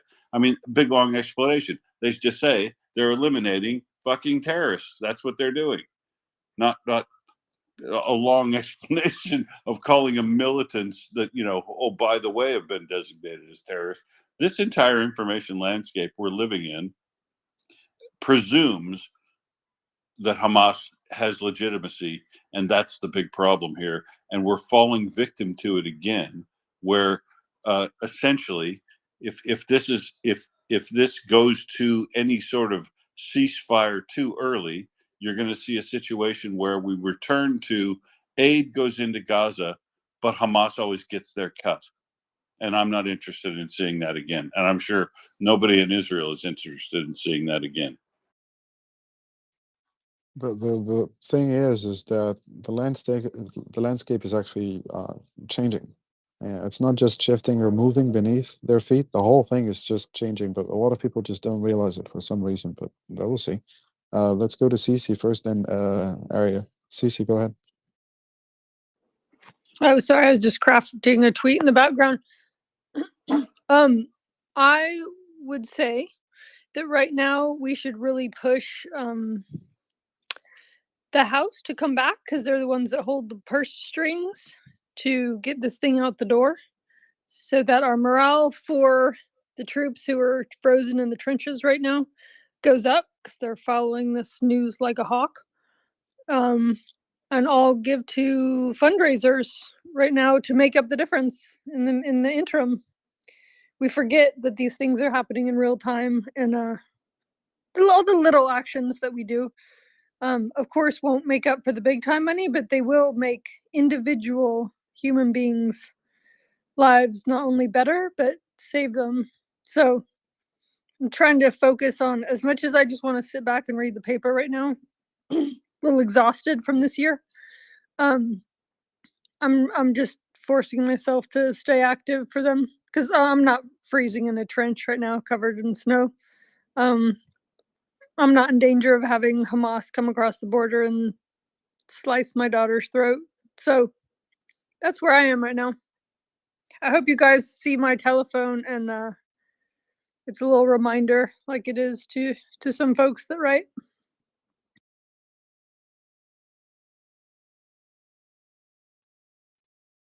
All right, thank you, Cece. Arya, please go ahead. Good morning or good evening, wherever everybody is. Pleasant surprise to see you here, Ann. I don't think this is your normal time or segment, so I really appreciate you being here. And you said something about it being 4 a.m. where you are. You're drinking a lot of coffee, so thank you. In regards to people, politicians and stuff calling for ceasefire and, clearly doing things that are counterintuitive, I would say they tend to fall into one of three categories. And the same is true with people, right? You have the bad actors that are doing it because they want to, hurt the PR and help Hamas. You have the useful idiots who are doing it for humanitarian reasons, right? You see dead people on TV, you see any war, it's very easy to create a narrative, and for people that are anti-war to get behind that. And then you have the people that are doing it for political reasons, right? Either they think it will help them politically in the next election, or they hate Jews, or whatever the other cause is behind it, which they're doing it for. In regards to the American administration, there was a book that Obama read and was filmed carrying around several times, called The Post-American World by Fareed Zakaria. I've read it several times. Now, I want to prefix off the bat, especially among right-wing and Republican circles, there have been several conspiracy theories about what the book says that are not true. But one of the things the book does say, which is true, is, and when I say true, I mean that the book actually says it, not that I believe it, that one of the reasons why countries like Iran or the Palestinians do what they do is because they don't feel there is an equal parity. They do not feel like there are two sides in the conflict and that they are up against a wall. And that if you change that parity and you make it closer, they will not feel the need to act out in the way they currently do. And there are many people in the Biden administration, I think, and this is my opinion, that have read the book or believe ideas that are similar to what was in there. And I think that was a large part of Obama's policy, whether it was how he was dealing with the Iranian government or the Palestinian Authority and Hamas.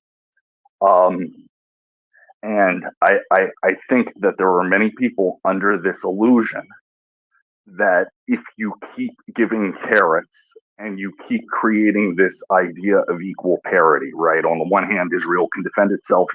Everything you're doing is proportionate, and you're taking more. You're being more careful than even our military would be, right? And then on the other hand, it's Netanyahu. You need to stop what you're doing and restrain yourself and stop civilian casualties and minimize the damage, and you can't do this and you can't do that and you can't do that, right? So it's creating that, and I think that's part of the issue.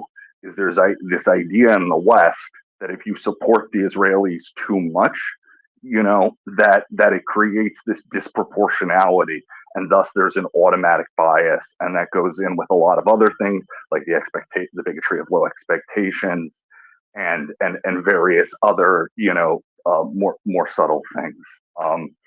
But I think that that's part of the issue. I had a question for mockers or anybody else. I saw the news on the Ukrainian member of some local council that went in and threw a bunch of grenades in, injuring 26 people and killing one.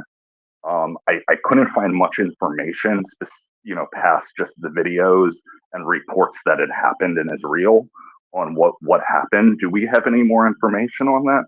Thank you. Yeah, he walked into the room. They were discussing, I believe, a budget for presents or gifts. The amount of money being discussed was in the thousands of dollars, maybe $1,000 or something like that. The lady who was chairing the meeting was saying, "May I speak? May I speak now?"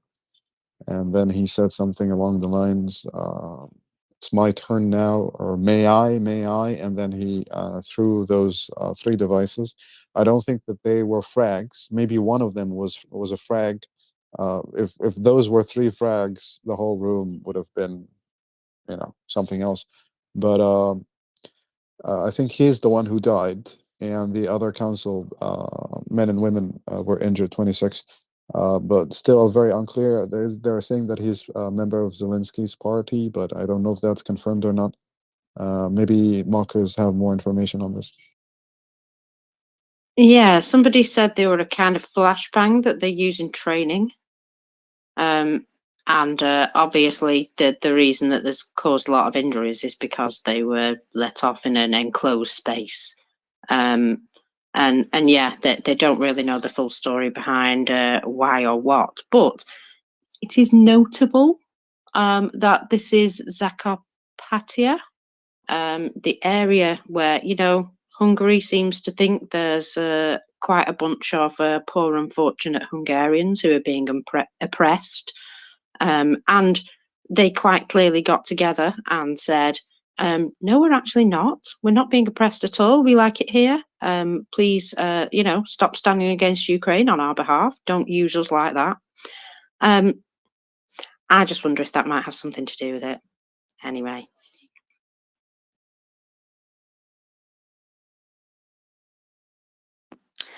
Bob? That's very interesting, and I didn't see that on anything I read on it, so I really appreciate that from both of you. Mock, I agree completely with your assessment that at most one of the grenades was a frag grenade. There's no way that all 3 of those devices that were thrown exploded and caused shrapnel damage. It looked like one did, and then the other ones looked like they were either some sort of anti-personnel device or a smoke grenade or something like that. Thank you. Thank you for that. Let's go to Ruble Destroyer first, then Ali G. You guys and your display names. Ruble, go ahead.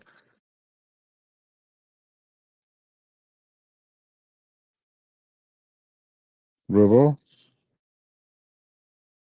All right, Ali G. Hey, good morning. I just want to make sure first, can you hear me? Because I'm using a new microphone. Loud and clear, it's good. Okay, perfect. So I've been following along with the conversation, and the one question that comes to my mind is regarding, obviously proportionality, but Hamas, it seems like right now they're using the general public and everything they can to inflict as much damage, like emotionally, mentally. And it's almost like a rallying call for them. Do you see this? I don't have the correct words, but do you see this kind of dying off or being less effective. I'm afraid I don't have much else to provide right now because I am learning, but that's what is on my mind. And thank you again for letting me speak. So one of the main themes of the disinformation campaign is disproportionality and high civilian casualties, and of course the blood libel. You know, they're killing babies, they're killing children. It's another way of using the blood libel against the Jews, pretty much. But in this specific case, they're saying they're killing women and children. They're killing women and children. And so on and so forth. So personally, I observed two trends over the last week or so. Their pro voices and the content they are pushing out hasn't shown any signs of developing any new talking points or any new arguments. They have been pretty much repeating everything they have been saying since the beginning of the war. So since the attack, that's what they are repeating now. Secondly, because we're inching towards the holiday season, or the holidays season, or Christmas. Merry Christmas, everyone, early on for those who celebrate. A lot of people will be focused on just that, celebrating the holidays, their travel plans, meeting with families and friends. So you'll see two things. You'll see a decrease in out-of-home demonstrations, and also you will see a decrease in online activity when it comes to commenting on the war itself. Whether that is driven by loss of interest in the conflict or just the time of the year, I cannot simply say. And I would also like to throw in another variable. It is the fact that they know that Hamas is losing on the ground, and they know that this PR campaign has been so far unsuccessful in both eroding support for the state of Israel and the IDF to continue operating in self-defense by international governments, or pressuring international governments into pressuring the state of Israel or the IDF to change their position or to cease fire. So no pressure on Israel, no pressure on the IDF to broker or establish a ceasefire right now, which means that they agreed to their military mission, and the US veto in the Security Council is a very clear representation of that. And they're just running out of time and running out of resources. I think after fielding this intensive campaign for 8 to 9 weeks without the desired outcome, maybe they are shifting gears or trying to come up with another strategy. So back to you, Ali G, for a follow-up, and then we go to Arya. I think those are all great points. They are using Western civilization and holidays as a point of interest, and I am. Let's see. I can't think of right now how to put my thoughts in an educational manner here, but I definitely think that the more people understand about revisionist history and blood libel, the better. I can't speak like you do, Em, but thank you for all the points you brought up. And I am going to drop down to listener and continue to learn. Thank you. Thank you, Ali G, for your kind words and your support. Much appreciated. Arya, please go ahead, sir. Ali G, don't sell yourself short. You speak just fine, and I don't think anybody has an issue with what you're saying, understanding it or how you're articulating it. So please don't sell yourself short there. The 3 or 4 times I've heard you come up have all been very good thoughts or very good questions, and just please don't sell yourself short there. In regards to proportionality, I would just ask everybody to remember how the world dealt with ISIS. And in terms of the level of barbarity, and I'm not trying to say one is worse or one is less worse, ISIS gave chances for civilian women to convert or become slaves. They gave the chances for the kids to convert and the men were killed outright. With Hamas, they believe biologically that we are subhuman, that, that we are not even able to convert. I would ask everybody to look at how the world and the coalition dealt with ISIS in Syria and Iraq, how Raqqa went down, how all of these battles went down in terms of proportionality. And then I would like everybody to look at the Iraq war or any other war a Western country has fought against, whether it's a legitimate terrorist government or a non-state actor. And then I would like you to look at Israel. And no other country, goes through the rigors, has lawyers for every operation, drops flyers, roof knockers, things like this. So in terms of proportionality, I think a lot of it is propaganda. I think a lot of it is because you have the entire area is a city. So when you're trying to take out a city, you have buildings going down, and this is very, the propaganda against is very strong. I didn't articulate that as well as I had hoped. I'll leave it with one point, to quote Yasser Arafat. We, the Palestinian people, and I'm paraphrasing, I might be off by a word or two here. We, the Palestinian people, can sustain 30,000 dead a day until we win. Can you Israelis sustain 500? There is a huge gain when civilians die in Gaza for Hamas, and Hamas doesn't care about them, right? There have been, just leaving aside the destruction of infrastructure to build missiles, like taking away their drinking water and stuff. There have been 3 attempts to build bomb shelters in Gaza. The first was a donation by European countries, and it was enough to build bomb shelters for the majority of Gaza's citizens. This was a couple years after the first Gaza war. And Hamas confiscated all of the funds for that, and eventually they stopped giving them because they were being used, not to build bomb shelters. The second 2 attempts were by civilians in local communities, in more affluent communities. They had hoped that they could build bomb shelters, for more than just their family, and that they could build bigger ones. And in both cases, Hamas came in and literally took all the building supplies and materials that they could confiscate and said, this is for the resistance. They don't care. There's been 186 kids pre this conflict killed digging terror tunnels. They trained child soldiers and used child soldiers. They used to use child suicide bombers until they stopped that because they realized that was affecting their PR in the world.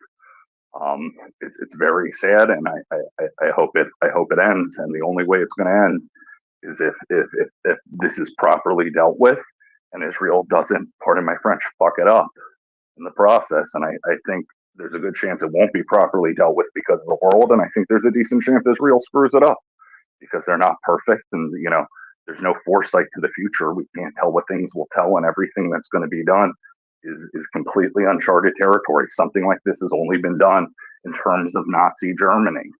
Imperial Japan, they surrendered, and they did a lot of self, reflection at the same time. They never dealt with the demons of the crimes of the war, but that's a different issue. Germany had a 10-year denazification program, where there were still terrorist attacks going on and people getting killed. And, even after that, there were still holdouts and, true believers. So this is going to be a long-term thing. Sorry, that went on a little longer than I hoped.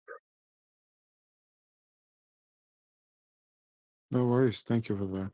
You can continue. We have no hands up right now, so it's okay. I've got a little bit of something to add. You know me, I like a beam or two. And so I've been following up on the missile strike in Mariupol near Port City Shopping Centre, it says here. 52 Russians were said to be killed and more than 20 others wounded. And information states about 10 pieces of equipment were lost. So that's, well, a successful day, I would say. A successful strike, it sounds like.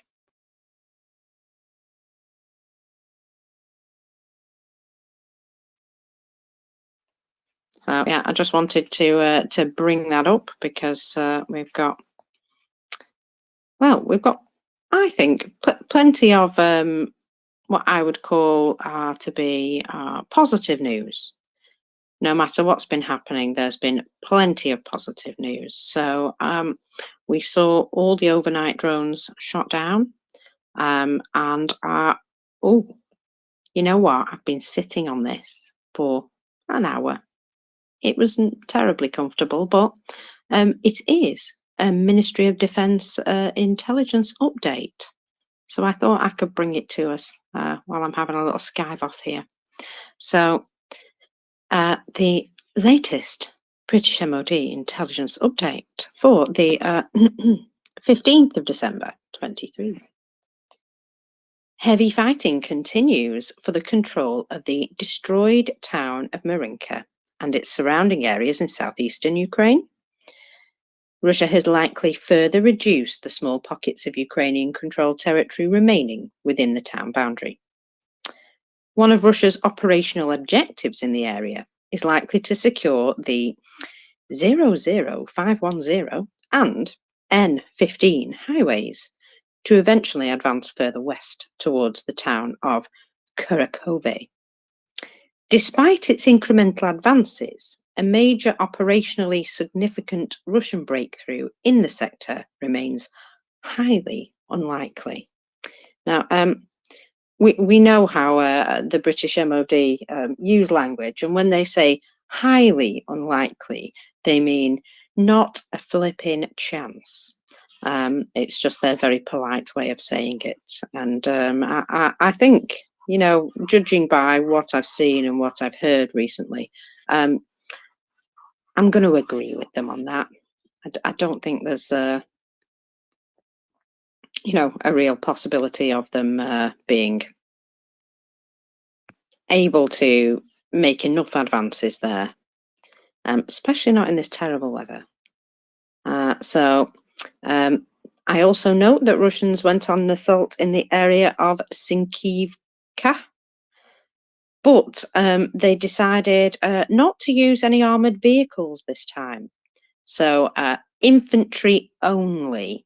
And you can imagine what happened to them, can't you? Let's just say they walked into a welcoming committee, which started with some artillery.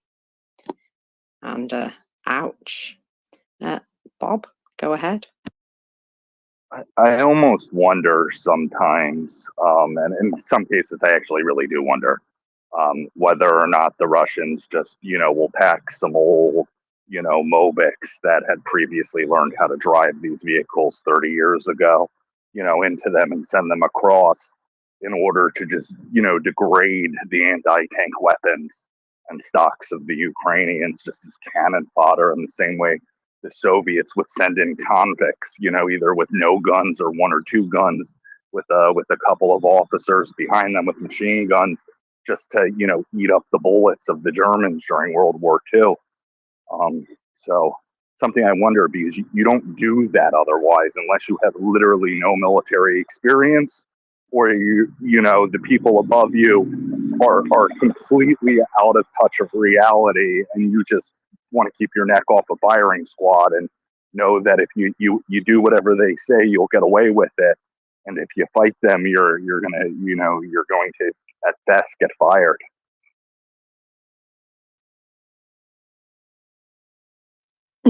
Yeah, at best. That is very true. Fired could mean all sorts of things there. Now, also, we keep seeing these pockets of unrest with the Russian public and so on. Now, these guys have started speaking out just recently. And so this group are the badly injured veterans from the Luhansk People's Republic. Now, they have an $80 pension. I'm assuming that's a month, which is very small because, according to their documents, they never went to Ukraine. So there are currently 617,000 of these veterans on the waiting list for having their confirmation of, being a veteran of Ukraine. And well, they've been in this situation for some time, and it's getting very difficult for them to live. They're being thoroughly messed about, and they demand, yes, they demand, because they are tired of waiting for something to be done. We can't live in these conditions. I'm sure they can't. Now, all these people received serious wounds. So there's a presenter that stood with them. All these people received serious wounds. And these are the conditions they're expected to live in. When they say that our defenders are all that we have, we should look after them. They're only receiving a minimum pension. They're crying out for their veteran status. They feel abandoned by everyone. And yeah, one of the guys said, "We're very upset. Yes, it hurts. It hurts." Migrants are receiving property all around Russia, in Sochi, Adler, Moscow, and so on. Oh, it's a shame. But we, the veterans of 2014 to 2018, note, some served for a year before their injuries, others more. Well, good for them. We don't receive any help from the state at all. Oh, it's a shame, isn't it? No property, no rehabilitation. And how do we live in general? Well, we're forgotten by everyone. We're renting terrible property. I have to live in a free hostel and it's shameful. Yeah, same here. Same here. This angers and agitates us. You see how the immigrants are being given property? Oh, we defended the motherland, yet we are forgotten. Now, obviously, there's some clear racism in here, but they are kind of making a point. They can't do anything. They're being footballed back and forth, or being told, we were never sent there. The state doesn't need us, nobody does, so they don't look after us anymore. Oh, it's a tale of woe. It really is. Aria, go ahead. So, number one, I think it's a mistake that Western countries and Ukraine does not include the numbers of Russian dead and Russian casualties, or Ukrainian forced conscripts into the, militias there, or Wagner troops in their casualty statistics. I think it would be a much better idea for the sake of PR and just for, explaining reality, opposed to having these as discombobulated, points. Because that's 600,000 people that were injured severely, and that's just the people that they haven't, recognized, who are willing to come forward. Imagine the ones who have killed themselves off, die from drug use or suicide, and or the ones that have been recognized, which are in the hundreds of thousands. So it would be very, I think, smart to do that. There's one other thing I'm trying to remember. I'm sorry, I'm walking my dog right now, so I'm not taking notes. If I remember it, I'll raise my hand again. Thank you. No worries. Yeah, but you can see how these people who have been fighting and encouraged to fight in Ukraine since 2014, I'd like to note, are now, just no longer needed. Yeah, so just abandoned to their fate. It's very, well, expected. To me, it's expected. I'm not quite sure what they were thinking was, supposed to happen, but yeah, to me, it's very obvious. Bob?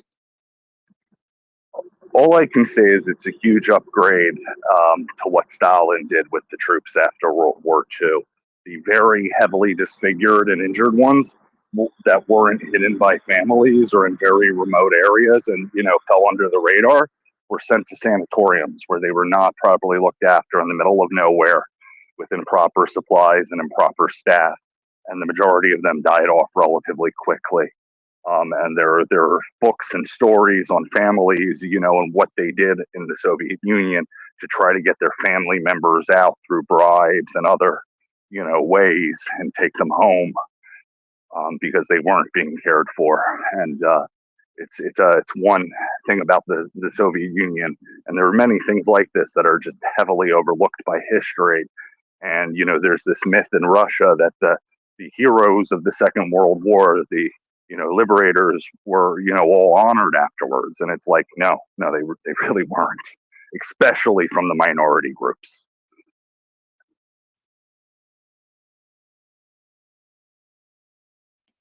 Yes, that's very true. Yeah, they didn't get an awful lot of support, shall we say. So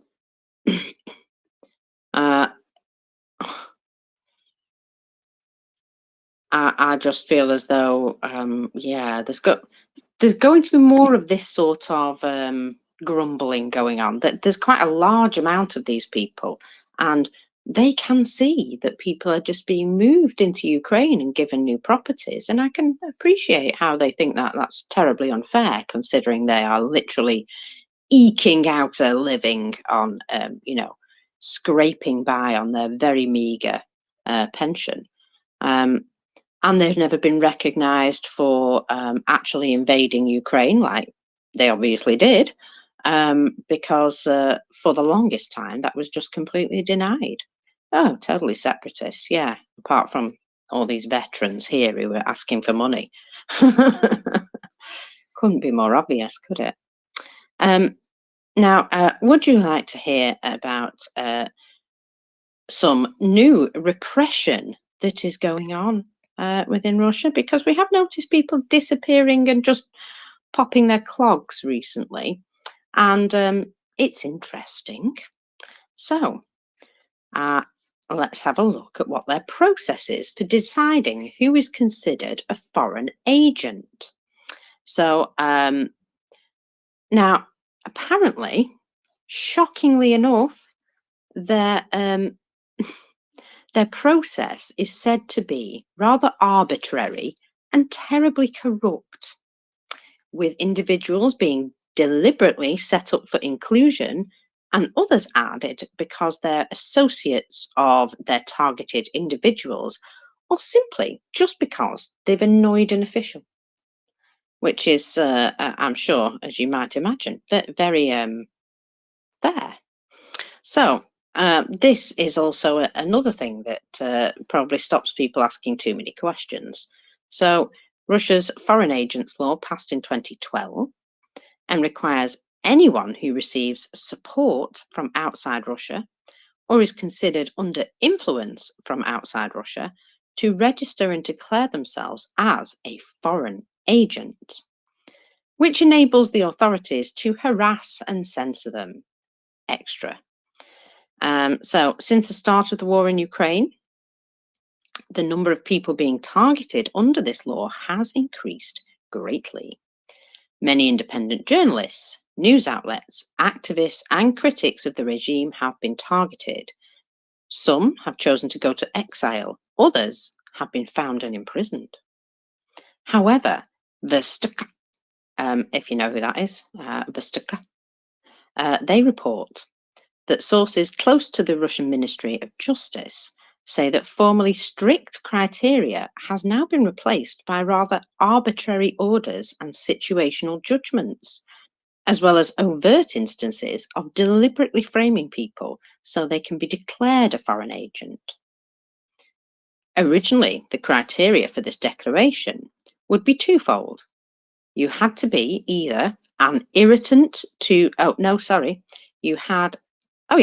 either to be an irritant to the authorities or to have specifically received foreign funding, for which there was no statute of limitations, so any money ever received from abroad would count. So it's quite a broad spectrum there. This has allowed for some creative moves. As we know, they like to use their laws creatively. An example, the Election Observers Movement for the Defense of Voters' Rights, also called Golos or Voice, was declared a foreign agent after someone working for the Russian government sent the group 200 ruble donation, that's about $2.23, by the way, from a bank in Armenia.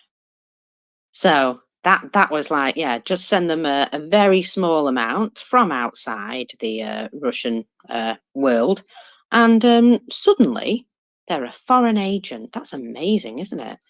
It doesn't sound set up that at all.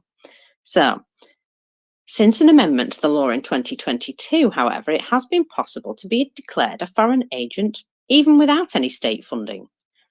It is now considered enough to fall under foreign influence, which is a completely arbitrary criteria.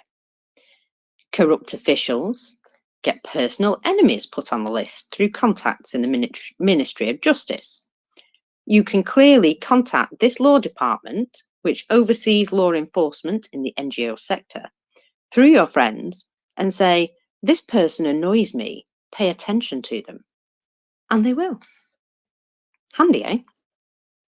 So the ministry also proactively monitors news and social media outlets to make situational judgments about those to include, which can lead to some very rapid decisions. When actor Artur Smolnyanyov, I'm going with, declared his readiness to fight for Ukraine, he was listed on as a foreign agent only 5 days later. So the list will also punish guilt by association. According to Vistka's sources, the Ministry of Justice singles out 1 or 2 representatives of the media or a company and then includes in the list at the same time along with any other people who are associated with this office. In such circumstances, it does not matter that the target is still employed by the It does not matter if the target is even still employed by the organization being targeted. So even if they get found out and sacked, the organization still goes on the list as a target. The source says they are looking for potential targets in the media, on Telegram, in conversations amongst themselves. The evidence base is not as important as the negativity towards the targets coming from the correct people. New lists of foreign agents are released every Friday. While there is no quota, the people compiling the list are expected to find new entries every week. And if they don't find anything to condemn, they make it up. Decisions can be delayed due to disagreement over who to include, or even a vacation in the department responsible for the listing. They may slow down to dissatisfaction of someone at the top with the inclusion of a certain person there, or just because they are away from the office. The listing of one guy, rock star apparently, Boris Grebenshikov, I'm going with, and the producer and screenwriter Semyon Slepakov caused particular disagreement. The final decision is made by the Deputy Minister of Justice, Oleg, insert Russian name, who is described as the decisive voice. So, here we go. I'll try this one. I'll try it now. Sviridenko, best you're getting. A former judge of the Moscow Arbitration Court, who is now under international sanctions, is described as a dishonest man and is said to have become a millionaire from bribes. We're all shocked, aren't we? Shocked and astounded. I know. Such scurrilous rumours. It's reportedly possible to get people added to the foreign agents list for a fee, and this man takes them. So Vestaka's sources said this happened to one lady, Katerina Bosov, the widow of the banker Dmitry Bosov, who happened to die, just happened to. So Sviridенко did this for a fee. This was the strangest case possible. She was listed in 2022 with the claim that she was being funded from Ukraine. Bossov claimed at the time that the Ministry of Justice had been misled by a fake interview in which she purportedly claimed she had gone to rallies in support of a democratic process, and that the war in Ukraine was the straw that broke the camel's back for her. She is a controversial figure who came under investigation with unproven accusations that she had driven her husband to suicide. In 2020, she discovered his body with a gunshot wound to the head and later fled to exile. While the facts of Bossov's case are unclear, it's been evident for a while that the foreign agents law, which human rights activists say violates Russia's own constitution, again, no shock or surprise there, has just become an instrument of arbitrary coercion and legal harassment. Well, who knew? Who knew that that could happen, eh? I, for one, am shocked. What do you think, Em? Another tale of woe, right? Absolutely, yes. I note we have been joined by Axel. Hello, Axel. Did you just come to check? Yeah, no, I did. I just heard you talk about someone from the Russian arbitrage court who I know, funny enough. So that was interesting. Was that guy I struggled with his name? That begins with an S? That's the fella, yeah. It's interesting that you would end up having someone who's so much under sanction and who has been once leading the arbitrage court for quite some time after having had a rather infamous career prior in both legal services, then nearly losing his license, then returning back to it. It's quite interesting having to see names pop up yet again, not surprisingly.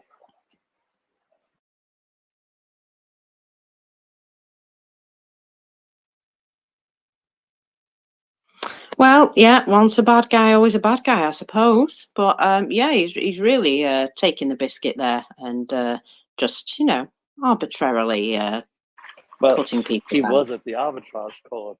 No, I'm joking. But seriously, this is a guy who has been quite infamous. And yeah. People who have studied with him and know him well from early on know exactly who he is, why he is, how he is, what he has done, what his family has done, what his people have done, what his ancestors have done. He's a bad lot.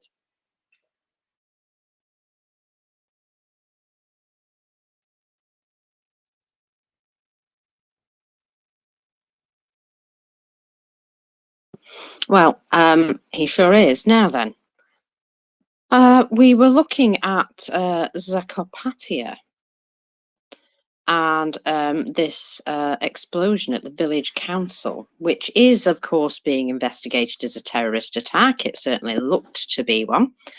Oh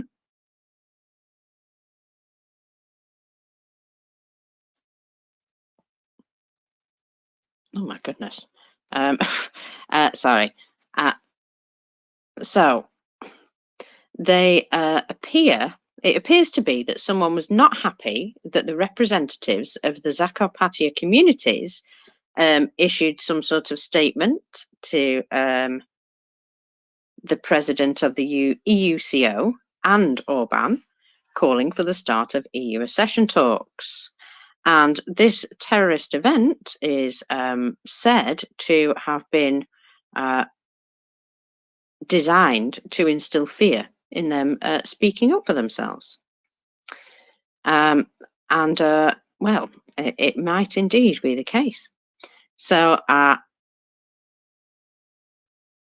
let me see. A statement that was issued on the same day, EU ambassadors were visiting and meeting local authorities and minority leaders to be assured that the new Ukrainian law on minorities was well received. So Katerina Mathanova the ambassador of the European Union to Ukraine, had indeed a productive and reassuring field trip to Zakarpattia a couple of days ago, on the 11th, I think she posted this, yeah, with a new legislative package on national minorities well received by the local authorities and minority leaders in the area. So that there was, quite a lot of, shall we say, interest and eyes on this particular area over the last few days. And then this happens. Yeah, it doesn't seem entirely coincidental to me.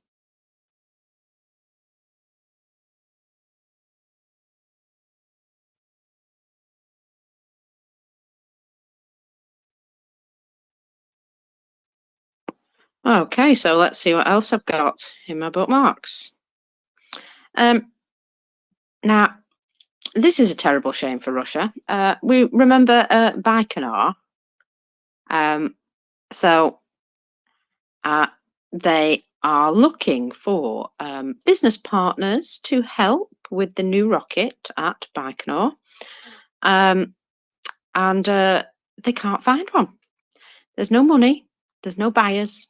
There's nobody who wants to go into any deals with them. What? Marcus? Shock me. Horror. 2023. Turn of 2024. You have a Russian rocket and nobody wants to finance it? Apparently not. No, I thought that was quite amusing. So yeah, the implementation of the Soyuz 5 rocket project and the Beta-Rek complex envisioned it for it at Baikonur is facing massive problems. So the Moscow Times reports that the project is scheduled to be tested in 2024 and put into service in 25. However, they have a problem. They've got no customers. In fact, there are no clients for these rockets anywhere in the world. Yes, and the complex, which is designed to launch spacecraft from Baikonur into space, is also having problems. In March, due to a problem with documentation, a court in Kazakhstan fined almost $30 million and seized the property of the Tsenki company, which is a subsidiary of Roscosmos. Yeah, it would appear nobody wants to order their crap. Who knew? Bull Terrier, go ahead. Yeah, hi. I just came across a really interesting report in The Guardian, and it's about the European Commission.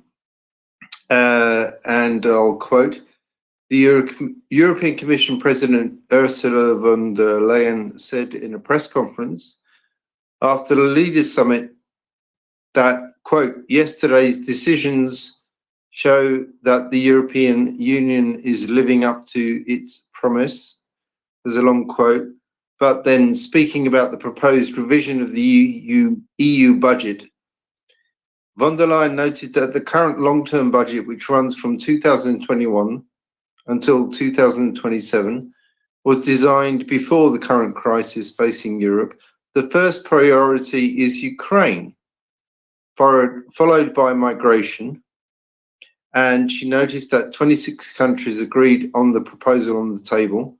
Quote, this is a good result, she said, adding that tough choices were required. Addressing Hungary's lack of support for the budget, von der Leyen said that the Commission will use the time until the next summit, quote, to ensure that whatever happens at this next European Council will have an operational solution. So I just thought that was, a bit of good news coming out of the EU. Well, to also address some of the things that were said earlier about the EU. So the EU actually concluded an investigation into funding for Palestine. And they arrived at a conclusion that the existing safeguards and controls which were significantly strengthened in the past few years, work well, and no evidence has been found to date that money has been diverted for unintended purposes. They are suggesting that they actually increase other controls, such as the inclusion of relevant anti-incitement contractual clauses, etc., etc. The report can be found on the EU website, so ec.europa.eu. The Commission finalizes the review of EU aid to Palestine, dated 21 November 2023. That was carried out after the attack. So that's an update regarding something said earlier about misallocation of funds. Also, 30 minutes ago, Yanis Lenarakik, I don't know how to pronounce that, the European Commissioner for Crisis Management, tweeted that UNRWA is the key lifeline for people in Gaza whose lives are hanging by a thread. It must be clear to the whole international community that cutting down aid to UNRWA means cutting this thread. I reassured Mr. Philippe Lazzarini, the Commissioner General of UNRWA, that UNRWA can continue to count on steadfast European Union support. So that was regarding a couple of comments that were said earlier. However, I do believe that the European Union is being gamed in this situation. That's my personal opinion. Whether or not they have the full picture on the ground is not. And I would say that there is a measure of prevailing anti-Semitism within European communities, to be quite honest. And that over the last couple of years, the influence of pan-Islamist organizations affecting policy in the European Union is not only shocking, but also quite counterproductive. I would add to that Qatari funding that sometimes tries to bribe influence or shape influence using think tanks, but that's a different story. I'll park what I have to say to the side, or set it aside. Don't park it. No, don't park it. This is one of the most important topics there is. The undermining and the co-opting. I'm sick and tired of this. With all due respect, it all boils down to some European Commission guy telling me that he understands my region better than I do. Fine, whatever. It's the same thing. And I'm quite honest. I didn't say this. No, not you, Axel, not you. No. I know, not you. Deep respect for what you just said, but the problem is that the Europeans fail to acknowledge that their think tanks and their elite operations and their bureaucratic elite have been co-opted by hardcore, hard left, hard Hamas. It's just I'm tired. I'm tired of arguing. I'm tired of arguing and watching over the last 20 years? 20 years at least of allowing Islamists into the EU whenever they apply for a visa or whatever, and then when someone who's established in their own country and they just need to attend a conference or to attend an exam, they get rejected 2 or 3 times for nothing. I mean, give me a fucking break. They're being played, and everyone knows that they're being played, but they're just continuing to ride on their high horse, thinking that they're doing the right thing. This is clauses against anti-incitement. Okay, fine. Yeah. What about indoctrination? What about co-opting organizations? What about infiltration? What about? Oh my God! Oh, it is what it is. I agree. Back to you, Axel. First. Mura, I agree with you. The key thing is we have the same thing. I'm not talking about our Belgium-based friends, because as we all know, according to Tim Sennett, Belgium doesn't exist. Having said this, of course, people in Belgium exist. But if you look at the organizations currently carrying out their indoctrination, still today, and specifically highlighting since October 7th, their organization's supposed value to free Palestine in Molenbeek, in Brussels, in what is indisputably the center of European bureaucracy. This happens directly under the eyes of Europe. It happens where people go their separate ways, yes, because the European bureaucrats have more than enough money. They don't have to live in Molenbeek. But then again, they would never ever go there. But they're completely happy to highlight that the poor Muslim immigrants there should be protected. No, they should not. If they're Islamists, if they are anti-democratic, if they are actually there to punish those who once beforehand fled other Islamist governments and dictatorships, if they are unassimilated, they should not actually be protected. On the contrary, and it's a hard argument to make. We've had this in Germany with the Greens and part of the left, and the left part of the Social Democrats. It's a constant appeasement to a failure to assimilate, a failure to integrate into a value community, and the value being freedom, individual freedoms, property rights, free speech. Yes, absolutely, but also, shall we say, politeness, civility, and acceptance that when you come to a foreign country, that you have to play by the rules. And the EU, which always prides itself on soft power and having its rules, has failed on that account completely. You're absolutely 100% right. And unfortunately, that has become a hotbed of what is then the flare back of support for terrorism in, unfortunately, those little strips which now are being inflamed.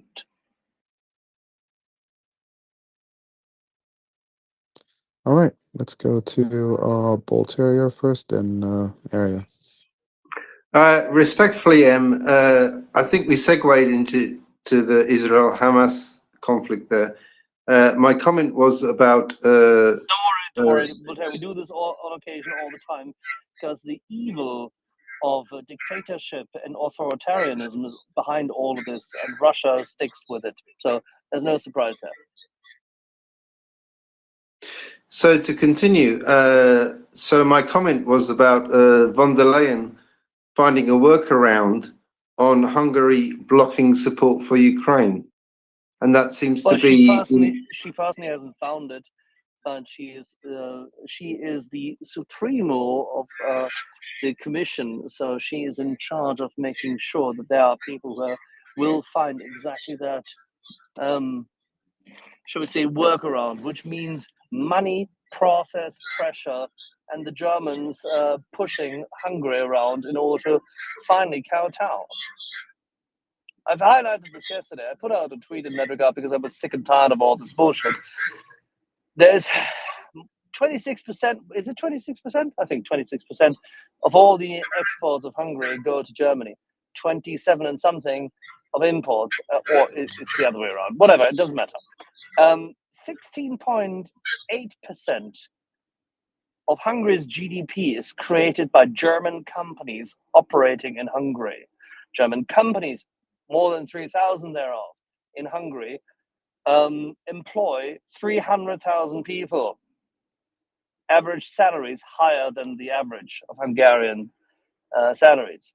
So Hungary is beholden to Germany, to German industry. And when the president of the German industry, the BDI, Mr. Rusbaum, said most recently that there is a slight risk that, the German industry cannot necessarily escape from being at risk with its investments in Hungary, when 2.5% of the total automobile industry of Germany is actually invested in Hungary, and it's a massive risk in the supply chain. That should have done it already. It's no surprise. We need to push them. We need to go tell them they are less dependent and less intertwined with Russia than they are intertwined with us. So we simply actually have to put our fucking foot down. You know the saying, this is a terminus technicus in legal language. You put your fucking foot down.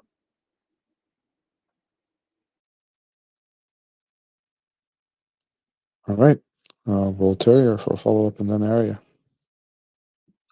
Yeah, so I agree with you, and that is seems to be what von der Leyen is doing. So that was what I was pointing out, that she's finding a workaround. She doesn't have the power. She doesn't have the power. The power is vested in Germany. Axel, She's just German. Axel, can you let me finish my point, please? Oh, sorry. I thought you were finished. I apologize. I'm sorry. I didn't mean to interrupt you. I apologize. Thank you. So my point was that seems to be what von der Leyen is doing in this statement that's been reported in The Guardian, is that she seems to be finding a workaround for Hungary blocking this support for Ukraine. So I think that's a good thing. Yeah, I don't deny that. I mean, it's definitely helpful that she is a good voice for Europe in that regard. But unfortunately, Ms. von der Leyen is not in charge of Germany, it's someone else. And therefore, she doesn't have the power. She just wields the bully pulpit. That she does, however, well. All right, thank you for that. Bob. In regards to what you were saying and before, I think that was phenomenal that you brought up about how this has been decades long, you know, an accumulation with Europe. Bernard Lewis was writing about this for decades, as was Batyor. And before I continue, I want to make it clear, Batyor has been smeared, and many people take what she says out of context. Bigots like Richard Spencer and Bridget Gabriel will take what she wrote out of context. And I need to make that clear before I continue. But there has been a concerted attempt for the last several decades by Islamists, and I don't mean Muslims, I don't mean religious Muslims, I mean Islamists. There is a difference at shifting the political landscape in Europe. And some countries, it has been far more successful than others. There are other factors that tie into it, you know, such as in France, the ghettoization of many of the migrant communities and such. But it is a major issue. And I truly do fear that because Europe's unwillingness to deal with this, that it has caused a huge rise in Islamophobia and other issues, and will result in a rise of very right-wing extremism as a result and a response. And I think we're already seeing that to a certain extent. So I'm curious, and your thoughts on that. Thank you. There's nothing to be done. We've come full circle. Either they realize the threat in front of them and start articulating it and dealing with it accordingly, or not. I mean, no one's going to take their hand and lead them to do what they need to do or realize what they need to do. It's up to them. At this point, they're not just losing allies. They are basically actively pushing some countries to China and Russia. They continue to do so. And that's it. I mean, you have an end generation integration problem in your society. No, we're fine. We're good. Okay. You have terrorism that is growing in your society, and they are collecting donations, and they're engaging in activities, and they're financing terrorism in the Middle East. No, it's good. We looked into them. They're good organizations. You have people who are escaping and hiding and doing so and so and so, and we want them. No, we're not going to give them to you. They're political dissidents. And then boom. Okay. Do you want to accept or not? Do you want to see the movement for what it is or not? Do you want to go after their funding or not? Can you see right now the risk of not doing anything about Houthis in Yemen, about Hamas in Palestine, about the Muslim Brotherhood in general, about this, about that? Or are you just going to, yes, by the way, there is huge political abuse in the Middle East, period. All the rulers, all the presidents, all the governments, just it's a shit show. It's been a shit show for quite some time. No one is carrying water for any of them. You know, but then again, so failed state in Libya, civil war in southern Sudan, and in Sudan, and another civil war in Yemen, and a civil war in Syria, and this now in Palestine, and Iraq before that. I mean, okay, if you want to start something, do it, but at least finish it properly. But and it seems the West right now is either focused on starting things that they cannot finish and then asking others to finish it, or calling others that they start stuff that they don't finish, which is fine, whatever, or not getting involved at all. So it's just like swinging between two extremes. Either we start something and we don't finish it, or no, we're not going to do anything and we don't need to touch this at all. Okay, you sound like a bipolar girlfriend that someone needs to get rid of. So eventually, that's what's happening. The Middle East is getting rid of the bipolar girlfriend and turning to China and Russia, to the dismay of the bipolar girlfriend. And then what? Ugh, it's just a fucked up situation all the way around. Back to you, man. I think you're right, and I've had similar thoughts for years now, and I really pray, you're wrong on this. I pray that there is some, black swan event or something that wakes us up before it is too late. But I fear, just like, with World War II, history doesn't repeat, but it does have, shades and bits of former times. We're heading towards that abyss. And, I think we're going to go over the edge. And I want to make it clear, that doesn't mean not to give up hope or not to keep fighting, because it is a necessity, for fighting. And one of the reasons why, the work people here do is so important, because it does do something to help counter that. And when it does get worse, it will be a little less worse. And on a personal note, I really want to thank you. You give me a lot of hope for the future. Voices like yours, I know, are few and far. But even when I disagree with you, I truly believe everything you are saying is with the truest belief that what you are saying is the honest, response you're thinking in your head. And I do believe you are looking for a better future for both of our people. And I pray, for the day that is more commonplace. And I'll tell you, I don't think any of my ancestors could have ever imagined, me lighting Hanukkah candles while in the background, a Muslim was talking in defense of Jews over magical airwaves, on a little box, that I can carry around with me. So, there's a lot of darkness, but in today's world, there is still hope, and there are things that we have spent hundreds of years building up, and we fight to maintain what of that we can in the face of this darkness. And I want to just thank everybody here for what you do, whether it's speaking here, whether it's donations, whether it's talks to your friends, or just reposting stuff.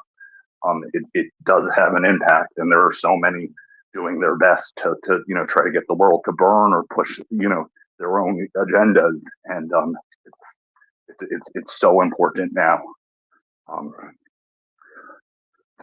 Final note is there are people that say what you do now is what you would have done during any other time period in history, and there's a truth to that, right?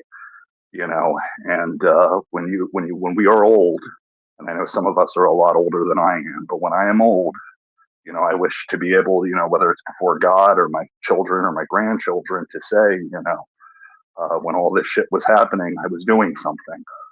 And I can go to bed with a clean conscience at night from that. And I hope more people will do that. So thank you. No, thank you so much, Arya, for your kind words. And yes, who would have thought, right? The internet, Twitter, Spaces, all that. Muslim, and hey, an Egyptian as well, right? Exodus at all. So we're still here. You guys are still here. Everyone's having fun. We're gonna fix this. Move forward together, for sure. Let's get back to you, Arya, again. No, you're correct there, but I would also like to highlight there have been ups and downs in Jewish history in Egypt, but there was a continuous Jewish presence from biblical times to sadly, I believe they're down to none or a couple of elderly people. But it's very interesting, right? There's an entire town that was found that was entirely Jewish called Epiphanes during pre-Roman times. And there are other communities and other archaeological things, and it's interesting because a lot of the earliest text we found from Jews have been legal documents on Jews in Egypt. So just an interesting thought.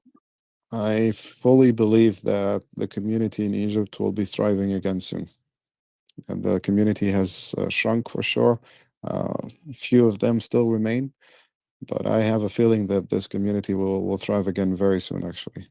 Give it a couple of years. There's an ongoing effort to renew many of the synagogues, and there's also ongoing effort to work on examining the proper compensation for properties abandoned between 1943 and 1963. So it's something that the government is working on, and I have every faith in seeing the community rejuvenated and thriving again in the future.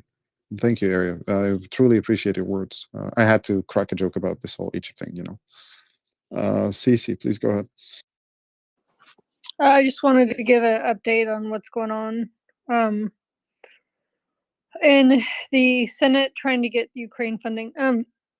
Cornyn says, as we've seen recently, just because the Speaker of the House supports something doesn't mean the House will go along with it. There's no reason for us to rush to pass something that's dead on arrival in the House. So Senate Republicans want commitment from Johnson on House prospects for passing a Senate deal. So they're saying, like, why should we not go home and work on this if the other House of our country is not going to pass it? So that's kind of the status of where things sit right now.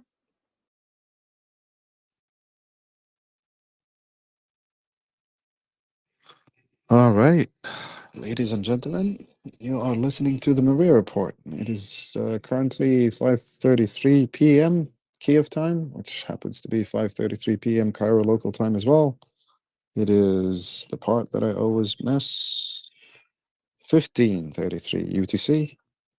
And we're having a very happy Friday discussing funding for Ukraine, shenanigans in the Middle East, and everything in between. And we've just been joined by Brian, Marcus, and Raver. So alphabetically, Brian, go ahead. Oh, nice. Alphabetically, I like that, Em. To dovetail on Cece's point, and the action item really needs to be to lean on your House of Representatives, your Congressperson, to encourage them to not leave on recess, to go and let's get this done. You know, you want to talk about border security. You've been bitching about the border for quite some time. Now we have Ukraine and Israel. You've been talking about you want to support Israel. We can do all three things all in one omnibus bill. There's the Senate's already said they're going to stay in session until at least the 21st. So, you know, if you have time to, you know, come up with this BS impeachment inquiry against President Biden on no evidence, there's this whole other conversation, then you have time to get this done, because a lot of the legislative scaffolding in terms of how this would work is already out there, right? So we're not reinventing the wheel from scratch. So there's good ideas, you know, floating out there, and compromises have to be made. The president signaled publicly that you know he's willing to talk and compromise. So, you know, put your ego aside, you know, and your political agenda for 2024 aside, and let's get this done. So, if everyone, you know, if just all the U.S. citizens in this space called their Congress people and just, you know, emphasize that they need to get this done, then you know, it makes an impact. Thank you.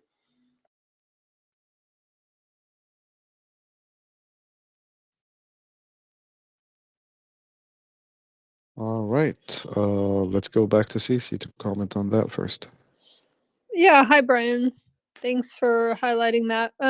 You know, I would say that a talking point toward that too can be like, look, if Cornyn is saying that, you know, he wants this to happen, and is calling you out, please bring the House back, right? Hopefully there's some staffers. A lot of the House have already left. But if there's enough momentum, they will call them back. I know that sounds crazy, but it's been done many times before. So yeah, all is not lost.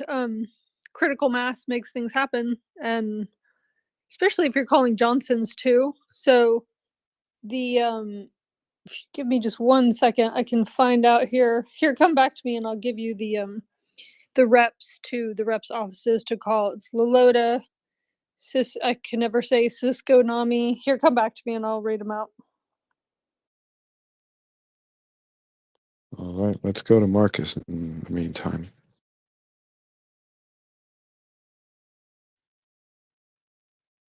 Marcus, going twice. Just one moment, sorry. What is this? Give me a minute. The Give me a minute show. Raver, go ahead. Hey, good morning, Am. I was just coming up to let CC know I'll be calling French Hill a little bit later today. This impasse has got to break.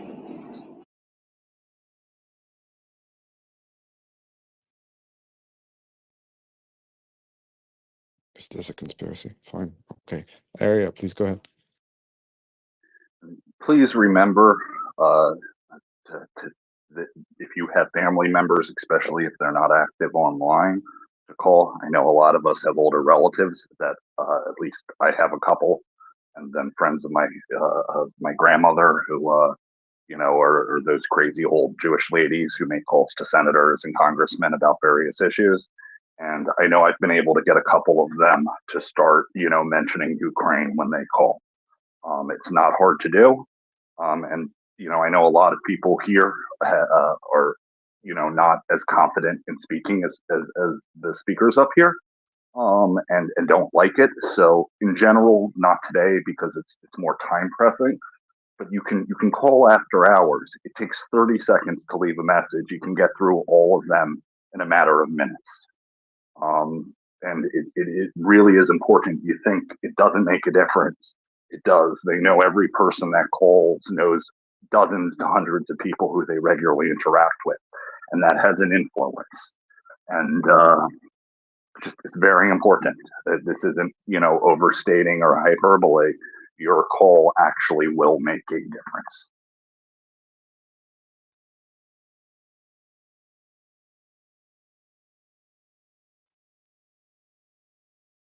All right.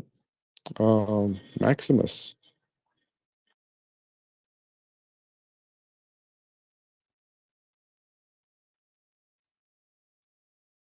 So Maximus is not there.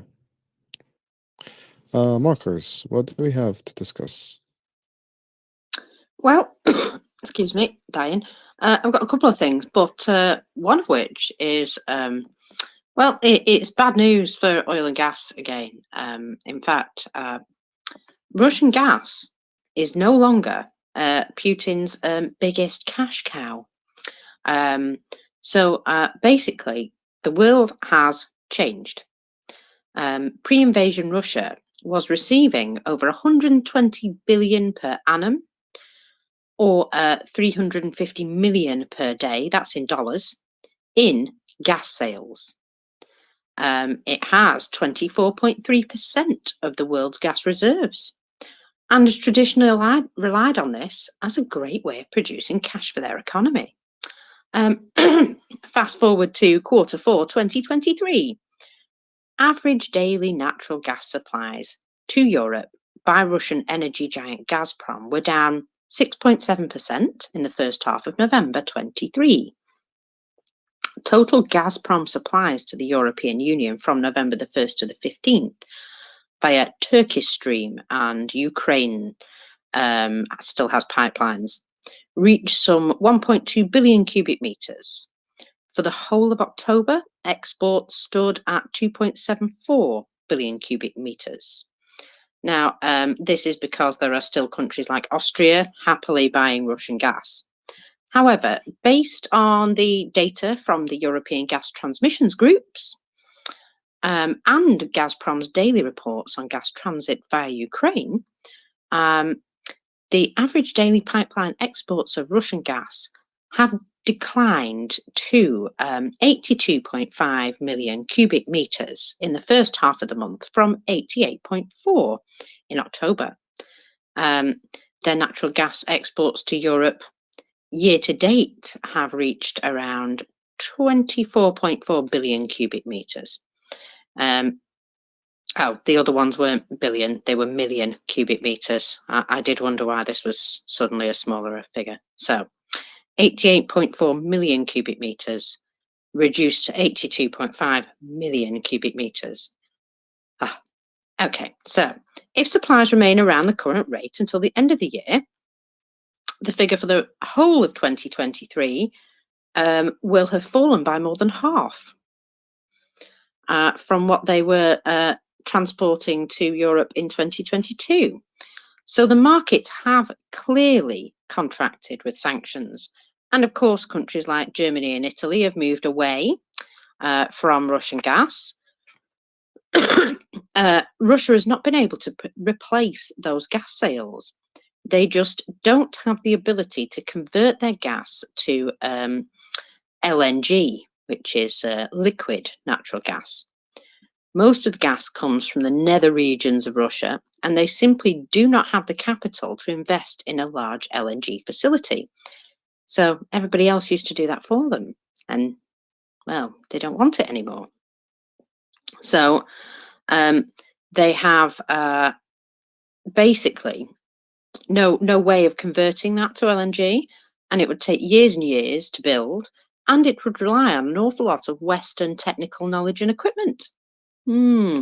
Probably not going to get a lot of help with that right now. There are also other reasons why their move away from gas is being compounded. Countries are rapidly now moving to wind, solar methods for infill capacity. And there is also a renewal of the interest in nuclear energy. And Russia just doesn't have the capacity and infrastructure to sell their surplus gas either. The demand for gas is reducing as battery technology improves in leaps and bounds. And in the first half of 2023, 68 gas-powered projects were put on hold or cancelled, according to the Global Energy Monitor. With wind and solar power increasing its overall supply in the EU market to 22%, which is double from where it was in 2016, and surpassing the share of gas generation for the first time in Europe.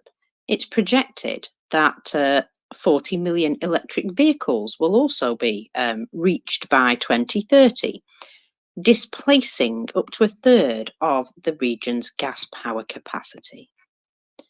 So, I mean, obviously these are considered to be infill forms of energy, and there has been nuclear as well, which has been coming up to, well, it's being used by certainly France, and I think the UK are now looking into more nuclear capacity. There are other countries as well who are benefiting from nuclear, not Germany for some reason, no. Anyway, but all of these things being squidged together means a substantive reshaping of the energy market. Russia's days on banking huge profits from their gas are a thing of the past, and they will never be able to get them back. I just thought that was a nice little story. I don't know who was next, though. We'll have to try again to see if they have stopped with give me 1 minute conspiracy. Let's go to Marcus first. Yeah, sorry for the issue. I'm listening to you guys while at work, and I had a Teams call that jumped in. So, well, first things first, I wanted to ask Cece, while we're here with everyone here, if she wanted us to call the leader of the House's voicemail or I guess phone. It could be answered. It doesn't have to be voicemail. To put pressure on them because there's like definitely a pretty decent majority of people that will vote for Ukraine aid in the House. The problem is, how do you get it to the House? Like, get it to be voted on? And my understanding was that is the purview of Mike Johnson, or no, wait, his middle name's Rowe. CC had Mike Rowe Johnson. Yeah, so if CC can answer that. And the other thing I want to say is, have you guys talked about the amazing, incredible news of the EU being linked to the Orange Revolution and then the Euromaidan, and this being like the culmination of almost 2 decades of effort? And yeah, that's it. I'm still over the moon about the results, and that they only had to pay 10 billion to Hungary. And if you guys need to, I will vote for anything you want for much less than 10 billion. Can we just correct this impression in North America and the social media? 10 billion was not the price for this. On the contrary, this is just absolute utter procedural crap. The 10 billion were a parallel process, and the EU doesn't work this way. Unfortunately, if it were that way, we'd be paid off Hungary with probably a bit of money just in order to get them silent. That's not how it works in the EU.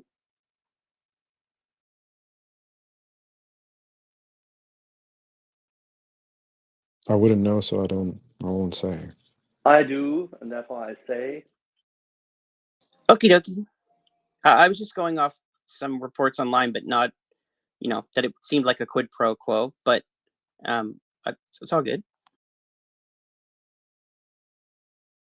Yeah, perception is not everything. Look to Plato. Cece first, and then Raver. Cece. So I just wanted to say that often or currently almost all House members are back in their districts, and so that means you can call their. I found the names. I put them in the nest. You can call their home districts, and you can go and meet them right near you, at a function near you. So that's a huge thing. To politely say, "Why the hell are you here?" To politely say, please pass Ukraine aid now. Please, do you mind going back and voting on and finishing your work for the semester? But or for the term, but just be polite about it. Always be polite. But you can get creative, right? In ways to accentuate this highlight. I'm laughing so that I don't cry. So on this list, Representative Josh Gottheimer, Representative Cisco Money. I can never say that. I think he actually made up that name. I don't think that's his real name. Cisco, like Cisco Systems, and then MANI. Cisco. I don't know. I have trouble with that.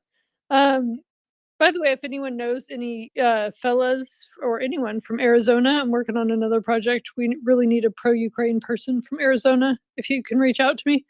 Representative Jimmy Panetta in California, and Lalota, whose office I talk to often in New York. And he's in a vulnerable district too, which is great because that means you can really crank up the pressure politely. And yes, I believe, Marcus, that Speaker of the House's middle name is Ronald. They call him Roe. Yeah, it's kind of a Southern thing, Mike Roe. So, yep, good fun fact.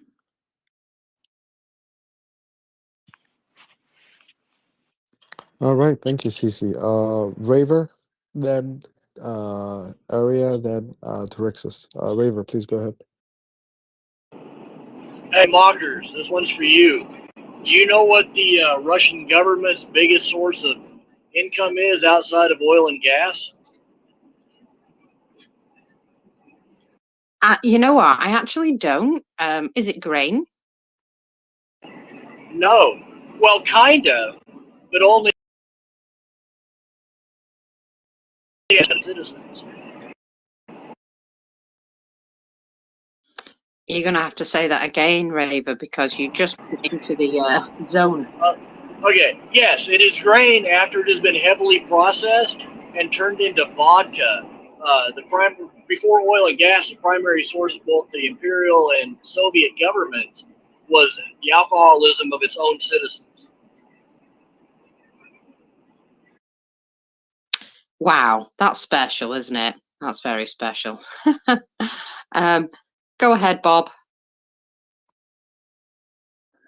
On that note, it's interesting. There was actually a deal between the United States and the Soviet Union where millions of bottles of vodka was shipped to the United States in return for Coca-Cola syrup, because one of the Soviet leaders had it and loved it and really, really wanted his people to have it. So the Soviet Union started getting Coca-Cola in small amounts. I forgot when that was and which leader it was. In regards to what you were saying, Mockers, with the oil, I think that's very good, and I agree. I don't think it will go back to where it was. At the same time, I I do wonder, and I've seen a bunch of reports on this, how much is being sold, illegally on the black market and with backdoor deals behind various countries that we're not aware of and isn't getting properly reported by the Russian government. I also wonder at what point in the future, a country like China or Iran that has those capabilities of refining the oil starts saying to the Russians, and I know they're already doing this in smaller amounts, but just, hey, ship it all to us and we'll give you whatever we're going to give you for it. And, that's that. And, it's going to hurt the Russians.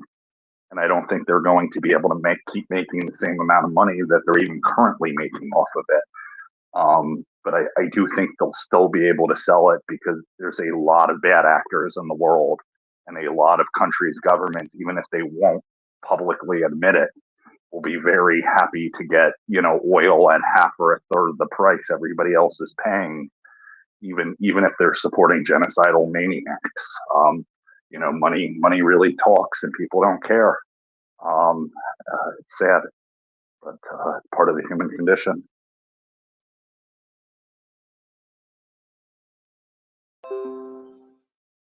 Absolutely. Tarixis, go ahead. Thank you. Question to Axel. Axel, am I right that Hungary is already under Article 7.1 and that the 10 billion was a sanction which they lifted, and that my feeling is that they're having some talks with Hungary to not go to 7.2?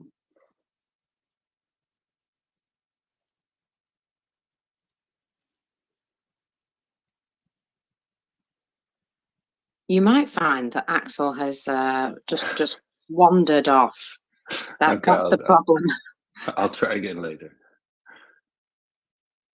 Yeah, I'm I'm sure. here, I'm here. He'll be Sorry, around. yes, I Oh, there wandered he is, about. there he I is. apologize. What did I miss? I was asking if I am right that Hungary is already in Article 7.1, and my guess is there. No? They did a vote on that this spring, right? It's not a default. There's a mitigation period, and no. Right. That's a shame. You have a nice little glass house in there. Shame if it were to be hit by a stone.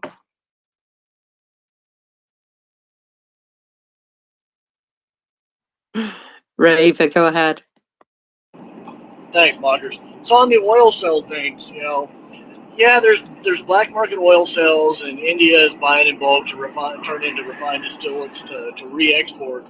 But ultimately, that's a losing game for Russia because they have to sell it at or below cost. Oil's not free; it costs money to get out of the ground. And since Russia can't export the value-added distillates like diesel anymore, and they're reduced to basically exporting bulk crude oil, they're losing money, which means they have to now divert funds to keep their oil production up, or it becomes a diminishing asset. One place where sanctions have really worked is cutting off that export of value-added distillates like diesel.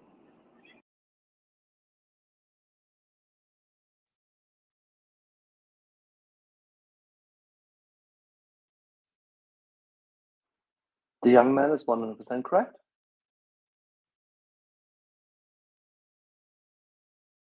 Thank you, Axel. I'm sorry, I was coughing my head off then. I've also just been So told you that wandered off coughing, whilst I just wandered off to make some tea. But there you go. well, I was here, I just couldn't speak, so yeah,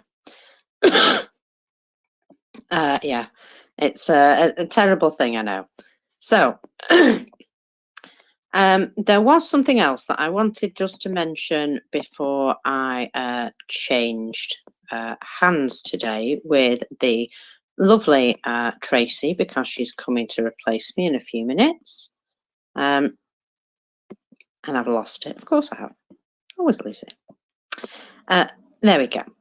So, the Minister of Defence of Ukraine announced the holding of a joint British-Ukrainian defence industry conference coming up in Kyiv this week.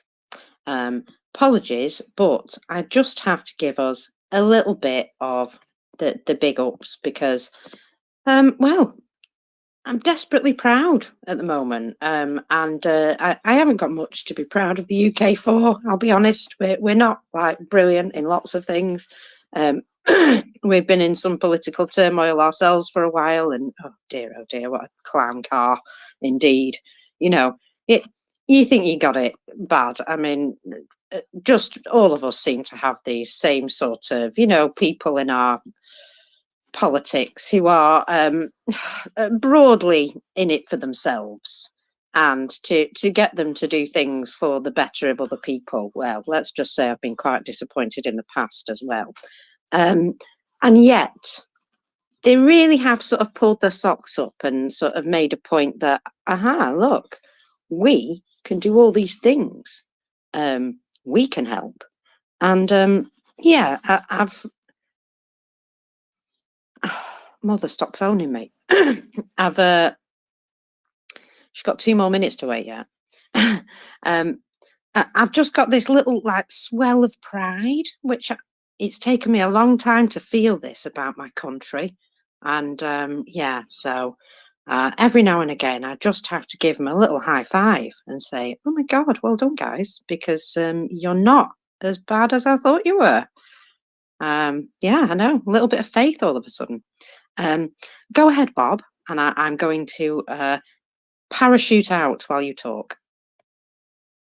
As a citizen of a country that fought a war of independence against yours, I have similar feelings on the UK's government in modern times. But I agree with you. It should be a point of pride for the British people how they have stepped up in support of the Ukrainians. And it really is, considering the British current defense industry and various other things within the country and seeming disunity on a ton of other issues and an inability to deal with them, whether they're domestic or foreign. I must give props to the British government in regards to how they've been dealing with Ukraine. They are setting an example along with a few small European countries, really, I think, in how to deal with it. Thank you.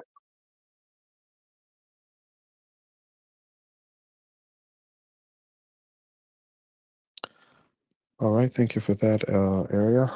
I will be taking you guys for the next 3 hours. I believe Tracy will be up shortly, but Markers is here. Back to you, Markers. Yeah, I just wanted to say that, you know what? I've been nothing but disappointed with my government over a lot of things. And there's a lot of internal stuff I could have a right good moan on my soapbox about right here. But when it comes to Ukraine, I've been really surprised. Just that we've stood up and gone, oh, actually, yeah, we're not disinterested in Europe after all. We're not disinterested in our defense industry after all.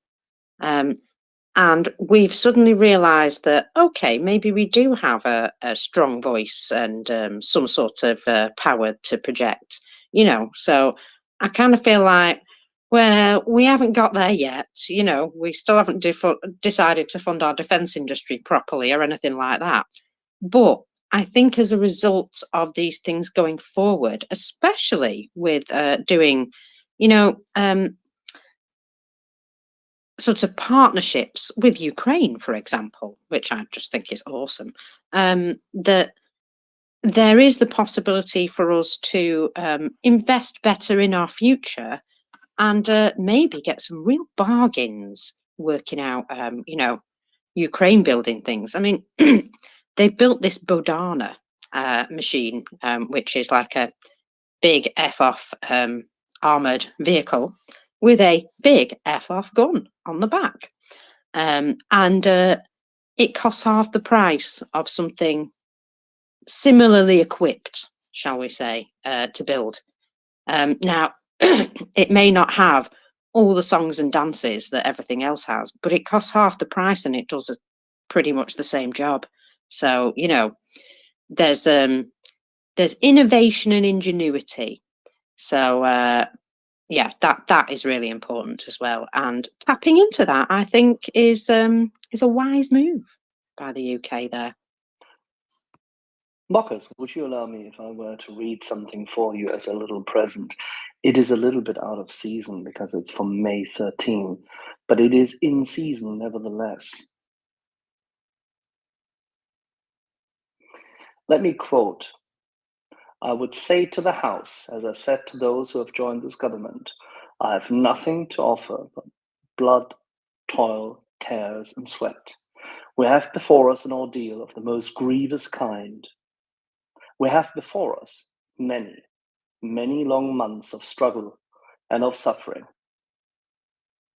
You ask, what is our policy? I will say, it is to wage war by sea, land, and air, with all our might and with all the strength that God can give us, to wage war against a monstrous tyranny, never surpassed in the dark and lamentable catalogue of human crime. That is our policy. You ask, what is our aim? I can answer in one word: victory. Victory at all costs. Victory in spite of all terror. Victory, however long and hard the road may be, for without victory there is no survival.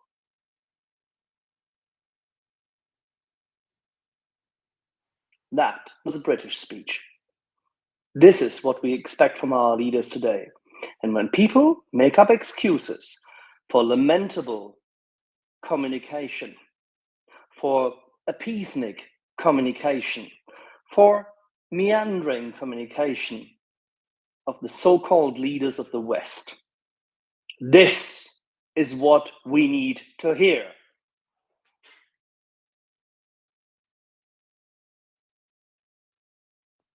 Yeah, absolutely. Well, you see, you can always generally rely on a British person to tell you straight.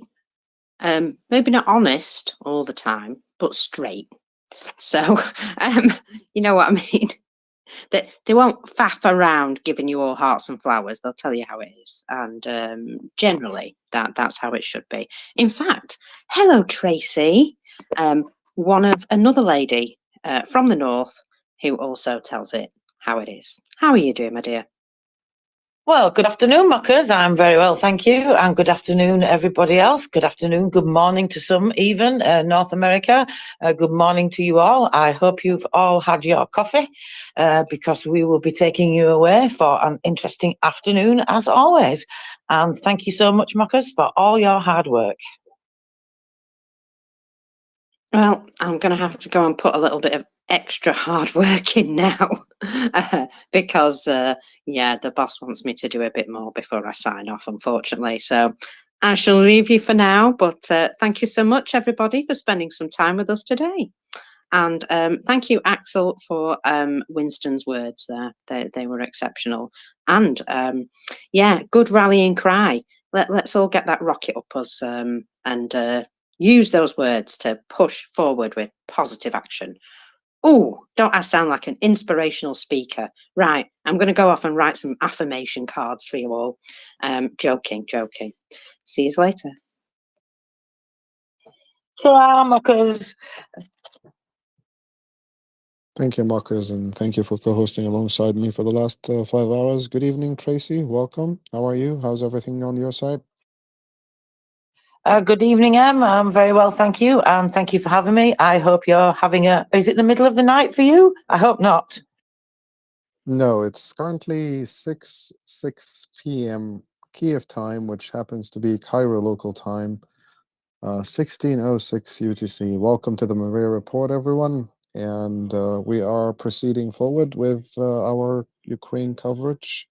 We have Tracy, we have Axel, we have Brian, Voltaria, Area, Marcus, Maximus, and others. So if you'd like to ask us a question or bring up a topic for discussion, feel free to send us a speaker request. Also, check out MriyaReport on Instagram. Apparently, we have a new account on Instagram right now, so check that out. Go to our website, learn more about us. See if you can help, if you would like to help in any capacity, shape, or form. And back to you, Tracy. Do you have any news or anything interesting that caught your attention today that you would like to share with us before we go to the hands? Oh, thank you, Em. I've always got lots and lots of interesting things, but I'm happy if we have hands to it, and then everybody can get a little bit more excited about what news I have to bring them. And of course, I always have SBU news as well. So, Arya, please go ahead. Please also remember with people that you know that aren't on Twitter, which is the majority, I think, of the vast, amount of people the majority of us know. You can listen to this on YouTube.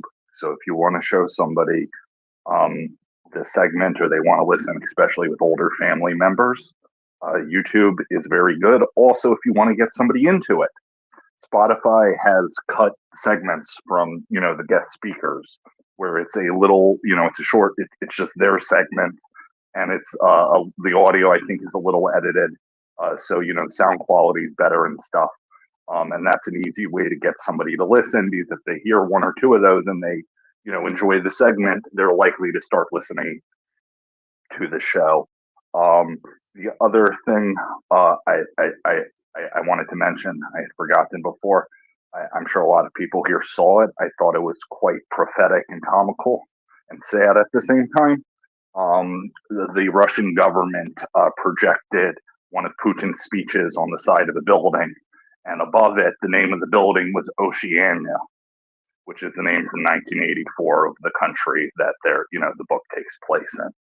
So I just thought it was very interesting to see that, and it's been tweeted around. I retweeted it, but it's crazy when fiction becomes reality, and we live in a time when reality, I think, is a lot stranger than fiction. Thank you very much, Arya. Zap Theor, I can't see the rest of your name. I do apologise. Zap Theology, please go ahead. Hi, my question is for M. I was wondering if Egypt could take care of these Houthis, since they're interdicting the revenue that Egypt needs. Take care of what?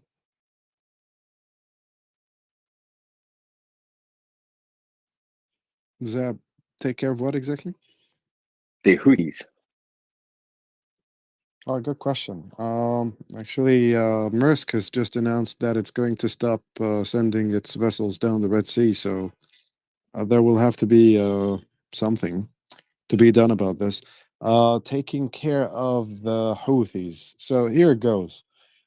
Yemen is a very difficult country when it comes to geography and topography, so operating there requires fielding a large force. There are a couple of points of approach where you can conduct an air-sea battle doctrine operation and project power through the beach, but there isn't much you can do after that without the proper training and support for mountainous warfare, which is quite difficult.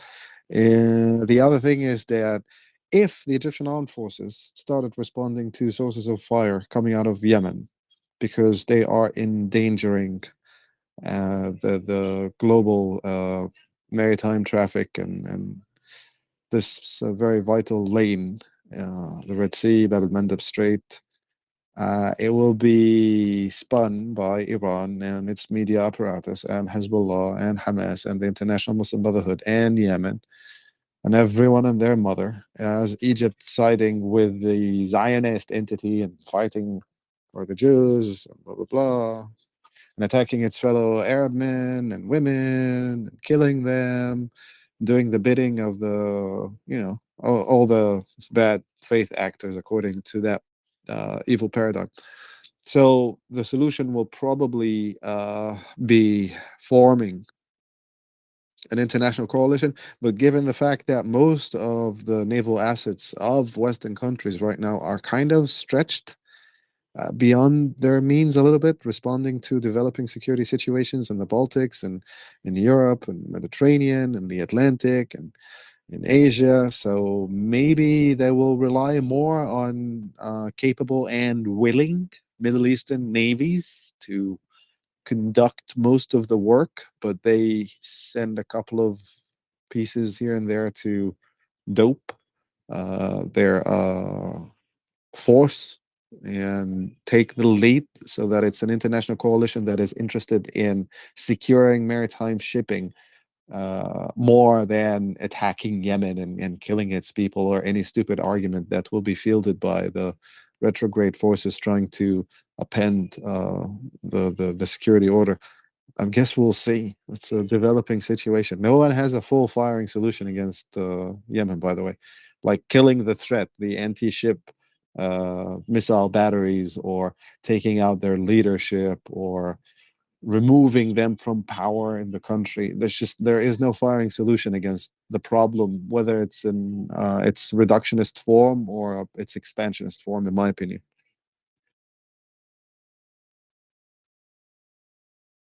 Did you I have a guess I follow-up? thought they were I thought they were a smaller operator than They're not. They controlling control. the whole No, thing. they control at least 60% of the country, and they control the majority of the armed forces of Yemen. And they inherited their infrastructure as well. So what started as a small group called Jamaat Ansar Allah, and then morphed into an armed insurgency that was armed and trained by Iran in various ways and through various channels over various years, is now more or less the armed forces of Yemen. So this is what you do when you create a problem and you don't see it through and you don't find a solution, and you just bail out and then leave it for someone else to exploit it. So here we are. And again, doing anything and not doing anything about this will set a precedent, right? Every single time Iran wants something out of you, it will ask the Houthis to close Bab el-Mandeb Strait, and there you go. Navigation through the Red Sea in and out goes up in the air, and then they get what they want. It's just the exact same playbook. Provoke an attack, either provoke a response to cry wolf, or provoke an attack, or try to assume an aggressive posture to blackmail people into submission. You know, weakness invites aggression. At this point, probably the Egyptian Red Sea fleet will have to do something about it, but I'm afraid that will not happen without an international mandate. So there will be a need for an international mandate, because now the actions happening in the Red Sea range from piracy to state level terrorism to aggression against another state. So the Al Houthis, or the Yemeni armed forces, are firing cruise and ballistic missiles at the state of Israel. They are firing anti-ship missiles and sending drones towards U.S. Navy vessels. Now, they boarded and diverted 2 vessels. So that's piracy right there, because they don't have any business diverting those 2 vessels. It's not like they conducted an operation to find contra on them, or were conducting a law enforcement operation. Those 2 vessels were targeted because their ownership structure involves Israeli businessmen. So that's piracy. And now you're firing missiles randomly at vessels crossing the Bab el-Mandeb Strait. Imagine yourself sitting on your front yard with a gun and shooting at the cars driving down the street. That's exactly what they're doing right now. It's just terrorism. It's state level terrorism. So it will have to be dealt with accordingly. I guess it seems to me that if Iran is behind them, we need to start realizing we're fighting an axis, not just Russia. Well, everyone knows that everyone's fighting an axis, you know, and everyone knows that this axis is waging hybrid warfare against you, and they're fighting asymmetrically, and they're making up for the power differential by using force multipliers. So instead of focusing on regimental fighting forces, they focused on building proxies and terrorism. Instead of focusing on building or innovating in the field of aeronautical engineering and aerospace engineering, building aircrafts or bombers, they built a shit ton of cheap drones and loitering munitions.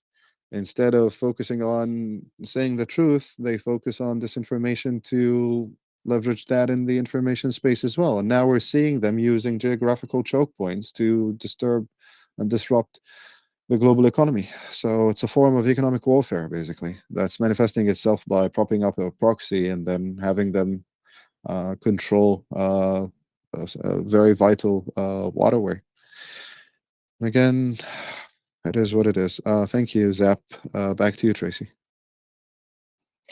Thank you very much, everybody. Arya, please go ahead. Marcus was before me. If he wants to go, I'll wait for him to say his bit, but thank you. Thank you, Arya. That's very gracious of you. Go ahead, Marcus.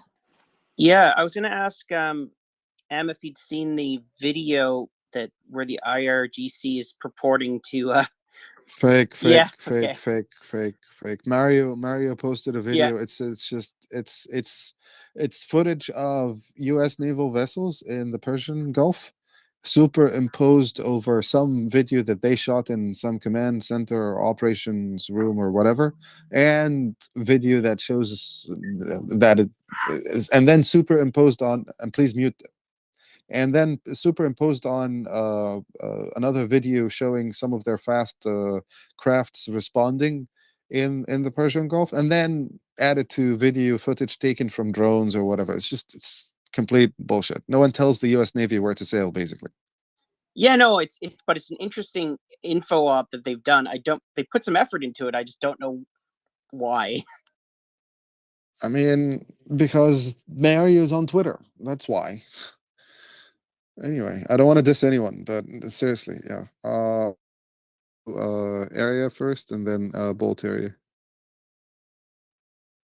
I don't think you need to diss him. I think anybody with half a brain can understand where you're coming from. I don't think it's this. In regards to, I forgot the name, Zap Theology, I think, was saying, and in regards to what you were saying, and, Iran's been doing this for years with shipping in the Red Sea. Other countries have done it previously. It's not hard to do. You just need a small amount of craft, and it completely destabilizes the area. I would like to hammer home the point of Iran using militia groups and various proxies in order to keep their need for escalation down and protect themselves, right? If the PMCs in Iraq are firing on US bases, the United States might respond by attacking one of those groups, but they're not going to blow up a reactor or something in Iran as retaliation. And most countries, with the exception of arguably Israel, seem to be playing by those rules. And, I think that's a big reason they're doing it. In regards to the question of Egypt going in and taking over, northern Yemen and fighting the Houthis, they tried doing that in the 60s against a much less well-equipped force than the Houthis, and they lost 30,000 people, or nearly 30,000 people, if my memory is correct. And I can't see, and I'm not Egyptian here, I'm sure M can speak to this, I don't see the Egyptian people as willing to get involved, especially considering the fact that the Saudis and the UAE have gotten out. I don't see them being willing to even, I agree with him, unless there's an international coalition, they're not going to risk their cities getting missiles at them. They're not going to risk their ships getting shot at by escalating it, even if they hate the Houthis, and want them out. It's not worth it. Yeah, thank you. Well, thank Thank you for you. that, Arya. Back to you, Tracy. Sorry. Apologies, I didn't mean to step on you there. Did you have a follow-up with Arya? Oh, no. I was going to move to the next hand. Thank you so much, please go ahead, Boltaria.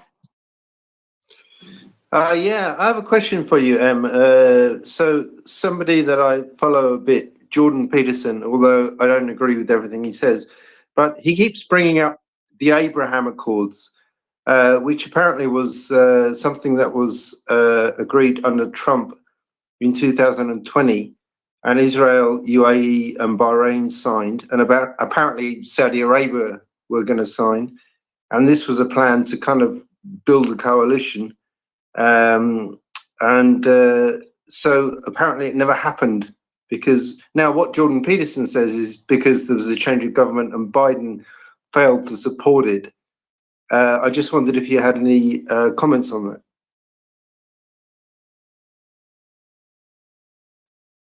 Not really. I mean, the Biden administration inherited the Abraham Accords from the Trump administration, and they were willing to build on it. So the problem was, of course, the murder of Khashoggi and how to deal with it. Then came the Saudi position on oil after the Russian invasion of Ukraine and how they kind of helped the Russian Federation with oil sales and keeping oil prices up, manufacturing, another crisis, economic crisis to hit back home at President Biden and this administration. Um, some can argue that they wanted to continue with the Abraham Accords, and wanted to provide a solution for the Palestinians, but they both insisted on signing a comprehensive defense treaty with the United States government, not just a defense deal. They wanted something set in stone. They wanted an actual international law defense agreement signed between both governments, and they also wanted to explore the possibility and the potential of the transfer of nuclear technology, American nuclear technology, for a future nuclear program. So that was something that they were quite interested in and very keen on developing, but there was skepticism in Western capitals regarding providing the Saudis with nuclear technologies right now. And at this point in the history of the region itself, and with the escalating tensions and the things happening with Iran. The other point is that probably as they were negotiating a peace deal for the Palestinians with the Israelis as part of their normalization deal, maybe they were not going through Palestinian mediators, or they were not consulting Palestinian mediators, or were not involving them, or maybe they were not involving Hamas altogether. They tried to bypass the Muslim Brotherhood, the Palestinian Muslim Brotherhood, and tried to bypass Hamas and Palestinian Islamic Jihad, and maybe work with Fatah, or work with the Palestinian Authority, or work with other external players connected one way or another to the Palestinian Authority. And Hamas found out about that and decided to blow up the whole thing, because it goes with what Ismail Haniyeh said last Wednesday night, when he said those who think that the future of the region, or the future of Gaza, or the future of Palestine, Palestinian territories, can go through anyone except the resistance and Hamas, are delusional. And he repeated it 3 times. Yeah, from a position of weakness, I would say.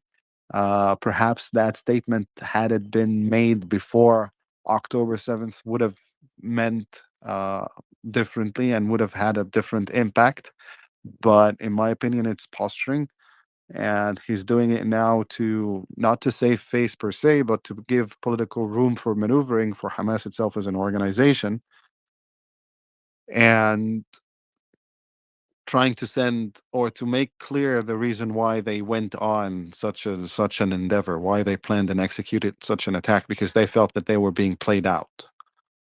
So in a nutshell, the future of the Abraham Accords will not depend on a final resolution for the Israeli-Palestinian conflict, and will not depend on the current position of the Saudi government vis-a-vis the developments of the war in Gaza, or their announced maximalist talking points, rhetorics, no, or even their own diplomatic positions, the announced ones, or diplomatic efforts such as organizing conferences or releasing statements, whether it's the Organization for Islamic Cooperation or the Arab League. It will go forward when the time is right. And that means the conclusion of the military operations in the Gaza Strip, and a stabilization of the situation, and then U.S. elections going through, and finding out who's the next U.S. president, and understanding the future map of uh, challenges and alliances. And then maybe in a year and a half, 2 years, we will revisit the Abraham Accords and see what can be made out of them. Thank you so much for that analysis. Thank you. Thank you very much, everybody. Please go ahead, Arya. I agree with everything Em just said. I just wanted to add a couple of things to it. At this point, it seems like the Israeli government and the Saudi government have complete backdoor diplomacy, other than official, agreements made public, and open trade and open, movement between the countries. It really has changed, and I think it will continue to change. How much that's publicized, I don't know. I agree. At some point, it will. The Saudis will make a deal with the Israelis, regardless of the Palestinians.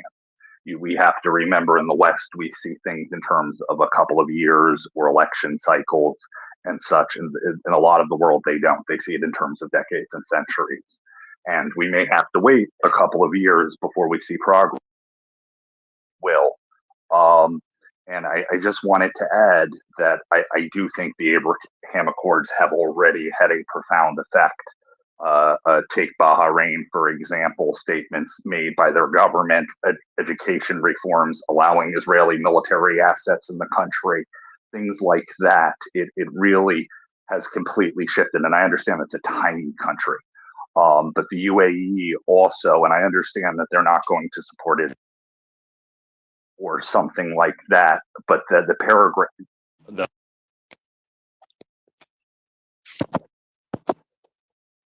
Yeah.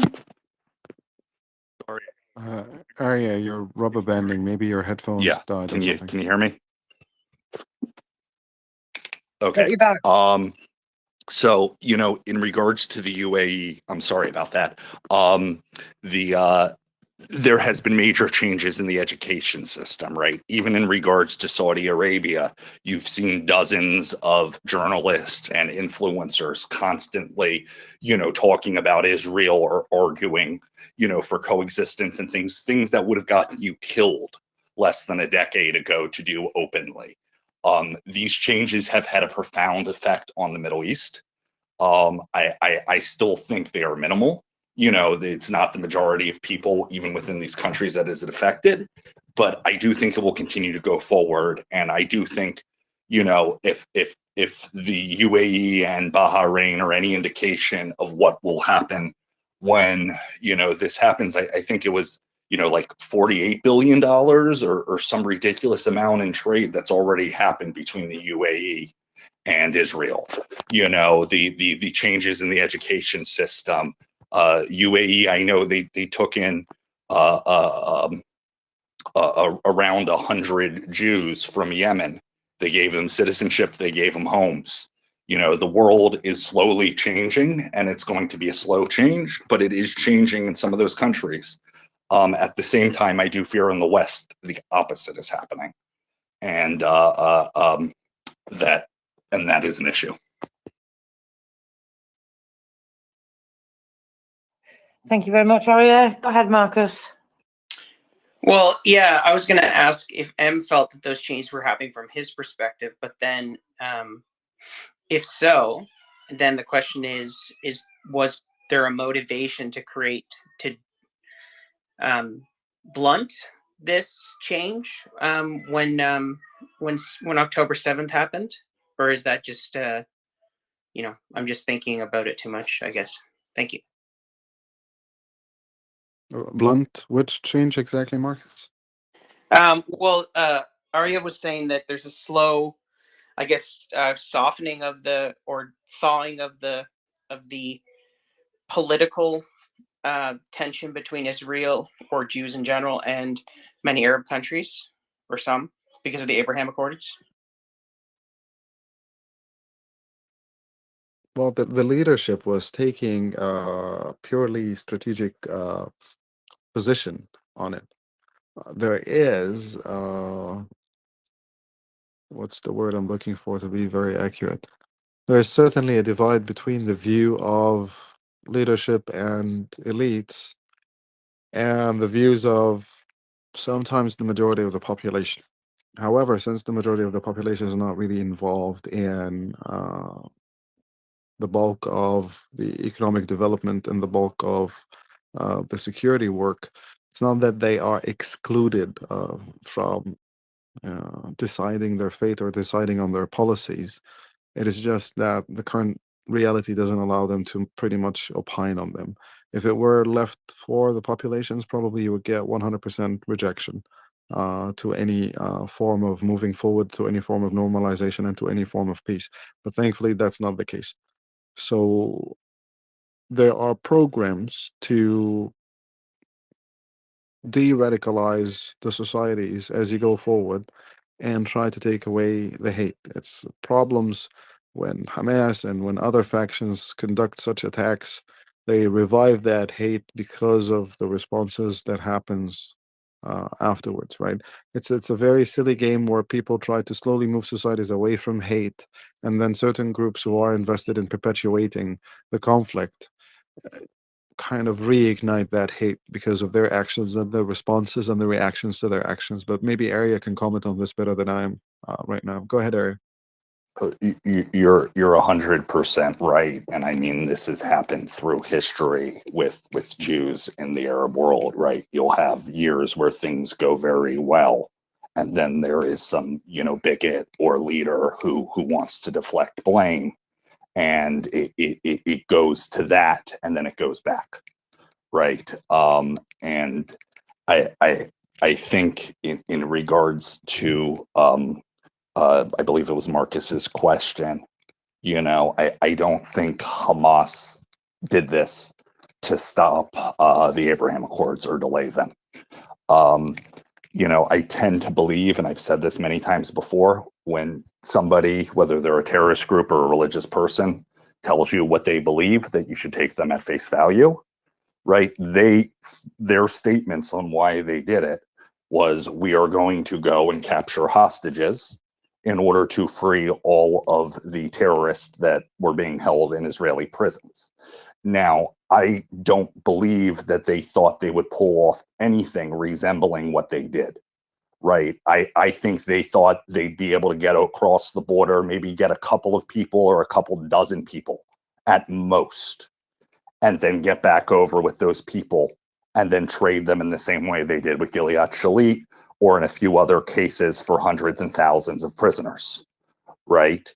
And I think they miscalculated, and they were hugely successful. And when that happened, one of the things you saw was the narrative changed.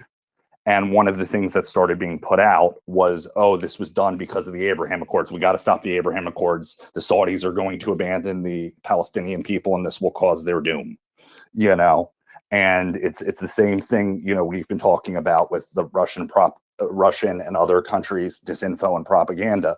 It's just a constant stream of it. Anything you can hit that will push a narrative which is contrary to the side you oppose is being done, because it will get some people. And even if there's conflicting narratives, the sad reality, and this includes most people in camps politically, I agree, or for moral reasons, I agree with, most people don't want to call out their own side. Most people do not want to criticize their team. It's very rare you find people that are willing to do that. And that's one of the reasons I have a lot of respect for the MriyaReport, right? Is I've said a lot of very, very nice things about Ukraine. I've also made some complaints and some comments which aren't so nice. And the respect that that's allowed to be said, and there is a conversation to be had and an understanding to be had of that is extremely phenomenal. And there was somewhere where I was going to go with that. I really do apologize, and I'm a little scatterbrained today. Thank you very much, Arya. Yeah, I think you're absolutely right. I kind of got what you were saying. I hope everybody else did too. You made sense to me anyway, that's for sure.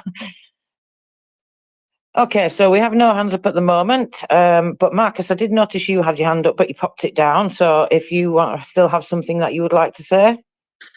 No, Arya and Em did a really good job filling me in. I thought it was great. I appreciate it. Thank you so much. You said something earlier, Arya, that made me think the human condition, you called it. And I think that's a good way to look at things, because I think we have to always remember that we are flawed, that we will always have flaws. And I think maybe it's very important to keep that in mind when we go forward. I think that's also it adds to those qualities that you were just talking about, that if you can look at your own behaviour and criticise your own behaviour.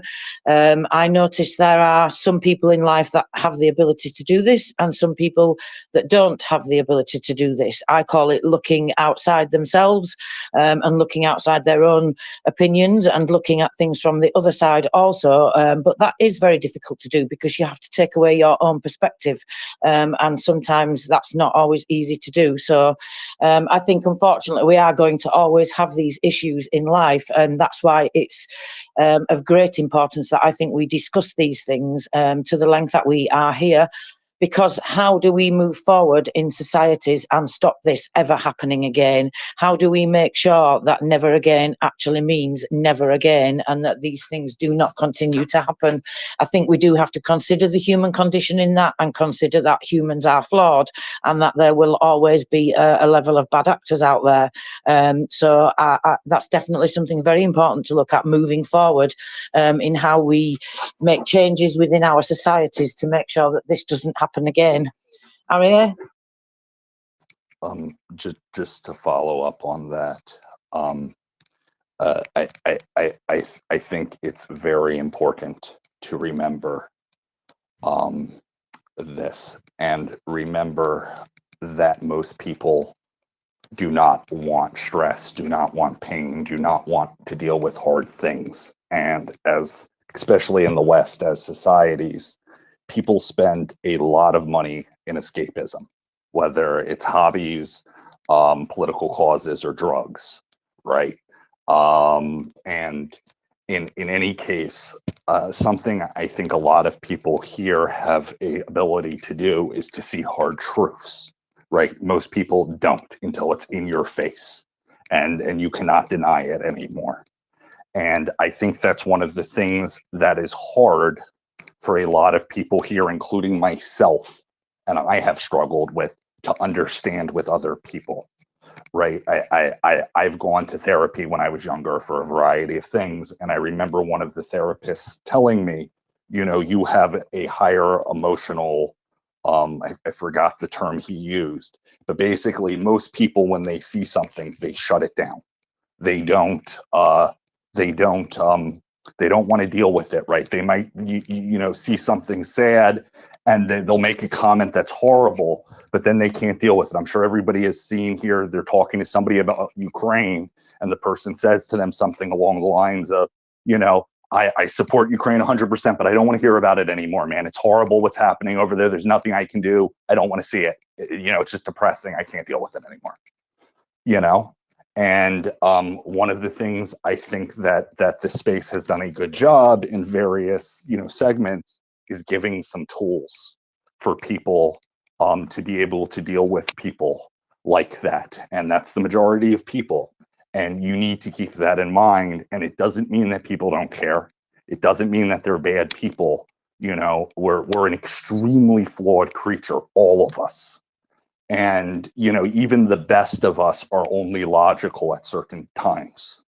And it's a constant struggle in life to you know, to overcome that, you know, whether you believe that from a secular perspective or a religious perspective, right? And, you know, I think that's one of the hardest things for people to do in this world. And it's one of the reasons why I'm very grateful when there is time taken on this segment, you know, to do it. And I really do hope to the people listening who have children, you know, that these things are taught to your children, because at least in America, our education system is not doing that. And if you don't educate your children, you are literally throwing them to the wolves. And, you know, it's very important. And, you know, at the same time, I you know, please don't scare them. Please don't traumatize them. Please don't, you know, there is a level of education which is appropriate to age groups, right? You don't show genocide footage to an 8 or a 10-year-old kid. It's not right. You know, I saw Holocaust footage when I was 7 or 8 for the first time. It fucked me up.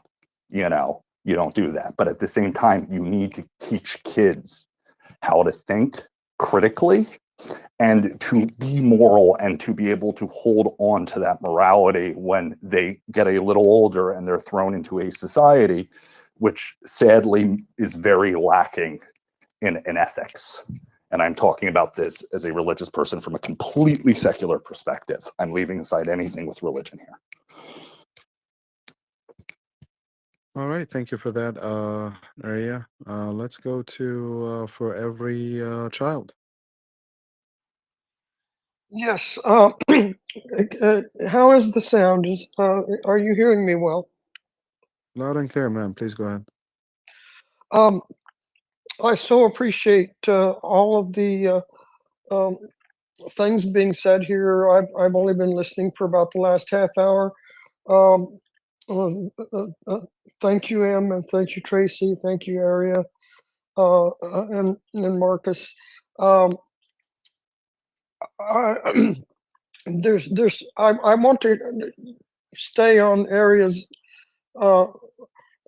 line of conversation on the Holocaust and teaching children. My first exposure to the Holocaust was when I was 12 and I read the Diary of Anne Frank. There was no discussion whatsoever. My mother just gave me the book from the library when we had gone on a trip to gather up books and asked me to read it.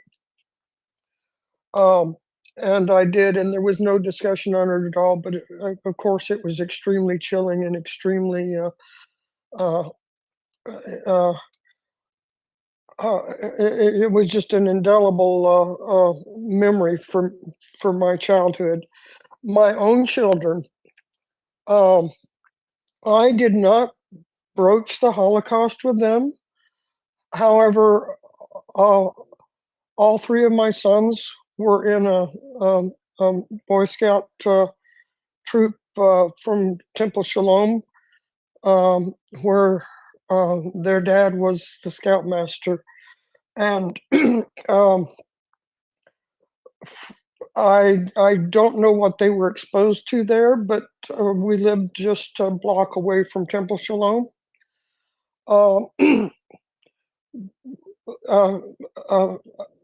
About 10 years later, my youngest son was employed by somebody from the temple who had the numbers tattooed on his wrist, and I know that he at least experienced what the Holocaust meant to his boss.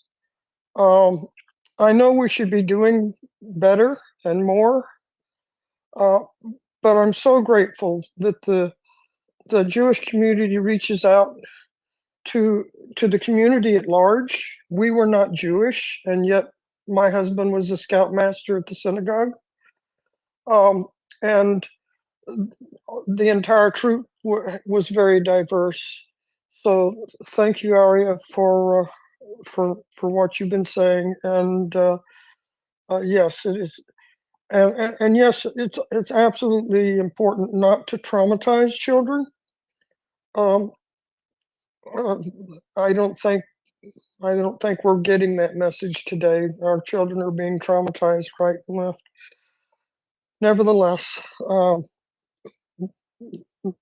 MriyaReport's doing important work here, and I'm so grateful to be here as a witness and a participant. Slava Ukraine. Hello, Slava. Thank you very much for every child. I appreciate that insight.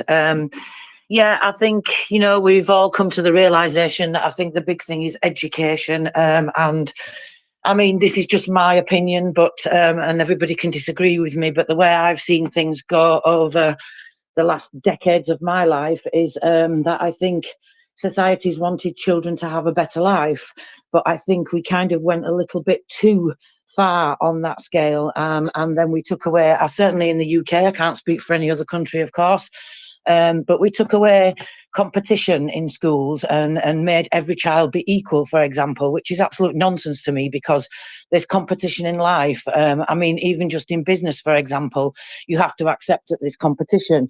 You have to accept that there are other vendors out there that might undercut you or have a better USP, for example. And so I think when you eliminate these things completely in life and eliminate this adversity completely, then people don't learn those skills to deal with problems. So I don't want children to have a worse life. Of course, that's not what I'm saying at all. But I do think that we did educate children in things when I was younger, public health campaigns, that type of thing, that we don't speak to children about now. And I think in some kind of ways we don't do them a favour by protecting them too much to this level. Of course, absolutely, I'm not recommending that anybody scare their children. And, you know, you have to know what you're doing. Sometimes these things are better done in schools because educators have the skills and have the necessary qualifications, and they've done the research to be able to know how to speak to children and how to present things to children.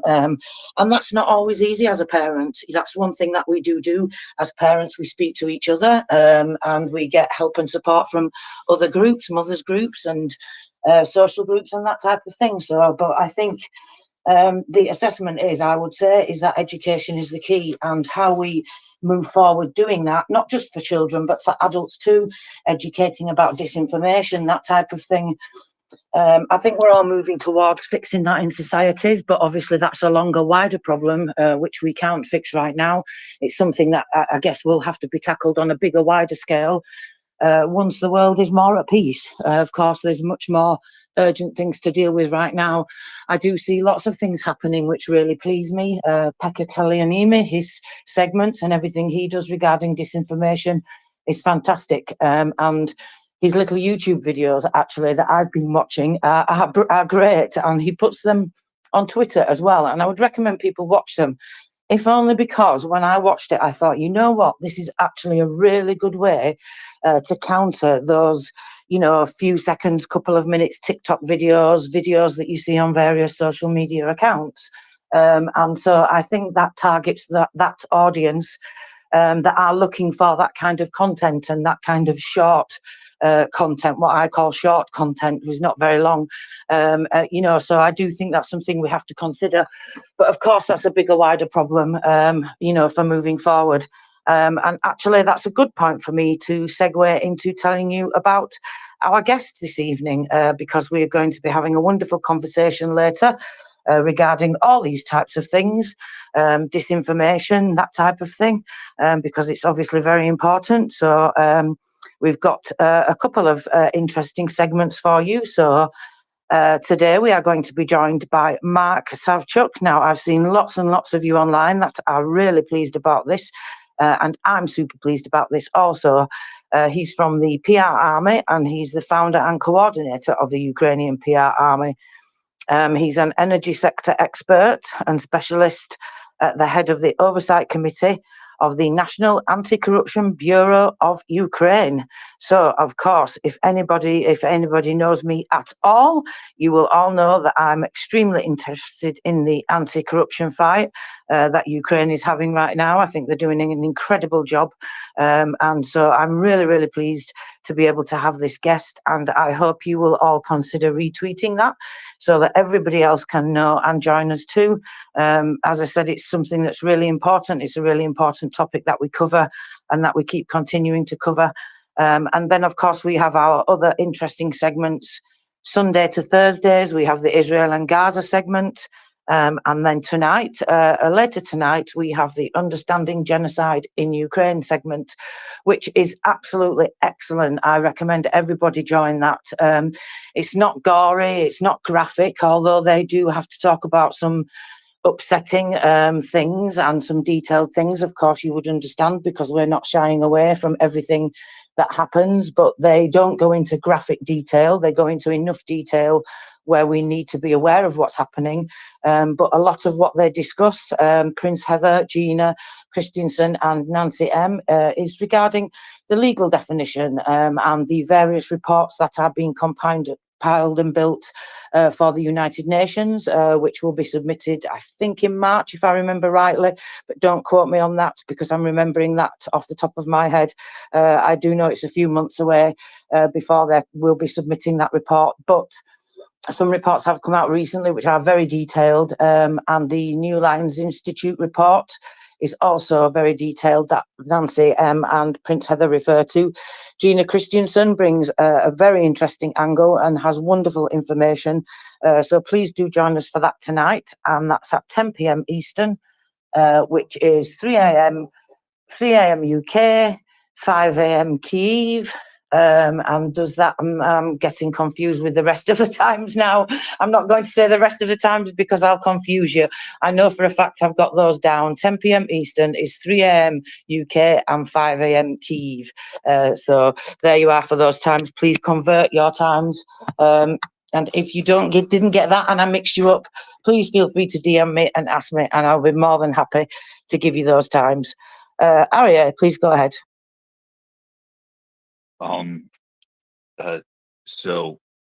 Something Marcus brought up with me, and I don't think that this was private, so I'm going to say it. I apologize, Marcus. I don't think it's anything important. That's why I'm doing this. Oh, it's all good. That he, is sad that his kids will never meet, a Holocaust survivor. And something I've heard from a lot of people here is that they've, at most met one or two, for brief interactions. I was blessed as a kid in the sense of I knew over a dozen survivors personally by name that I had regular interactions with, many of whom I was able to get their stories from. At this point, I am down to one family friend who she was taken out on the kinder transport, but she lived there through a Crystal Nacht and all the things. She was from Germany, and I don't know if she still does it, but I know up to a couple of years ago she was still publicly speaking for free about the Holocaust and her personal experiences. And after Shabbos, I'm going to reach out to her and ask her if she'd be willing to come on to the MriyaReport and speak to all of us about it, assuming that there's a segment or a time when that's okay. And I'm pretty sure that would be fine with the hosts here. But I can't promise anything. She's in her late 90s now. But I talk to her every couple of weeks. I give her a call, so there's a chance she might be willing to do it. So I'm going to try that. I got to pop off. I'll try to be back on for a little bit before sundown. But if not, have a great weekend, everybody. It's been a great discussion today. And thank you for your extremely long shift here. I know it's not your normal shift. And enjoy the coffees. And remember, if you drink too many, to mute the microphone. These fun things can happen with that and sleep deprivation. Yeah, Friday is Thank my you so day much, off. Arya. Yeah, Friday is my day off, and a lot of our volunteers were a little bit busy today, so I said, "What the hell? Yeah, let's do it." I'm actually, I'll be taking a short break in 6 minutes, maybe for 2 hours. Peter might be joining us and taking over for the next 2 hours, and then I will be resuming again at 9 p.m. Kiev time with Axel. But thank you, Arya. I truly appreciate your comments and today's conversation, and sharing your perspectives and your stories and insights with our listeners. This is what